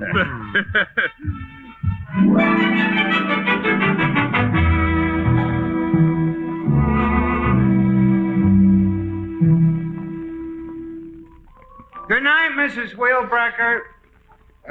Now, Casey, what was I saying? Saying goodnight to Mrs. Wheelbreaker. Oh, I don't know, pal. You hadn't started to say anything yet. Hadn't I? No. Oh, I remember. You know that fella Sykes, who you and Miss Williams told me about interviewing a couple of weeks ago? Mm-hmm. Well, he come into this bar today, and I served him a couple of drinks. I recognized him immediately from the pictures you took for your paper. After the little blonde he had with him called him Dan Sykes. Oh, afterwards. You had a little blonde along, huh? Uh-huh. A few days ago, we saw him with a big brunette. Well, he told us he was going to enjoy his dough, Eddie. He's an awfully nervous acting guy, Casey. Walter happened to hit the bottom of an empty wooden ice tub he was taking down cellar, and when it went boom like a drum, I thought Sykes was going to faint dead away. Yeah, he and Johansson are certainly allergic to drum beats, aren't they? They didn't give you no idea why? No. Their only explanation was an obvious phony. The original news report was... Hey, you really think there was another fellow with him in that jungle who was squeezed to death by a big snake with a human face? Well, there's good reason to believe that a third man may have parachuted into the jungle with Sykes and Johansson. Yeah? According to Inside Dope, our paper can't print without risking a libel suit, Sykes and Johansson used their plane for smuggling jobs. And it's thought they specialized in smuggling people from one South American country into another. Like wanted criminals, red hots. Yeah, and political troublemakers. It's suspected that Sykes and Johansson were taking an exiled revolutionist back to a country he'd been kicked out of when their plane went bad. And that he's the other man they talked about when they came out of the jungle. They were both delirious from fever then, but when they recovered and knew what they were saying, they quickly changed their story. You figure they told the truth while they were delirious. Well, they couldn't help it. Then it must have been true about the third guy getting crushed by a big snake. But a snake with a human face. Yeah. Oh, we can't worry about it here any longer. Casey, we've got to get back to the office. Yeah, before city desk starts paging us. What do I owe you, pal? It's only 60 cents. Oh, only 60 cents. Too bad. I guess I got that much. Oh, excuse me. There's the bar phone. Hello? Just a second. Your city desk is paging you, Casey. Huh? Oh, give me. Oh, this is Casey. 301 Hawthorne Street, apartment 3A. Okay, I got it, Burke. What goes there? Who? Say that again, Burke. In a city apartment?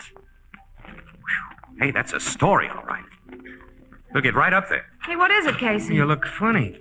Chris Johansson has been found dead in his apartment. Sykes' partner? Yeah. Annie, he was crushed to death. Crushed? Squeezed. As though a big snake had coiled itself around him.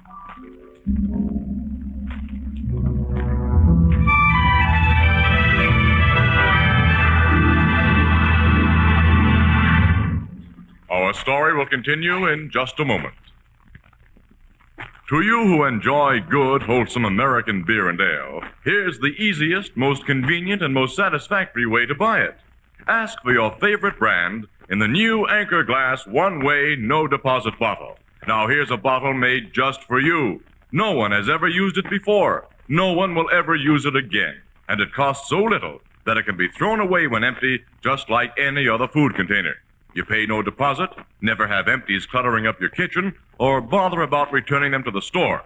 And though it holds exactly as much as the regular beer bottle, the one-way bottle is so compact that it takes up a minimum of precious refrigerator space. It's light and easy to carry. It chills beer more quickly and holds the chill longer. It looks well on any table. But most important of all, it's made of glass. And because it's made of glass, it brings you beer and ale of perfect clarity, untouched by any foreign flavor. The Anchor Glass one-way, no-deposit bottle is a product of Anchor Hocking. The most famous name in glass.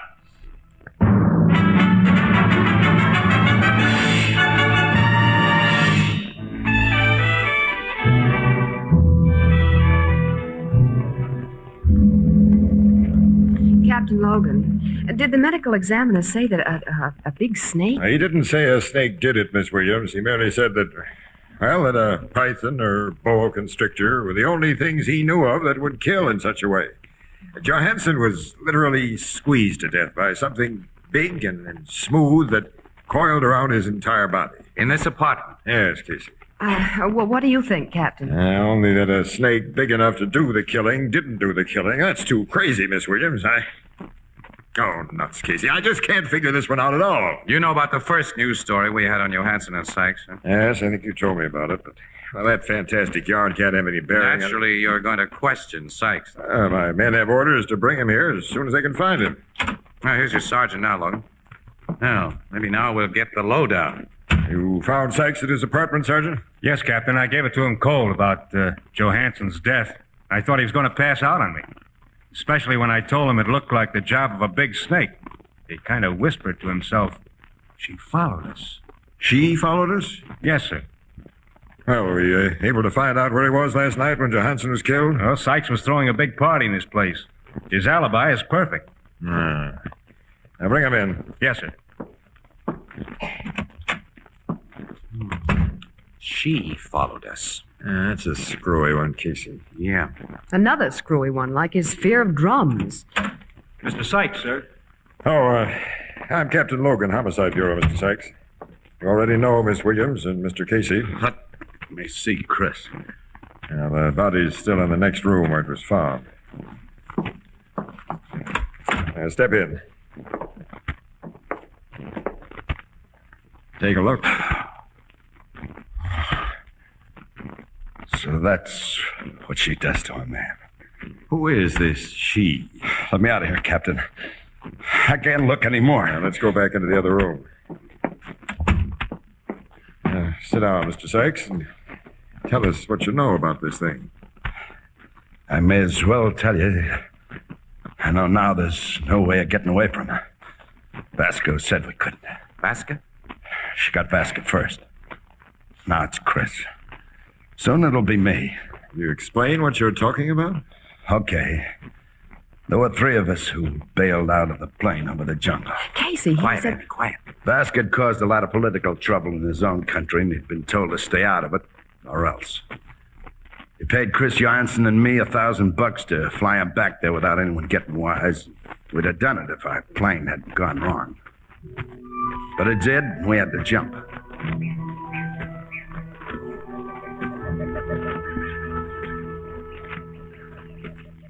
We were in luck, we thought, because all of us landed safe in the clearing. Then, all of a sudden... Sykes, what was that? Sounded like a drum, Chris. It is a drum. Oh, that's nuts, Vasco. There's nothing but animals in this part of the jungle. You saw it from the air. We're deep in the bush. Look there. Yeah. Guys with spears and clubs. Indians. They are all around this clearing. You got the only gun, Sykes. Shoot. No, don't. The biggest man have laid down his spear and lift his hand in a sign of peace. Say, they're all laying down their weapons. It looked like they are coming as friends.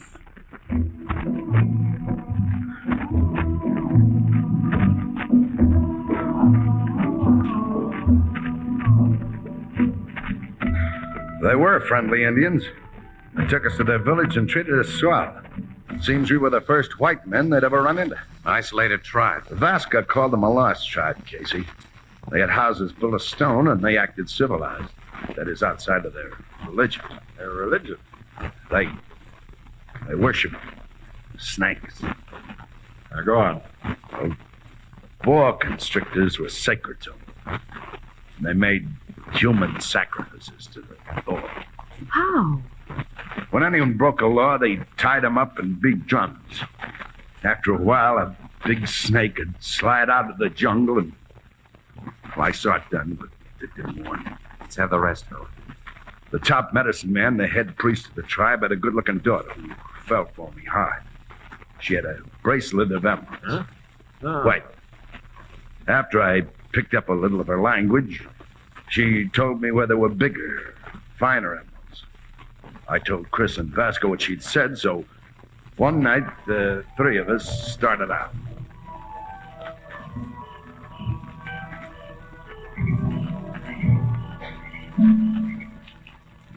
We must be getting close to the place she told you about, Sykes. Yeah, as I get it from her, Chris, we'll find a long stone building completely hidden by jungle growth. Hold your torch higher, Vasco. All right. I do not like this business, Sykes. You gonna start that again? If they catch us before we can escape, well, you have seen what happened to men who break their law. They're not gonna get me squeezed by any big snake, not while I have a gun. Listen, those drums.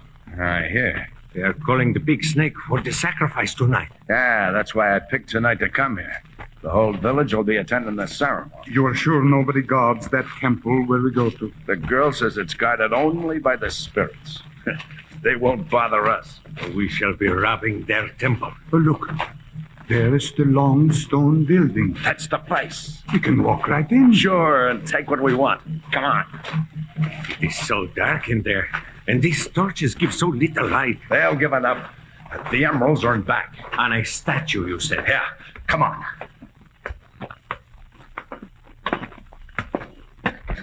Sykes, I see. Hold it. A snake. A big snake. Run, get out. Chris, you fool. It's the statue. The statue. Yes, Chris. Carved of stone with a human face. Look, I see now. It has a woman's face. Its eyes are emeralds. The biggest I've ever seen. And that emerald necklace. We'll be millionaires, Chris. Yeah, millionaires. I'll climb up and get them. What's that? The drum. It started when you touched the snake statue. Maybe it's a warning. Buck, hand me your knife, Chris. Here. And be quick, Sykes. You are going to... Do what I came to do, Vasca. Cut off this necklace and pry out them emerald eyes.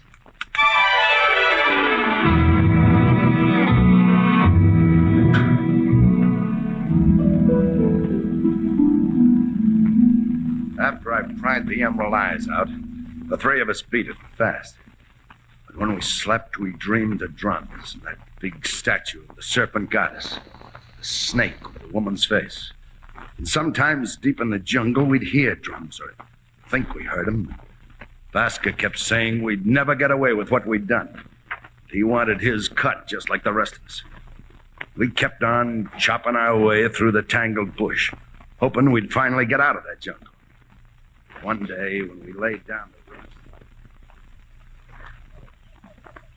There is no reason, Sykes, why you do not divide those emeralds now instead of waiting. I told you. Chris and I have voted no. We're 2-1. Yes, 2-1. And every day we get closer to the edge of the Will jungle. you cut it out, Vasca? We ain't going to do nothing to you. Not a thing.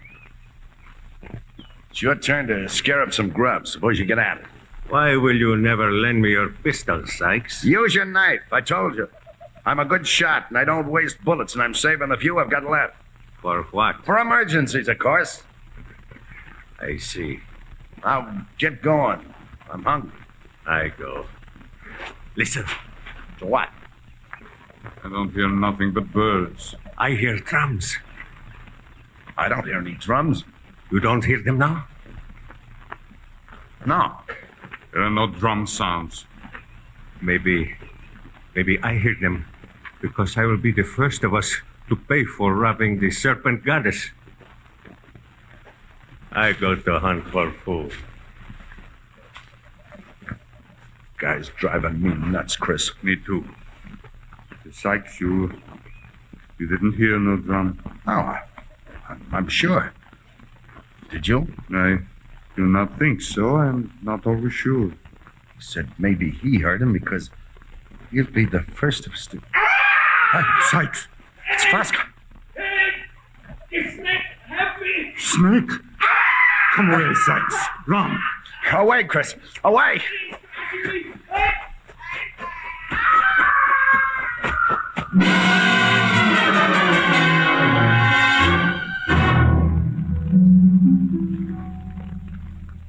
We didn't try to help him. We knew it'd be no use.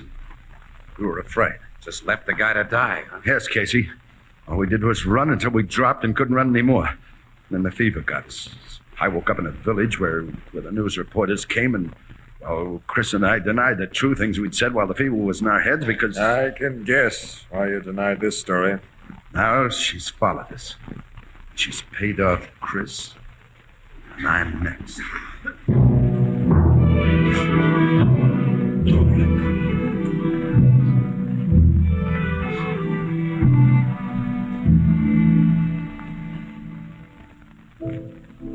didn't see nothing in the paper today about Johansson killing Casey. Ain't Captain Logan going to arrest Sykes? What for? His alibi was 100%. Yeah, but he confessed to stealing them emeralds. In another country, pal, from jungle Indians. Oh. There is one thing, Ethelbert, but it doesn't look very promising. What is it, Miss Williams? Well, Logan's turned up a witness who says he saw Johansson let a woman into his apartment about a half hour before he was killed. A woman? Yeah, described as a small brunette and carrying a small leather traveling case. Oh, a little skinny girl couldn't squeeze a big guy to death? No. You think Sykes will be bumped off like Johansson was and that Vasca? Well, he seems to think so. That's funny. That guy's trying to pack a month of life into every hour because he figures every hour will be his last. Say, Annie, what do you say? Let's drop off at his new apartment on our way home. Maybe we can cheer him up a little. Okay, Scout, if you must do a good deed. Well, it's a selfish good deed. I'd like to hear Sykes talk some more about that guy, Vasca.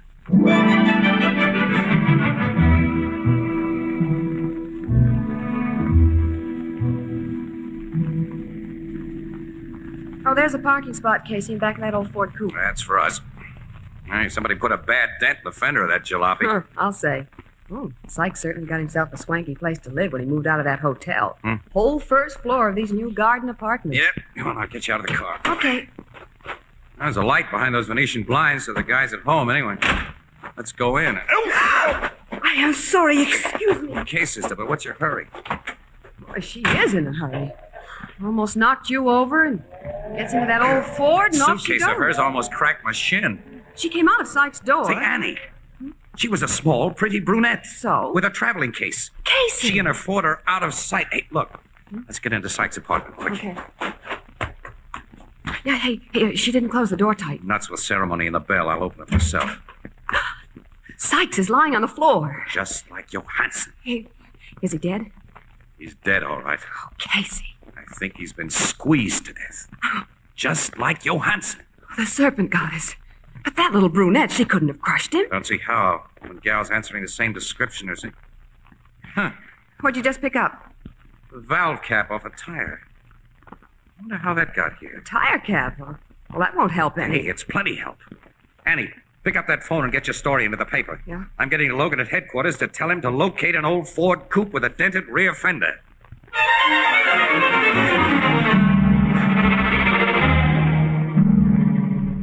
That's the car, Logan. I'm sure of it. Well, the garage guy here says that Ford belongs to a Miss Isabella Vasca.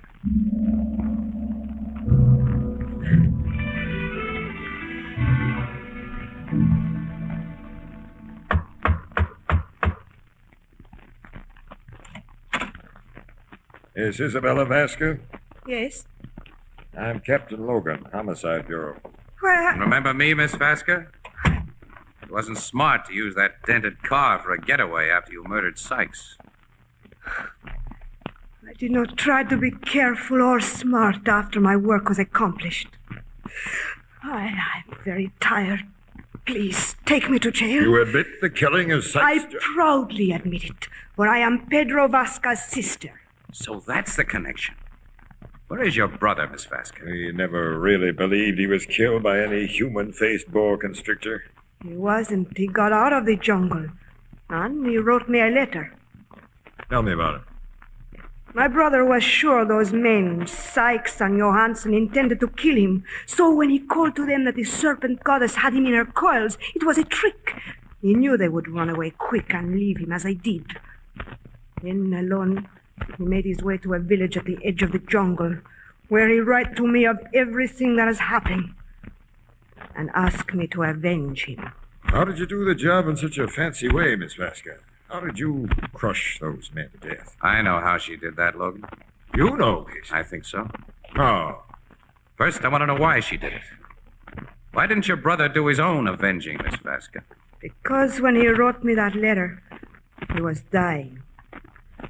Just before he reached that village at the edge of the jungle, his body was broken in the coils of a big snake.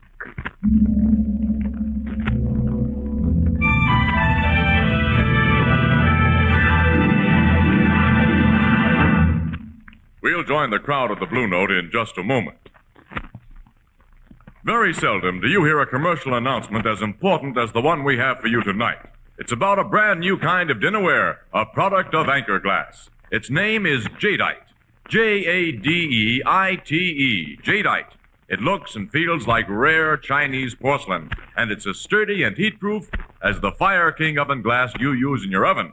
And its cost is unbelievably low. Now, for instance, a beautiful Jadeite cup and saucer cost only 15 cents. In fact, this revolutionary new Jadeite costs less than half as much as the very cheapest dinnerware on the market. Now, you can buy Jadeite items separately or a complete dinner service for $6 for less than $5. Now, the demand for Jadeite is enormous. To avoid disappointment, go to the nearest chain store, department store, or other store selling chinaware or glass tomorrow and ask for Jadeite by name. Jadeite, Jadeite, is the newest triumph of Anchor Hocking. The most famous name in glass.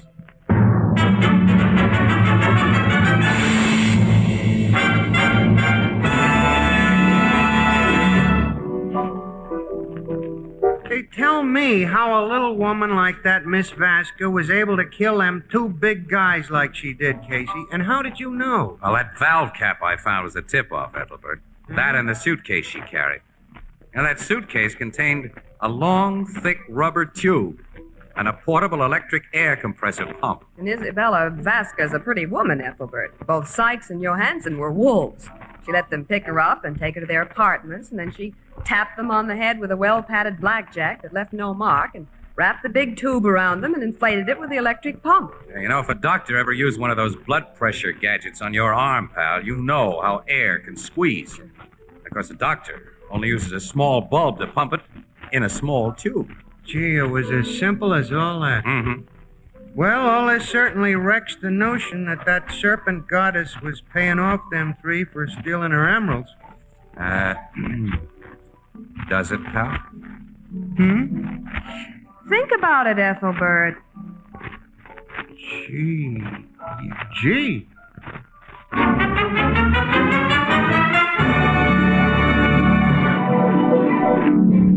Crime Photographer, starring Stotts Cotsworth as Casey, is brought to you each Thursday by the Anchor Hocking Glass Corporation, makers of Fire King oven glass, Anchor glass containers, Anchor caps and closures, all products of Anchor Hocking, the most famous name in glass.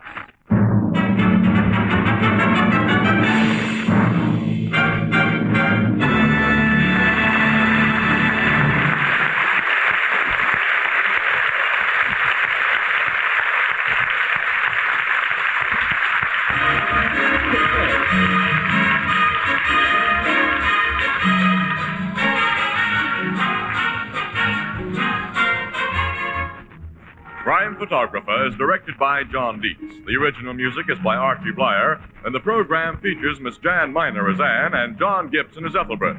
Herman Chittison is the Blue Note pianist. Hello? Yes, this is the Falcon speaking. Oh, Peggy. I'm glad you called. I'll have to ask for a rain check, Angel. I'm all tied up. Mm-hmm. An actor friend of mine just bought himself a gun, and the way it looks now, he figures to make a big hit.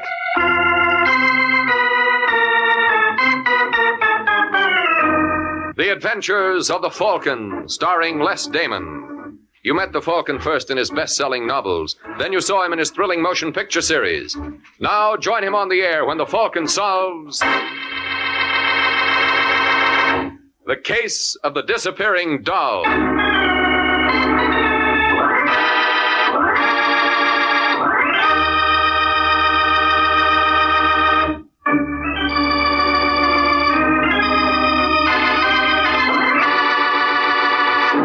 And now, the case of the disappearing doll.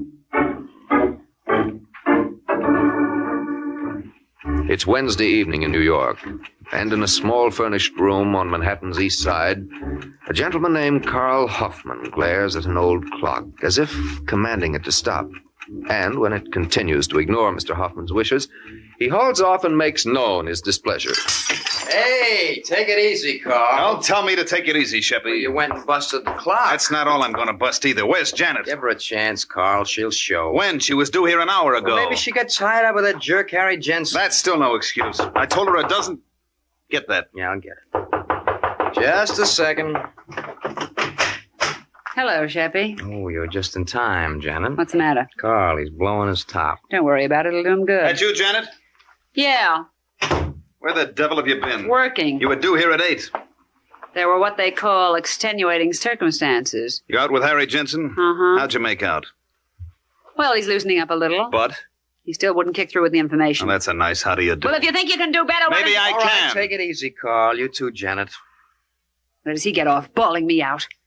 How long have I had to work on Harry? Look, we know it's only been a week, but time is getting short. Vince Dario will be here tomorrow. Who? Vince Dario. Carl's bringing him in from Toledo for this. Why? Because he's the best man in the business, that's why. And Yeah. Vince isn't the kind of a guy who'll hang around if we can't promise him action. Well, I'm doing everything I can. Yeah, sure she is, Carl. Now, why don't you two just kiss and make up? All right, I'm sorry, Janet. Forget it, honey. Come here, baby. Don't mind me, folks. Grab yourself a walk, Shep. Come on, fellas, break it up, huh? We got work to do. He's right, sweetheart. When do you think you'll have something to report from that Harry Jensen character? Well, he wanted to see me later tonight. Well, maybe tonight's the night. Maybe. How about it, Janet? You know, I think if you got him good and plastered, he might start talking. That's never been a problem with Harry. The tough thing is to make him quit. We'll get him started in the right direction, baby. And when he stops, we'll be on easy street.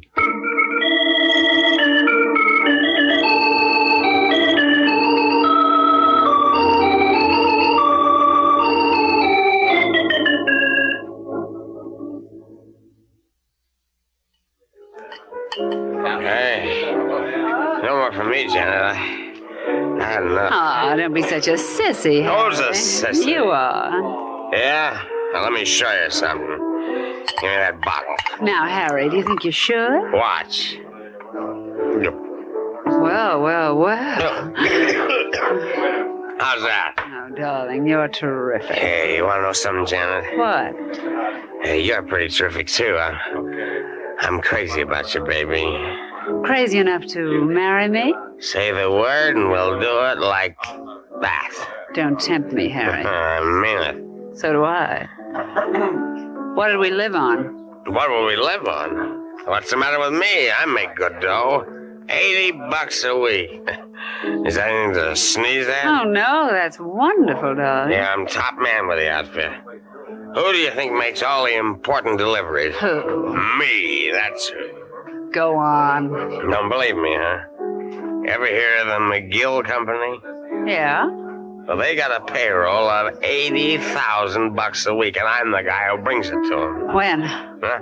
When do you bring it to them? Oh, I'm sorry, honey. We're not supposed to tell. And you claim you love me. I do, Then sweetheart. tell me when you're going to deliver the McGill payroll. Now, what difference does that make? Think I could marry a man who didn't trust me? Say, Janet. What? Well, ain't it kind of stuffy in here? No. I feel awful warm.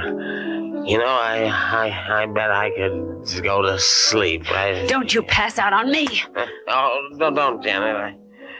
I'm nuts about... Harry. Harry. The McGill payroll. When do you deliver it? Yeah. Friday. Friday at 2.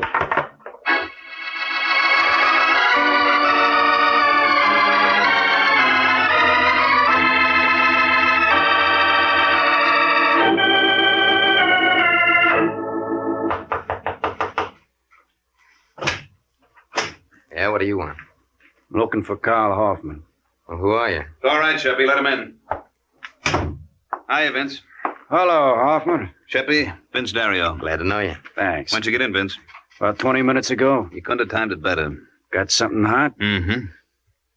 Sheppy, here are the McGill Company. The people who make all those plumbing fixtures? That's right.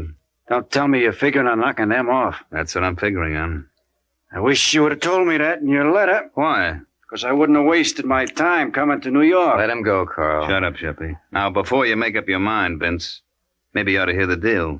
There's no deal where you have to walk into a plant like McGill's. We don't have to walk in.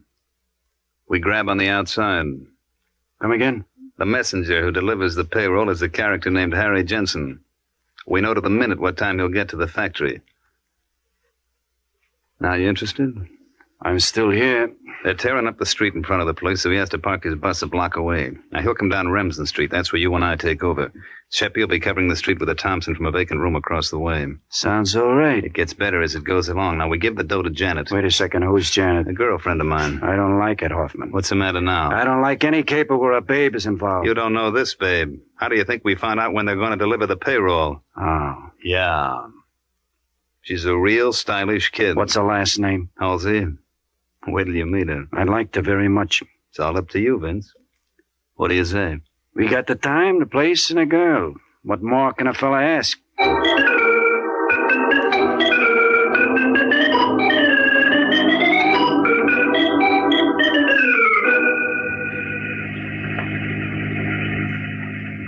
How does she handle, Janet?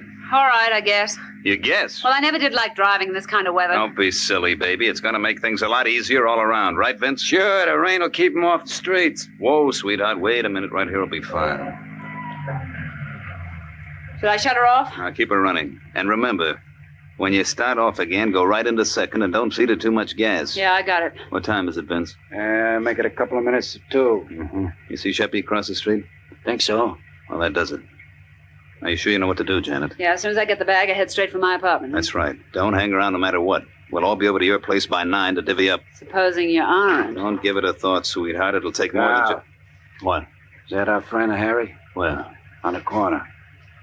Yeah, that's him. All right, Vince. Here's where we go to work. Lots of luck, honey. Thanks, baby. Give me a cigarette. Yeah. Where's that lighter you're so proud of? Oh, what do you know? It works. Here he comes. Hey, buddy. Me? Yeah. Can you tell us what Tremont Avenue is? Oh, you're on the wrong side of town, mister.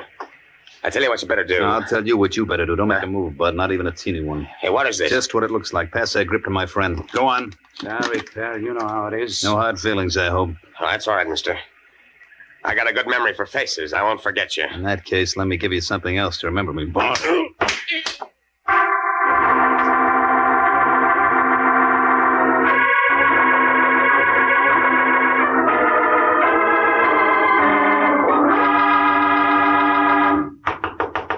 Who is it? That should be open up. Hello, Carl. Vince. Hi. Went off like clockwork, didn't it? Yeah. Where's Janet? She ain't here. Huh? What? No. I was the first one in. It's lucky I had a key to her place, huh? And you're lucky I don't have a suspicious mind. Well, I have. Did she phone in? You told her to come straight here, didn't you, Carl? Yeah? Well, you don't think she had an accident, do you? No. We would have heard about it. I had the radio in the car tuned to the police calls. But if the cops snapped her... You kidding? There was nobody within miles of her. After you chucked the bag into her car, she took off. She'll show up, Vince. She better. She's got all the dough. Just what are you getting at? You told me yourself she's a very smart girl. Women who are beautiful shouldn't be brainy. Meaning? I think we got a double cross. You're nuts. I'll leave it to Sheppy. No. Janet wouldn't do that, Vince. Why not? Well, because she never did it before. Did you ever have 80 grand before? Look, what are you worried about? It isn't even 9 o'clock. Well, supposing she doesn't show by 9. Then I'll start looking for her. And if she isn't dead when I find her, she'll wish to heaven she was.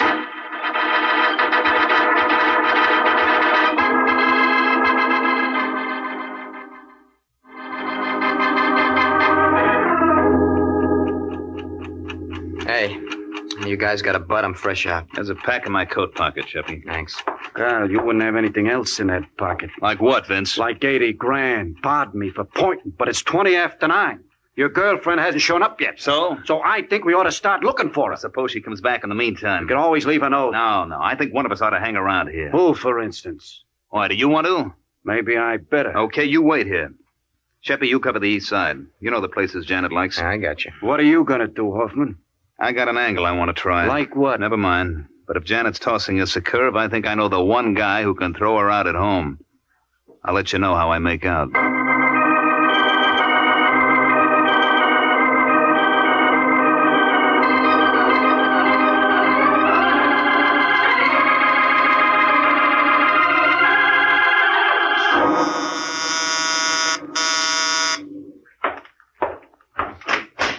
Yeah? I'd like to see Mike Waring, the Falcon, please. You are now. Oh, well, my name's Carl Hoffman. Yeah? Can I come in? Oh, sorry. Thanks. Sit down. Much obliged.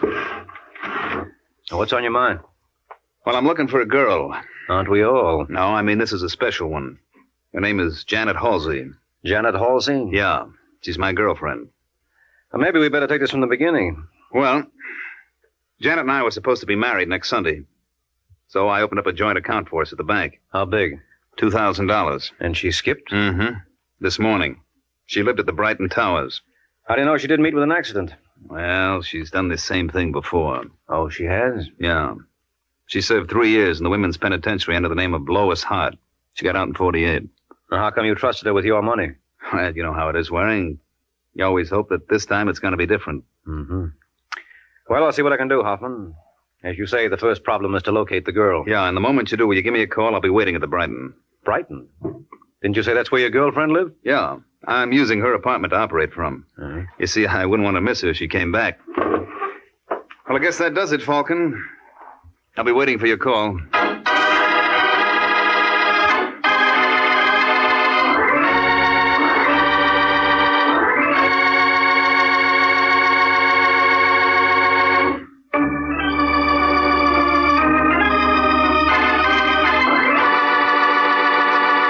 Now back to the adventures of the Falcon. An hour has passed since Carl Hoffman recruited Mike Waring in his search for Janet Halsey. And now as we find Mike, he is making a tour of some of the shadier spots on New York's 3rd Avenue. You're looking for someone, mister? As a matter of fact, I am. Falcon. Hello, Joey. A long time no see, pal. What can I do for you, Mike? Well, you're a man who knows all the wrong people. Ever hear of a girl named Janet Halsey? Huh? Oh, we seem to have an audience. Yeah, and I like your act, mister. Only I missed the last line. Would you mind repeating it? Now cut it out, Sheppy. This is Mike Waring. I don't give a rap who he is. What do you want with Janet Halsey? I don't think that's any of your business. All right. Suppose we take a little walk outside. No, thanks. It's too hot. That's all right. I got something in my pocket to chill you off. Now take it easy, Just Sheppy. keep out of this, Joe. What do you say, Waring?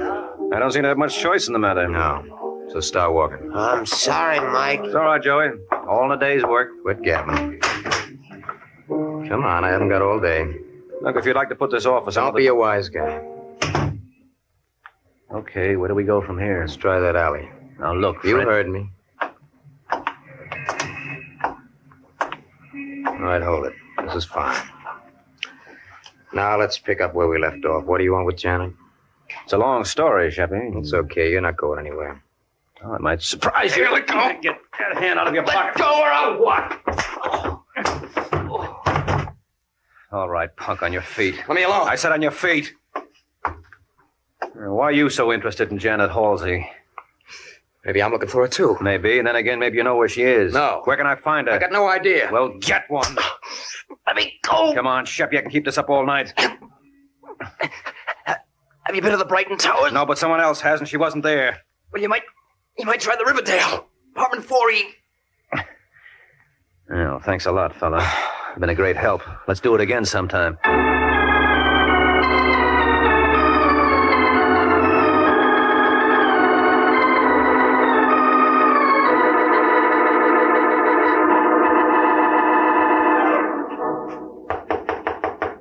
Who is it? Carl. Where's Sheppy, Vince? Out looking. Did he phone in? No, I guess he had nothing to report. How did you make out? Not so hot. I guess that leaves me up the well-known creek. What are you griping about? We're all in the same boat. Yeah, but I didn't bring Janet into the act. You did, Hoffman. Okay, and I'll find her. I don't see him making any progress. Maybe not, but I hired somebody who will. Who? A fellow named Mike Waring. A private dick? That's right. What's the idea? You going off your trolley? Relax, will you, Vince? I gave him a song and dance about wanting to find Janet. This guy Waring has plenty of contacts. Well, I don't like it. You, the boy, was belly aching that I wasn't doing anything. You didn't have to go that far. No, how far would you go for 80 grand? Yeah, I guess you're right. Thanks. That must be Sheppy. I'll take it. Yeah, what do you want? I beg your pardon. I must have the wrong number. Wait a minute. Is that you, Janet? Hello. Hello. What's the trouble? I think that was Janet. You're imagining things. Don't tell me. I'd recognize her voice anywhere. What made her call and then hang up? You know something, Vince? That's just what I was wondering. I'll be back in an hour.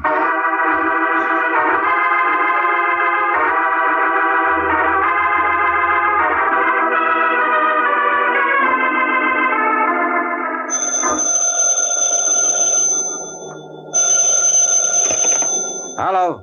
Hello, is this Janet Halsey's apartment? Yeah? There's Carl Hoffman there. Who's calling? Mike Waring. We just stepped out for a while. Want to leave a message? Who's this? It's okay. I'm a friend of his. My name is Vince Dario. Well, tell Hoffman I've got a lead on his girlfriend. She's supposed to be at Riverdale Arms. If he'll meet me at the 86 Club, we'll go over together.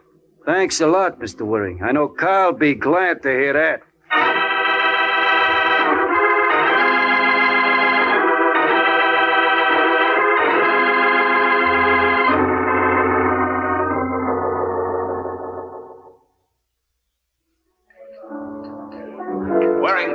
Waring, over here. It's about time, Hoffman. Sorry I'm late, but I just got your message. Where'd you get your dope from? A punk named Sheppy Oliver. What? Yeah, he pulled a gun on me. That's the funniest thing I've heard yet. Is it? Yeah. Sheppy's a friend of mine. Oh, is that so? Sure. When he heard you asking for Janet, he must have gotten suspicious. Why? Well, he's not very bright. What was that address he gave you again? Riverdale Arms. That's what I thought. It's a bump stair. How do you know? That's where Sheppy lives himself. Why would he give me his own address? Probably rattled him so badly it was the only thing he could think of. Well, that's one possibility. Can you think of any other? Yeah, maybe Janet had a partner. You mean Sheppy? Why not? He's my best friend. Uh-huh. Janet was your best girl. Let's go see who's playing on whose team.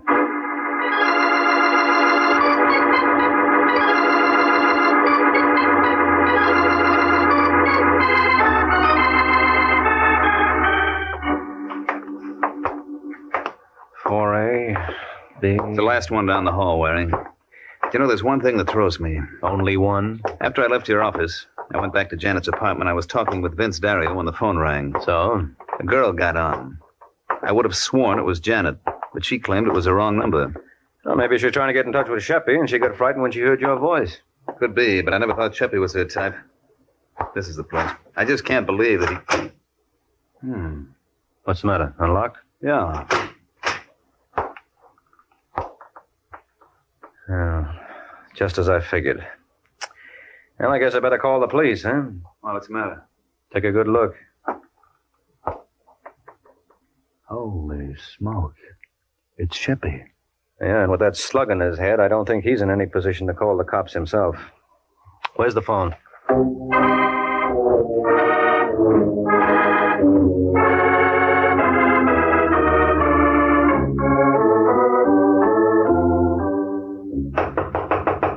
Come on, Vince, open up. What took you so long? I was busy. Who's your friend? Oh, that's right. You boys haven't met. Mike, this is Vince Dario. How do you do? Hi. How did that lead pan out? Not too bad. You find Janet there? No, we found Sheppy. I don't get it. He was murdered. Murdered? By who, Janet? That's one way to look at it. Still any other? Yeah, I suppose Janet was working with a man. You mean Sheppy? I don't see it. That's just what I said. Look, Carl, suppose we forget the whole thing. What do you mean? We gambled and lost. Oh, you surprised me, Vince. A couple hours ago, you were bawling me out for not doing anything. Now you're willing to write the whole thing off. There's no use crying over spilt milk. Sure. With 80 grand in your pocket, you can always buy yourself another quart. Oh? You say something, Waring?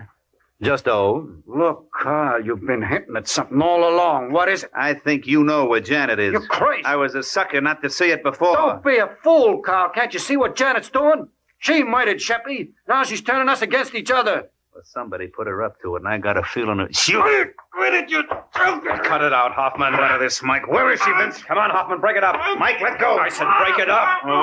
Okay. Dario. What was the idea, Hoffman? I don't like double crosses. Get the keys out of his pocket. What for? I got a hunch Janet is holed up in his apartment, and I'm going to play it to the hilt.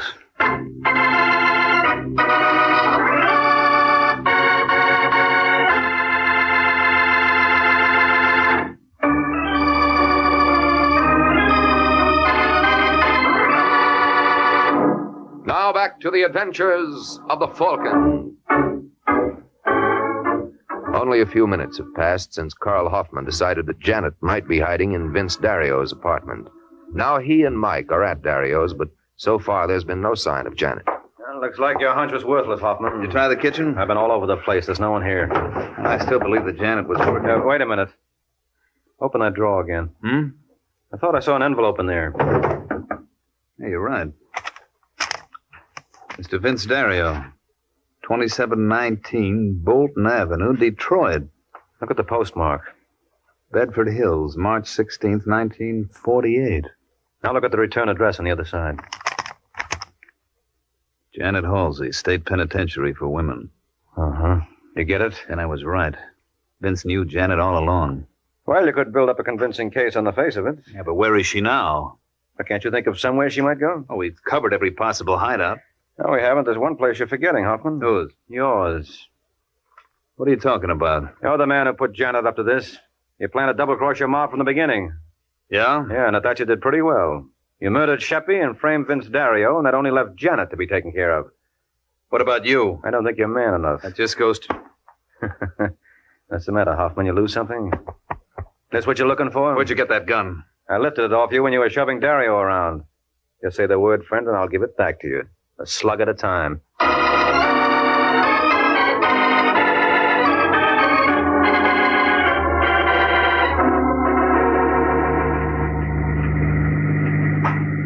Well, what happened after that, Mike? You know the rest, Janet. As soon as the police picked up Carl, I went to his apartment. And picked me up. And not a bad day's work at that. Thanks. No, I'm talking about the little bag you had with you containing 80 grand belonging to the McGill Company. Oh. Now, what gets me is how you people knew exactly what time the payroll was to be delivered. Oh, I had inside information. From the boy who delivered it? How did you guess? It figured. What did you do? Use your feminine wiles? It didn't take much. He wanted to prove what a great big man he was. Mm-hmm. Well, you have that effect on the opposite sex. Do I? Yeah, it's just too bad you had all your work for nothing. Yeah, I guess when you come down to it, I was pretty lucky at that. You sure were, Angel. There's no doubt that with Sheppy and Vince Dario disposed of, you were next on Carl's list. Dirty double-crosser. No. There's no reason to be angry. After all, you were in on 99% of the plot.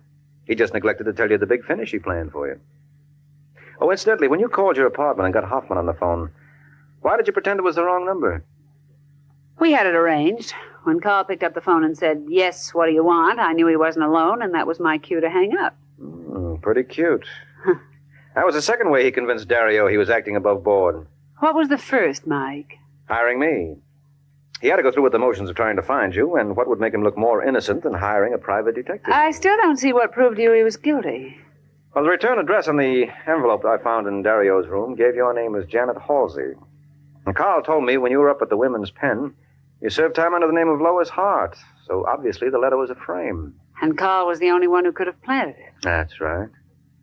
You know, you're pretty wonderful, honey. I mean, Mr. Waring. Oh, I don't mind you getting affectionate. After all, we're going to be seeing lots of each other, Janet. Are we? Mm-hmm. Whoop.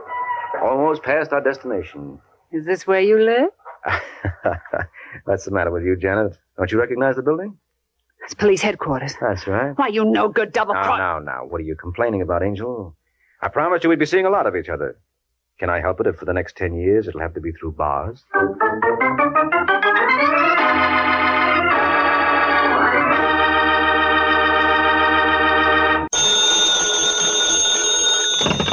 Hello? Yes, this is the Falcon speaking. Oh, Nina. I'm glad you called. Oh, you'll have to count me out tonight, Angel. I'm in the middle of a hot deal. Some boys I know are interested in the big money, and they figure if we put all our capital in a gun, we ought to make a killing.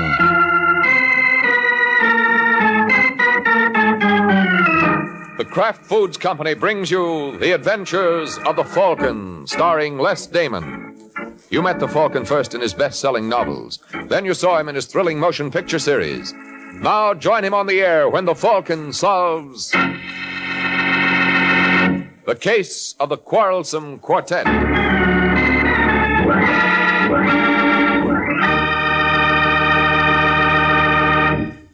Before the Falcon starts on tonight's case, I'd like to say just a word about something extra delicious. Kraft mayonnaise. Here's really true mayonnaise at its finest. One taste will tell you that. Just one taste of delicate, exquisitely flavored Kraft mayonnaise will tell you that here is mayonnaise to delight even the fussiest cook. Try it. Try it and see for yourself. Tomorrow when you shop, get a jar of wonderful tasting Kraft mayonnaise.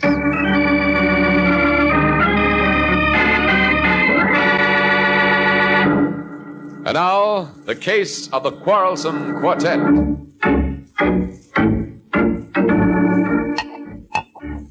It's late evening in New York, and in a shabby apartment on Manhattan's West Side, a short, heavy-set boy named Dixie Taylor watches his companion Georgie Reynolds attack an age-old problem: how to dispose of an empty bottle.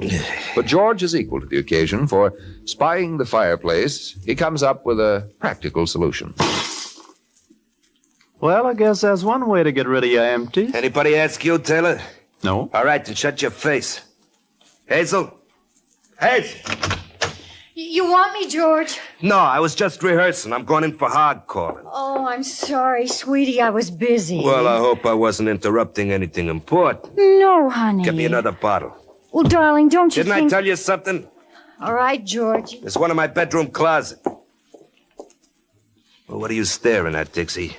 I was just wondering about Hazel. Well, don't. If you're going to do any wondering, think about Martinez. Although he'll be here. Yeah, when? He was due an hour ago. Or maybe he had some trouble finding Saunders. Oh, that's just ducky. What goes on with you guys anyway? Do I have to tell That's you? probably Martinez and Saunders now. Hazel, Yes, George? didn't you hear that? Well, I was trying to get... Never down- mind the alibis. Answer it. Yeah, just a second. Hello, Hazel. Hello, Mr. Martinez. Boyfriend here? Yeah, we're in the kitchen. Come on in. Bring your friend with you. Hi, Georgie. Hello, Taylor. Hello, Louis. Well, you took your own sweet time getting here, Martinez. Well, I have a little bit trouble finding Mr. Saunders here. Gentlemen? Bring in a couple of chairs, Hazel. Yes, dear. All right, now go on. Go on. Beat it. But, darling... I said beat it. These fellas and I have some business to discuss. Well, Martinez, did you tell Saunders what I lined up? No, I think was maybe better I leave that for you. It's a snatch, Saunders. A what? A snatch. That's what I thought you said. Well, it's been nice knowing you, gentlemen. Sit down, Saunders. No, thanks. I'm not interested. Cost you something to listen? All right. Ever hear of Big Joe Gallagher? Well, enough to know that if he's the party you got in mind, you can include me out, as the saying goes. Now, don't be a jerk, Saunders. Sure, Gallagher's a big rackets boy, but that's just why we can get away with this. You're crazy. Now, look, Martinez, why didn't you tell me Let that... Georgie finish. Dixie and I used to work for Gallagher. We know what makes him tick. A guy in his position would never yell copper. Yes, but there's one thing you're overlooking.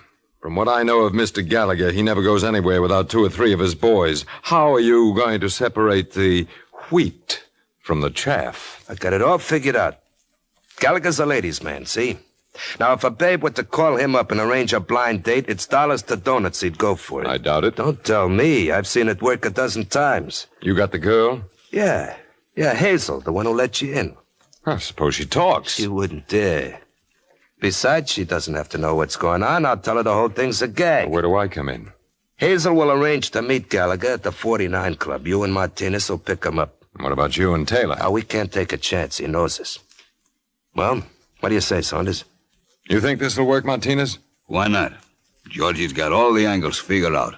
So it would seem. Okay, gentlemen. Deal me in.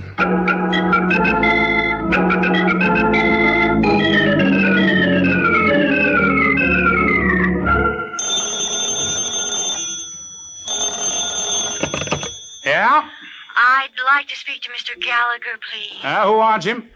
Well, he wouldn't know me, but you can tell him I'm a friend of Gloria Wilson. I never heard of her. Are you Mr. Gallagher? Yeah, that's right. Well, Gloria made me promise to look you up when I got to New York. I'm sorry, sister. I don't know anybody by that handle. She was a chorus girl at Pirandello's. Hey, wait a minute, baby. What's your name? Hazel Walsh. You look anything like you sound, Hazel? Oh, now, really, Mr. No, Gallagher? kidding, because if you do, I'd like to see you. I'm afraid that's out of the question, Mr. Gallagher.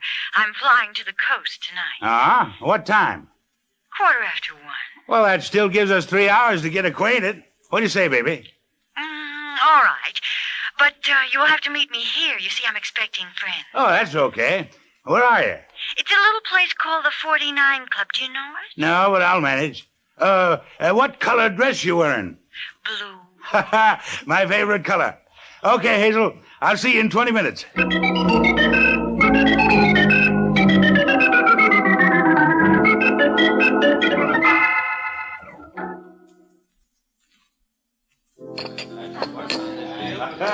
Say, buddy. Who, me? Yeah, you wouldn't happen to have seen a blonde around, huh? Blue dress? Yeah, that's right. I'm glad to know you, Mr. Gallagher. Oh, who are you? Hazel's cousin.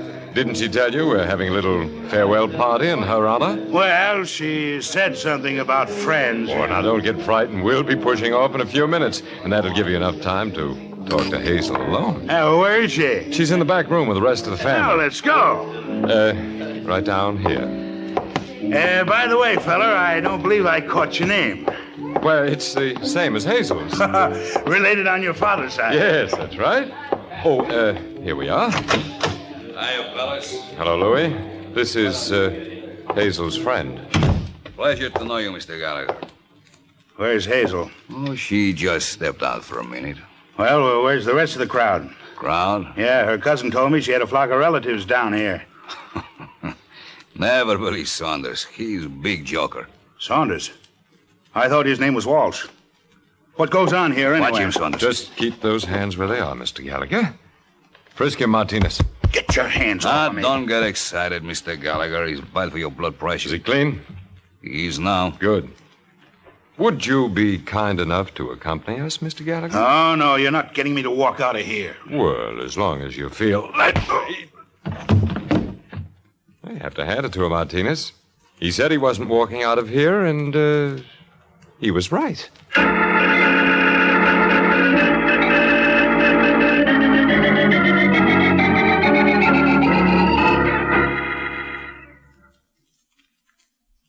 With those guys anyway. Got the time, Dixie? You asked me that just 5 minutes ago, George. Now, don't get smart. Think anything could have gone wrong? Not a chance. What'd you tell Gallagher's wife? Just what you told me. I said we had a husband, and if she wanted them back, she was to dig up $100,000. Yeah, maybe I should have gone for it myself instead of sending Saunders and Martinez. What are you worried about, Georgie? They managed the snatch, all right. Yeah, but how do I know that they're George. I'll get it. Hello, George. You got it, Saunders? What does this bag look like? All right, let me have it. How'd it go off? All the clock works. As soon as Mrs. Gallagher gives us the money, I give her the key and tell her where to find her husband. Oh, nice work, Louis. Yes, I guess congratulations are in order all around. $100,000. Just think of it. You think of it, Saunders, because that's as close as you're getting to it. What do you mean, George? Well, I tell you, friend, it's like this. The boys and I had a little talk. And you decided why split 4 ways, huh? Why, you catch on fast. But didn't you think I'd have anything to say about that? All right, put away that gun, Saunders. Yeah, Georgie was only clowning. Yes, I'll bet. You know, I'm a little surprised at you, Dixie. Look, if we were going to double-cross you think we'd send you for the dough? Sure, that doesn't make sense, does it? No, don't move, Parsi. Just drop the gun. Nice going, Martinez. Well, Mr. Smart Guy, what do you say now?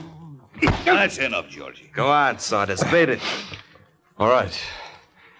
Gentlemen, if this little get-together hasn't been pleasant, it has been informative. Well, I'll be very glad to show you what I learned next time we meet.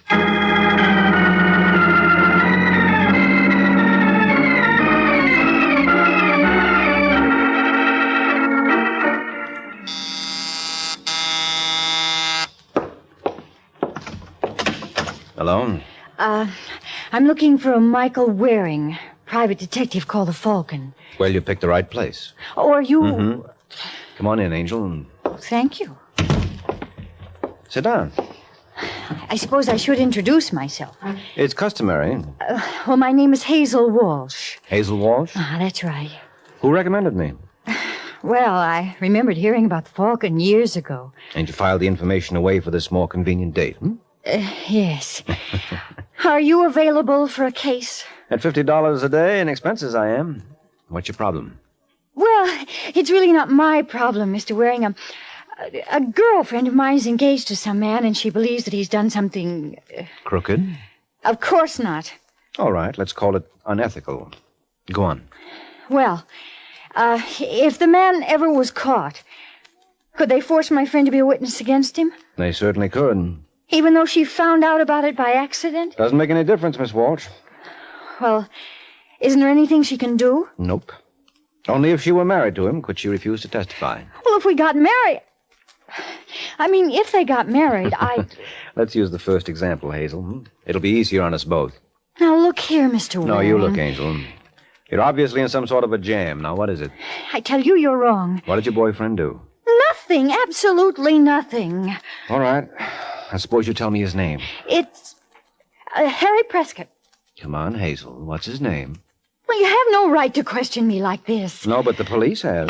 But you're not going to call him. No? Well, it's George Reynolds. You the same Georgie Reynolds who used to run with the Gallagher mob? No. No, it's not that one at all. Uh-huh. Well, suppose you introduce us and let me see for myself. I'm an easy man to convince.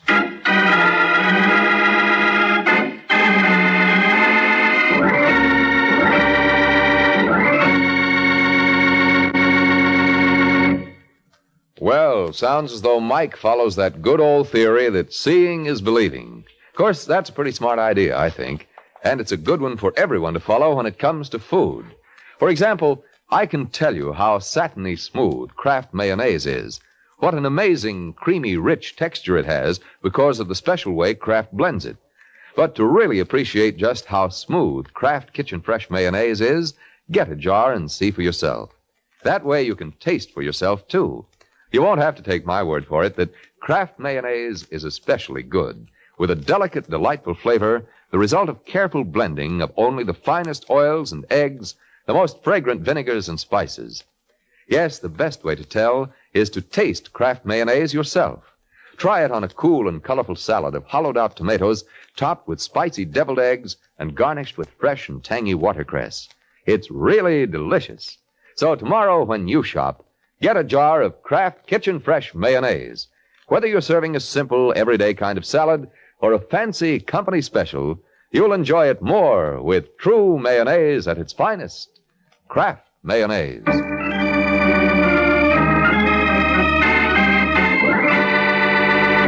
Now back to the adventures of the Falcon. 15 minutes have passed since Hazel Walsh introduced herself to Mike Waring, and now the two are on their way to Georgie Reynolds' apartment. And strangely enough, Miss Walsh doesn't seem too delighted by the trip. I don't know why I let you talk me into this, Mr. Waring. It's simple, Hazel. You're the kind of girl who's taken such a licking you could be talked into anything. That's a lie. All right, then why did you bring me here? Because I thought you could help George. Well, if it's the same George I think it is, you'll have to get yourself another boy. Whatever made you tie up with a guy like that? I don't think that concerns you. This the place? Yes. Can I help? No, thanks. Where's the light switch? A little over to your right. Have you got it? Yep. George! Stop that. I saw him. Now you stay where you are. Is he? Yes, he's nothing else but. Oh, no. Someone gave it to him right through the temple. George! Look, will you get a grip on yourself? How can you talk to me like that when my fiancé's been murdered? I can talk to you like that because it's not your fiancé. What? This is a boy named Dixie Taylor. Now will you behave? Can't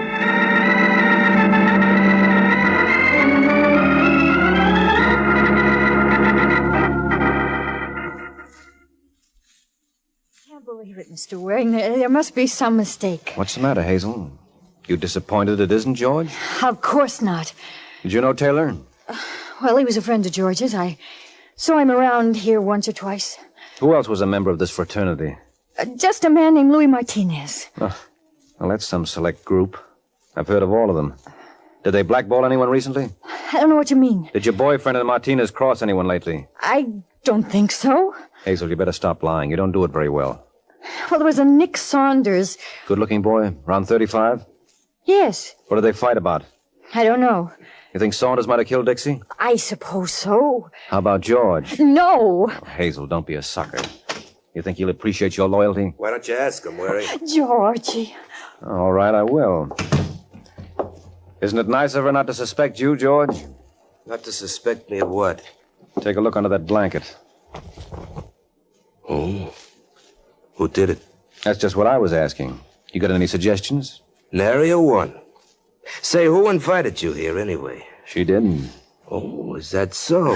Darling, I was only thinking of you. Now, that's the truth, George.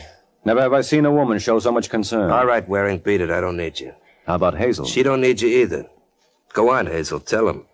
I made a mistake, Mr. Waring. I'm sorry. You mean that? Yes. Okay, so be it. Oh, when the police show up, tell them I had to leave. It'll be a pleasure. Listen, Georgie, I know what you're going to say. Do you? Oh, darling, I was only thinking of you. I know what you, Dixie Martinez, did to Saunders. That's why I went to Waring. Well, that was smart. But I was worried about Saunders. And I'm worried about you, Hazel. You think you'll ever learn to keep your mouth shut? Or do I have to teach you?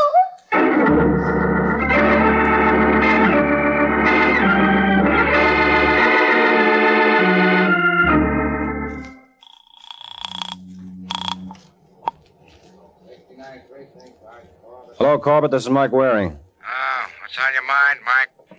Listen, what kind of caper has Georgie Reynolds pulled recently? Well, there's some talk going around that Big Joe Gallagher was snatched last week. Oh, that's crazy, Sergeant. I saw him on 48th Street yesterday. I know, but that's the story we got.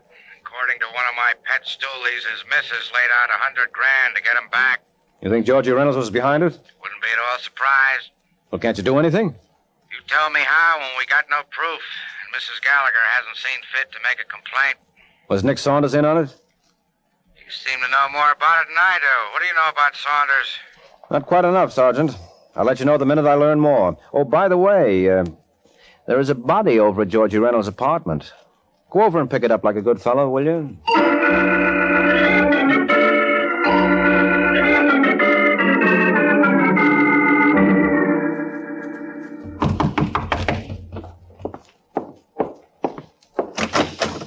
Yes? Hello, Saunders. Remember me?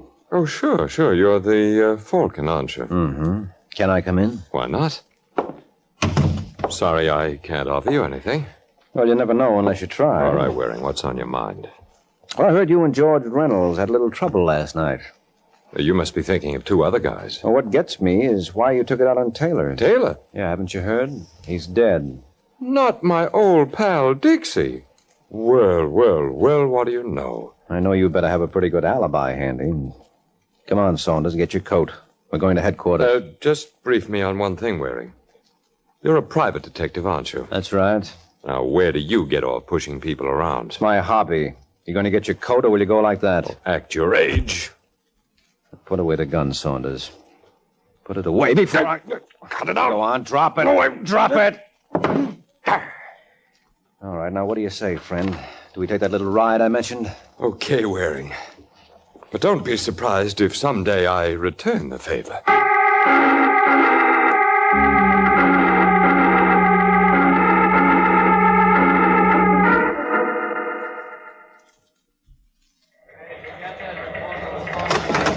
Is there a guy named Mike Waring here? That's me, Inspector. Come in here. I want to talk to you. Okay. See you later, Sergeant. Yeah, bad. Sit down, Waring. Oh, thanks. Sergeant Corbett tells me you're the boy who brought in Saunders. Yeah, it was a pleasure. Well, I'm glad you got a kick out of it, because I just talked to headquarters about you. What for? To see how they feel about attempted blackmail. What are you talking about? Didn't you try to shake down Saunders? Is that what he claimed? No, I can put two and two together myself. Well, you ought to go back to school, Inspector. There's something wrong with your arithmetic. I doubt it. When you start shoving a guy around just because he's got a record, there's only one answer. Oh, you're crazy. I tell you, Saunders killed Dixie Taylor. How? He shot him, that's how. From Philadelphia? Oh, what are you talking about? According to the coroner, Dixie Taylor died at 8:30 p.m. So what? Well, at 8:25, Saunders was picked up by the Pennsylvania State Police for carrying a rod without a license. And he wasn't released until 2 hours later. Now, who doesn't know his arithmetic?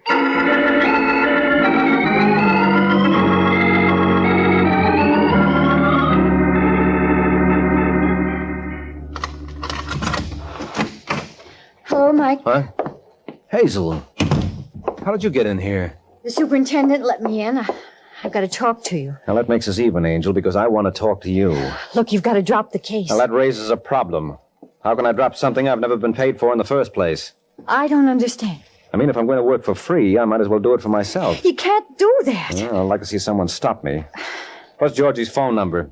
Why? Because I want to talk to him. What about? The murder of Dixie Taylor. He doesn't know anything about it. Are you kidding? Now, what's the number?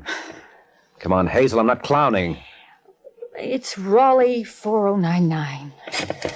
Now, cheer up, baby. When I get through with Mr. Reynolds, he won't ever lay a hand on you again. You don't hear me complain. Next, you'll be telling me you love the guy. I do. Hello. Is that you, Reynolds? This is Luis Martinez. How are you?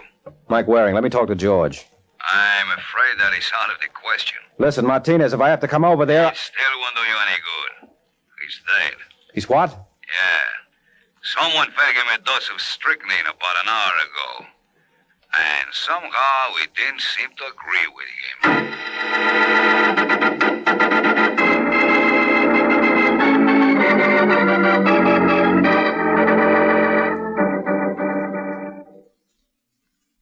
It's not true, Mike. I don't believe it. Martinez was lying. I suppose we go over and check. But George is dead. Oh, come on, Hazel. Get a grip on yourself. You're better off without him. Oh, how can you talk that way? Because it's the truth. He was no good. That's a lie. No, don't give me that.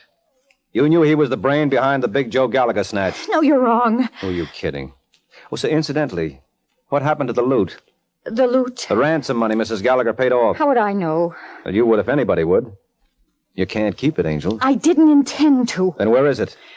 Well, they didn't tell me, but I watched them through the keyhole. Where did they put it? Under the middle cushion of the sofa in George's apartment. Okay, let's get it before someone else gets the same idea. I wouldn't be surprised if we're a little late now.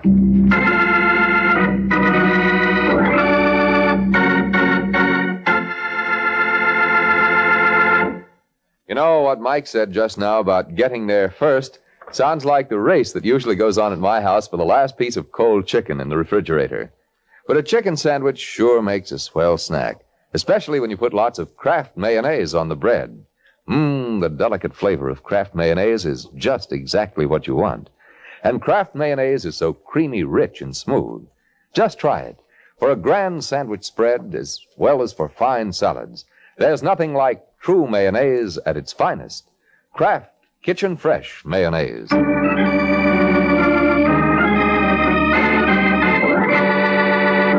Now back to the adventures of the Falcon. A half hour has passed since Mike Waring learned that with the recent death of Georgie Reynolds and the earlier demise of Dixie Taylor, the original quartet was now working as a duo on $100,000 worth of loose notes. And now as we rejoin the team of Mark and Hazel, they're making their entrance at Georgie Reynolds' apartment. But Hazel seems to be suffering with a bad case of stage fright. What's the matter, Angel? Having trouble? I guess I'm a little nervous. Now, here, let me try. Come in, folks. Louis.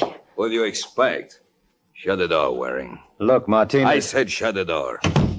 I'll raise them high. All right, you don't have to worry. I'm clean. I don't believe in taking chances. What's the matter? No sporting blood? Yeah, I guess I'm yellow. Too bad Georgie didn't have as much sense. Where is he? Move the club chair. What? Yeah, go on.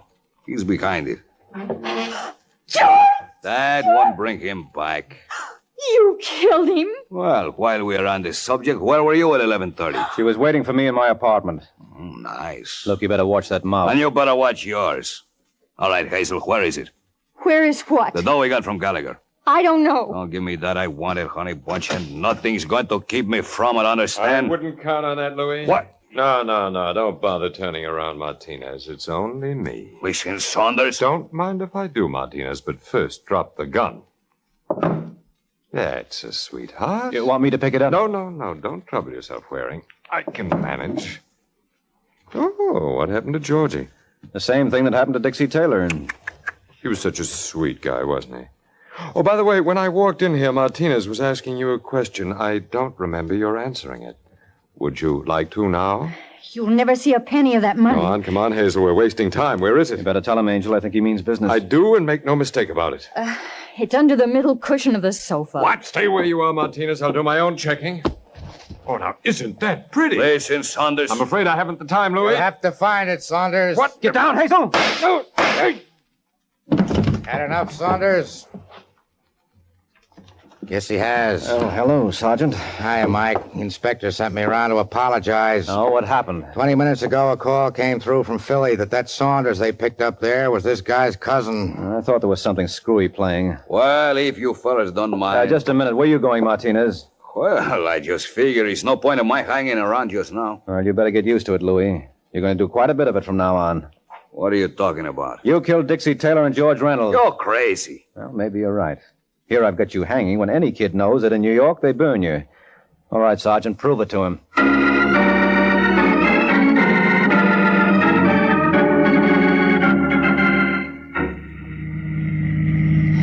Mike. Ah, don't say it, Angel. But I was just going to Ask me to explain things. Well, yes. Well, I guess you're entitled to it. You see, this was a modern version of thieves falling out. When Louis Martinez saw how George double-crossed Saunders, it didn't take him long to figure that he was next. So he decided to beat your boyfriend to the punch. First he killed Dixie, which made it look bad for Saunders. And then to ensure his bet, he killed George. Then why did he wait at the house for us? Well, he had to. You were the only one who knew where the money was stashed.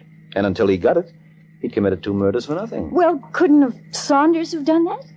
I knew Martinez was the killer long before Saunders ever showed up. How? Well, Martinez told us he hadn't called the police, so obviously there was no autopsy performed. Yet he knew exactly what poison killed George and the time he got it. Remember he told me over the phone that George had been fed a dose of strychnine an hour before I called? Well, now, how would he know that unless he was right there feeding it to him? Shall I tell you something? I wish you would. I lied to you about loving George. You see, otherwise I was afraid you might suspect me. Oh, I couldn't afford to, Angel. Why not? Well, you're much prettier than Martinez and Saunders. Oh, I don't understand. Well, you see, I figured to wrap up this case around midnight. And if you were guilty, what would I do for a date?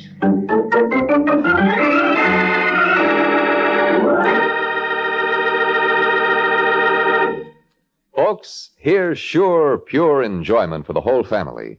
Real, honest-to-goodness malteds made with Kraft chocolate-flavored malted milk. Easy to fix, too. You just make a tasty paste of Kraft malted milk in the bottom of a tall glass. Then fill the glass brimful of milk and stir it. Enjoy the best malted you ever put to your lips.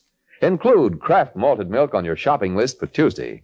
Enjoy a Kraft malted for snacks, with meals, or before bedtime. But be sure it's Kraft malted milk. At your food store now.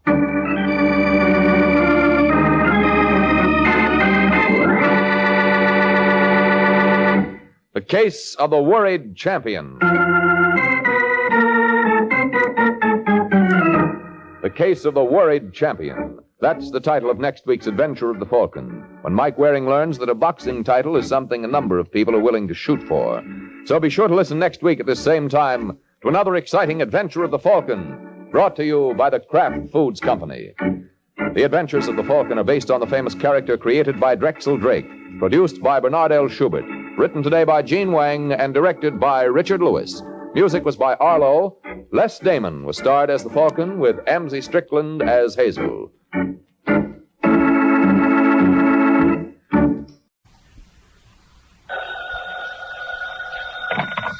Hello? Yes, this is the Falcon speaking. Oh, Kathy. Well, thanks for calling, Angel. I can't make it tonight. Have to see a girl about a prize fighter. He was asked to throw a fight, and it looks like he has a choice of being knocked out or knocked off.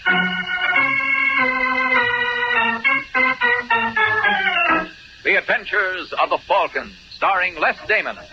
You met the Falcon first in his best-selling novels. Then you saw him in his thrilling motion picture series. Now join him on the air when the Falcon stars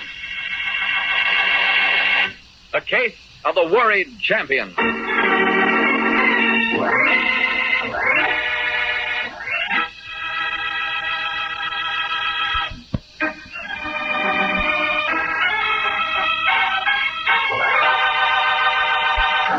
And now, The Case of the Worried Champion. It's Sunday in New York, and this particular Sunday happens to be the birthday of boxing champion Tommy Foster. So Foster's manager, Luke Whitney, is throwing a big celebration at the River Steakhouse, and a good time is being had by all, when suddenly Foster's jaw tightens and he scowls as he stares across the room. Whitney notices. Oh, what's the matter, kid? Look who just came in. Oh. Well, what do you know? Steve Cortez. It was in the paper you having a party for me here. That's why he came. So what? Don't let it get you. I know what he's trying, Whitney. He wants to get my ghost. So you don't let him. You laugh it off. Burns me up. Way he's been yapping in the papers about... Part of the game, kid. You should know that by now. Well, he didn't have to come here. Look, if you're going to let him get you like this... Hey, here he comes. Over to this table. All right, just sit tight. Let me do the talking. Save the fireworks for the ring. Well, if this isn't a coincidence. Is it, Cortez? I suppose you didn't know Whitney was having a birthday party for me here tonight? No kidding, champ. Well, happy birthday to you. If I'd known, I'd have brought a cake. Well, why don't you sit down, Cortez? Join the party. Well, thanks, Whitney, but I don't think the champ would like it. To keep reminding him what's in store for him. Now, look, if you think I'm afraid of you, Cortez... Now, where would I get an idea like that? Just because you've been dodging me for 2 years? I wasn't dodging. Just because the only reason you finally agreed to meet me was the commission threatening to suspend you if you didn't? That's a lie. Never mind, Whitney. I'll quit riding Foster. I see he's the excitable type. So I won't upset him anymore. Until we get in the ring. Oh, yeah? Now, that's what I call a bright remark. I'll show you who's bright. Get on, will you? think I'm a scared of you? Let go with me. I'm not taking any more of his lips. All right, Cortez, you've been asking for it. Try this on by side. Stop! Well, Whitney, there's your chance. If him and me are going to meet in the ring, you better start picking up the pieces.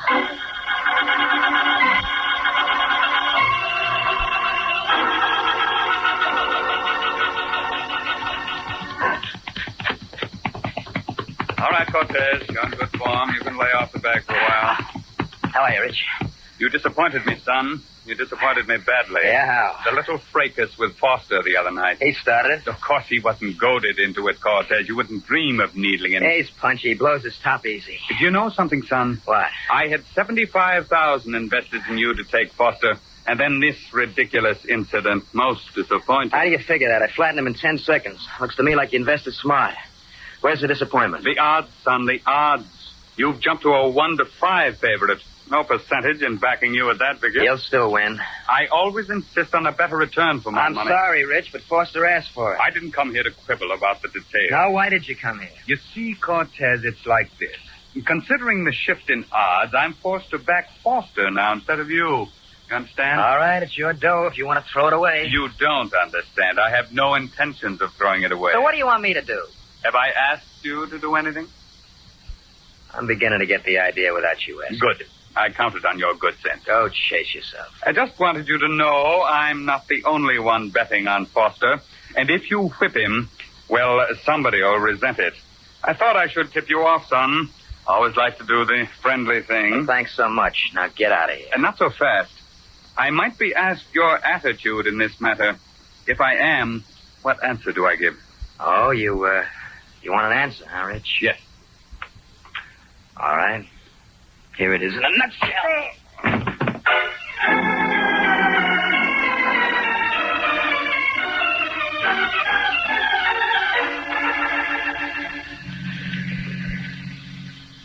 So you slugged Rich. Yeah. For a fellow who makes his living by fighting, it seems to me you're giving away an awful lot of free samples. They asked for it. Even so, Rich wanted me to take a dive. I don't go for that. Going to report him to the boxing commission? I can take care of myself. I don't need the commission. But I thought you're supposed to report any gambler who asks you to throw a fight. Look, leave me handle it my way, will you? Sure, Steve, sure. You sure are touchy lately. I got things on my mind. What things? Don't tell me the fight's bothering you. Foster, don't make me laugh. And what is it? It's nothing. But you just Look, said... what are you, a detective or something? No, Steve, I'm just All trying the time you gotta act suspicious. Well, I wasn't suspicious, but now I'm beginning to wonder. Oh, now you're beginning to wonder. Yes, I am. Come to think of it, you broke 3 dates with me last week. I told you, training. Gotta get to bed early. One of the nights was the night you had that fight with Foster. You break a date with me and wind up in a nightclub? Not a nightclub. It's a restaurant. That's all. I gotta eat, don't I? Act like I never take you nowhere. You're beginning to act like maybe you don't want to. Steve. What's the matter? Is there somebody else? It don't mean anything. Just a couple of dates. Oh, then there is something. I don't get any ideas. It's you getting ideas I'm worried about. I told you, it don't mean anything. It's you and me, baby. You know that. Yeah, you and me and how many others?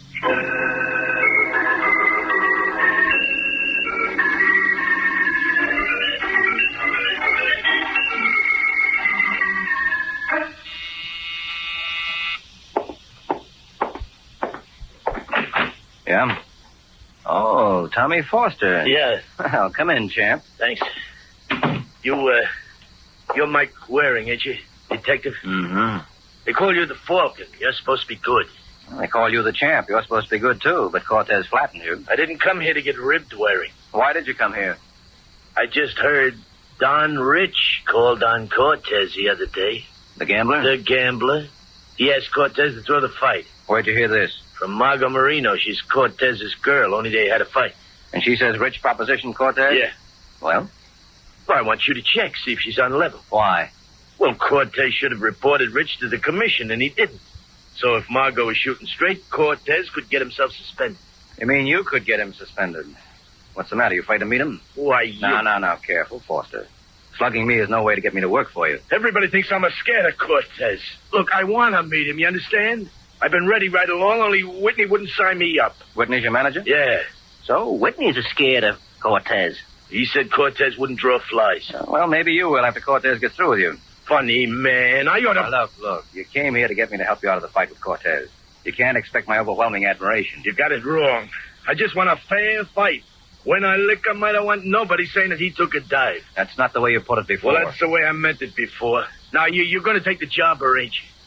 You want me to check with Cortez's girl, find out if she was telling the truth about Rich? Huh? Yeah. Well, why not just report what she said to the commission and let them investigate? Well, I don't want to stick my neck out if she's lying. Mm-hmm. What's the girl look like? Oh, really? Yeah. All right, Foster. I'll take the job.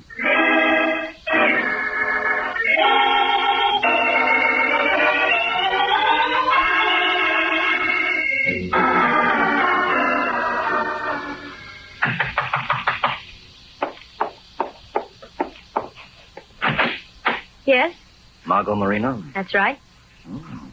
Foster was right. But what? I don't get it. Angel, you've got it. Look, who are you? What's the Mike Waring, the name. Yes, Mr. Waring? Why not call me Mike, huh? I haven't made up my mind what I'm going to call you yet, but I'm getting ideas. Now, what do you want? In? Not so fast. Oh, sure, so fast. Hey!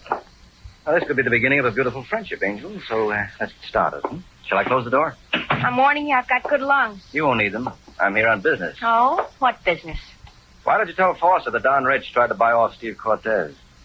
Because it happens to be true. You and Cortez had a falling out, didn't you? Suppose we did. Couldn't it be you're just trying to put him on a spot to get even? Could be, but it's not. Can you prove it? If I had to. What's it to you? Well, you made a serious charge. I can back it up. I still want to know why you're interested. Who told you what I said? Tommy Foster. Oh. Who are you, a reporter? Not exactly. Then... Say, wait a minute. I'm waiting. You work for Don Rich? How'd you guess? Why'd he send you here? To threaten me? Buy me off? Well, as a matter of fact... Just a minute. Hello? Oh, it's you, Steve. No, I haven't changed my mind. Now, look, lover boy, if you want to play the field, just don't expect me... Steve! What happened, Steve? What's the matter? I don't know. He was talking to me, and then all of a sudden I heard a noise. It's like a shot. A shot? Yes. Steve gasped, and then he wasn't talking to me anymore. Well, we'd better get to him right away and see what Steve has to say about it, if anything.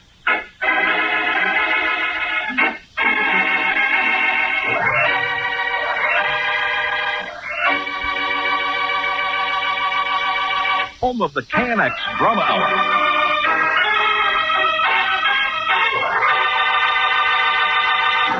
Now back to the adventures of the Falcon. A minute has passed since a phone call from Steve Cortez to Margot was interrupted by what Margot said sounded like a shot. Now Margot and Mike Waring have rushed down to the street to look for a taxi to take them to Cortez. There's a cab. Taxi! Taxi!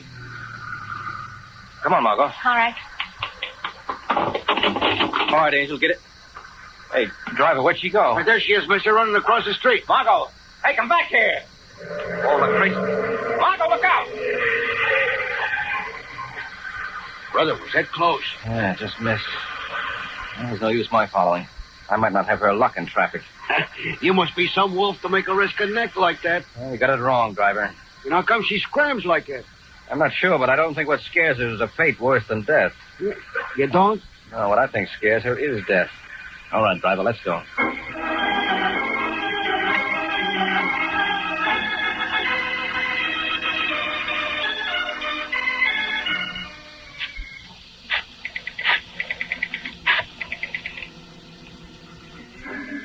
Hello, Sergeant Corbett. Mike Waring.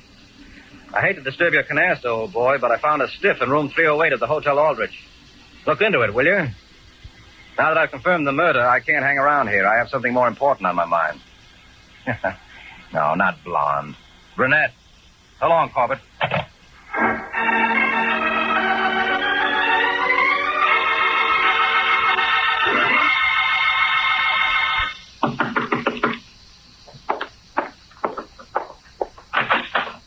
Oh, hello, Waring. Come in. Thanks, officer.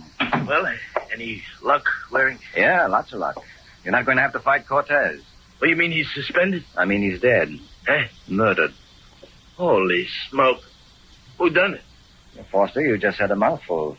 Hey, me and him had that row the other night. You think anybody get the idea that Yeah, probably. You gotta help? That's my business. Okay. You got yourself another job. Right.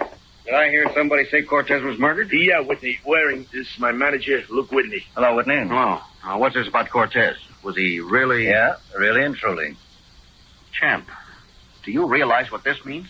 What does it mean? There goes our gate. We were sure of a sellout, no question about it, but now... I thought you said Cortez wouldn't draw flies, Whitney. When did I say that? Well, you said it. Oh, you mean last year, Champ? Sure, but now things are different. Cortez has a rep. We'd have cleaned up a sellout, no question. In fact, you might have had a double sellout. Huh? Sellout at the gate, and maybe Cortez would have sold out in the ring.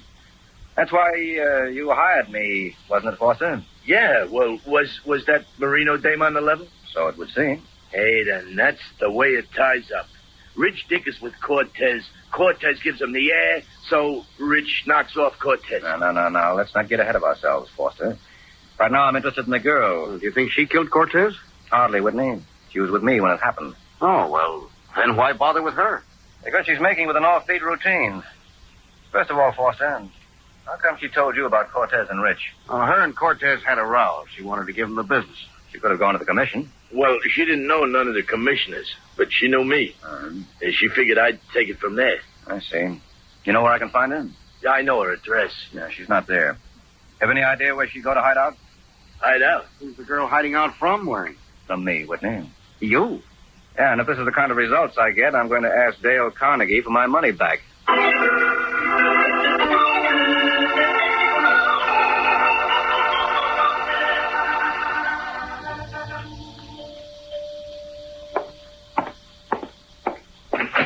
How do you do, sir? Hello, I'm Mike Waring. I'm looking for Don Rich. Mike Waring, I've been half expecting you. Come in, sir, come in. Thank you. I take it you're Rich. That's right. How come you were expecting me? And before we go any further, a conversation like this can never get anywhere unless one of the participants has the initiative. Therefore, allow me. All right, Rich. The gun gives you the initiative. Now what? Now you raise your hand above your head. That's it. And now we walk into the living room. Go ahead. Walk into my parlor. You may sit in that easy chair. Well, thank you. And if you like, you may put your hands down, one on each arm of the chair. As long as you keep them just like that, there'll be no trouble. You comfortable? With that heater pointed at my middle? Sure, I feel fine. It's necessary for the moment. I understand you're working for me. Oh, you found Margot. Where is she? Look, son, I drew this revolver so that I should do the interrogating. I want to know why you said you were in my employ. I didn't. You just admit it. The girl said so. It was her idea. What's your connection with her? I've just been wondering the same thing about you. But I have the gun. Oh, I haven't forgotten. Then answer my question and don't move your hands. All right. I won't move my hands. How about my feet? Oh! No, I'll take that gun. No. Yes. There we are. All right, son, you win. Oh, don't look so grim, Rich. Don't tell me you didn't get a big kick out of it. I'm in no mood for humor. All right, as long as you're still in the mood for conversation. Only this time I have the initiative. What do you want to know? Your tie-up with Margot. There isn't any tie-up. She ran out on me. She blabbed to you. Because she thought you were working for me. Well, what's that got to do with it? Why not ask her? Where can I find her? At her apartment, probably. Well, that's the last place. She knows I might look there. She doesn't care anymore. How do you know? She was afraid of me. She thought you were employed by me. Now that misunderstanding has been cleared up... She's not afraid of me anymore. How about you? Not afraid of me either.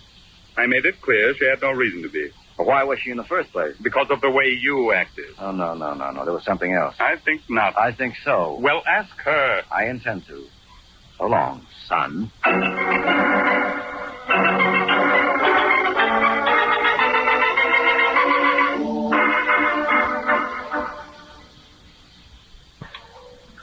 Hello, Margot.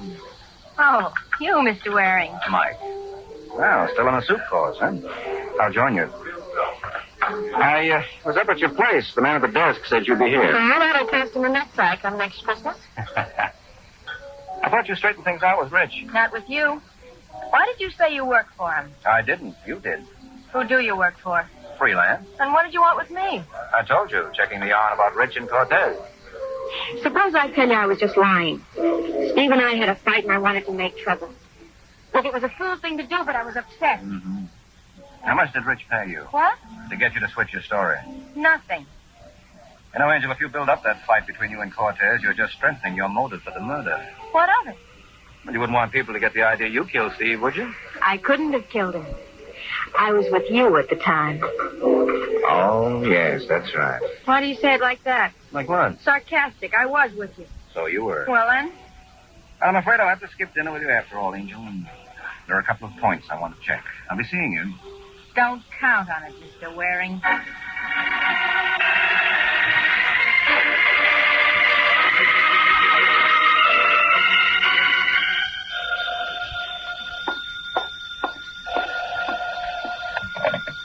Hello? Hello, Whitney. This is Mike Waring. Is Foster there? Just a minute. Champ, for you. Who is it? Mike Waring. Oh, yeah. Hello, Waring. Listen, Foster. I've just about got the case wrapped up. Yeah? You mean you know who killed Cortez? I think so. Well, that's great. Who is it? I have to iron out a couple of details first. Maybe you can help me. Can you come over to my place? Well, I got to see a guy at the Hotel Randolph in a little while. Couldn't you meet me there? We'll talk in the lobby, huh? Okay, Foster. 20 minutes? That's good for me. 20 minutes it is.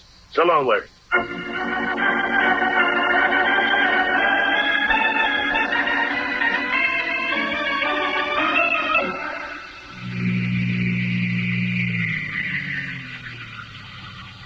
Okay, mister, here you are. Hotel Randolph.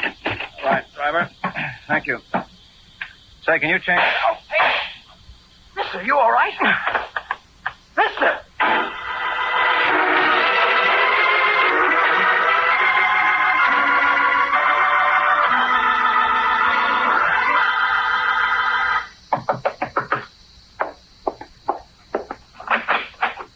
Oh, no, not you. Well, that's funny. I could have sworn it is. I read in the paper you were shot. In the leg. It's not fatal. Oh, too bad. I'm coming in. No, you're not. Now, look, I'm in no condition to argue about it. But if you don't cooperate with me, you're taking a big chance. How so? Well, somebody tried to kill me. Next time you may succeed unless I wrap this up quickly. Oh, you're breaking my heart. Well, now, don't you forget, Angel, I'm your alibi. What? Your proof that you didn't kill Cortez is that I was with you when he was murdered. But if I'm not around to I admit... see what you mean. All right, come in. Thank you. Now, how about the truth? What truth? About you and Rich. I don't know what you mean. As soon as Cortez was murdered, you ran to Rich. I didn't. There's no use denying it. He knew about me. He said he got it from you. Well, I phoned him, that's all. Why? I thought you were working for him. I wanted to know what it was about. The next time I saw you, you changed your story about Rich and Cortez. How did Rich get you to do that? He didn't. Rich didn't go up to see Steve. I lied about it. And later I decided to tell the truth, that's all. Mm-mm. You've got it backwards. Now, if you want my help, you've got to level with me. I am. No, you're not. You're afraid. Yeah. All right, now listen. Rich won't hurt you. I'll see to that. But you're in a spot, Margot, a bad spot. And the truth is all that can help you. So now let's have it straight or I'm getting out of here, and don't count on me for an alibi. All right, you win. What do you want to know? Why you switch stories? Well, when Steve was killed, I thought Rich might kill me, too. Oh, you thought Rich was the murderer? Well, naturally. So I escaped from you and called him. I swore I wouldn't say anything about his going to see Steve if he'd only leave me alone, and he promised. You accepted his promise? Well, what else could I do? Now, come on, Margot. Where are we going? I want to wrap up this case, and I'd like you to be along. What can I do? Well, you can hold my hand, Angel. Let's go.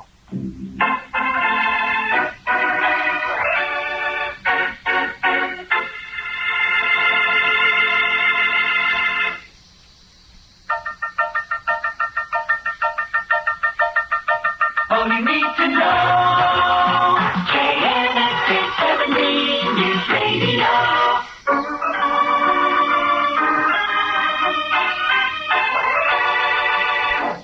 Now back to the adventures of the Falcon. Only a few moments have passed since a limping Mike Waring took Margot by the hand and led her out of the apartment. His goal, to wrap up the case. Now we find Mike at the local steakhouse that serves as Foster's hangout. Oh, Foster. Whitney. Oh, Waring. Margot. Oh, sit down. Join us. Thanks, Whitney. Don't mind getting off this leg. I heard you were in the hospital. Yeah, Foster, overnight. Well, just what happened to you, anyway? Whitney, I went over to the Hotel Randolph to keep an appointment with Foster here. When I got out of the cab, somebody was waiting for me in the alley next to the hotel. Mm-hmm. He plugged me, that's all. Well, you know who it was, Waring? Sure, Foster. Well, you mean you seen him? No, but I know him. Who? Same person who killed Cortez. Bullet was from the same gun. But do you know who killed Cortez? I think so, Foster. Who? Well, you're the one who told me to go to the Hotel Randolph. Now, wait a minute. You don't hang this on me. All this I said. You know, I was in a taxi on my way over when you got it. I didn't get there till after the shooting. Now, if you don't believe me, you can check with the driver of my cab. I already have. Huh? I called a taxi company and found the driver who took you over. Well, what did he say? He said you arrived a few minutes after the shooting, so you must have been in his cab at the time of the shooting. Well, all right, then. Yeah, Foster, all right for you. Well, Mike, you've cleared Foster and you've cleared me. Cleared you? Well, you were with me at my place when Steve was killed. Was I? Well, of course. What are you... I checked on that, too. The exact time of his death hasn't been determined. But we know the exact time, because he phoned. Well, he was on the phone when he was shot. At least you say he was on the phone. All we have is your word for it, Margot. Oh, but it's... Are you trying to say I'm lying? No. Well, you can't think I killed Steve. Oh, yes, I could. I almost did. But now that I know Whitney is the murderer, that lets you out, Margot. I? Well, you don't mean that, Waring. Well, here comes Sergeant Crawford of the police. I asked him to meet me here. So, Whitney, you'll get a chance to see just exactly what I do mean. Hello, Corbett.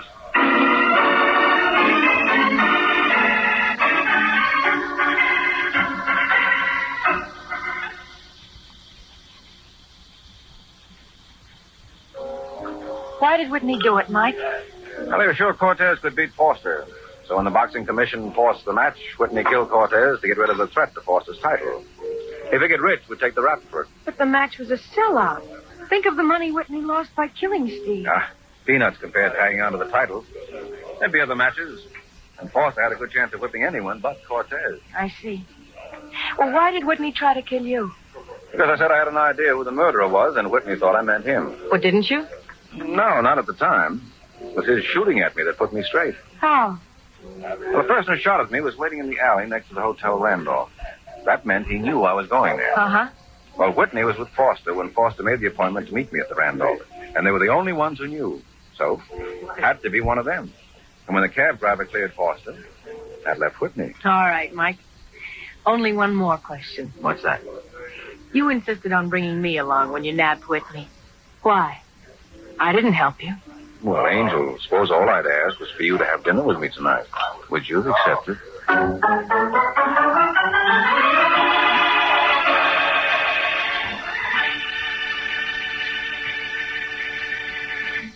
We hope you've enjoyed tonight's KNX Drama Hour. Hello? Yes, this is the Falcon speaking. Oh, Myrna. I'd love to see you tonight, Angel, but somebody took a shot at one of my clients, and he's afraid it may happen again. And you know, a thing like that can become pretty monotonous. So much so that my client could get bored to death.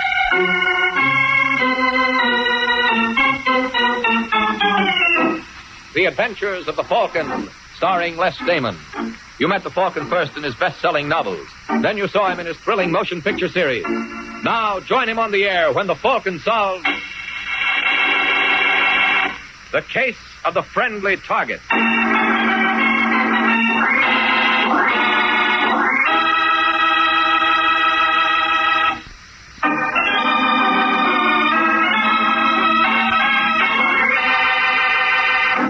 And now, the case of the friendly target.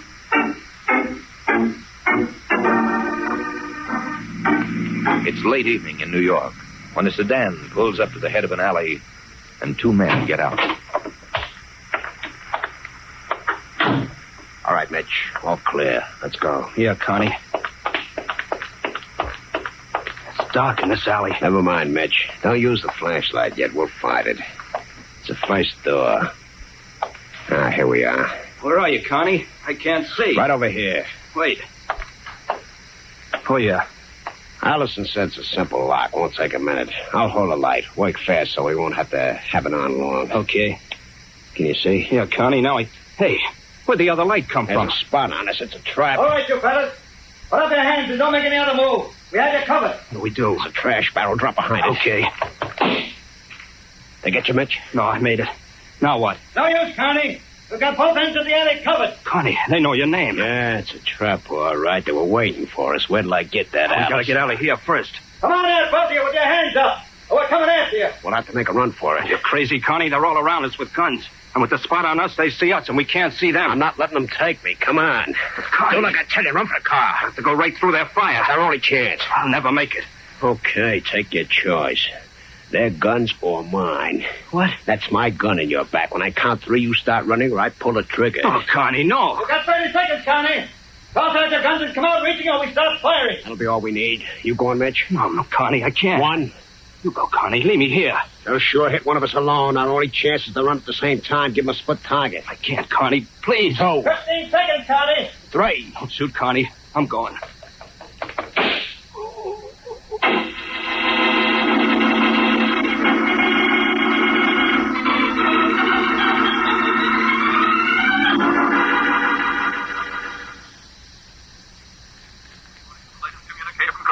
And now for the local news. A desperate gunman ambushed by the police tonight escaped by forcing his partner to run into a hail of police bullets. Police cornered Ted Carney and Mitchell Harper as the two were breaking into a Midtown jewelry store. Ordered to surrender, Carney put the gun in Harper's back and forced Harper to run from their hiding place, thus diverting the police searchlight and gunfire for the few seconds necessary to give Carney his chance to make his getaway. Harper gave police this version of Carney's escape just before he died from injuries sustained in the shooting.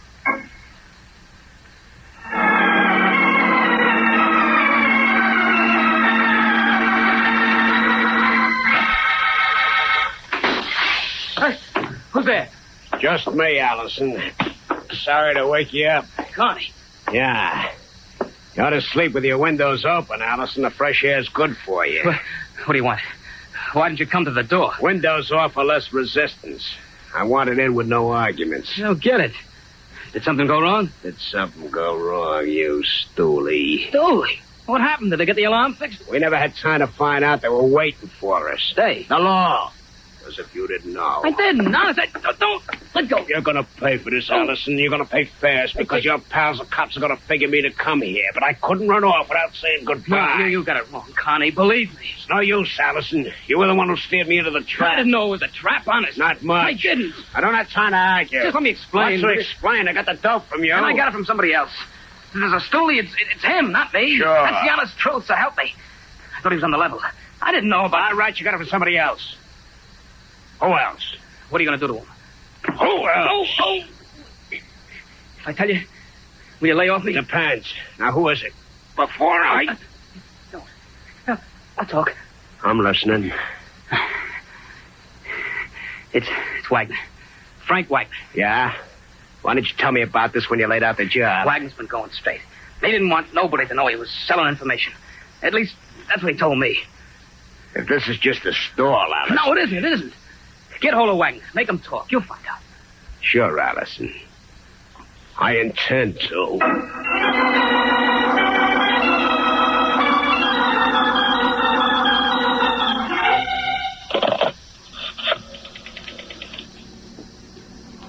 Hello, operator. This is Mrs. Frank Wagner. I want an ambulance right away, and the police.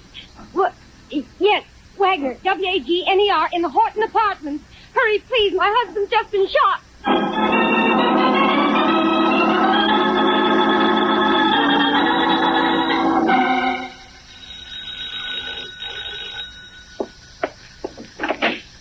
Yes?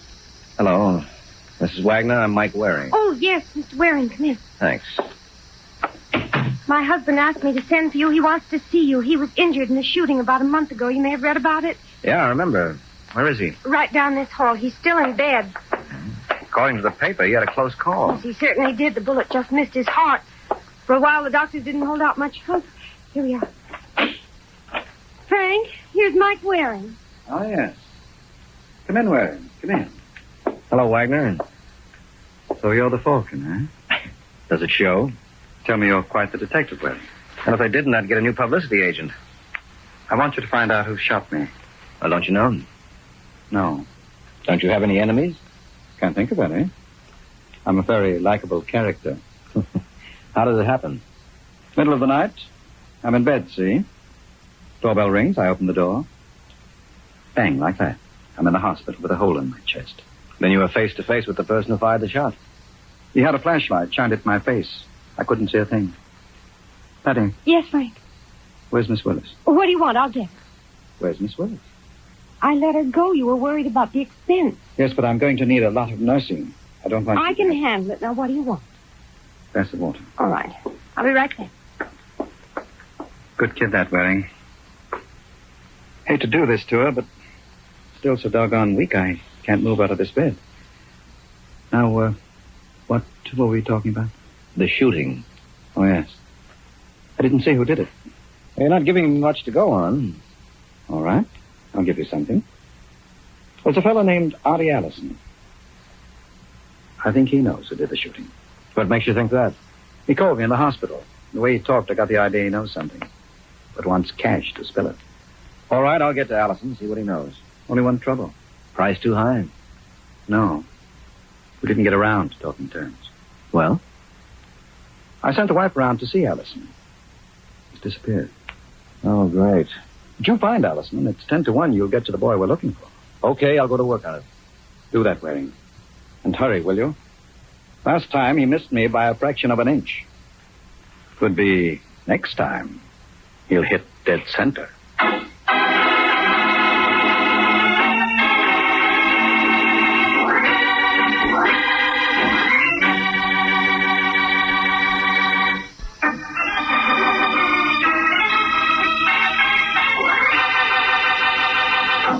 And now, back to the adventures of the Falcon.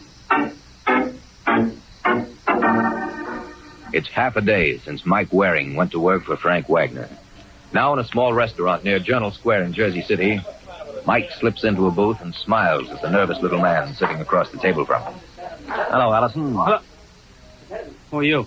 Mike Waring. Oh. How'd you know my name? I have your picture. I've been looking for you. How'd you find me? Very simple, Allison. You're not as lost as you think you are. Besides, I have my sources of information. What do you want with me? Just to find out if you're as good at answering questions as you are at asking them. What questions? Now, number one, what do you know about the Wagner shooting? Who says I know anything? Wagner. Oh. What's he say about me? He said you have information about the shooting for sale. He's lying. Why should he? All right. It's true, Waring. I do have information. Oh, what do I do? Sit here while you argue it out with yourself? I know who tried to kill Wagner. Good. What'll it cost me? Are you working for Wagner? Uh-huh. I don't get it. What? Just what Wagner's after. To keep on living. He says I can tell you who shot at him. Is that it? Uh-huh. You say the same thing, so I'm waiting. Are you sure you're working for Wagner, Waring? Why not? How can I be sure? There's a phone called Wagner. All right. You're working for Wagner. What makes you doubt it, Allison? Nothing. I'll tell you who shot him. For free? For free. I want to get out of this. Okay, here's your chance to start getting. Who did the shooting? Ted Connie. Connie, huh? Why? Well, Connie got the idea Wagner put the law on him. Where'd he get that idea? I don't know. He accused me. When I convinced him it wasn't me, he said then it must be Wagner. That's how I know about it. I see. That's why I ran out. When I heard Wagner was shot, I was sure Connie did it. Connie knew I was sure. So he might try to shut me up. All right, Allison, let's go. Go? Where? Home. But if Connie comes... I found you here. What makes you think Connie won't? Hey, that's a thought. Yeah, but I don't think you have to worry about him anyway, Allison. So you can go home. Connie's in enough trouble. Wouldn't be very smart of him to go looking for more. That's right, Waring. But what do I do if it turns out Connie isn't very smart?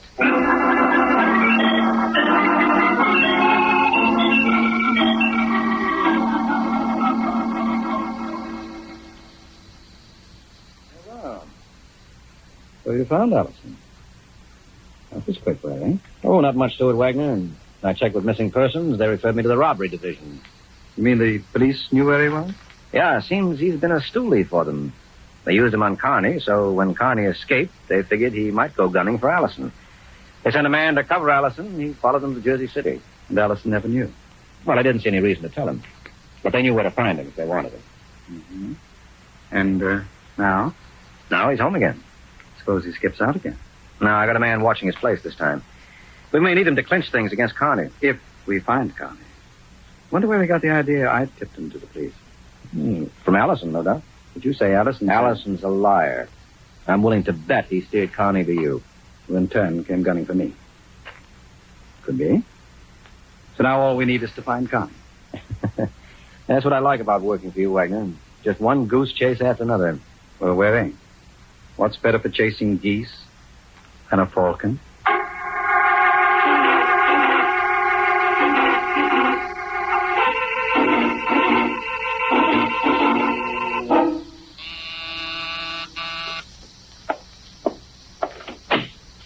Oh, Mrs. Wagner, come in. Thank you. So you left your patient alone? He'll be all right till I get back. If he needs anything, there's a phone right by the bed. Well, what can I do for you? I wanted to talk to you without Frank knowing. What about? Well, now that the nurse is gone, there's no one at our place except Frank and me. And he's completely helpless. He tried to walk today, but he only took 2 steps and fell. Mm-hmm. Well, suppose Connie comes back and tries to shoot Frank again. What could I do? I think that we ought to have a man around the place. Don't you, at least at night? Might be a good idea. I didn't say anything to Frank. I didn't want to worry him. Well, I'll see if I can get you someone. Someone, but I... What's the matter? Well, nothing. It's just that, well, you're already in the case, and we do have a guest room, and... I see. Tell me something, Mrs. Wagner. Why don't you call me Patty now that we know each other? Do we? Well, don't we? I feel as if I'd known you all my life. I feel as though I've known you all of 20 minutes. Well, if you come to our place, you'll get a chance to know me better. That I believe. You don't like me, do you? Did I say that? You think I'm a heel because Frank's laid up? He told me you're a good gal. Don't take him too seriously, Mike. He talks for effect, too. Will you come? To protect Frank? Well, Connie might come back. You sure it's Connie? I thought that was settled. No, not quite. There are a couple of things. What can you tell me about the shooting? Can you add anything to what your husband told me? I'm afraid not. I wasn't home that night. Oh? You're trying to suggest something. No. Excuse me, Patty. Hello? Worthing? This is Frank Wagner. Oh, yes, Wagner. What is it? Frank, what does he want? Allison just phoned Worthing. He wanted you. Says he's contacting Connie. Knows where you can find him. Where? He wouldn't say over the phone. I think he wants cash. Starting that routine again. All right, Wagner. I'll go right over. So long. What is it? We're going to visit Allison. I have to get back to Frank. He's alone. Maybe he's better off that way. Why do you say that? That's mine. But if we're going to get to know each other, we might as well start by sticking together now.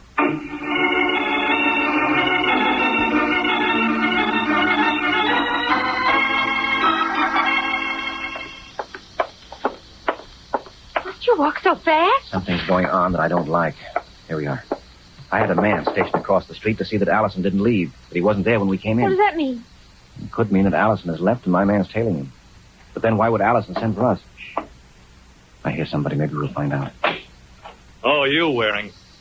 So you're not tailing him. I thought I asked you to stay across the street, Lippert, unless Allison went out. He's out. Then what are you doing here? Why aren't you tailing him? This is where he's out. For keeps. What? I heard a shot. I came up to investigate. Somebody must have come in the back way. Allison's dead. You want to look for yourself?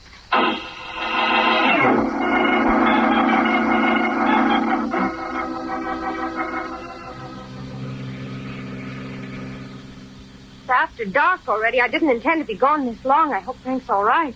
Do you? Believe it or not, Mike, I don't want anything to happen to him. Then I'd really feel guilty. And stop smiling.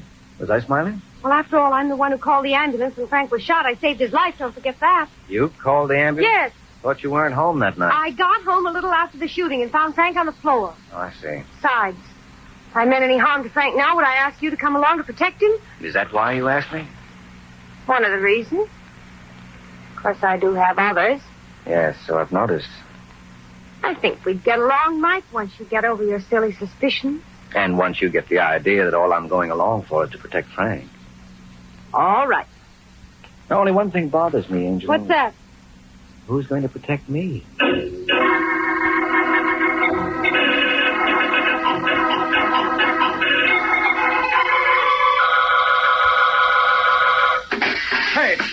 You'll have to forgive me, Wagner. I make a habit of coming through windows. Eccentricity of mine. Connie. Yeah, Connie. I've been holed up long enough. Figure it's time for me to blow. So I thought I'd better settle with you and Allison first. Too bad you're here all alone, isn't it? I thought you'd be crazy enough to come here, Connie. Nobody did. That's how come I'm here. Barking up the wrong tree, pal. I had nothing to do with your brush with the law. Allison says different. Is Allison your idea of the soul of honesty? No, Wagner, but neither are you. You've got no call to suspect me, except Allison says so. If you can prove he was lying... How am I going to do that? That's your problem. Get Allison. Bring him here, face to face. I've had enough of that kind of stalling, Wagner. I don't know what to say. So don't say anything. I'll settle with you just like I was sure. After all, what can I lose but your life? Oh, Connie, wait. I've waited long and... Hey, somebody's coming. Must be Patty. This gun says you don't make a sound, I'm Wagner. home, Frank. Everything all right? Answer it. Tell her it is. Go ahead. Yes, Patty. Everything's all right. Good, we'll be right in. She's got somebody with her. Sounds like it. Come on, Mike. Yeah. I'll have to cover both of them. Remember, you not a sound. Mike Waring, Frank, I thought it'd be a good idea. Hold it, both of you. Oh. Well, life's just full of little surprises. Get over next to Wagner's bed, you. Don't do it, Waring. He can't watch us both from where he is. Shut up, Wagner. Waring, now's your chance. Yeah. Hey! Ah! It's all right, Patty. Shot went into the wall. He's getting away. Now, we'll see. He's going down the fire escape. I can't follow because he's got a clear shot at me in the window. Patty, only the door. Turn off the light. All right, Mike. That's better. Can you see him? Yeah, now the odds are my way. All right, mister, that's far enough. I've got a gun on you, so don't take another step. That's for sure I'm not fooling. Now stand still. The next won't be a warning. All right, don't shoot again. And drop your gun. Go ahead. Okay. You drop it? I dropped something. I heard it. I don't know if it was a gun. It's too dark down there, but I'll go see. What if he's bluffing? And I'll call it. If he shoots me, we'll know he wasn't bluffing. Oh, see you later, Patty. I hope.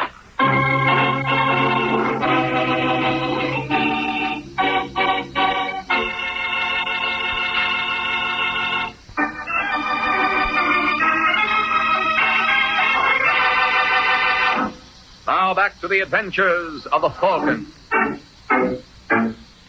It's half a minute since Mike Waring ordered Ted Carney to surrender, and Carney went through the motions of obeying. Now Mike approaches Carney on the fire escape, hoping that Carney can neither fire nor escape. That's it, fella. Just stay that way until I pick this up. Wagner called you Waring. You must be the Falcon. Yeah, you must be Ted Carney. I've been looking for you. I understand you're a smart cookie, Waring. So? Maybe you'd be interested in a proposition. I don't sell out, Carney. So you're not smart. Depends on the point of view. Could make it worth your while. No, no dice. I don't need that kind of money. There's nothing I can say. Can't think of a thing. You'll be sorry about this, Waring. Maybe, Carney. But not half as sorry as you. Let's go.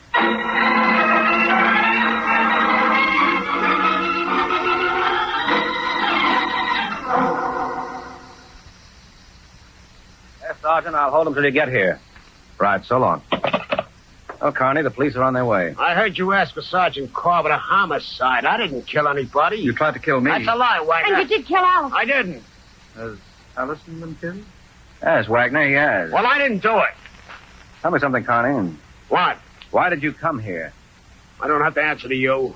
All right, Wagner will. How about it, Wagner? It was just as you guessed, Waring. He said Allison told him that I was the one who put the law on. So we came to finish up what he started before. I didn't shoot you before. But you were going to shoot him this time. I was going to make him talk. What did you do from the moment you entered this room? Nothing. I was only here a minute when you came. All right, in that minute. Nothing. Wagner, he threatened me. All right, now let's have it from the beginning. From when he entered. But I'm lying here reading, and I hear it crash. I look around. He's coming through the window. He has a gun. He tells me he's been holed up long enough. He's getting out now. But first he's settling with Allison and me. Oh, with Allison and you. That's what he said. I didn't get around to Allison. I came here first. But you said you were settling with Allison. Look, Waring, you got me. They're going to throw the book at me, but I didn't shoot Allison. They're not getting me for that. Oh, we'll see, Connie. Wagner, get up. What? Get up. Walk across the room. I can't. Just from the bed to the door and back. What's the idea? I want to see how strong you are. I can't walk at all without help. I'm too weak. Can you crawl? I don't know, maybe. What are you trying to prove? Maybe you're stronger than you pretend. Why should he pretend? Makes a good alibi. Hey, that's an idea. Maybe he killed Allison on account of Allison sicked me on him. You're crazy. You think he crawled all the way to Allison? This is ridiculous. I haven't set foot out of this bed alone in weeks. Call him on it, Waring. Make him get up. Make him walk. Maybe I will, Connie. Provided you explain one thing. What's that? How come you knew Allison was shot? Huh? Well, you said... I said he was killed. I didn't say how. Oh. That's right, Waring. Well, I just figured it was part of the same deal. Wagner was shot, so I figured if it was the same person both times, Allison be shot, too. Except you accused me. I didn't shoot myself. I didn't think about you doing it until what Waring said about maybe you could walk. That's pretty flimsy, Connie. Oh, I wouldn't say that, Wagner. I'll accept that explanation. But Waring... Yes, it's plausible enough. So that leaves you, Wagner. I promised Connie if he could explain, I'd ask you to walk. Now, go ahead, walk. I can't. All right, I won't argue about it. As long as you can walk into the courtroom. Are you serious about this, Mike? You don't really think that Frank... Killed Allison? Sure. You know, Wagner, you told me you're a friendly guy. I have an idea you're going to lose your popularity awfully sudden. After all, you can't shoot your friends and have them, too.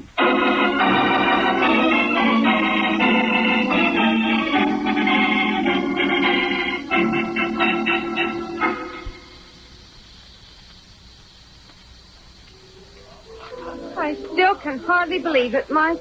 Why? You were already fed up with Frank? But I never thought he'd kill anyone. Well, that's where Allison knew him better than you did. You see, in order to get off the spot with Connie, Allison blamed Frank for tipping the police to Connie. But Allison knew as soon as Frank heard about it, he'd try to get even. So Allison tried to kill him to protect himself. But he only wounded him instead. Mm-hmm. And Frank wanted revenge, so he hired me to find Allison for him.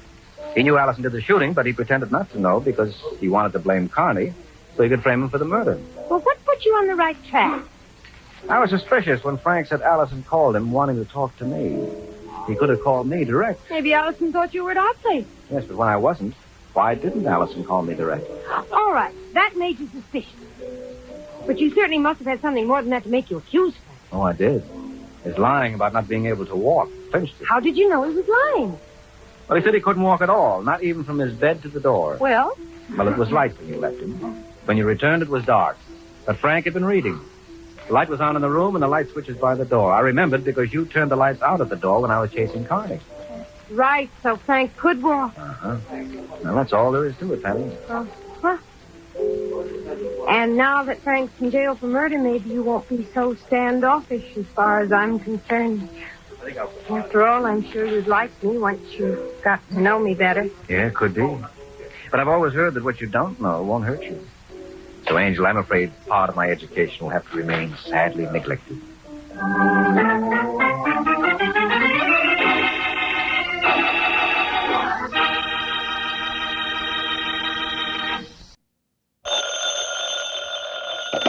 Hello? Yes, this is the Falcon speaking. Oh, Grace. Well, I'm glad you called. I'll have to cancel out tonight, Angel. I'm all jammed up. Mm-hmm. Some girl I know just brought me a very unusual proposition, and I'll be hanged if I touch it.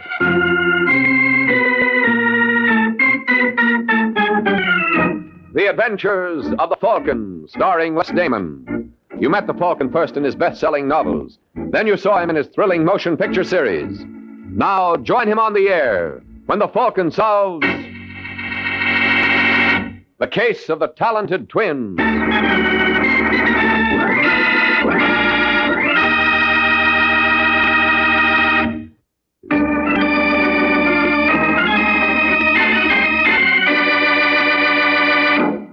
And now, the case of the talented twins.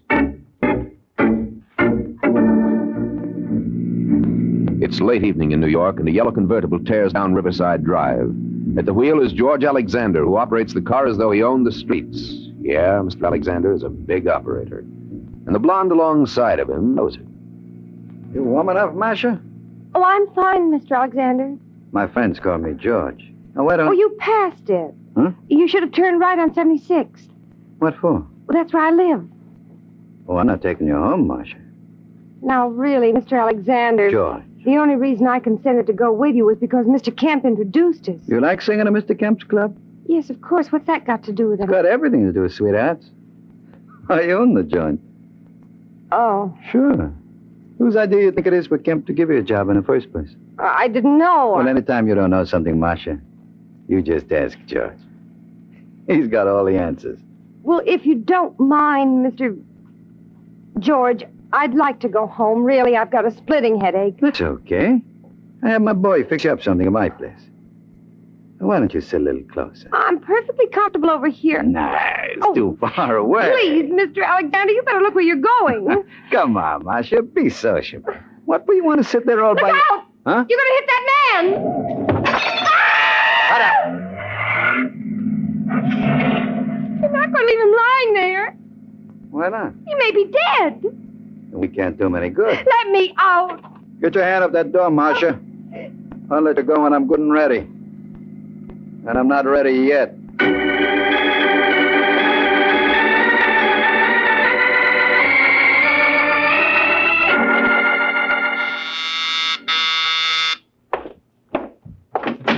Yes? I'm looking for a Michael Waring. Well, you've come to the right place. Are you the one they call the Falcon? When they can't think of anything worse. Come on in, Miss... Davis. Ruth Davis. Sit down. Thanks. Now, what can I do for you? I'm not quite sure. Did you happen to notice an item in this morning's paper about a man being killed in a hit-and-run accident last night? Yes? That man was my father. Oh, I'm sorry. I want you to find the driver of that car. Why? Well, isn't that obvious? That man murdered my dad. He murdered him just as surely as if he used a gun. I don't care what it costs. Well, you should, Angel. I'd be lying if I didn't tell you that anything you invest in a case like this, it'd be money thrown down the sewer. As I recall, the police don't have a single lead. Oh, yes, they do. There was a man named Arthur Crane who witnessed the accident. He might know more than he's told them. What makes you think so? Call it a woman's intuition? You know, that's greatly overrated. Maybe, but there's no harm in trying. Mm-hmm. What did you say this witness's name was again? Arthur Crane. Arthur Crane. All right, Angel. I'll do what I can.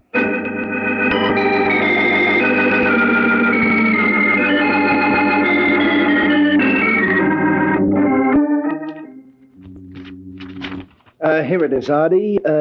Alexander George, real estate, 1792 Belmore.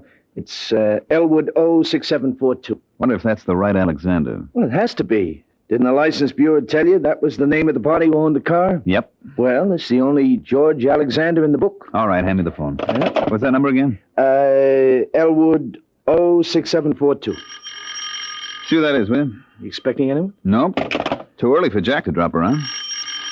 Just a second. Yeah. You want the Crane? No. Well, is he in? Who is it, Pete? It's some guy who wants to see you. How do you do, Mr. Crane? How do you do? My name is Mike Waring. I'm a private detective. Private detective? Yeah, at the moment I'm working for Ruth Davis. Who? Ruth Davis. She's the daughter of the man who was killed last night in that hit-and-run accident. Oh, well, sit down, won't you? Pete, see if we got any beer on ice. Yeah. Don't bother, Mr. Jordan. Pete Jordan, and it's no bother at all. Yeah, go on, Pete. Now, what can I do for you, Waring? Well, according to the police blotter, you were the one who discovered Davis's body after the accident. That's right. I was coming home from a club date. Club date? Mm-hmm. I'm a musician. Oh. I play piano with a small combo around town. Mm-hmm. Well, go on.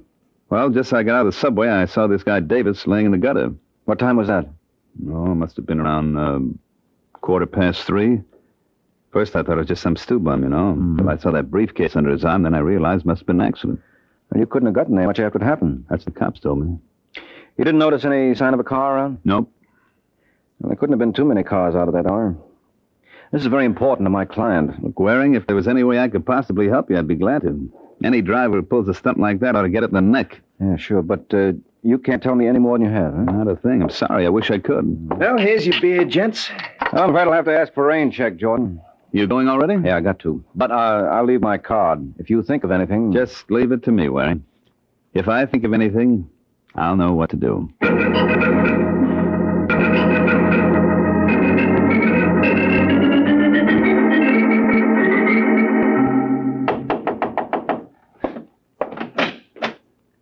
Yeah? Is Mr. George Alexander around? Who wants to know? My name is Artie Crane, but I don't think it'll mean much to him. Just say I'd like to talk to him about a yellow Buick convertible. You what?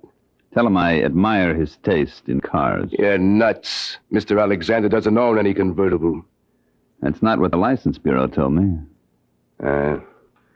Maybe you better come in, Buster. Yeah, maybe I better. Sit down. I'll get Alexander. Hey, that's a nifty-looking piano he's got there. Mind if I try it? Just so you don't break it.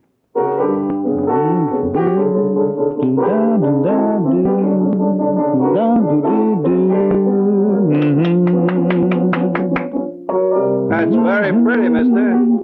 You like? Yeah. What do you call it?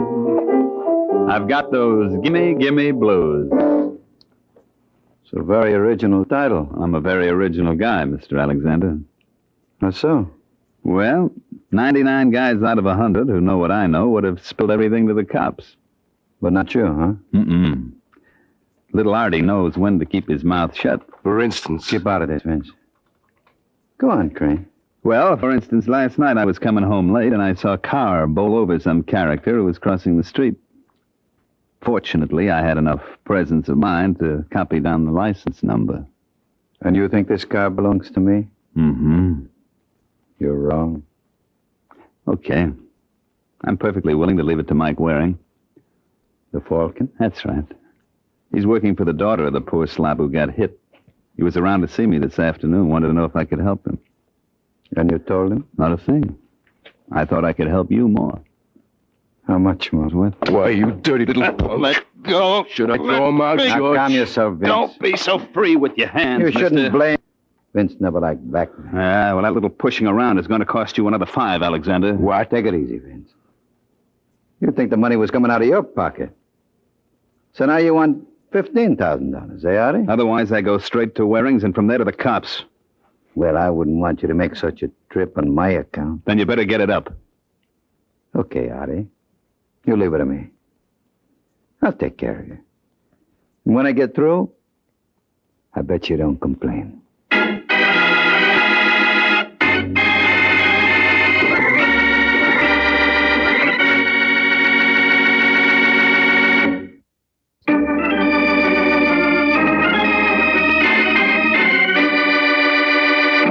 Now back to the adventures of the Falcon. 2 hours have passed since Artie Crane made his little call on Mr. Alexander. Now we find Mike making a call of his own. Only his isn't nearly as successful. So when you come right down to it, Mr. Waring, you've made no progress at all. Well, I could give you a big song and dance, Ruth. No thanks. I'm in no mood for entertainment. You see, the truth of the matter is I'm stymied.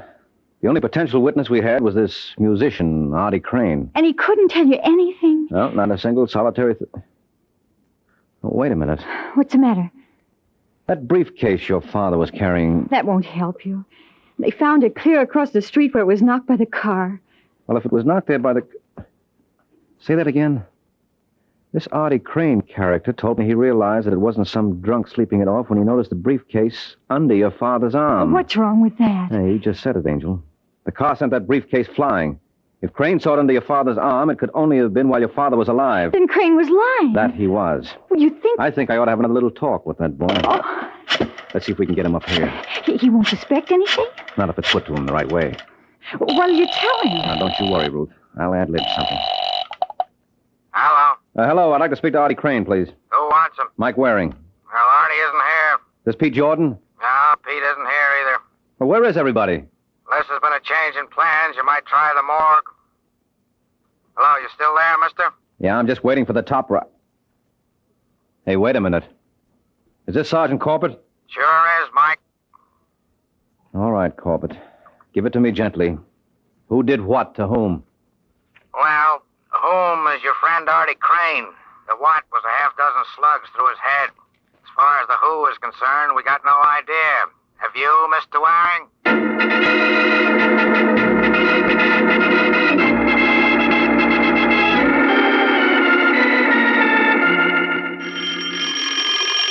Okay, I'm coming. Hello, Pete. Oh, hi, Mr. Waring. Well, I drop around and redeem that rain check. Rain check? I asked for one the last time I was here. Oh, yeah. Well, I guess you heard about Artie. Mm-hmm. That his piano? Yeah. To think he'll never touch it again. Just how good was he on it? Oh, you can have the Duke and Count Basie. I'd have taken Artie any time. You a musician, too? Yeah, but I wasn't in his class. I used to sing a little. Oh. Well, how about an audition? What do you mean? Well, you never can tell, Pete. I may want to sponsor you. So let's hear how well you do in the voice department. Who killed Artie? Oh, look, you can't talk to me like that. Come on, Pigeon, sing. I did. Ouch. I wouldn't try that. Your big brother was around. Let me go. Not before we have a solo. Now, who killed Artie? How should I know? You should if anyone would. Who had it in for him? No one. Everybody liked him. So one of his admirers pumped 6 slugs into his face so even his own mother wouldn't recognize him. Incidentally, how did you? There wasn't a thing on the body. Well, I found him here. Might have been a visitor from Mars.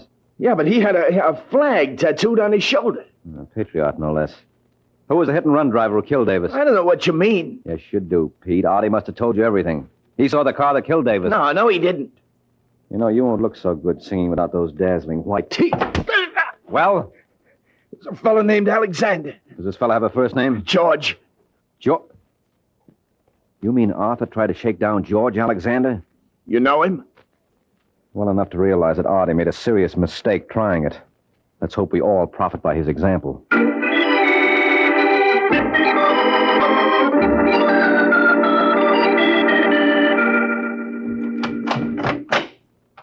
That you, Vince? Yeah.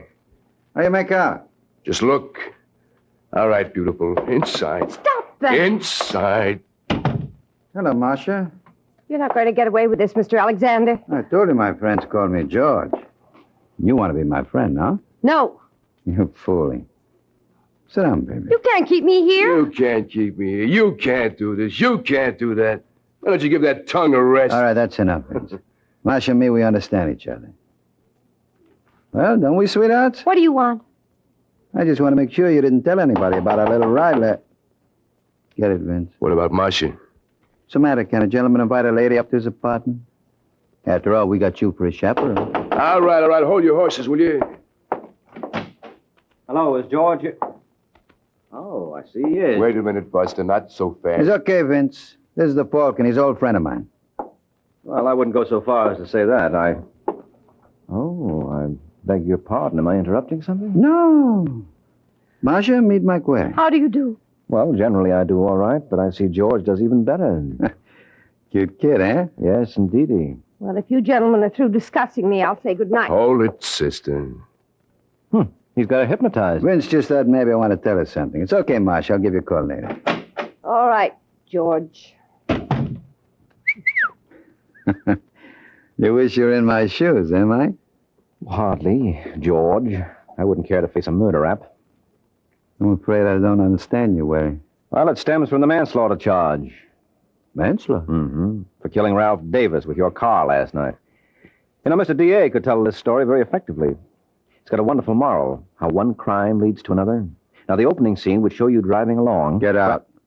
Well, you might let me finish, George. It's got great dramatic possibilities. You heard him. Get out. Who's this little Sir Echo? If you're not out of here by the time I count 3... You mean you're not interested in how my little script ends? No. And you keep up like this, Mike, and you won't be around for the end.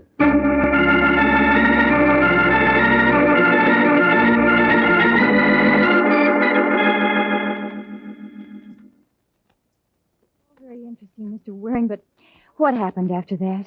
That's all there was, Ruth. You mean you know who killed my father and you let him go? I mean, he let me go. He bought you off. No, wait a minute, Angel. Sure, I was a fool not to see it before. But we'll see what the police think about... Sit down. Oh. You listen to me, Ruth. I walked out on Alexander because there wasn't a thing I could do. You know he ran over my father. Yeah, sure I do, but where's our evidence? There isn't any way I could tie it to him. The only witness was murdered. Well... Well, what? You know he murdered Arthur Crane. Can you prove that? Well, it stands to reason... Look, Angel, you can build as good a case against several other people. Who, for example? For example, you. What? Sure. You knew Artie Crane could identify the man who killed your father. And when he refused to give you any information, you murdered him. That's the most ridiculous piece of... Yes? Mr. Waring? That's right. My name's Marcia West. I don't know if you remember me. Oh, you underestimate your charms, Marcia. You're the kind of a girl my kind of man could never forget. Well, I'd like to talk to you. Well, what would be the point? I thought you were a close friend of Alexander's. Well, I was in his car last night. You what? Yes, he was taking me home when he killed that man. Where are you now? At the place where I work. It's called the Tic-Toc Club. When can I expect you? Just open your door, Angel. I'm practically there now.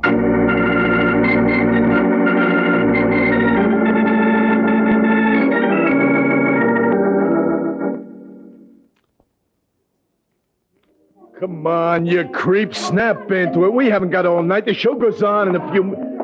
Yeah, what do you want, mister? Where's Marshal West's dressing room? The first one on your left. This one here? Yeah, that's right. I don't keep her too long. She's on in 10 minutes. Come on, girls. Don't stand there. Marcia? Marcia? She ain't here, Waring. What? No, just stay like you are, Falcon. Lock the door, Vince. All right. Where is she, George? Where is Sue? Marcia. She called me from here not more than 15 minutes ago. You say, Vince?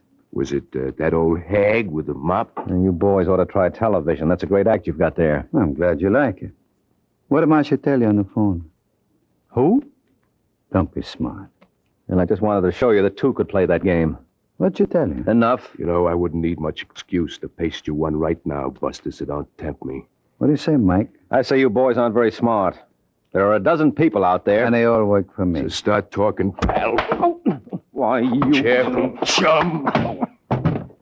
Now, why you want to knock him down for Vince? You only got to pick him up again. That's all right, Alex. I'm in very good shape.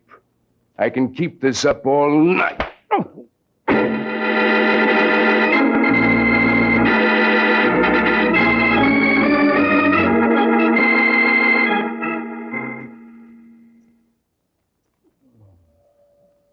Well, Sleeping Beauty, I didn't even have to kiss you to wake you up. Huh?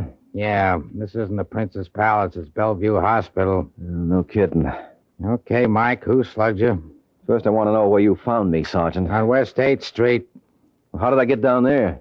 I can tell you one thing. I don't think you made it on foot. Someone must have given me a lift. Oh? A character named Vince, working at the behest of George Alexander. What do they want to do that for? Because Alexander was the one who drove the car that killed Ralph Davis last night. Last night? Well, isn't it Sunday? Where have you been? Don't bother answering, I know. All right. What day is it? Monday. Holy smoke. Where's Marcia? Who? Marcia West. She was in the car when Alexander killed Davis. She tell you that? Yes, and I wouldn't be surprised if she knew all about the Artie Crane killing, too. Is that tied up with this? Definitely. You see, Crane tried to blackmail Alexander, and Not so fast. Can you prove that? No, I can't hear, Corbett. So let's go where I can.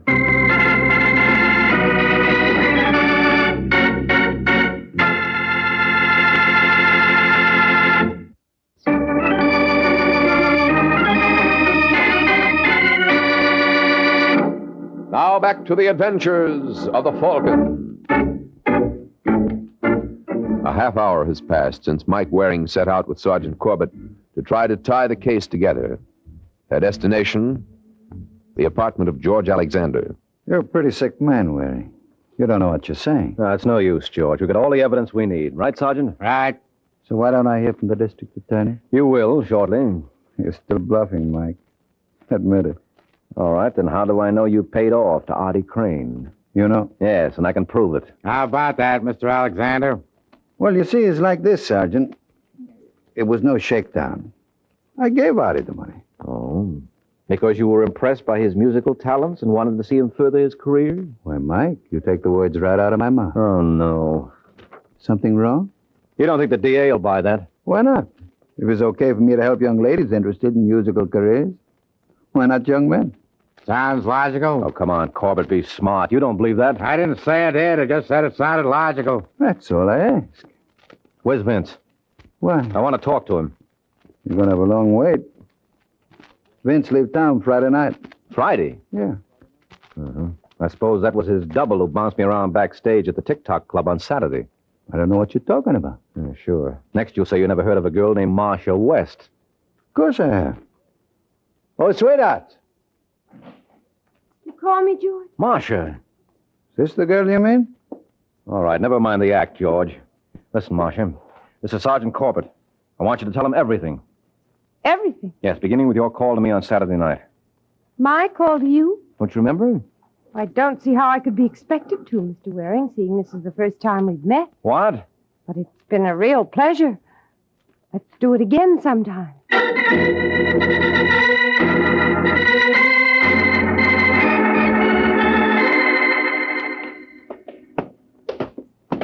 You know, Mike, maybe we ought to go back to the hospital. It's not a bad place. They got a couple of good-looking nurses there. Okay, so I'm nuts, Sergeant.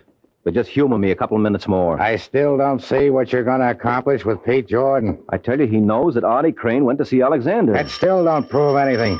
Crane could have gone to see Alexander for a million reasons. Well, suppose Pete's willing to swear that he... Yeah? Well, if it isn't the gay troubadour. Hello, Pete, remember me? Now, look, Waring, I'm busy. Yeah, sure you are. This won't take much of your time. Didn't Artie Crane tell you he saw the car that killed Ralph Davis in that accident?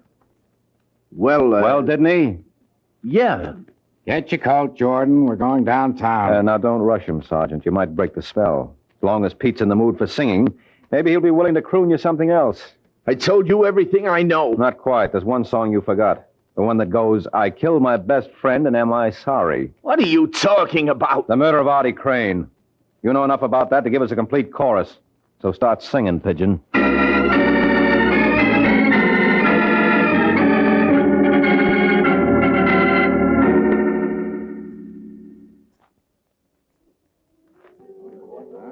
Well, girls, that's the whole story. Alexander goes up for manslaughter and Pete Jordan for murder. Any questions? I have one, Mike. Oh, so have I. I think Marcia was first, Ruth. All right, go on, Marcia. Well, first, I think I owe you an explanation. Yes, I wouldn't be surprised. Well, Alexander made me say I didn't know you. He and Vince caught me phoning you that night. Yes, I figured as much. I was afraid of what he might do, not only to me, but to you. Well. I thought she had a question to ask. Oh, well, all I wanted to know is what made you suspect Pete Jordan. Very simple thing, Angel. As you recall, when the police found Artie, there was nothing on him. So? So the question arises, Ruth, what happened to the hush money Alexander paid him? I don't get it. I pulled one bluff on Alexander that worked. The only reason he admitted giving money to Artie was that he thought I could prove he did. And you couldn't? No, because there was no money found on the body. And it stood to reason that Alexander and Vince didn't remove it. Otherwise, they would have known I was bluffing.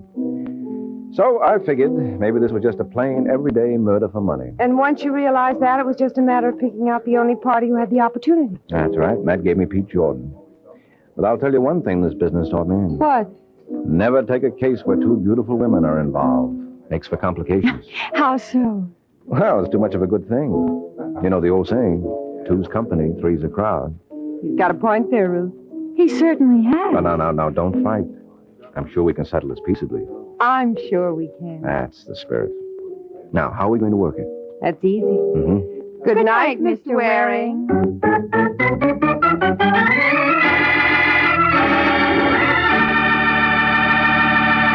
From Hollywood, it's time now for Johnny Dollar. This is Pauline Morris at Victor Turner's office, Continental Adjustment Bureau. Oh, hi, Pauline. How are you? Just fine, thank you. Johnny, Mr. Turner asked me to get in touch with you and find out what you're working on at the moment. Why, nothing. I was thinking of going to New York for a couple of days. Well, good. Would you be interested in handling a case for us while you're there? Oh, Pauline, I'm going to New York on a vacation. Well, this shouldn't take too much time, and Johnny, it's really one of our most important accounts. Well, how much commission can I figure on? Do you want the truth? Sure. Practically none. Oh, fine. Why does Turner foist these things on me? Oh, I guess it's my fault. I told him I thought you might do it as a favor to us. For Mr. Turner or Continental Adjustment Bureau? No. For you? Okay, what is it? Well, Wait, better still, why don't you tell me about it over dinner? Say at the Crystal Room? Oh, I'd love that. I've been wanting to go there for months. Hey, you know something? I've been waiting for an excuse to take you there for years. 8 o'clock, Pauline? 8 o'clock.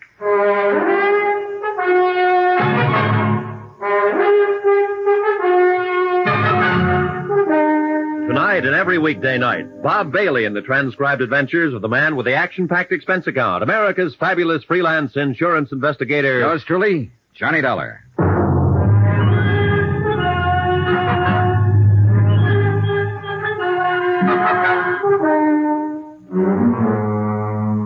Expense account submitted by Special Investigator Johnny Dollar to the Continental Adjustment Bureau, 418 Elizabeth Avenue, Hartford, Connecticut. The following is an accounting of expenditures during my investigation of the Forbes matter. It started quite pleasantly.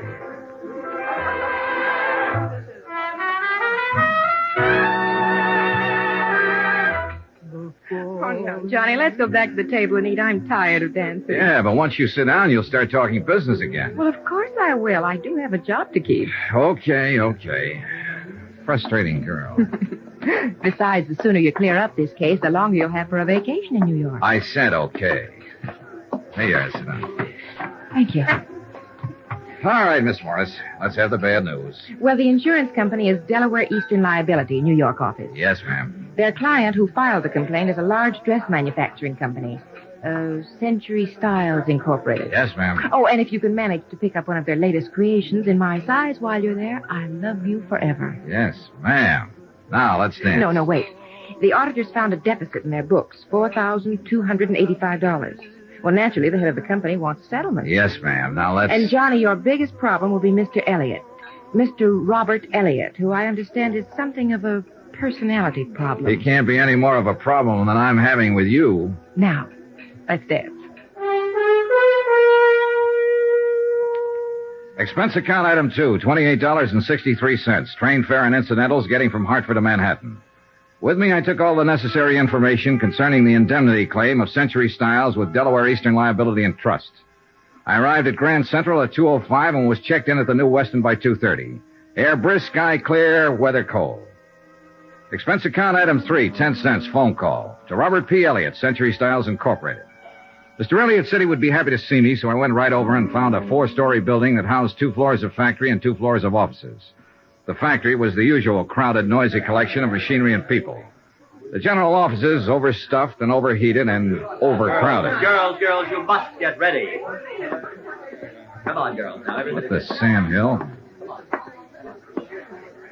Jenny, you'll just have to reduce. How can we fit you when the pins keep popping out? Pardon me. I'm looking for Mr. Elliott. You are? True. Oh, I'm Robert Elliott. Oh, you must be Mr. Dollar. That's right. Stand by, Jenny, sweet. Please, these pins. We all suffer for our art child. Now, bear up. I'll deliver you soon. This way, Mr. Dollar, to a quiet corner.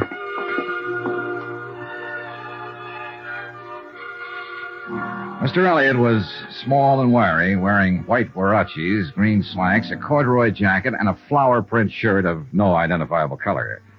As I followed him across the large and elegant showroom floor, I couldn't help stealing glances at the merchandise, animate and inanimate. Everything I saw was strictly high class, a group of goddesses. Mr. Elliott led me through a pair of swinging doors into an office with a carpet so thick I couldn't see my shoe tops. A desk in Russian gray sprawled in one corner. My office, Mr. Dollar. Mm-hmm. I can't tell you how grateful I am that you're here, that the insurance company heeded my call. Well, I hope we can help you straighten this matter out. Well, it's scandalous. It's truly scandalous. $5,000, really. The complaint said $4,285, Mr. Elliott. Well, that's almost $5,000. Besides, I like to deal in round figures. Gretton Arnbeach are my auditors, and they said that you are the very important investigator in insurance circles. Well, I'm flattered. Did they happen to leave a copy of their findings? Yes, they did. They most certainly did. But before I give it to you, I must explain how awful this situation is. Please do. Well, you've no doubt heard of Patricia's things. No, I don't think... Patsy's things? Why, of course... Oh, you're just joking. I am Patsy's things. In fact, I made Patsy's things. It's our highest price line, you know, evening dresses. Oh, you don't say. I definitely do. Oh, the nights of thankless work that go into creating just one gown, one supreme gown for the season. Oh, I'm sure. I'll tell you, Mr. Dollar, it's a thankless task in one respect. But that's a different story. What I'm trying to say is that this loss is devastating me. I mean it. I simply must have an adjustment immediately. Well, the insurance company sympathizes with you, Mr. Elliott. We'll try to adjudicate it as quickly as possible. Oh, that's comforting. That's very comforting. Oop. Rob Elliott here. In my opinion, hats are just not important this year. Yes? No. Positively no. No advanced layouts on the new line. Not until later. No, not tomorrow. No, I can't. I simply cannot. Anything wrong? Well, that's what I mean. That's what I'm trying to explain. This matter simply must be handled with all dispatch, Mr. Dollar.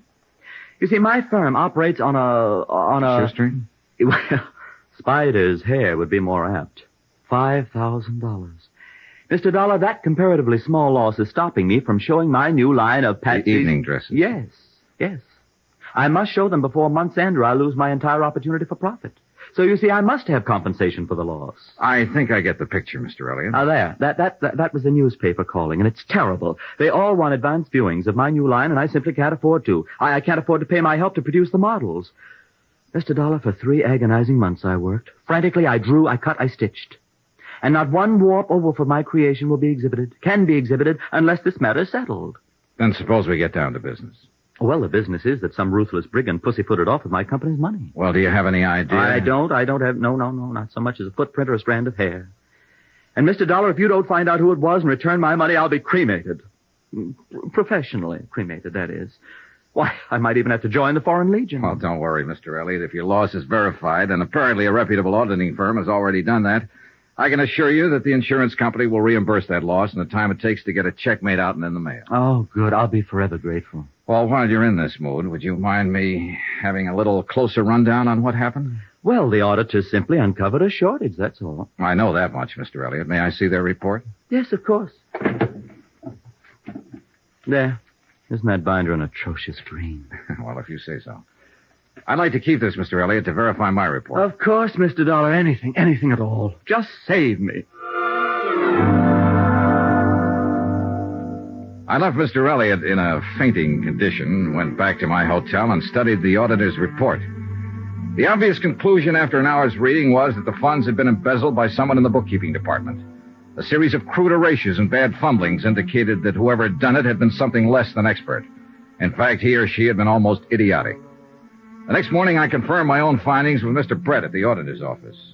We uncovered the loss 2 days ago and advised Mr. Elliott to contact his insurance company first. Sure. Dollar, any reservations on your part? No, Elliott's got a legitimate loss here. I'm sending in my report today. He should be compensated in another 2 days. He'll be relieved to know about that. Yeah, I know. I met him. Well, what's your next step? Oh, we'll pay off Elliott so he won't have heart failure. But, of course, we'll try to make recovery. I noticed the losses were in book series F6 through G10. Yes. Did you talk to personnel over there at his place? Mm-hmm. A fellow by the name of Forbes handled that series for them. In the accounting office, of course. Oh, yes. Been with Century Styles for 5 years. Where is he now? He's still there. Huh? Mm-hmm. I thought it was kind of funny, too. A fellow pulling a crude job like this and not trying to run out. No, he's still working for them. Oh. Well, maybe he isn't the one at that. Forbes was in charge of those books. I don't see how it could possibly be anyone else. No, neither do I, Mr. Brett. May I use your phone? Oh, sure. Help yourself. I noticed all the money was stolen in the last 4 weeks. Yes. You'd think he'd at least have strung it out. Greedy, I guess. Yeah, I guess so. Hello. District Attorney's office, please. My name's Dollar. I want to talk to someone about a warrant. Embezzling funds, grand theft. Oh, hold it, please. Forbes. What's his full name? Sheldon Thomas Forbes. Thanks. Sheldon Thomas Forbes, bookkeeper at Century Styles Incorporated. Good. I'm on my way. Expense account item 4. $3. Cab fare to the offices of John L. Gregory, Deputy District Attorney. I explained the situation to Mr. Gregory and furnished him with the auditor's report. An hour later, I was back at Century Styles with our friend, Mr. Elliott. Well, if it has to be, it has to be. There he is. Forbes? Third desk. Sheldon Thomas Forbes was a tall, dark-complexioned man in his early 30s. His hair was black, straight, and closely cropped. His features regular, not good, not bad. The kind of man you see every day on the street. Somehow, the kind of man I hadn't expected would swipe $5,000. Oh, Mr. Forbes? Yes? This gentleman would like to see you. Oh, I feel like Brutus. Why don't you run along, Mr. Elliott? I'll handle it from here. Oh, thank you. Hello? Sheldon Forbes? Yes. My name's Dollar, Continental Adjustment Bureau. We represent Delaware Mutual Liability. They cover this firm for losses by theft and fire. Uh-huh. 2 days ago, the auditing firm of Brett and Iron Beach located a loss of almost $5,000 here. Naturally, the matter came to our attention. I'd like to talk to you about it. Why me? There's every indication that the losses occurred in the particular accounts you've been handling. Uh-huh. You do handle books F6 through G10? Yes. Will you step over here a minute, please? Sure.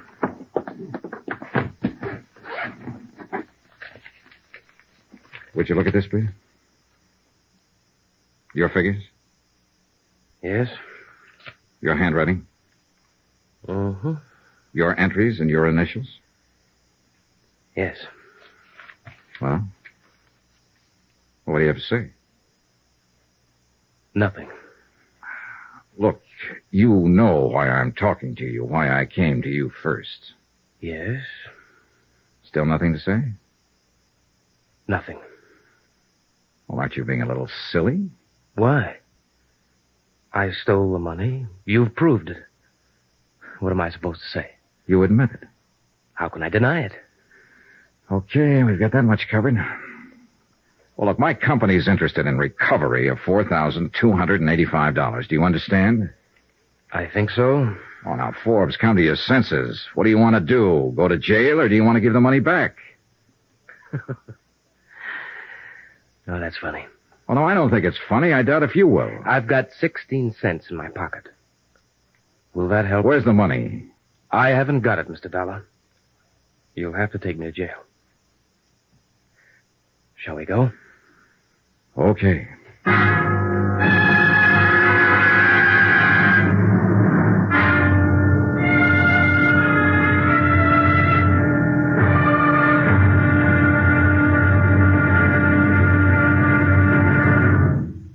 There'll be another intriguing episode of the Forbes Matter tomorrow. What makes a man steal? Everybody's tried to answer that question at one time or another. Tomorrow I'll take a crack at it. Join us, won't you? Yours truly, Johnny Dollar.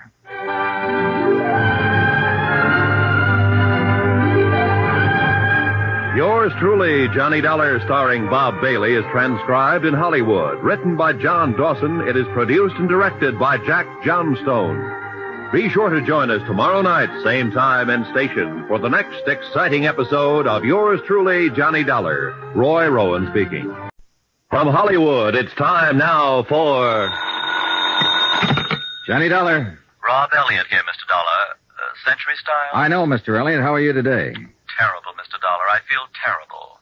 I'm calling from the district attorney's office. You there about Sheldon Forbes? Yes, I had no idea I'd have to act. They want me to sign a complaint. Well, that's pretty usual, Mr. Elliott. Forbes admitted taking the money from your firm. He's guilty as charged. You're the injured party. They want to get on with the prosecution. Oh, dear. So you do whatever they say, Mr. Elliott. Well, will it affect my payment at all? Payment of the claim? No, not a bit. Your check's on the way to you right now. Oh, that's a relief. Now, how about you? Are you going back to Hartford? Should I thank you now? You can thank me, but I'm not going back. What? My job's just beginning. I have to recover the money for the insurance company.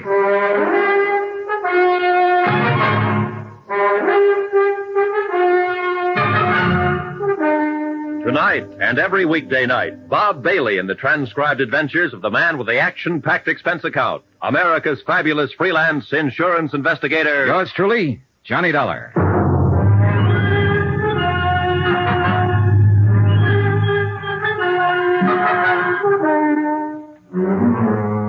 Expense account submitted by Special Investigator Johnny Dollar to the Continental Adjustment Bureau, 418 Elizabeth Avenue, Hartford, Connecticut. The following is an accounting of expenditures during my investigation of the Forbes matter theft of nearly $5,000. Expenses continued. Item 4, I think it is, $10, deposited on a rented car. First stop, Central Division Headquarters, where I was informed that Sheldon Thomas Forbes had been formally arraigned and was being held in the city jail. Second stop, an address on 56th Street. Second floor next to a dental laboratory. And on the door it said Edward Gumby, attorney at law. And below it said, walk in. So I did. Hello out there. Mr. Gumby? Yes, sir. Come on in. It's warmer in here. Edward Gumby was standing in front of a gas heater in the inner office, which consisted of nothing more than a telephone, a desk, and a dozen law books. He was a medium-sized man, about 40 or so, a little tired, a little seedy, but he had a nice grin. $1? Yeah, that's right, Mr. Gumby. You don't know me. I'm with Continental Adjustment Bureau, representing Delaware Eastern Liability in this Forbes matter. Oh, yes, of course. Understand you're representing Sheldon Forbes, is that right? Well, I don't know whether it is or not, Mr. Dollar. I happened to be in magistrate's court this morning when Forbes was arraigned. I took him on because he didn't have counsel and the court appointed me. I don't know whether he took me on or not. Sit down. Oh, thanks. New York is the coldest city in the world. Absolutely the coldest when it's cold. Yeah, it sure is. Look, I don't want to take up a lot of your time, Mr. Gumby. Time? I've got time, boy. That's all I've got. What's on your mind? Your client, mostly. He's admitted guilt. But, of course, we're interested in recovering the money he stole. $4,285. Yeah. Well, I can't blame your company for that. Well, prosecution could probably be stopped if we made recovery. Sure. I thought I'd tell you this in case you had any influence on Forbes. Well, I appreciate that, Mr. Dollar. It's very understandable. But as I say, I was court appointed. I really haven't talked to him yet. So I'll have to confess I don't have any influence with him at all yet. Struck me as a nice sort of chap. Mm-hmm. Don't quite get it myself. Probably an explanation for it. Married once, I understand, and widowed right after the war. He worked for Century Styles about 5 years. Have you talked to the police yet? No. I understand they're going to work on it today. Maybe they'll have a little more information for you about the recovery. They'll probably find the money in an old sock or something like that. That's the way these things generally run, you know. I agreed with Mr. Gumby. That was truly the way these kind of cases usually ran. And I was a little surprised that afternoon when I spoke to the officers at the city jail. They reported that a complete search of Forbes' apartment and automobile unearthed nothing like the missing money. They further reported that they had found no reliable evidence of any material possessions that the money could have been spent for. My next stop, city jail.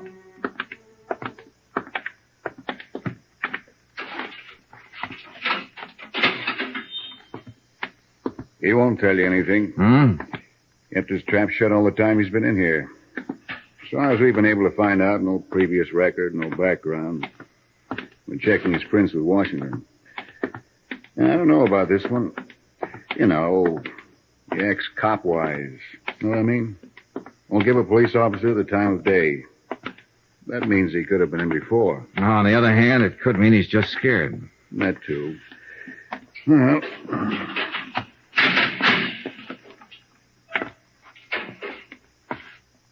Well, how what? Take it easy, Forbes. This is Mr. Dollar. He wants to talk to you. Hello, Forbes. Hi. See you later, Dollar. Yeah, thanks, Sergeant. Just give a yell when you're finished. Right. They treating you okay? Swell. What do you want? I want to talk to you. Well, I don't want to talk to you. I don't want to talk to anybody. Why not? I just don't want to see anybody. That's all. You know, you're acting like a baby, Forbes. You'll have to talk to somebody. Don't lecture me, Mr. Insurance Investigator. I've had all the lectures I want. From myself. I don't know why you're here. I thought we settled our business yesterday.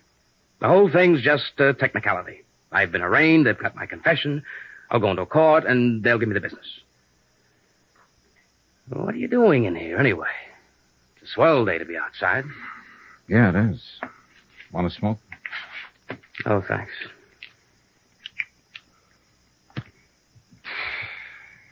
Well, why are you here? To help you out of this mess, if you'll let me. It's funny. Not a bit. Why should you want to help me? Well, it's not because I have any use for you, mister. You're nothing to me but a guy who stole a pile of money. My job is to get it back. $4,285. Oh, that... Yes, that. Now, how about it, Forbes? Isn't it enough that I'm in jail? That I'll go to prison? That's enough for the police, but not for my insurance company. Oh, it's too bad about your insurance company. No, it's too bad about you. You're being foolish. A whole or partial recovery can have a great deal to do with what happens to you from now on. 3 years is the minimum sentence, you know. 12 years maximum. Now, is it worth it? Sure. Sure, it's worth it. And I don't want to be foolish anymore. But I have been foolish. I took it and I spent it. Every dime of it. There's no way to pay it back. What did you spend it on? That doesn't make any difference. May make a lot of difference. You can redeem it, turn it back. No, I can't. Why did you take the money? All right, look, your salary's close to $100 a week. You're single. Wasn't that enough to live on? Why don't you get out of here? I don't have anything to tell you. Ever been in trouble before? Huh? Under another name in another state? No, They consider backgrounds like that when a man comes up to be sentenced. Forbes, this is your first offense. I know. Are you trying to shield someone? Why don't you go away? Have you been trying the market? Did you gamble it? No. Just leave me alone. I won't tell you a thing. If you bought something with it or gave it to someone, if it can be recovered in some part. No, I tell you. Just go away and leave me alone. I'd like to. Believe me, I would. You're a thief, Forbes, and you're going to get what's coming to you, but I can't leave you alone. Listen. No, you listen to me. If I don't get the information I want from you, I'll get it elsewhere. I'm going to be very honest with you. Eastern Delaware wrote a comprehensive policy on Century Styles promising to indemnify them in full for every loss caused by fire or theft on their premises. In case you didn't know, Forbes, an insurance company won't take the word of some guy sitting in a jail cell feeling sorry for himself where there's cash to be recovered. Now, you swiped it within the last month. You have something to show for it somewhere, somehow. Whatever you spend it on, or whoever you spend it on, remember that money is the same as stolen property. A car, a diamond ring, or something. Now, if you give it to someone or spend it, when it wasn't yours, it's still redeemable, and we mean to redeem it. All right, now, what do you have to say? This won't do you any good. Don't try to bulldoze me. I'm no punk caught crawling into a drugstore window late at night. I'm a college graduate. I've been in the business world 10 years or better. I know what I want to tell you and what I want to keep to myself. And I don't want to talk to you about this. You or anybody else. I can't make it any clearer than that. Do you understand? And there's no way or no person who can make me talk about it. I took the lousy money. I've admitted that. I did a bad job of it. You caught me. I confessed. And you've got me. Now, what more is there? That's the whole story. Okay. Have it your way, Forbes. Go away. Just go away.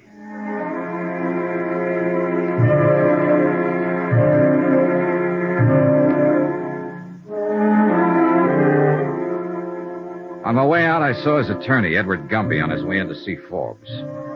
I waited around the sergeant's desk. Accidentally, on purpose, I glanced at the admitted visitors register. Only 2 people had contacted Forbes since his arrest, Gumby and myself. That struck me as odd. I glanced at his folder named no close relatives, named no one, in fact. I was thinking about that when Gumby came out from his visit. Gumby looked worn out. Hiya. Hi. How'd you do? Not so good. Hey, tell me something. He asked you to contact a girl or anyone? No, I don't think he has a girl. I don't think he has anybody. You want some coffee? Yeah, good idea. We slushed across the street and found a diner. Expense account item 5, 42 cents. Coffee and sinkers for Ed Gumby and myself. I think you're going to strike out, Dollar. I already have. And I think I have, too. Huh? You know what I've been talking to him about in there all this time? The same thing as you, restitution. But he won't open his mouth about it. He did say one thing, though. He wants me to waive a jury trial and go up for sentencing. What? Yeah. Plead guilty and take it. He's sure to get at least 3 years. What can I do? Yeah. Got any ideas? Well, I've got a lot of ideas, Dollar, and all of them make me sick inside. That boy's not a criminal. He took that money because he was desperate about something. You know that from the awkward way he took it. He spent it on something, and he won't talk about it. But now he's about to ruin his whole life, in spite of what you or I or anybody else tries to do for him. All he has to do is give back the money or promise restitution or call up a friend and borrow it. With his clean background, the court had listened to a mercy plea. You told him all this? I told him. I told him and you told him, and what does he do? He waives his right. I tell you, I'm going to hate to file this waiver, but I've got to do it. Yeah, how you feel? More coffee? No. No, thanks. Dollar, you know what Forbes is? What? He's something I call a calendar job. Calendar job? Yeah. 33 years old. Now think about that. Born with one war just ended. Raised in a depression, and then bango, another war. I might say the first 25 years of his life, nothing but war and depression, or the effects thereof. A calendar job. Apparently it's what he wants. But, Mr. Dollar, I'm going to hate to see him go to prison. You know something, Mr. Gumby? So am I.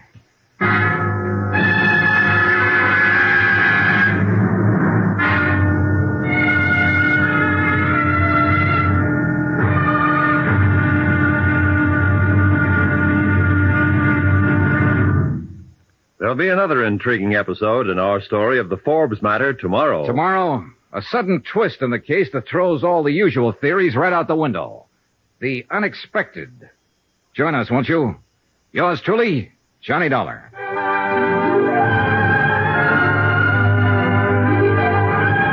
Yours truly, Johnny Dollar, starring Bob Bailey, is transcribed in Hollywood. Written by John Dawson, it is produced and directed by Jack Johnstone. Be sure to join us tomorrow night, same time and station, for the next exciting episode of Yours truly, Johnny Dollar. Roy Rowan speaking. From Hollywood, it's time now for... Johnny Dollar. Ed Gumby, Mr. Dollar, attorney for Sheldon Forbes. Oh, hello, Mr. Gumby. How are you? Oh, I don't know. The hearing's been set for 2:30 this afternoon. Okay, I'll be there. No need to, particularly. As I told you yesterday, he requested me to waive trial and plead guilty. Well, won't he be sentenced today? No, this is just a preliminary hearing. He'll probably be sentenced before the week's out, though. The court will simply consider the waiver and inform him of his rights today. Oh. Anything I can do? No, I don't think so. I'm going to try to talk to him again and get him to reconsider the waiver. I doubt if I'll have much luck, but I'll try. All he has to do is return the money he stole. Well, buck up, Mr. Gumby. If he won't return it, maybe someone else will. What do you mean? I'm going to try and find out what he did with it. My company wants it back, sure. But we also want Forbes to have a fair chance. You're pretty decent, Mr. Dollar. Thanks.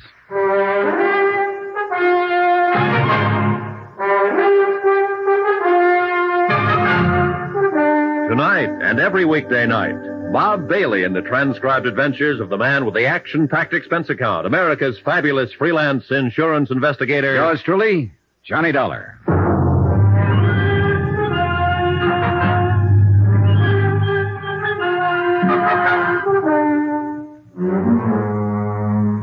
Expense account submitted by Special Investigator Johnny Dollar to the Continental Adjustment Bureau, 418 Elizabeth Avenue, Hartford, Connecticut. The following is an accounting of expenditures during my investigation of the Forbes matter. Embezzlement and a very frustrating case. Expense account continued. Item 6, $3.50, lunch. For myself and a Mr. Arnold Haven, head of the accounting department for Century Styles Incorporated. Mr. Haven, a tall, balding man in a dark suit, had ulcers. His poached egg and dry toast didn't interest him too much. What's going to happen to Forbes? Oh, I don't know, Mr. Haven. That depends on several things. Right now, I have to tell you that it looks like he'll go to prison. Worse than that, it looks like he wants to go to prison. He's waived trial. Prison. That's too bad. Too bad. I always liked Sheldon Forbes. You hired him, did you, Mr. Haven? Yes, I hired him. He was a good man right from the start. He did his job, and he did it well. I never had a complaint against Forbes. Why do you suppose he stole the money? You've got me, Mr. Dollar. We paid him the going rate. That's a good salary for accountants. He seemed happy enough with it when he knew he was in line for substantial raises. Uh-huh. I could understand it in a way if he had a family and heavy responsibility. Or if he played the market, or if he gambled. But Forbes, he just baffles me. Yeah, it baffles me, too. Huh? Oh, yes. Well, the people around the office, they're pretty upset about this. Any particular people, Mr. Haven? Everybody. But anyone in particular? A girl, for instance. Oh, a girl, yes, I see. Well, no. Did he go out with any girl in your office? No, most of them are married. No, at least as far as I know, Forbes didn't go with any of the girls there. He kept to himself. Oh, he might have lunched with one or the other now and then, but no, he more or less kept to himself. Uh-huh. Well, the reason I asked you, Mr. Haven, is that what little I've been able to find out about his personal life isn't very helpful. My company wants the money back. We're willing to give him a fair break if we can get it back. But he's pretty stubborn about cooperating. Yes, we know about that, Mr. Dollar. But how can we give him a break if he doesn't want us to? And we can't find out anything about him. Look, if there's anything you can think of, any reason he might have had for taking the money. And I've racked my brain. I can't think of any reason. No, wait a minute. Just a minute. I did notice a change coming Forbes. It was about a month or 6 weeks ago. Oh, it was nothing really. There was just, I guess, an anxiety about him. Well, he took all the money within the last 4 weeks. Would that correspond? Roughly, yes. Well, that's a start. I hope. I returned to the accounting offices of Century Styles with Mr. Haven and spent 2 hours questioning different members of his staff regarding Sheldon Forbes. His habits and his personality were pretty much the same as Haven himself had described them. Expense account item 7, $4, gasoline. I put a tank full of gas in my rented car and went over to an apartment on 59th Street where Sheldon Forbes had lived. According to the penciled note above the first door to the right of the entrance, Mrs. Anastasia Konopka was the manager.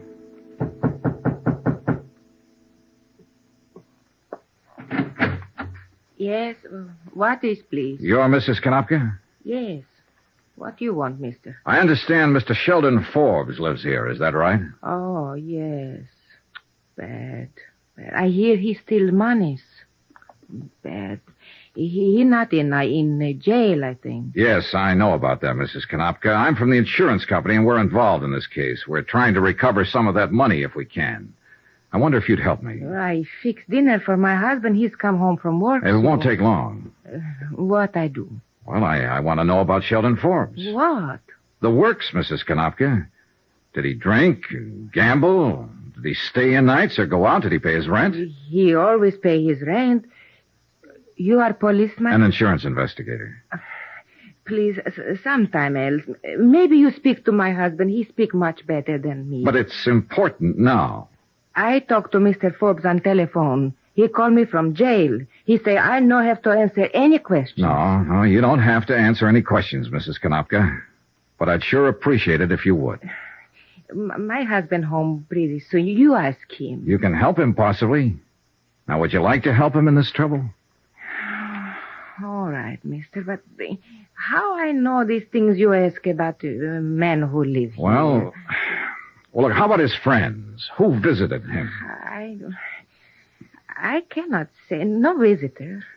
Was he a good tenant? No trouble like Mr. O'Sullivan on 3rd floor. Mr. O'Sullivan always drunk. Called police twice. Mr. Forbes no drink whiskey. Uh-huh. Did you ever meet his girl?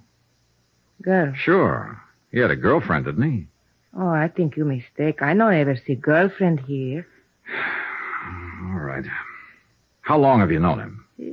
5, 6 years, maybe. Ever since he moved in here to this place. But no girl? No. Oh.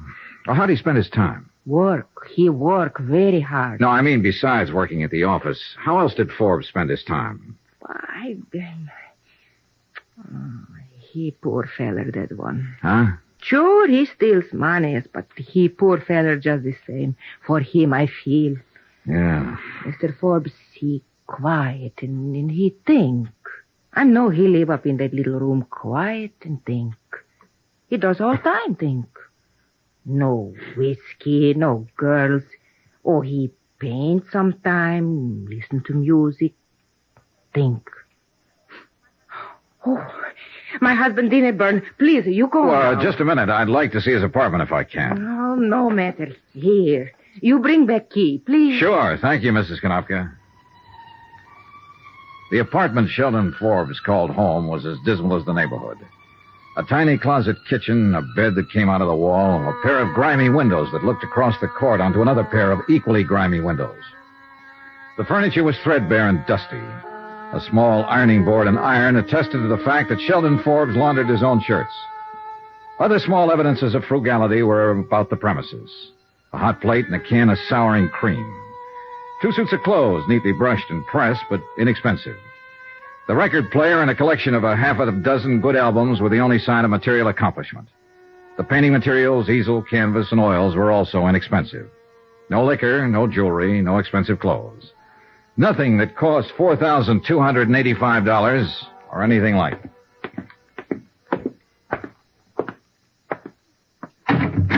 Oh. Here's your key, Mrs. Konopka. Thank you very much. Thank you. Thank you. Well, what you think? I think he's had a very lonely life here. Oh, Doc, yes. Lonely is the word. Lonely. Oh, wait, has he got a car? In back, through alley. Thanks.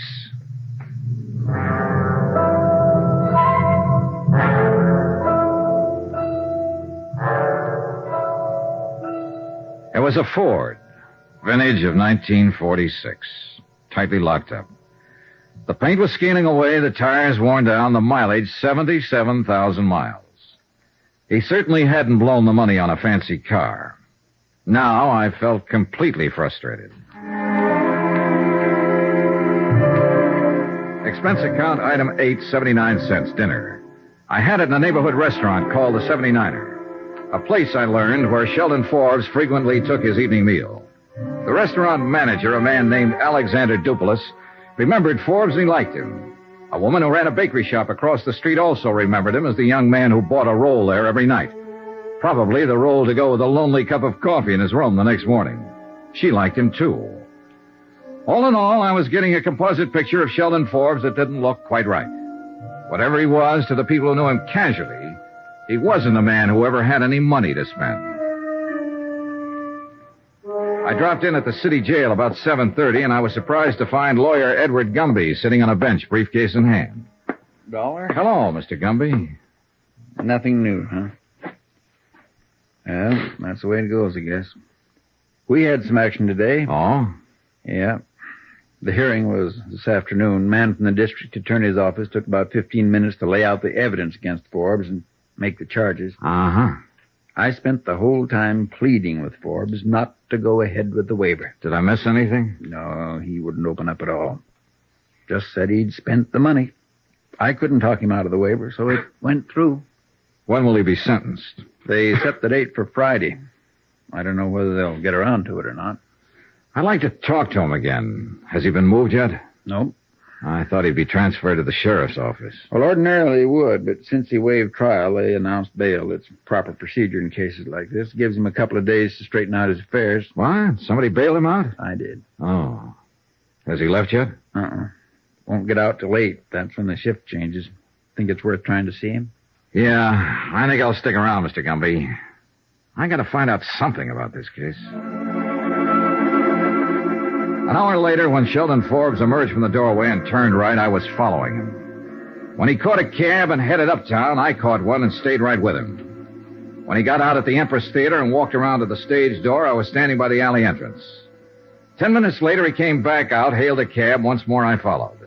This time, I followed him to his apartment on 59th Street. I waited 15 minutes before I went in.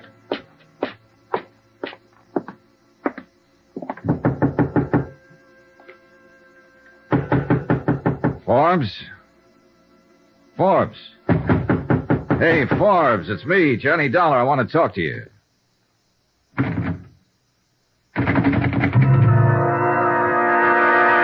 It took me a few seconds to understand what it was. I got a couple of whiffs of it coming from under his door.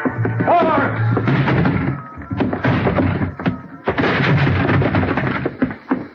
The room was acrid, stinging with gas fumes, and Sheldon Forbes was stretched out on the floor of his 6-foot kitchen.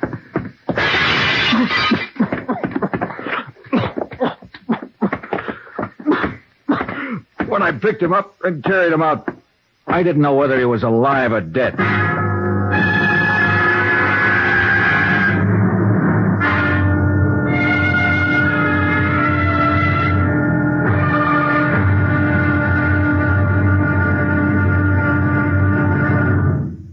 There'll be another intriguing episode in our story of the Forbes matter tomorrow. Tomorrow, a switch in the case that starts a real chase and a race against time. Join us, won't you? Yours truly, Johnny Dollar.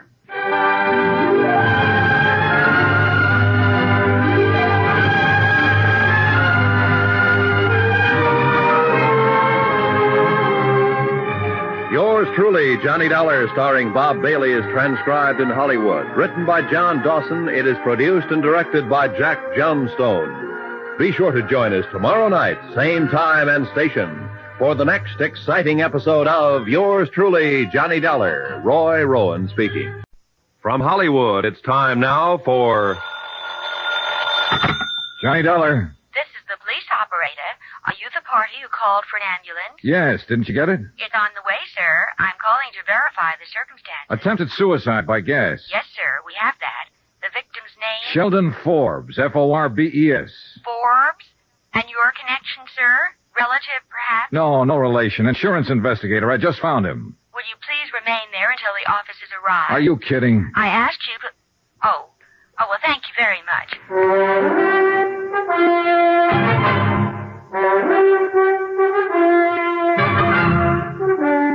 Tonight and every weekday night, Bob Bailey in the transcribed adventures of the man with the action-packed expense account, America's fabulous freelance insurance investigator. Yours truly, Johnny Dollar.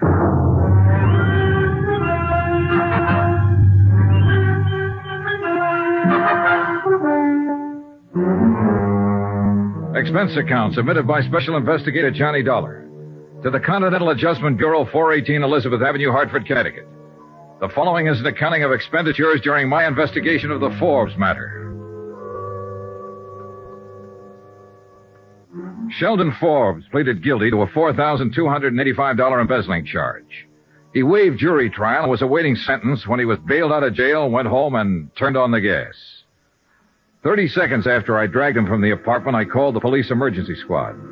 In a matter of minutes, they arrived, and a couple of interns were working on Forbes with a pulmotor in that dingy, dirty, badly lighted hallway. There was no telling how much gas Forbes had breathed in, or for how long a period after he went into his apartment the gas jet had been open. Hand me that hypo, Al.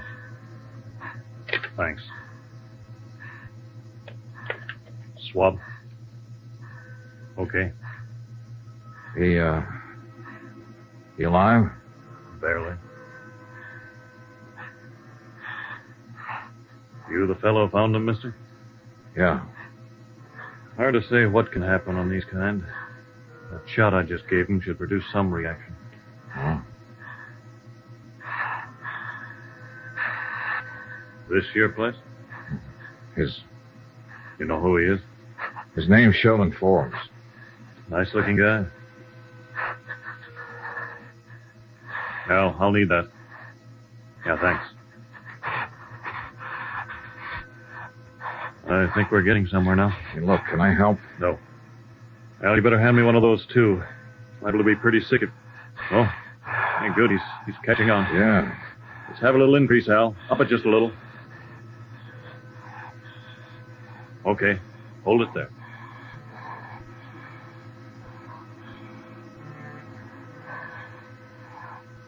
The intern and his assistant worked quietly and methodically. There was nothing I could do but stand and watch. After about a half an hour, the color of Forbes' skin seemed to me a little more close to normal. His eyes were still closed, though, and he showed no signs of movement. I waited.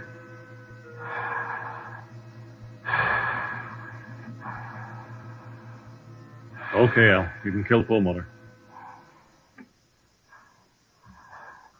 Getting some pulse now. Respiration, too. Will he make it? It depends, mister. If he has any kind of heart condition, it'll be tough. We can tell more when we get him into a hospital.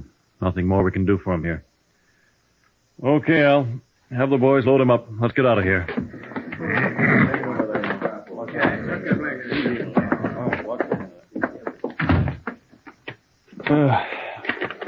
Now, mister, you say he's a friend of yours?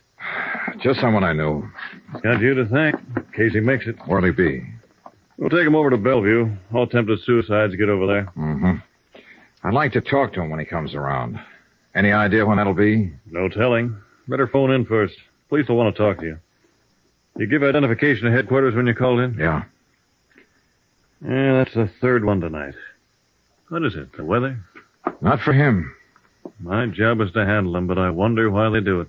Oh, this guy's got a problem.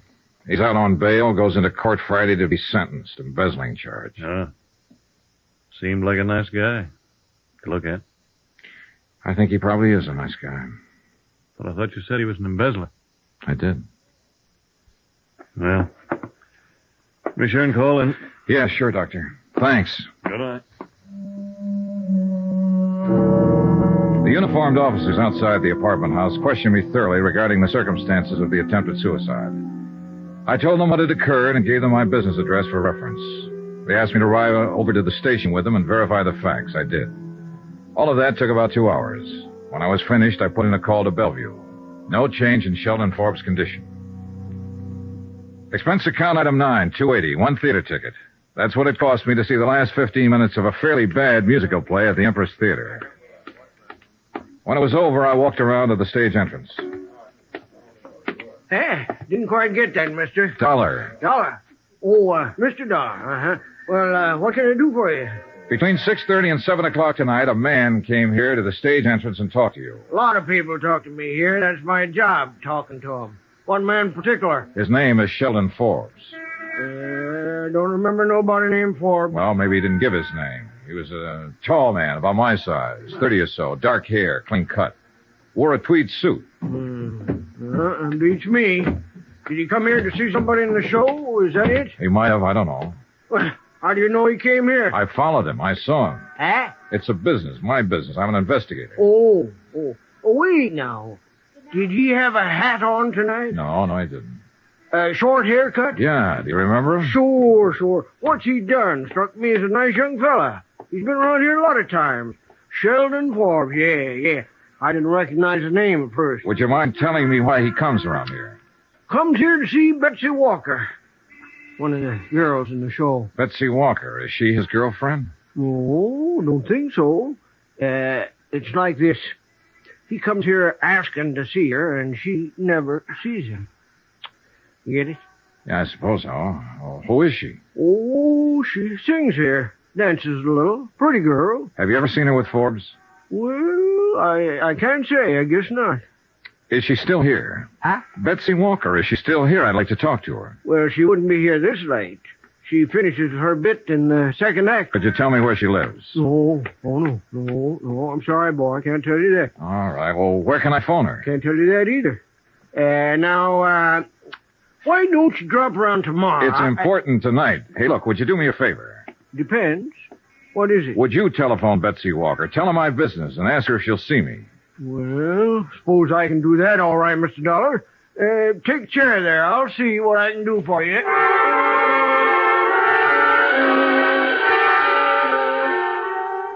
The doorman did all right. Expense account, item 10, $2.65, cab fare. I gave up my rented car and had the cab driver find the address Betty Walker had given. It was a rather nice apartment in a rather nice part of town, and was almost 1 in the morning when I got there. She met me at the door, wrapped in a chenille dressing gown with cold cream on her face. Miss Walker? You must be Mr. Dollar. Yes. Now, just wait a minute. Do you mind if I see some kind of identification or something like that? Oh, no. There you are. Hartford, Connecticut.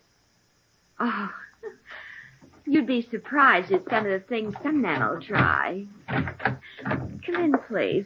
Thank you. I didn't quite understand Frank on the telephone. Frank? Oh, the doorman at the theater. Yes. I didn't know quite what to make of it. Goodness, are you really an insurance detective? Yes, and I'd appreciate you letting me see you tonight, Miss Walker. Sit down. Can I fix you a drink? No, thanks. Frank mentioned something about Forbes. You're here because of him? Yes, Miss Walker. I understand that you know Forbes. No, not exactly. That is. There's some reservation in the way you say that, Miss Walker. You know his name? Yes, I know the name. Can I ask you what this is all about? Routine investigation. I'm curious. How did you get my name? How am I connected with Sheldon Forbes? That's what I'd like you to tell me. Well, first about my name. Forbes was at the theater earlier tonight asking for you. I understand he's been around there quite a bit. Yes. I really don't know how to tell you this, Mr. Dollar. I've only seen that man once in my life, honestly. He's really quite impossible. Oh, dear, this is so embarrassing to try to explain this. Maybe I can save you some embarrassment then, if you'll answer one question. Sure, why not? Did Sheldon Forbes ever give you any presents? Yes. What? Well, that cigarette box on the table there. And the lighter to go with it. Tiffany's. Pretty, aren't they? Yeah, very. Also expensive. What else? Well, let me think. No, that wasn't from him. That was the lamp over there. Mm-hmm. And a fur stole. May I see it? I'm afraid I gave that away. You did? I gave it to my kid sister who was visiting me last week. I already had one. Oh, I see. What else did he give you? I think that's about it. Except for orchids that used to come every night. 12 orchids every night for the last month. You only saw him once, and he gave you all these gifts? Oh, dear, I know how that must sound. Look, it started a month or so, I guess. I got a card in my dressing room one night asking me to dinner. It was signed Sheldon Forbes. So? Well, I'd never heard of anybody named Sheldon Forbes, and I just tore the card up. But every night after that, I kept getting orchids and the card. And then the gifts started to come. The cigarette box first. That's when I saw him. Uh-huh. I didn't even dine with him, Mr. Dollar. We had one drink, and I told him I had a headache. I see. But the gifts still kept coming. Flowers, invitations. I ignored them. I tried to send the things back, and I didn't know where to send them. Some I gave away, and some I've kept. I didn't want his gifts. He was nice, but I just didn't want anything to do with him. When I did meet him, he was so different than what I had imagined. Gee, I'd had my share of stage door Johnnies, but this man was, he just couldn't say a word without stumbling. He had no poise, no sophistication, nothing. All he had was money. He told you that? He didn't have to. Those gifts. Well, he didn't have money, Miss Walker. He worked for $82 a week as a bookkeeper. You must be mistaken. I'm afraid not. He stole the money to buy you all these things. Well, for heaven's sakes. For heaven's sakes, and you caught him? Yeah. Forbes tried to commit suicide earlier this evening. Suicide? Oh, no. I'm sorry I had to come to you to get this information. He's refused all along to tell anybody what he did with the money. Will he go to prison? I'm afraid so. Oh, but it's crazy. We had nothing. He's just a name to me. He means nothing to me. Yeah. But apparently you mean something to him.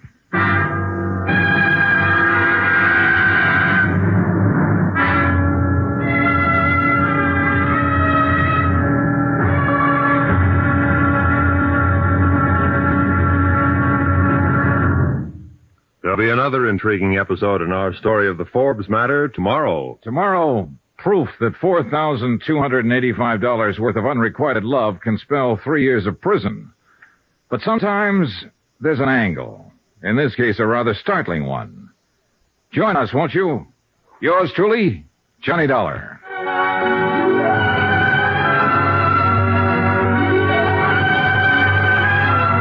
Yours truly, Johnny Dollar, starring Bob Bailey, is transcribed in Hollywood. Written by John Dawson, it is produced and directed by Jack Johnstone. Be sure to join us tomorrow night, same time and station, for the next exciting episode of Yours truly, Johnny Dollar. Roy Rowan speaking. From Hollywood, it's time now for Johnny Dollar.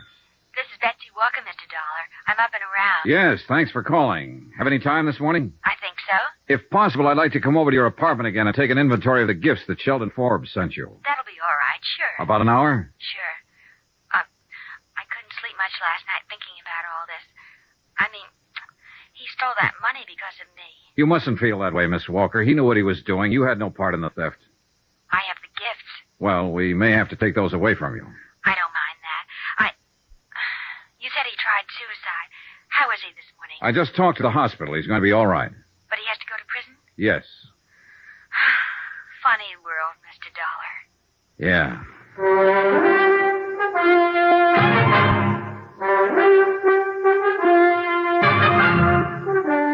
Tonight and every weekday night, Bob Bailey in the transcribed adventures of the man with the action-packed expense account, America's fabulous freelance insurance investigator. Yours truly, Johnny Dollar.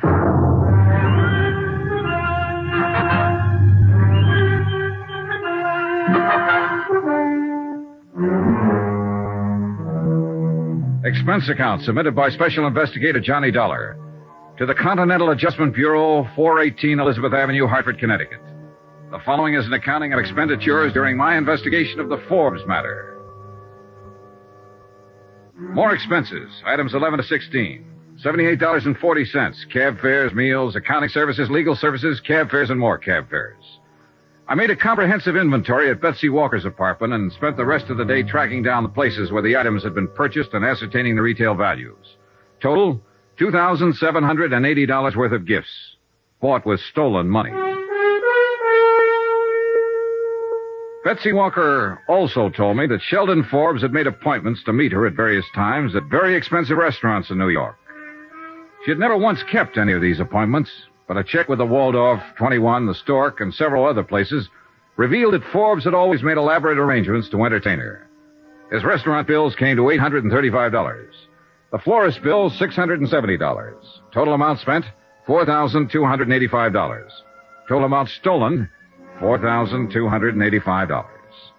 Century Styles Incorporated footed the bill in his unsuccessful courtship of Betsy Walker.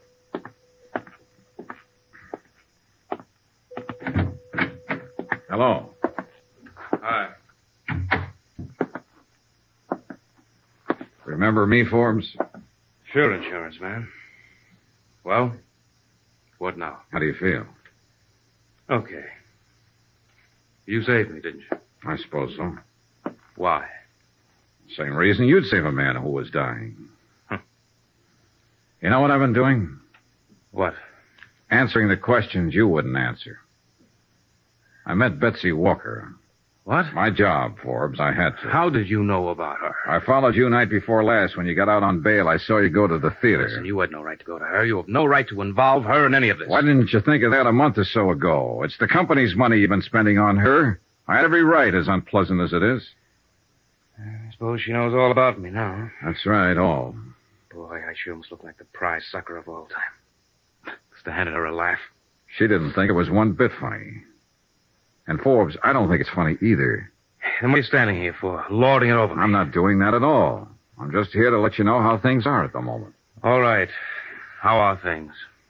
Well, first off, we took back all the gifts you gave her. Dirty scum. Don't get mad at me, Forbes. Get mad at yourself. I didn't steal the money and try to impress her. You did. Why don't you leave it alone? What difference does the money make to you? Nothing to me, but it means something to my insurance company. They still want it back.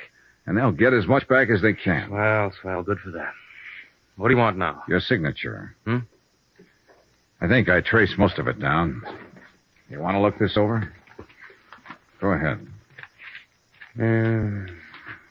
Those figures about right? I suppose so. I didn't keep track. Approximately? I suppose so. You're pretty thorough, aren't you? We have to be. Will you sign this? No. It'll help to clear up our bookwork a little. What difference does it make now? We've got you cold. Okay. What difference does it make? Give it.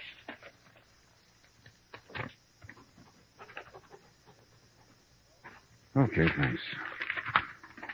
That's all it means to you, isn't it? Dollars and cents.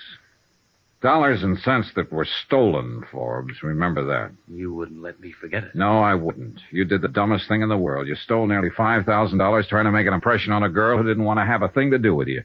You went about it wrong from top to bottom. You've acted like the great stone face ever since you've been found out. You wouldn't bother telling me about it. I had to go out and find out myself. Off the record, Forbes, what'd you do? See her on the stage one night? No, at the office. Office? Your office? No, exactly. Ellie was having a showing for some buyers on the West Coast one day a few weeks ago. For those kind of showings, he hires models from the agency. Betsy's listed with one of the agencies. You know, she acts and sings and models. Oh, sure. Well, I happened to be upstairs when the showing was going on. There were a lot of publicity people there taking pictures and so on. And I saw her. She was wearing a black dress, and her hair was soft. She's got a smile like all the sun risings. Sounds silly? Not at all. It's just that I never in all my life saw anyone like her before. Yeah. I don't know how it is with other guys, but she was for me from then on. I couldn't get her out of my mind. I found out her name, and then I found out she worked in that show at the Empress Theater. Yeah? All I had was her name. I didn't know how to go about meeting her. I just didn't know. You figured a little money might attract it to you. I've heard that's the best way to do it. It's one way. Not the best way, kid. Probably not. The best way I could think of. What did you think about taking the money? I thought I'd be able to stick it back. I guess I really didn't think much beyond just meeting her. Having her look at me the way I wanted her to look at me. What? It was the wrong way to go about it, sure. But then did you ever think of my alternative? I'd thought of it. I pictured myself knocking on her door one night, and I could see her answering it. I'm Shelley Forbes, Betsy, I'd say. Clothes don't make the man, I'd say, while she sort of took in my tweed suit and the only coat I've got to my name. Listen, I'd say, I got an 8x10 apartment over on 59th Street. The halls always smell like cabbage, but I'm a heck of a fine guy. And I drive a 1946 Ford that misses a little, but it's good enough for us. Then I'd say, why don't you toss on your mink, and we'll go over to my dump, and we'll have a bottle of beer, and I'll tell you how much I love you. How about that? Some alternative, huh? She makes more money in an hour than I make in a week. I couldn't even afford to keep her in cigarettes. Lord, I wanted her like nothing in my whole life. She might have taken you up on it, Forbes, if you'd put it that way. Yeah? What makes you think so? She wasn't impressed by any money or any gifts.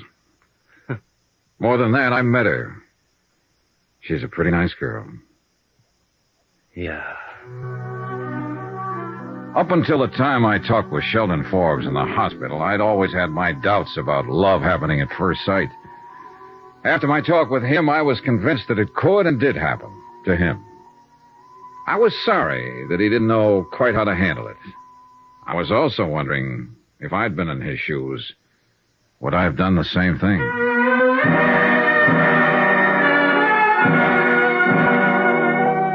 Expense account item 17, $4.90. I sent a wire to my home office telling them that the recovery would be in the amount of something like $2,500, obtainable on the redeemable gift items recovered. After that, I went back to my hotel. I was surprised to find Betsy Walker waiting in the lobby.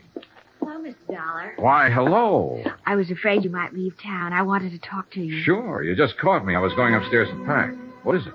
Could we have a drink or something? Sure.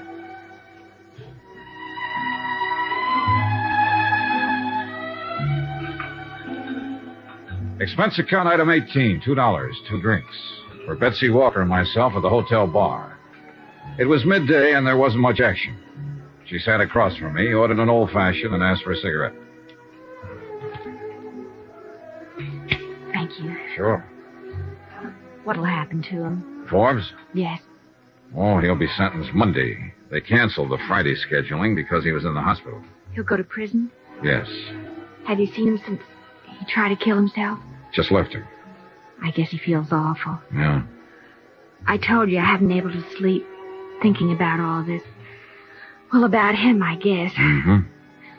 Would he have to go to prison even if all the money was returned? Only half of it's redeemable. The rest, florist bills, restaurants and so on, just gone. How much does it come to, Mr. Dollar? Short about $2,000, roughly. If you had that money, what would happen to him? Oh, it'd be up to the court. I'd say he'd have a good chance of getting off if he changed his plea. Could I get him to change his plea? I think you could get him to do anything. I want to pay it. You what? I want to pay that other $2,000 for him and get him to change his plea. I'll make up the whole thing. Hey, now, look, Miss Walker, I know your motives might be the best, but you aren't responsible in any way for this man's actions. He stole money because of me. He tried suicide because of me. And now he's going to prison because of me. But you had nothing to do with it, no part of it. You may think I'm 22 years old. I'll be 29 next month. I'm not much of an actress or a singer or anything else. But I've been around this town, and I know my way around. And I met all kinds. Whoever he is, whatever he's done, he's the first man I've ever known who actually went out on a limb for a girl he loved. I'm the girl, and he's the man. You're serious? I probably won't remember his name a year from now.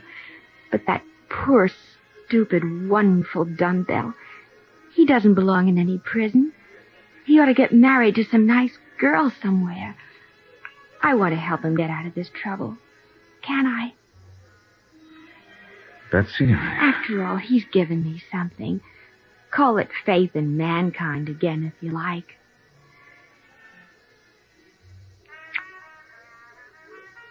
What's the kiss for? what you just gave me, Betsy.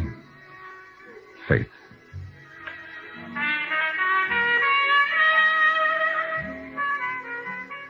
Expense account, item 19, $48, hotel.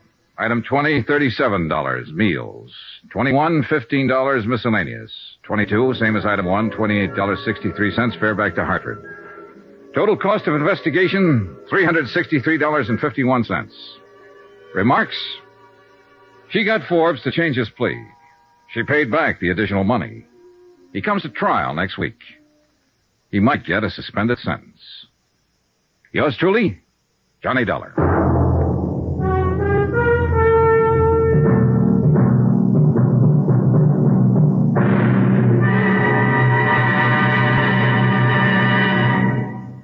Remember, there'll be another intriguing story for you beginning next Monday night. Next week, a trip south of the border where the flashing eyes of a dark-haired senorita spells plenty of, well, believe me, romance and trouble can go hand in hand. Join us, won't you? Yours truly, Johnny Dollar.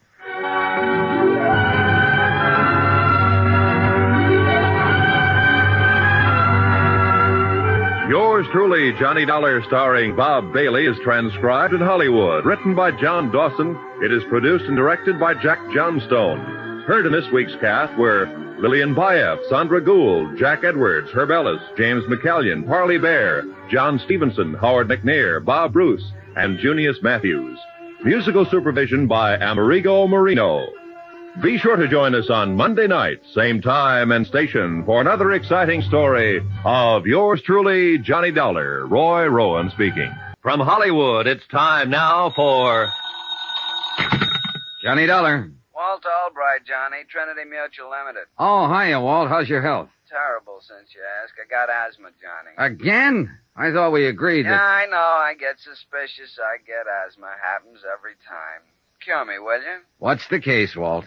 Man named Eddie Kalin, Caylin, out in Los Angeles, died yesterday. $5,000 policy, double indemnity. What did he die of? Mysterious circumstances. Well, that's usually a fatal disease, all right, That's it, Johnny. That's all I know. Mysterious circumstances. The body was identified by the widow. I see. Our salesman out there can probably help you. He issued the policy only 6 weeks ago at the request of the widow. Uh-huh. 6 weeks, 1 premium paid, check signed by the widow. Hey, tell me something. Would the beneficiary happen to be... That's right, the widow. Oh, this asthma's killing me, Johnny. You gotta do something about it. All right, Walt. Just call me doctor.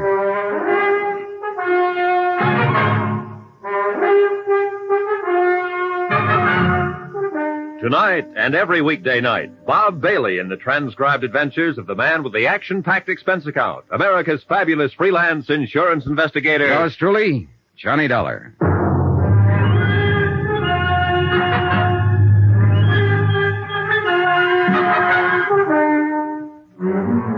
Expense account submitted by Special Investigator Johnny Dollar to the Home Office, Trinity Mutual Insurance Company Limited, Hartford, Connecticut. The following is an accounting of expenditures during my investigation of the Kalin matter. Item 1, $198.20, airline fare and incidentals, Hartford to Los Angeles.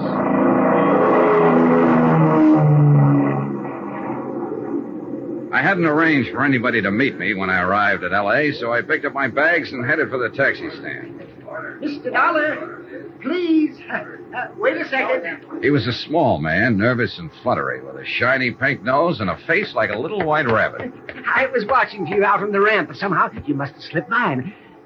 You are Mr. Dollar, aren't you? Yes, I'm Johnny Dollar, but I don't think I... Welch. Presley Welch. I'm the... Oh, yes, you're the district salesman here for Trinity Mutual. That's right. Well, how are you, Mr. Welch? I'm out of breath at the moment. From running, you understand. You see, I'm troubled occasionally by asthma. You too? Oh, do you have asthma, Mr. Dollar? No, it's a friend of mine in Hartford. Oh, in Hartford? Oh, well, you don't say. Yes, in fact, I came out here just to cure it for him. Out here? Oh, this is the worst place you could have come. Oh, you see, the smog here is so... I do believe you're joshing. I guess I am at that. Come on, let's add to my expense account with a cup of coffee. Oh, do you really think we should? Oh, why not? Let's be daring. All right, let's. I always say if the company can't afford it... If Presley Welch sold insurance the way he answered questions, it was amazing that he hadn't starved to death years ago. He skidded around the field, flip-flopped overhead, and buzzed the tower, all verbally, of course, and for 15 minutes he didn't touch a wheel to the ground. But when he did finally land, he came in with a swoop. I do hope you'll accept my apologies, Mr. Dollar, for causing all this trouble, because the whole thing is my fault, of course. Oh, I don't see how. Unless you murdered Eddie Kalin. Why? I scarcely knew him. A perfect alibi. Oh, no. You misunderstand. Well, I'm just joshing. What I meant was, I wrote the policy, and I knew better right when I did it. Oh? What do you mean? Well, Mr. Kalin was quite facetious about the whole procedure. When I tried to point out the retirement security factors in our multiple endowment plan, he actually laughed. You don't say. Yes. He said all the security he'd asked for was 2 aces up and 1 for the kicker. Well, what about Mrs. Kalin? What was her attitude? Well, she was quite serious about it. Wasn't she the one who actually applied for the policy? Well, not technically. The beneficiary can't, you know. It's against the rules. Yeah, I know, but didn't she... She was the one, yes, that called me and asked me to come out and talk to her husband, and he finally signed the application, but he seemed to regard it as a joke. He only did it as a favor to her, something of that sort. And now it's turned out to be a $10,000 favor. What kind of a woman is she, Mr. Welch? Well, she's quiet, well-mannered, quite charming, I thought. I must confess I felt a good deal of sympathy for her, in view of her husband's incessant flippancies. A real happy fellow, huh? Oh, positively frivolous, Mr. Dollar. And I should have been warned by his attitude. You know, insurance is a serious business. Oh, sure. But Eddie Kalin didn't laugh himself to death. Oh, my. Oh, he died in the fire when his automobile caught fire. Oh, laugh. Oh, I see what you mean. Say, tell me, how well did you get to know the Kalins, Mr. Welch? Oh, hardly at all. I saw Mr. Kalin twice, once at his apartment the evening I sold him the policy, and then 2 weeks later at my office when he came in to sign the paper. And Mrs. Kalin? Only once, that evening at their apartment. She phoned me earlier in the week. And you haven't seen her since her husband's death, huh? No. I phoned to express my sympathy, but she wasn't available. She hasn't filed a claim yet. No, but I knew she would, so I took it on myself to notify Hartford. I just can't help feeling guilty about this, you know. Yes, so you mentioned. Not that I really am, of course, but you understand. Oh, sure, I understand. Well, I'll keep in touch. Watch out for comedians, Mr. Welch. Watch out for who? Oh, comedian, watch out. Expense account item 3, $6.35. Taxi fare to the Beverly Wilshire Hotel, and a second taxi to the West Los Angeles Precinct Police Station. The case wasn't being handled by any of the usual departments, Bureau of Homicide, Missing Persons, and so on. The man in charge was Detective Sergeant Jose Reynosa, unattached, working out of the Central District on special assignment. Pull up a chair, Mr. Dollar. When I talked with him in his office, Reynosa told me the reason for it. Yeah, it's a funny deal, Mr. Dollar. The facts in the case could point a lot of different ways. But the way it stands right now, they just don't add up in any direction. At least not quite. Do you mind filling me in on some of those facts, Sergeant? Yeah, I'll be glad to. Last Thursday morning at 4:20 a.m., we got a call relayed through the fire department to investigate a burned automobile out on the Palos Verdes headland, up in the hills above the harbor. The car was lying in the bottom of a ravine below the road, and it was a total loss. Apparently, the gas tank had burst and flooded the whole interior. Oh, what do you mean, apparently? Well, the upholstery may have been deliberately soaked with gas. The arson squad isn't sure. I see. That's why this case doesn't quite fit in any niche, Mr. Dollar. It might be homicide, might be arson, missing person, or only an accident. We're not sure yet. Anyway, there was a body in the driver's seat, burned to a cinder, unrecognizable. But we did recover a few personal effects. A signet ring, keychain, wristwatch with the strap burned off, a wallet badly scorched. Mm-hmm. I noticed the keychain has a metal tag with the address stamped on it. Yeah, that and a part of the driver's license were the only leads. Eddie Kalin, Argus Terrace Apartments up on Sunnyway Drive above the Strip. So we went up there and we ran into a second surprise. What do you mean? Nobody home. We attained access, found the place in a mess. There'd apparently been a fight. A chair and a couple of lamps were broken, and there were bloodstains in the living room. What about Mrs. Keelan? Located her the next afternoon. She'd been spending a few days at a friend's cabin up at Arrowhead. Does the friend confirm it? She was there alone. Had her own car. Yeah, she might have come back to town that night, but we got nothing to prove it. Or disprove it. Right. Just another one of those maybes. That's all this case is, a collection of maybes. Yeah, I see what you mean. Tell me, Sergeant, just who was Eddie Keelan? Eddie Keelan, male, Caucasian, height 5'11", weight 175, complexion olive, hair medium brown, eyes gray, age 34, birthplace Chicago. What was he? What did he do? He called himself a promoter. Done a lot of things. Small-time agent for a while, handled a few singers and dancers, vaudeville and nightclubs.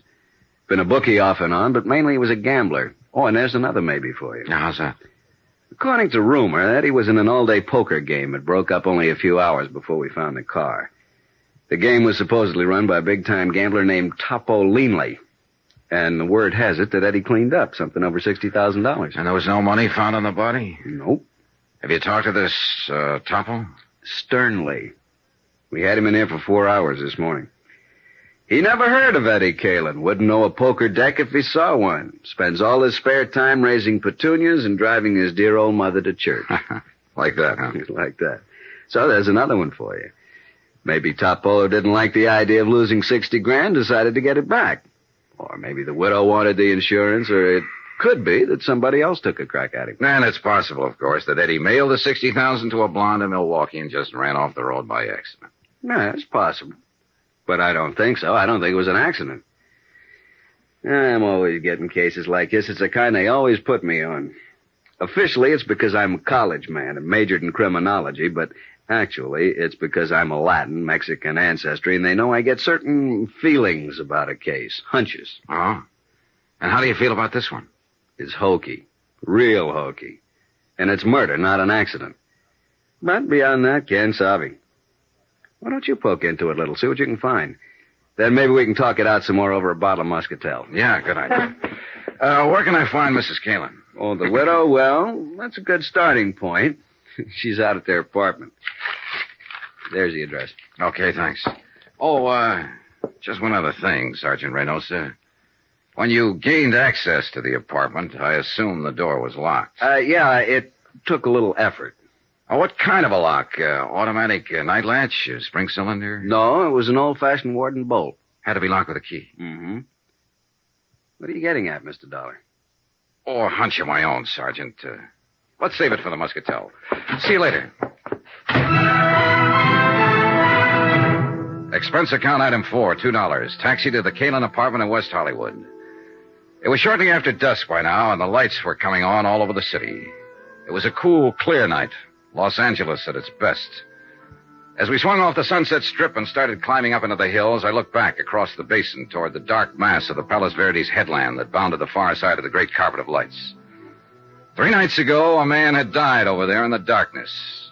And in a few minutes now, I'd be talking to his widow. Or at least to the woman who claimed to be his widow.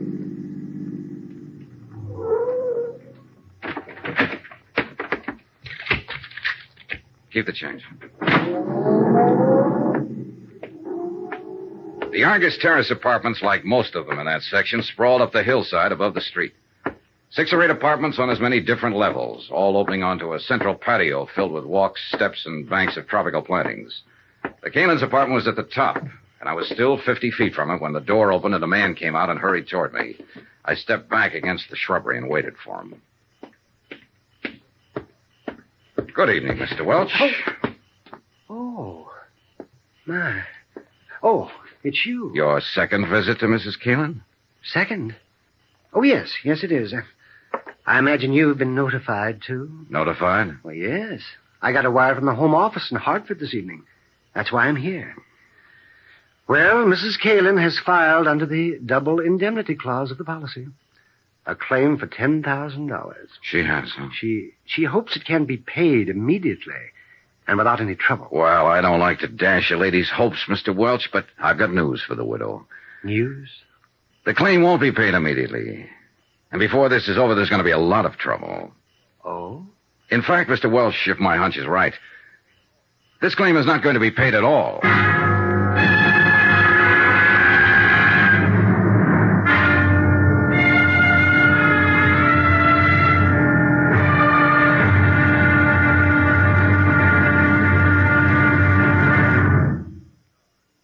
now, here's our star to tell you about tomorrow's intriguing episode of this week's story. Tomorrow, a lovely girl lies, cries, crosses her heart, and hopes to die. And a killer fires from the dark.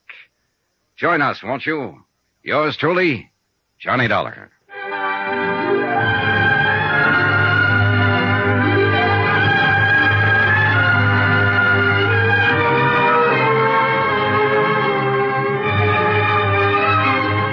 Yours truly, Johnny Dollar, starring Bob Bailey, is transcribed in Hollywood. Written by Les Crutchfield, it is produced and directed by Jack Johnstone. Be sure to join us tomorrow night, same time and station, for the next exciting episode of Yours truly, Johnny Dollar. Roy Rowan speaking. From Hollywood, it's time now for... Johnny Dollar, Mrs. Galen. I think Mr. Welch told you I'd be around to see you. Oh, yes. You're the special investigator the insurance company sent out. That's right. Mind if I come in? All right, Mr. Dollar. Thanks. In through here. Your company didn't waste any time, did they? Sending you out here, I mean. No more than you did in filing your claim. I have a right to it. With Eddie gone now, I need the money. I see. Sit down. Thanks. How many keys are there to that door? Keys? What do you mean? Your front door. How many keys do you have? Just one. Of course, Eddie had one. Why? What difference does it make? Just about enough difference to hang somebody. Cigarette, Mrs. Galen?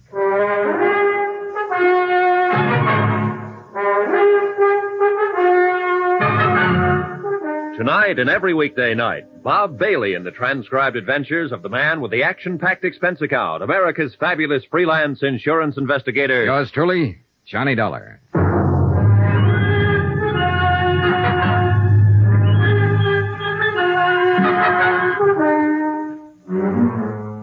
From Special Investigator Johnny Dollar, location Los Angeles, to the Home Office, Trinity Mutual Insurance Company Limited, Hartford, Connecticut.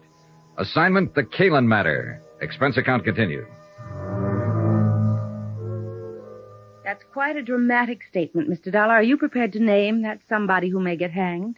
Not at the moment. Could it be that you don't have a name? That's possible, of course. That you're just fishing, so to speak? Bluffing?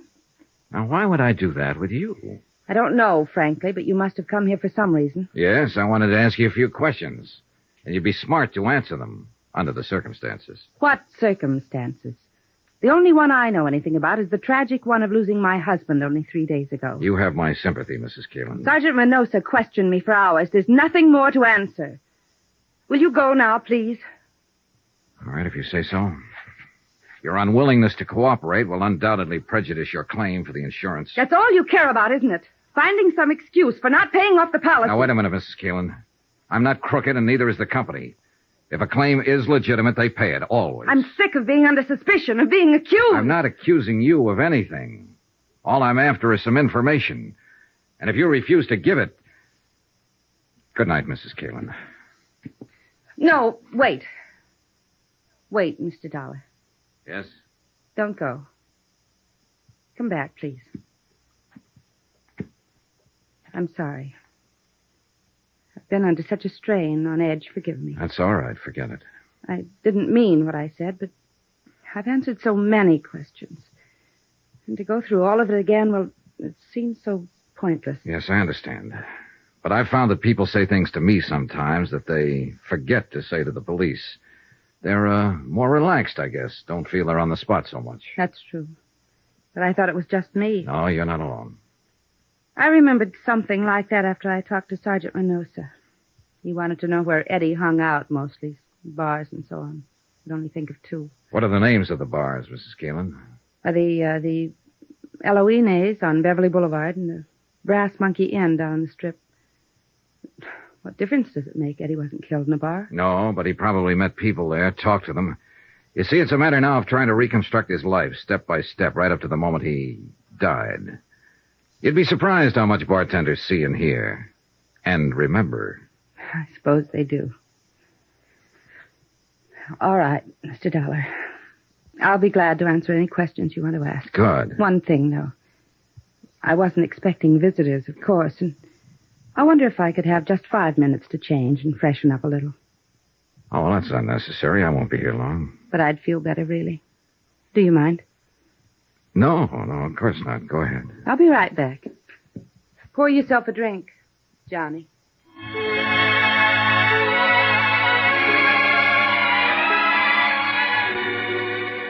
I had the drink and waited and got ready to brace myself. I've been through this before. Attack plan number 2, a common garden variety. When you can't beat 'em, join 'em. And when the joiner is a lovely woman, the maneuver usually starts with some paraphrase of, slip into something more comfortable. Why don't you have a drink? And a sudden switch to first names. And it always ends up with, you and I against the world. And, couldn't you forget just one little mistake? The little mistake being something like arsenic in a husband's coffee. Yeah, an old familiar pattern. And a first resort just as often as a last. She was gone 20 minutes, not 5, but it was time well spent. A carefully casual touch with the hair. Makeup skillfully softened. Perfume. And one of those frothy nylon jobs designed for that special evening in. Bugle call, charge. Like another drink, Johnny? Thanks. I still have some. I think I could use one. Would you mind? Sure. What do you have? Scotch and soda, please. Thanks for being so patient. I feel better now. More, comfortable, huh? Something like that. Easy on the soda. Right. There you are, Mrs. Keelan. Thanks. Would you do something else for me? Oh, I'd be happy to. But I don't know your first name. Touché. All right. What are your questions? How do you think it happened? I don't know. Not some enemy, because Eddie didn't have any. Just friends. Too many friends. Who are some of them? There's only one who really fits the definition, who's really lasted. His name is Pete Steimer. Pete Steimer. Where can I find him? You can't. Or at least the police haven't been able to. Nobody's seen him since that night. He's had nightclubs off and on, and in between he makes books. What about those other friends, the ones who don't last? They drift in, drift out, depending mostly on whether Eddie had any money at the moment. Of course, there were women. Oh? Showgirls, mostly dancers, strippers, so on. Know any of them? Hardly. Ever hear any of their names? Always made a point not to.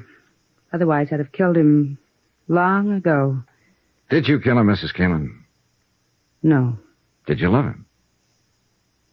That's a good question.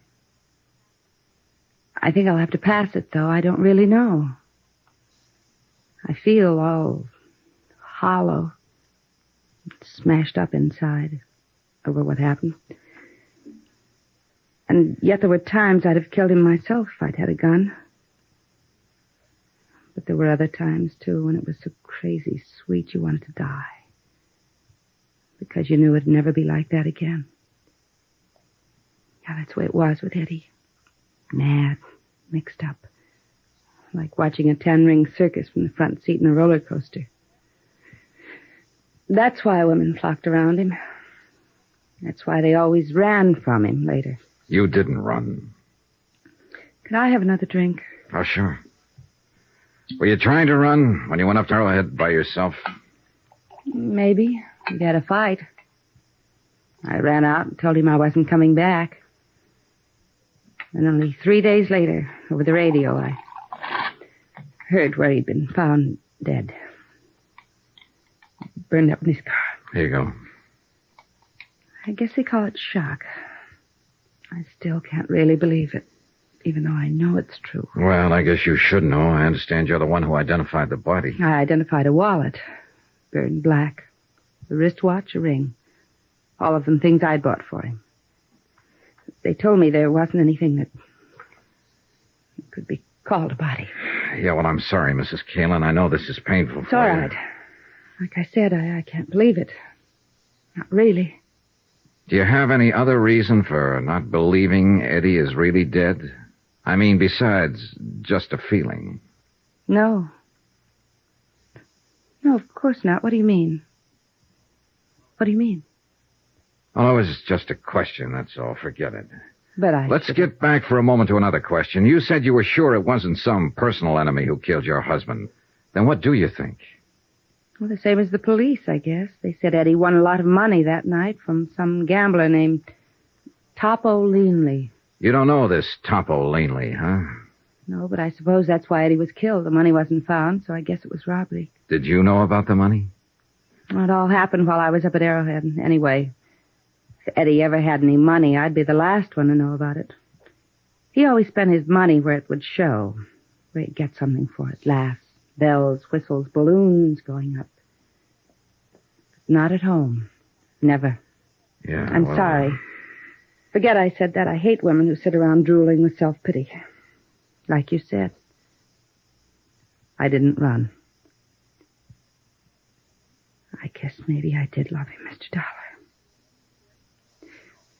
Is there anything else you... No, I guess not. At least not tonight. You look a little beat. Yes, I'm afraid I am. You go around trying to keep up a front, but it's been rough. Yeah, I imagine. Well, That business a while ago, fixing myself up a little. This robe. I just had to do it. There are times when a woman has to feel like a woman. In order to feel anything. Even sane. I guess you wouldn't understand, though. And I'm afraid I gave the wrong impression. no. I think I do understand. Now. And I also think I owe you an apology. For what? For walking in here with a preconceived opinion, for being rude, being wrong. I'm sorry. Forgive me. Forgiven. Forgotten. And come back again, please. Regardless. I might, on one condition. Yes? Your first name. Would you mind? It's Lila. Thanks, Lila. Good night. Good night. I caught a flash of movement from the corner of my eye and whirled around just in time to see somebody slip off the corner of the terrace and edge into the shadows of the shrubbery. I stepped off the porch and moved toward the dark hedge of banana and scrub palm. I was watching for a sudden attack, but nothing happened. Then I heard a slight sound on the next terrace level up the slope, a rustle of bushes, an accidental scrape of a shoe on the cement walk, and I slipped along the walk. I stopped at the head of the steps and listened. Nothing. The only way out of the patio to reach the street was to come past me. I started searching. But even though I was on guard, when the attack came, it caught me off balance. All I could see was a dark shape and the glint of metal in an upraised fist. I grabbed the arm and twisted and drove my left into his stomach, and again. He rolled to his knees and raised his right hand, and again I saw the glint of metal. I jumped for him, grabbed his hand, twisted it back, and at the same time I swung my foot and kicked him in the jaw. Johnny! Johnny, are you all right? Yeah, I'm all right. Call Sergeant Reynosa, will you, Lila? He was out cold. I turned him over on his back and struck a match to get a look at him. He was a big man, stocky, bull-necked, blonde-haired. I slid my hand inside his coat and fished out his wallet and opened it. His name was Topo Leanley.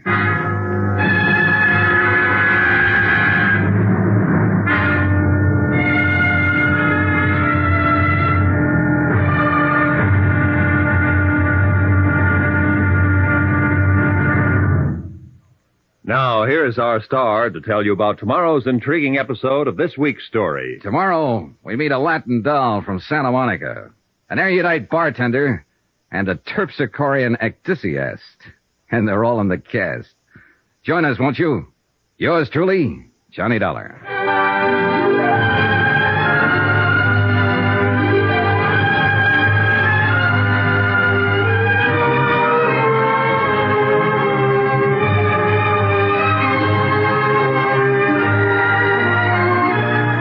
Yours truly, Johnny Dollar, starring Bob Bailey, is transcribed in Hollywood. Written by Les Crutchfield, it is produced and directed by Jack Johnstone. Be sure to join us tomorrow night, same time and station, for the next exciting episode of Yours truly, Johnny Dollar. Roy Rowan speaking. From Hollywood, it's time now for... Johnny Dollar. This is Reynosa, L.A. Police. Oh, hiya, Sergeant. Any luck? Nothing. This Topo Leanley boy's been in jams before. He's a tough cookie, and we don't scare him a bit. What's his story? Says he was walking through the courtyard of the apartment house when you jumped him from the bushes. Oh. Claims he thought it was a stick-up and fired that shot at you in self-defense. What was he doing there in the first place? Calling on a girlfriend, only she'd given him the wrong address. Sure. Well, we can hold him overnight for carrying a concealed weapon, but that's about all, Johnny. He'll make bail in the morning. Well, fine, let him. Things aren't adding up, and it's got him worried. He's afraid he's being double-crossed, and he's fighting mad about it. On the loose, maybe he'll be a help to us. How? Maybe he can find Eddie Kalin. What are you talking about? Eddie Kalin's downtown in the morgue on a marble slab. Sergeant, want to bet?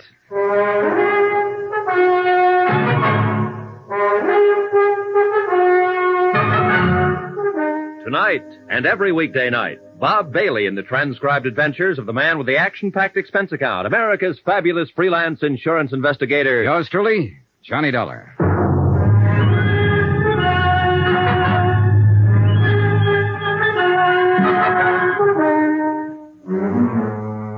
From Special Investigator Johnny Dollar, location Los Angeles, to the Home Office, Trinity Mutual Insurance Company Limited, Hartford, Connecticut. Assignment, the Kalin matter. Expense account continued. I was following a hunch, one that had started when Sergeant Reynosa said the police found the door of the Kalin apartment locked on the night of Eddie's death, locked with a key. And now the hunch was stronger. The way Leanley had acted, Topo Leanley, the gambler from whom Eddie had won $60,000 that night. Things like Lila Kalin had said about her husband, they all added up. But it was still only a hunch, not proof. And proof I had to have. And at the moment, the only chance I could see of getting it was to backtrack on Eddie Kalin. His hangouts, his contacts, his missing friend, Pete Steimer, his movements during the hours before his car was found blazing at the bottom of a canyon in Palos Verdes. In a way, what I had to do was bring him back to life. Expense account item 6, $14.10. Transportation 2 and incidentals at a dim little hole-in-the-wall bar out on Santa Monica Boulevard called the Cafe Eloines. It was an out-of-the-way clip joint dedicated to the mood Caribbean, complete with palm fronds, drinks, and coconut shells, and a lovely little hostess with a beautifully developed and well-rounded Latin accent. You would like a nice table, amigo? Oh, this one's fine. But I would like a nice talk. Sit down, honey. Let's get acquainted. Well, maybe for a few minutes. My name is Pepita. Of course. What else? I'm Johnny Dollar. That's a funny name. Oh, I'm a funny guy. Will you buy me a drink? Is that the gimmick here? Gimmick? Well, what do you order? A champagne cocktail? See. For which I pay $2. It's made with 10 cents worth of sauterne. You get a $1 kickback. Isn't that the way it's played? Are you with the Vice Squad? No, forget it. Relax. Hey, look.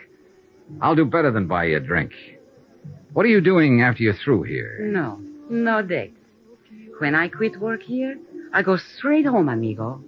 And I live with my mother. Oh, well, that's a very good arrangement. Cheaper that way for both of you.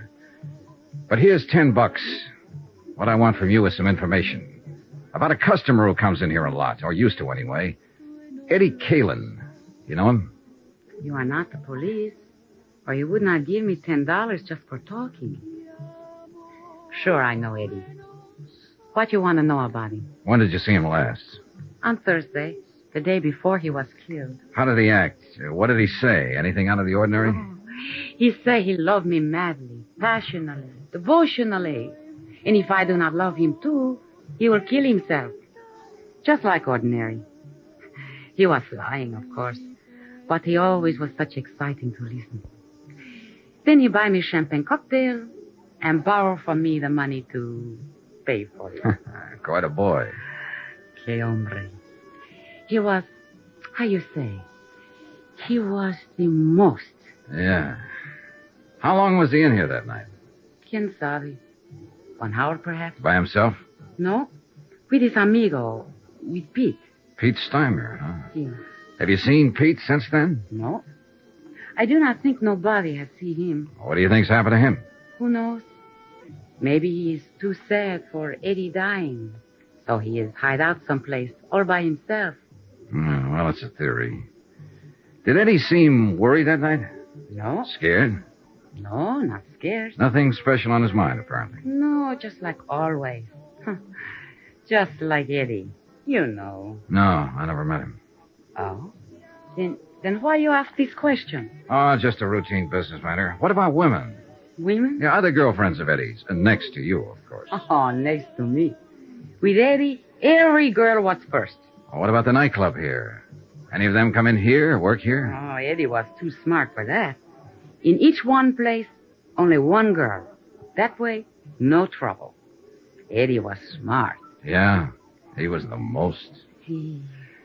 What about girls in other places around town? Do you know any of them? No, I do not know any, but... But you've heard rumors. Well, there is a place which is called the Brass Monkey. Ah, yeah. They have girls there which, how you say it, they take off some clothes and go jump around to the music. Strippers? Yes, strippers. Well, somebody has always make jokes with me about one of those strippers. They say Eddie has had the big thing with her. They think to make me mad, but there's no difference to me. I know how Eddie is. Do you know the girl's name? The very silly name, which she has make up, is Marty Midnight. Marty Midnight. She has black hair like me, but mine is natural black. Oh, yeah, sure. I figured as much. It's very beautiful. Muchas gracias, Johnny. Well, thanks for some pleasant conversation. You are leaving now? Yeah, why? But maybe you will come back. No? I wasn't planning to. At 1 o'clock, I am through working. If you will come back... No? No. We wouldn't want to worry your poor old mother, would we? Keep her waiting up. What are you talking about? My mother is living in Havana, Cuba. Expense account item 7, $23.40. More transportation and some more of those incidentals. This time at the Brass Monkey Inn. That name had come up twice now. Eddie Kalin's widow had mentioned it first. So I figured I'd better have a look at it. The Eloines had been a fairly quiet place, dimly lighted, with a big play on that mystery of the jungle routine. But the Brass Monkey was a pony of a different tint. At the Brass Monkey, they let down their hair and really lived. The chorus line was on and at it when I arrived, and strangely enough, the girls were all dolls, pert, young, lively, 7 of them, from left to right. But not one of the 7 had midnight black hair. I leaned against the service bar and waited for the bartender to come down out of the clouds and notice me. And he finally did. Oh, sorry, Buster. Just couldn't see you for looking at you. Oh, that's all right. Who'd bother with a customer at a time like this? Another art lover. Man, I'll tell you true, there is the cream of the crop. 7 shining sisters. The Pleiades, brother. The absolute up-top zenith of the entire enthusiastic firmament. What'll you have to drink? Scotch. Over ice. Checo. I read a lot. That's where I get all them big words. Always try to better myself. Get ahead, man, that's the thing. Yes, so I've heard. So I read all the time, and I got a system, too, a shortcut. You know all them books you see around? You know what they're full of? Well, opinions vary. Words. And you know where they get them? From the dictionary. So I don't mess around. I go right to headquarters. The only book I read is the dictionary. You what? Sure. Read it through twice, and now I'm clear up to J on the 3rd time around. You know what a joss house is? Yeah, it's a Chinese temple. I think I need that drink now. Oh, I'm sorry, Buster. Here you are. Say, you're pretty smart yourself. Oh, I'm a pedant. Pedant? That's with a P. Nah, I won't get to that for another 3 months. That's a buck even for the drink. Here you go. Keep the change. Well, thanks. Hey, this is a 20 you give me. Yeah, I know. Oh, I see. Well, Buster, the answer is no. I can't fix you up with one of the girls. All I want is some information. Like what? Like, where is Marty Midnight this evening? Oh, that I wouldn't know. She hasn't been around since, well, not for the last 4 or 5 nights. Since Eddie Kalin was murdered? Is that what you're about to say? Police? Insurance investigator. The company I represent issued a policy on it. Eddie Kalin with insurance? Yeah, he took it out about 2 months ago. Who's the beneficiary? His wife. Well, I never met the gal, but I guess she's got something common. She must have took quite a beating off of Eddie. Man, that cat could really operate. So I gather. You happen to know where Marty lives? Nah, she moved a few weeks ago, after she took up with Eddie. I don't even know her real name. Hey, is the manager here? I'm the manager, Buster. I hired him, fired him, and in between, just look at him. Oh, man, what a life. Do you know a friend of Eddie's named Pete Steimer? Sure I know. He hasn't been around either. Disappeared that same night, huh? Yeah, that was a bad night all around. There was another guy dropped out of sight, too, a hood named Mike Kelso, one of Topo Leanley's boys. Do you know Topo? He comes in all the time. He's Hey, wait a minute. You must be the cat that broke his arm. Well, congratulations, felicitations, and happy days. I'll have a drink myself on that. Real popular boy. Huh? Oh, the most. I understand he got his start by leaning out of his baby carriage and shoving his mother under a car. Was he in here that night? Well, sure. That's where Eddie met him. I told Eddie to stay clear of that game. And was I right? And you think that's why he was killed, for the $60,000 he won that night? Buster, that's the type of question I never answer. And that's exactly why I stay so healthy. Well, you don't have to answer. That's where all the logic points. Eddie met Topo Leanley in here that night and was invited into one of Leanley's big-time poker games. Eddie was lucky, plenty lucky, and Leanley got hit hard.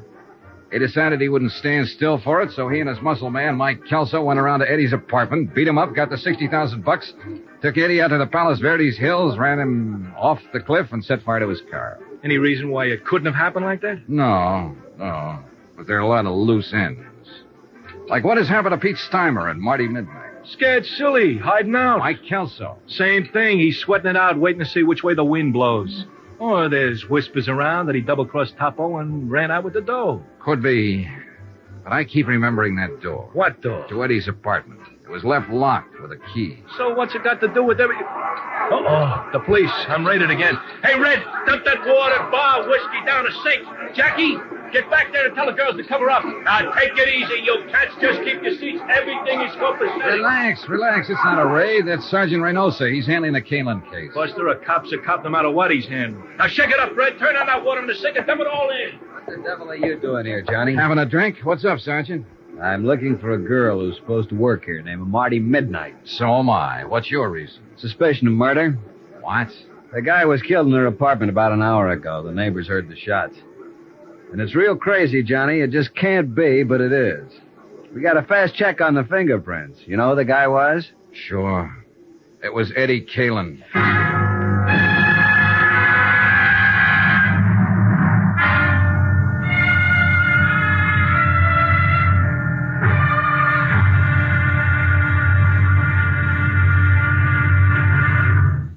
Now, here's our star to tell you about tomorrow's intriguing episode of this week's story. Tomorrow, a stakeout, a manhunt, and a tired intern breaking his heart to keep life in a broken body. Join us, won't you? Yours truly, Johnny Dollar.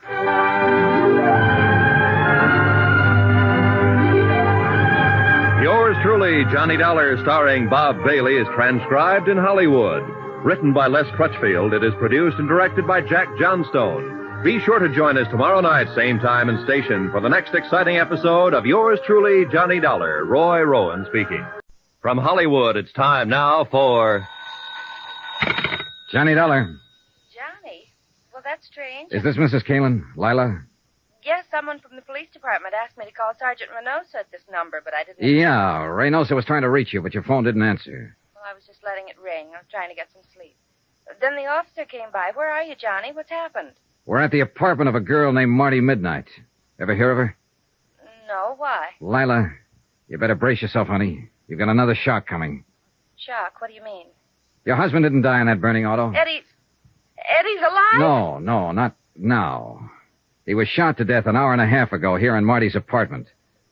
Who did it? I don't know yet. Hang on to yourself, and I'll come by and see you as soon as I'm free here. Will you, Johnny, please? Promise.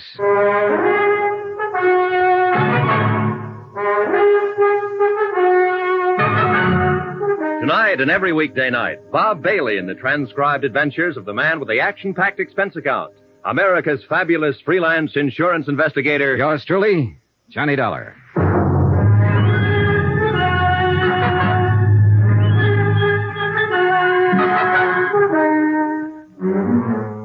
From Special Investigator Johnny Dollar, location Los Angeles. To the Home Office, Trinity Mutual Insurance Company Limited, Hartford, Connecticut. Assignment, the Kalin matter. Expense account continued. The homicide squad was finishing up its work when Sergeant Reynosa and I got back out to the apartment of Marty Midnight, star stripper of the Brass Monkey Inn. Eddie Kalin's body had been photographed, checked, measured, fingerprinted, examined, sketched, written up, and reported on. Taken out finally under a white sheet. I held the door open for the morgue attendants to get out with their silent burden and stood watching them wheel the stretcher down the walk and load it into the waiting ambulance. A light mist had started to fall, and a damp, cold blanket of fog was seeping down from the dark hillsides of Griffith Park beyond the road. There was a feeling of finality in the air, of the end of things. And for the man who died twice, it was final. Yeah, there was no doubt about it this time. Eddie Kalin was dead.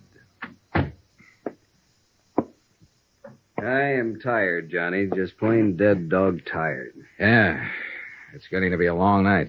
Sit down and start talking. Any particular subject, Sergeant? You know what subject. You weren't surprised when you heard Eddie Kalin had been alive all this time that it wasn't his body in the wrecked car out in Palos Verdes. How come, Johnny? Why weren't you surprised? Because I was expecting it. Why else? No, you got to do more talking than that. Well, it started with a hunch. And the hunch started when you told me you found the door of Eddie Kalin's apartment locked. When you went there that night, he was supposed to have died. Yeah, I know. Locked with a key. You mentioned that, but... Well, that was the important part. If it had been a door with a night lock or a spring latch that snaps when you pull it shut, it wouldn't have been anything. It still doesn't, as far as I'm concerned. All right, look. There was evidence there'd been a fight in that apartment that night. We assumed that somebody had knocked Eddie unconscious or killed him there in the apartment, then taken his body out to his car, driven it out to the Palos Verdes headland, and set fire to it. That's right. Then at the time that somebody left the apartment, the heat was on. Mm-hmm. They had a body on their hands. Maybe someone had heard the fight, called the police. They had to get out fast. Yeah, sure, but... Under those circumstances, can you imagine anybody taking the time to go through Eddie's pockets to find his door key and bothering to stop and lock the door behind them? It's illogical. Except for one person, Eddie himself. How do you figure? With him, it would be just a matter of habit, locking the door as usual when he left home. All right, Johnny, I see your point. Then how do you call the play that night? About the way we were tagging it, up to a point.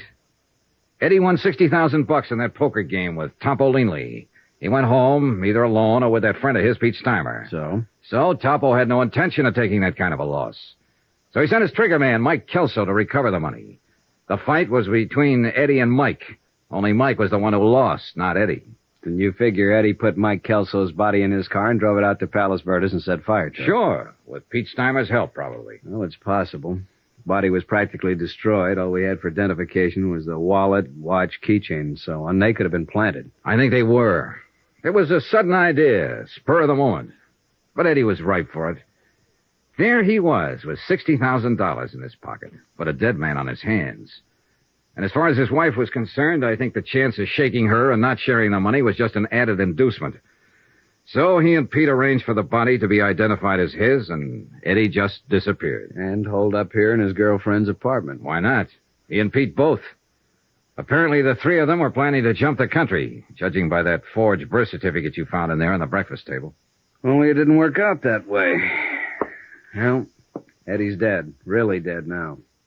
Pete and Marty have disappeared again, and the $60,000 is missing. Find them, and you find the money. Johnny, it sounds like the same old story. Big money, big temptation, and a falling out among friends. That's the most likely. Of course, there is one other possibility. What's that? Topo Leanley. Was he out? Yeah. How come? It's a rough combination, Johnny. Good lawyer on his side and a poor case on ours.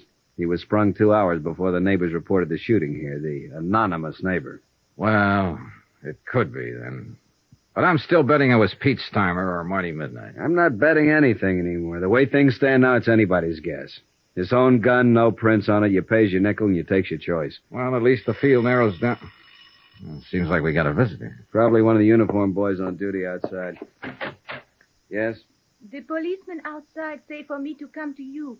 I am Jeannette Dubois. Oh? Well, what can I do for you? I am the person who reports the shooting on the telephone. Come on in. Merci, monsieur. How come you refused to give your name when you phoned the police? You are Captain? Sergeant Reynosa. This is Johnny Dollar, Miss Dubois. Oh, He is also police? He's working with us on this. Now, why wouldn't you give your name when you reported the shooting? I am very sorry, monsieur.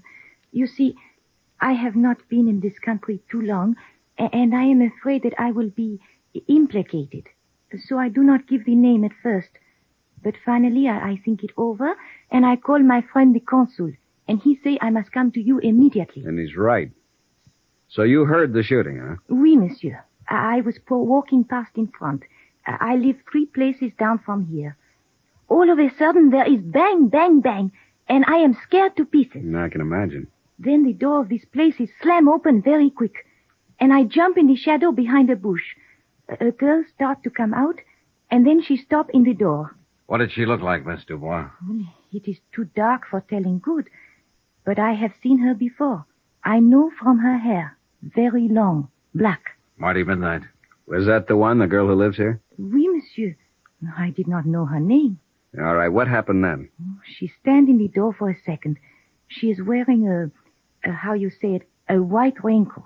She is holding something in her hand. This thing she wipes with the raincoat all over. Then she throws it back into the room. Was it a gun? I think so. Then she pulls the door shut and runs down the street. I am too scared to think what to do for a minute.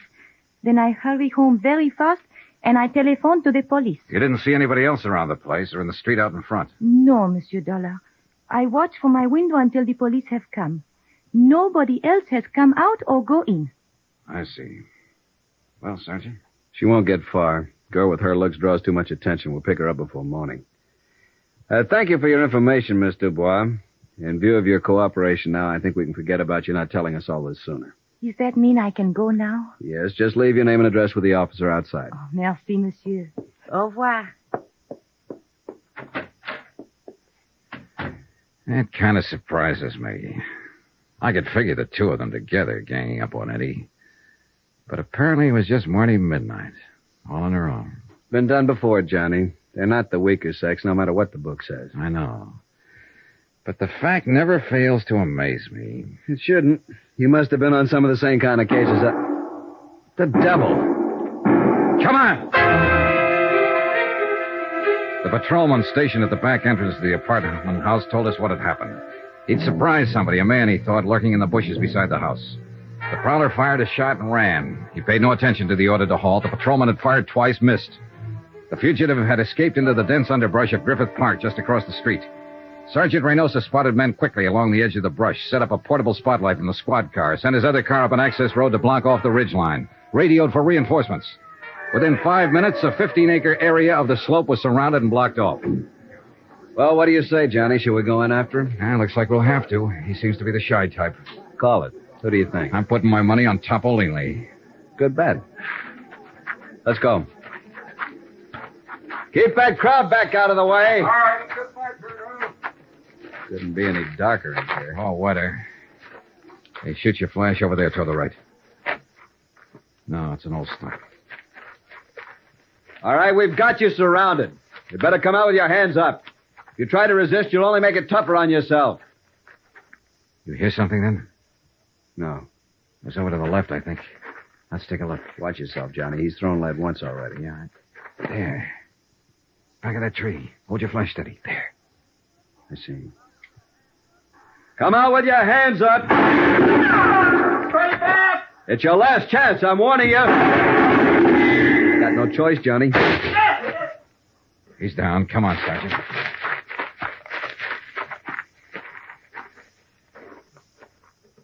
Well, what do you know? It wasn't Topolini. It was Eddie Kalin's friend, Pete Steimer.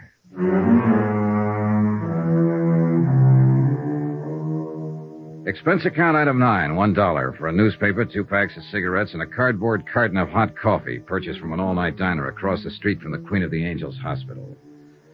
I took them up to the police emergency ward, room 612, pulled a chair up in front of the window, and sat down to wait. Pete Steimer was still unconscious. Still hadn't been able to speak a word since he dropped to the ground with Sergeant Reynosa's bullet in his chest. So I waited. Outside, the cold mist was still coming down steadily. The night was pretty far gone. It was less than 3 hours before dawn. A nurse sat silently beside the bed.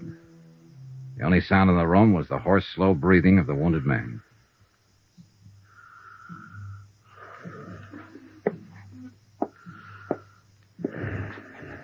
After a while, the nurse left the room for something, and Pete seemed to rouse slightly at the sound of the door. Mm-hmm.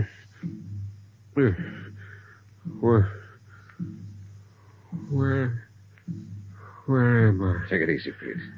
Don't try to talk. Eddie. Is Eddie here? No, he's not here. He ought to be here. It's always been like this. Relax now. It's all right. Eddie always runs out and leaves somebody else to Easy now, easy. Somebody else to face the music. Pete.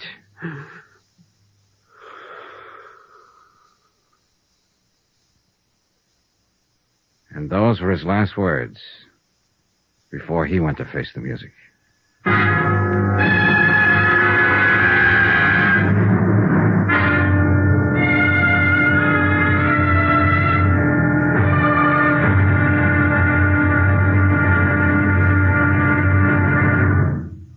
Now, here's our star to tell you about the final intriguing episode of this week's story. Tomorrow, a quarry run to earth, a strange alibi, and a shocking twist at the wind-up.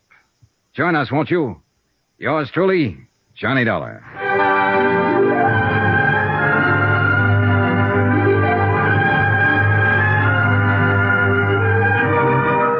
Yours truly, Johnny Dollar, starring Bob Bailey, is transcribed in Hollywood. Written by Les Crutchfield, it is produced and directed by Jack Johnstone. Be sure to join us tomorrow night, same time and station, for the next exciting episode of Yours truly, Johnny Dollar. Roy Rowan speaking. From Hollywood, it's time now for... Johnny Dollar. Sergeant Reynosa, Johnny. Oh, I was just going to call you. Has he talked yet? Pete Steimer is dead. When? A few minutes ago. He almost regained consciousness for a few seconds, and that was all. There's no chance to question him. It's too bad. Yeah, he might have been able to clear it up for us. I think maybe it is cleared up, Johnny, or will be at least in the next hour. What do you mean? We picked up Marty Midnight. When? Where? A few minutes ago at the bus depot with a ticket for San Diego in her hand. I haven't talked to her yet. They're holding her downtown headquarters. Why don't you meet me there? Fine, right away. Looks like the wind-up, Johnny. I hope so. I really hope so.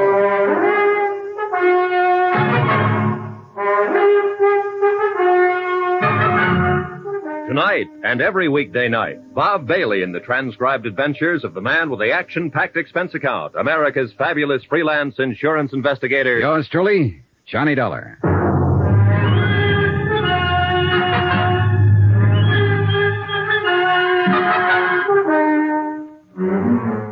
From Special Investigator Johnny Dollar, location Los Angeles, to the Home Office, Trinity Mutual Insurance Company Limited, Hartford, Connecticut. Assignment, the Kalen matter.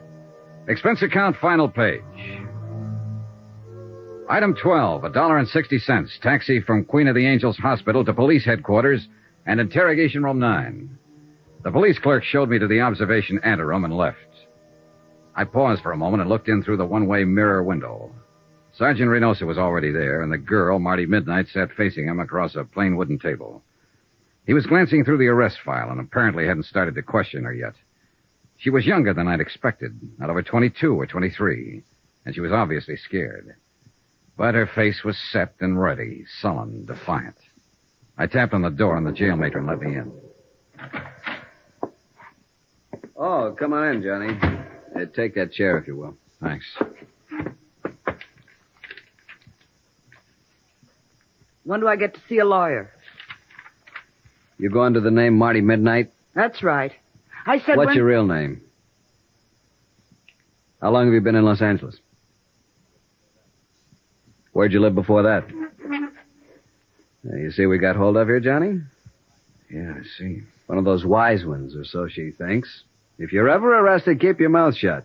Somebody told her that back along the line. She thinks it's good advice. I want a lawyer. Don't talk. They can't pin anything on you. She believes it. She'll probably still believe it right at the door of the gas chamber. I haven't done anything. You gotta let me see a lawyer. It's a law. You'll see one at the usual time. I know that law, too, Marty. And you're not being deprived of any of your legal rights. What's your real name? Well, then I guess we'll have to contact your folks and see if they have any influence. Contact my folks? Who are they? Go on, tell me. Well, let's see. Oh, yes, Mr. and Mrs. John R. Jack Line of San Diego at 426... How did you find out? And your name is or was Jean Luann Jack Line. Don't let my folks know, please. I'll talk, Sergeant. I'll answer anything you want to know. If you just won't use my real name. If you won't let my folks find out, please. Suddenly, she was just a frightened kid, not a hard-boiled little chorus pony, a nightclub stripper, but only a scared girl who didn't want her folks to find out. She kept her head down, and she answered Reynosa's questions, her eyes lowered like a repentant school kid who'd been caught playing hooky. Then I remembered. The charge here was murder. Did you know that Eddie Kalin was married when you started going around with him? Not at first. And later you found out, but you kept on going with him. Well, he said he was getting a divorce. He said he'd been trying to get free of his wife for 6 months, but she wouldn't let him. Did you believe that? Well, yes. I don't know. I didn't until he came here that night. He said we're going to run away to Mexico together. The night he killed Mike Kelso? Yes, but I told you I didn't know about that until 2 days later. And it was self-defense, honest. Mike was trying to hold him up to get back the money Eddie won in that poker game. It was self-defense. Then why did Eddie go into hiding? Well, I told you that, too. It was his chance to get away from Lila and... Where were you going when the police arrested you over there in the bus station? San Diego. To my folks. Nobody here ever knew me by any name except Marty Midnight. I didn't think you could trace me. And you didn't want to be traced? Well, of course not. I came back and saw the police car at my apartment, and then I knew you'd found Eddie. I didn't want to be mixed up in it. Why'd you kill him? Marty? Kill who? Eddie. It wasn't Eddie. It was Mike Kelso. Eddie's the one who killed him in a fight. I told you that. It was... Oh, but you know it wasn't Eddie. You picked him up at my apartment, didn't you? Yeah, sure. We picked him up. In a basket. What? He's across the street from the morgue. Why'd you kill him, Marty? I didn't kill anybody. I didn't know Eddie was dead. I was coming home and I saw the police car. I thought you'd found him, that's all. I didn't know he was dead. I didn't kill him. You gotta believe me. I didn't know anything about it, honest. Honest. Marty Midnight. Sharp, hard, tough. A striptease dancer who'd been around, knew all about it. Marty Midnight. A scared, sobbing little child. Honest. Cross my heart and hope to die. Well, maybe she would. I left a few minutes later, and Sergeant Reynosa walked out with me to get a breath of air. It was a cold, gloomy night with a gray dawn just ahead. 3 people were dead. And in the great stone building we walked out of, the machinery was grinding away, getting ready to take the life of a 4th one. Well, I guess I better get back inside, Johnny. Yeah, all right, Sergeant. The lab boys are making a paraffin test. You know, it's too bad. She's just a kid. Yeah. I was hoping it'd be Topo Leanley. That I'd love. He's long overdue. Well, he's still on the loose. It's a kid up there. You know it, and I know it. And anything else is just wishful thinking. That witness saw her leave, saw her wipe off the gun, throw it back into the apartment. Yeah, I know. Well. Where'll you be, Johnny? The hotel? Oh, not for a while. I'm going to stop by Lila Kalin's. At this time of night? Oh, she'll be waiting up. I promised her I'd see her and tell her what happened. She's, taken quite a beating out of this mess. Why do they do it, Johnny? Why do dames fall for a guy like Eddie Kalin? Philosophy? At this time of morning? I'll see you later. Expense account, item 13, $2.80. Taxi fare to the Argus Terrace Apartments to talk to the widow and beneficiary, Lila Kalin. Oh, Johnny, come on in. Thanks, Lila. I've been sitting in here in front of the fireplace all night long. I'd almost given you up. Well, a lot of things happened. Man, I'm really beat. Coffee or a drink? Coffee, I guess. Black. Is it all over now, Johnny? Well, it amounts to that. They've apparently got the killer. Who? That girl he was hiding out with, Marty Midnight. She's a striptease dancer. Why? Why did you do it? The money, I suppose. They haven't found it yet, but they will. Here's your coffee. Oh, thanks. I feel sorry for her. Maybe because I feel sorry for myself or anybody who ever got mixed up with Eddie. Why do we do it, Johnny? Why do we go blind when a guy like that comes along? I don't know. You tell me. I wish I knew. Maybe a girl I met yesterday evening had it tagged. She said she knew Eddie was always lying. But he made it sound so exciting. He did. I had 4 years of it. Never knowing when he'd walk out and not come back. Never knowing who he was with. Knowing only one thing for sure. That he was lying to me every hour of the day. Now that it's over, I wonder why I went through with it. But he did make it sound exciting. Well, the best thing you can do, Lila, as soon as it's cleared up. Who can that be? It might be Sergeant Reynosa. I told him I'd be here. Hello? Oh, yes, just a moment. You were right. Thanks. Yeah. Hold on to your hat, Johnny. It's wide open again. What do you mean? That paraffin test. Negative. What? Marty Midnight hasn't fired a gun in the last 2 days. She was telling the truth, witness or no witness. So it looks like Topo Leanley's the blood. Sergeant, wait. Huh? What was Marty wearing when they picked her up at the bus depot? Why, well, the same thing she was when you saw her. Skirt and sweater. Did she have a coat on? A short jacket. What are you getting at? Hey, Johnny, you still there? Sorry, I was thinking. And it figures. Sergeant, can you come out here right away? Delilah's place? Why? It's important. Believe me. All right, Johnny, right away. What was it, Johnny? Lila with the coal black hair. It's beautiful. Well, thank you, Johnny. Pepita has black hair, too. And Marty Midnight. Eddie only liked dark-haired girls. But Marty didn't have a white raincoat. I'll bet you do, though. What? Where is it? Here in the closet? Johnny? Uh-huh. What's this all about? A witness saw a girl leave Marty's apartment right after the shots. But it was dark, and all the witness could make out was the black hair and the white raincoat. What do you mean? The witness saw the girl wipe off a gun on the front of her coat, then throw it back into the apartment and run. There are smudges on your raincoat, Lila. It's grease off the door of the car. Supposedly you haven't been out of this place since I talked to you yesterday evening. But it hadn't started to rain then, and the coat's damp. Why did you kill him, Lila? You're out of your mind, Johnny. It's no use, honey. Reynosa's on his way out here. They'll make a paraffin test and prove you fired a gun. They'll probably dig up the taxi driver who took you out there. They'll search the place here, find the money. Was that it? The money? Was that why you killed him? No. I didn't mean to. When I went out there. Yesterday evening while I was talking to you, I suddenly wondered if it might not have been somebody else's body in that car. I knew about Marty Midnight, of course. I knew about all of them. After you'd gone, I went out there. Waited until I saw Pete Steimer leave. Finally, Marty. And I forced my way in. So? Eddie was furious. We argued and fought. Eddie drew a gun on me. He threatened me.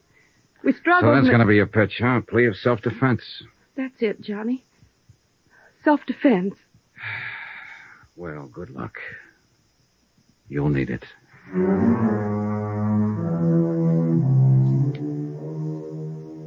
Expense account item 13, $263.35. Incidentals, etc., in Los Angeles and plane fare back to Hartford. Expense account total, $596.85. End of expense account. End of report. Remarks? So the question still stands. Why do they do it? Why do girls go blind when the Eddie Kalins walk in? You might ask a stripteaser down in San Diego. But don't look for her under the name of Marty Midnight. She's Jean Luann Jackline now. A quiet kid. Lives at home with her folks. Yours truly, Johnny Dollar.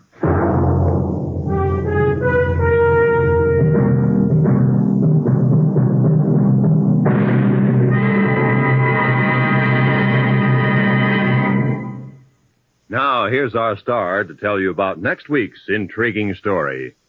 Next week, the case of a beautiful girl who refuses to see the man she loves as he really is.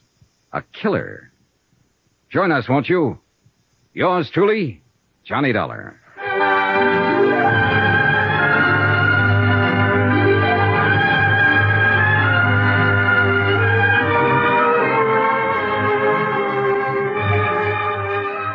Yours truly, Johnny Dollar, starring Bob Bailey, is transcribed in Hollywood. Written by Les Crutchfield, it is produced and directed by Jack Johnstone. Heard in this week's cast were Virginia Gregg, Lucille Meredith, Alma Lawton, Gloria Blondell, Howard McNear, Harry Bartell, Peter Leeds, and Byron Kane. Musical supervision by Amerigo Marino. Be sure to join us on Monday night, same time and station, for another exciting story of yours truly, Johnny Dollar. This is Roy Rowan speaking.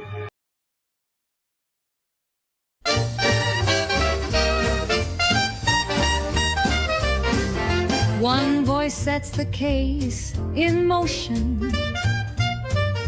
Another stirs the silent ocean. From film to file, from trace to clue.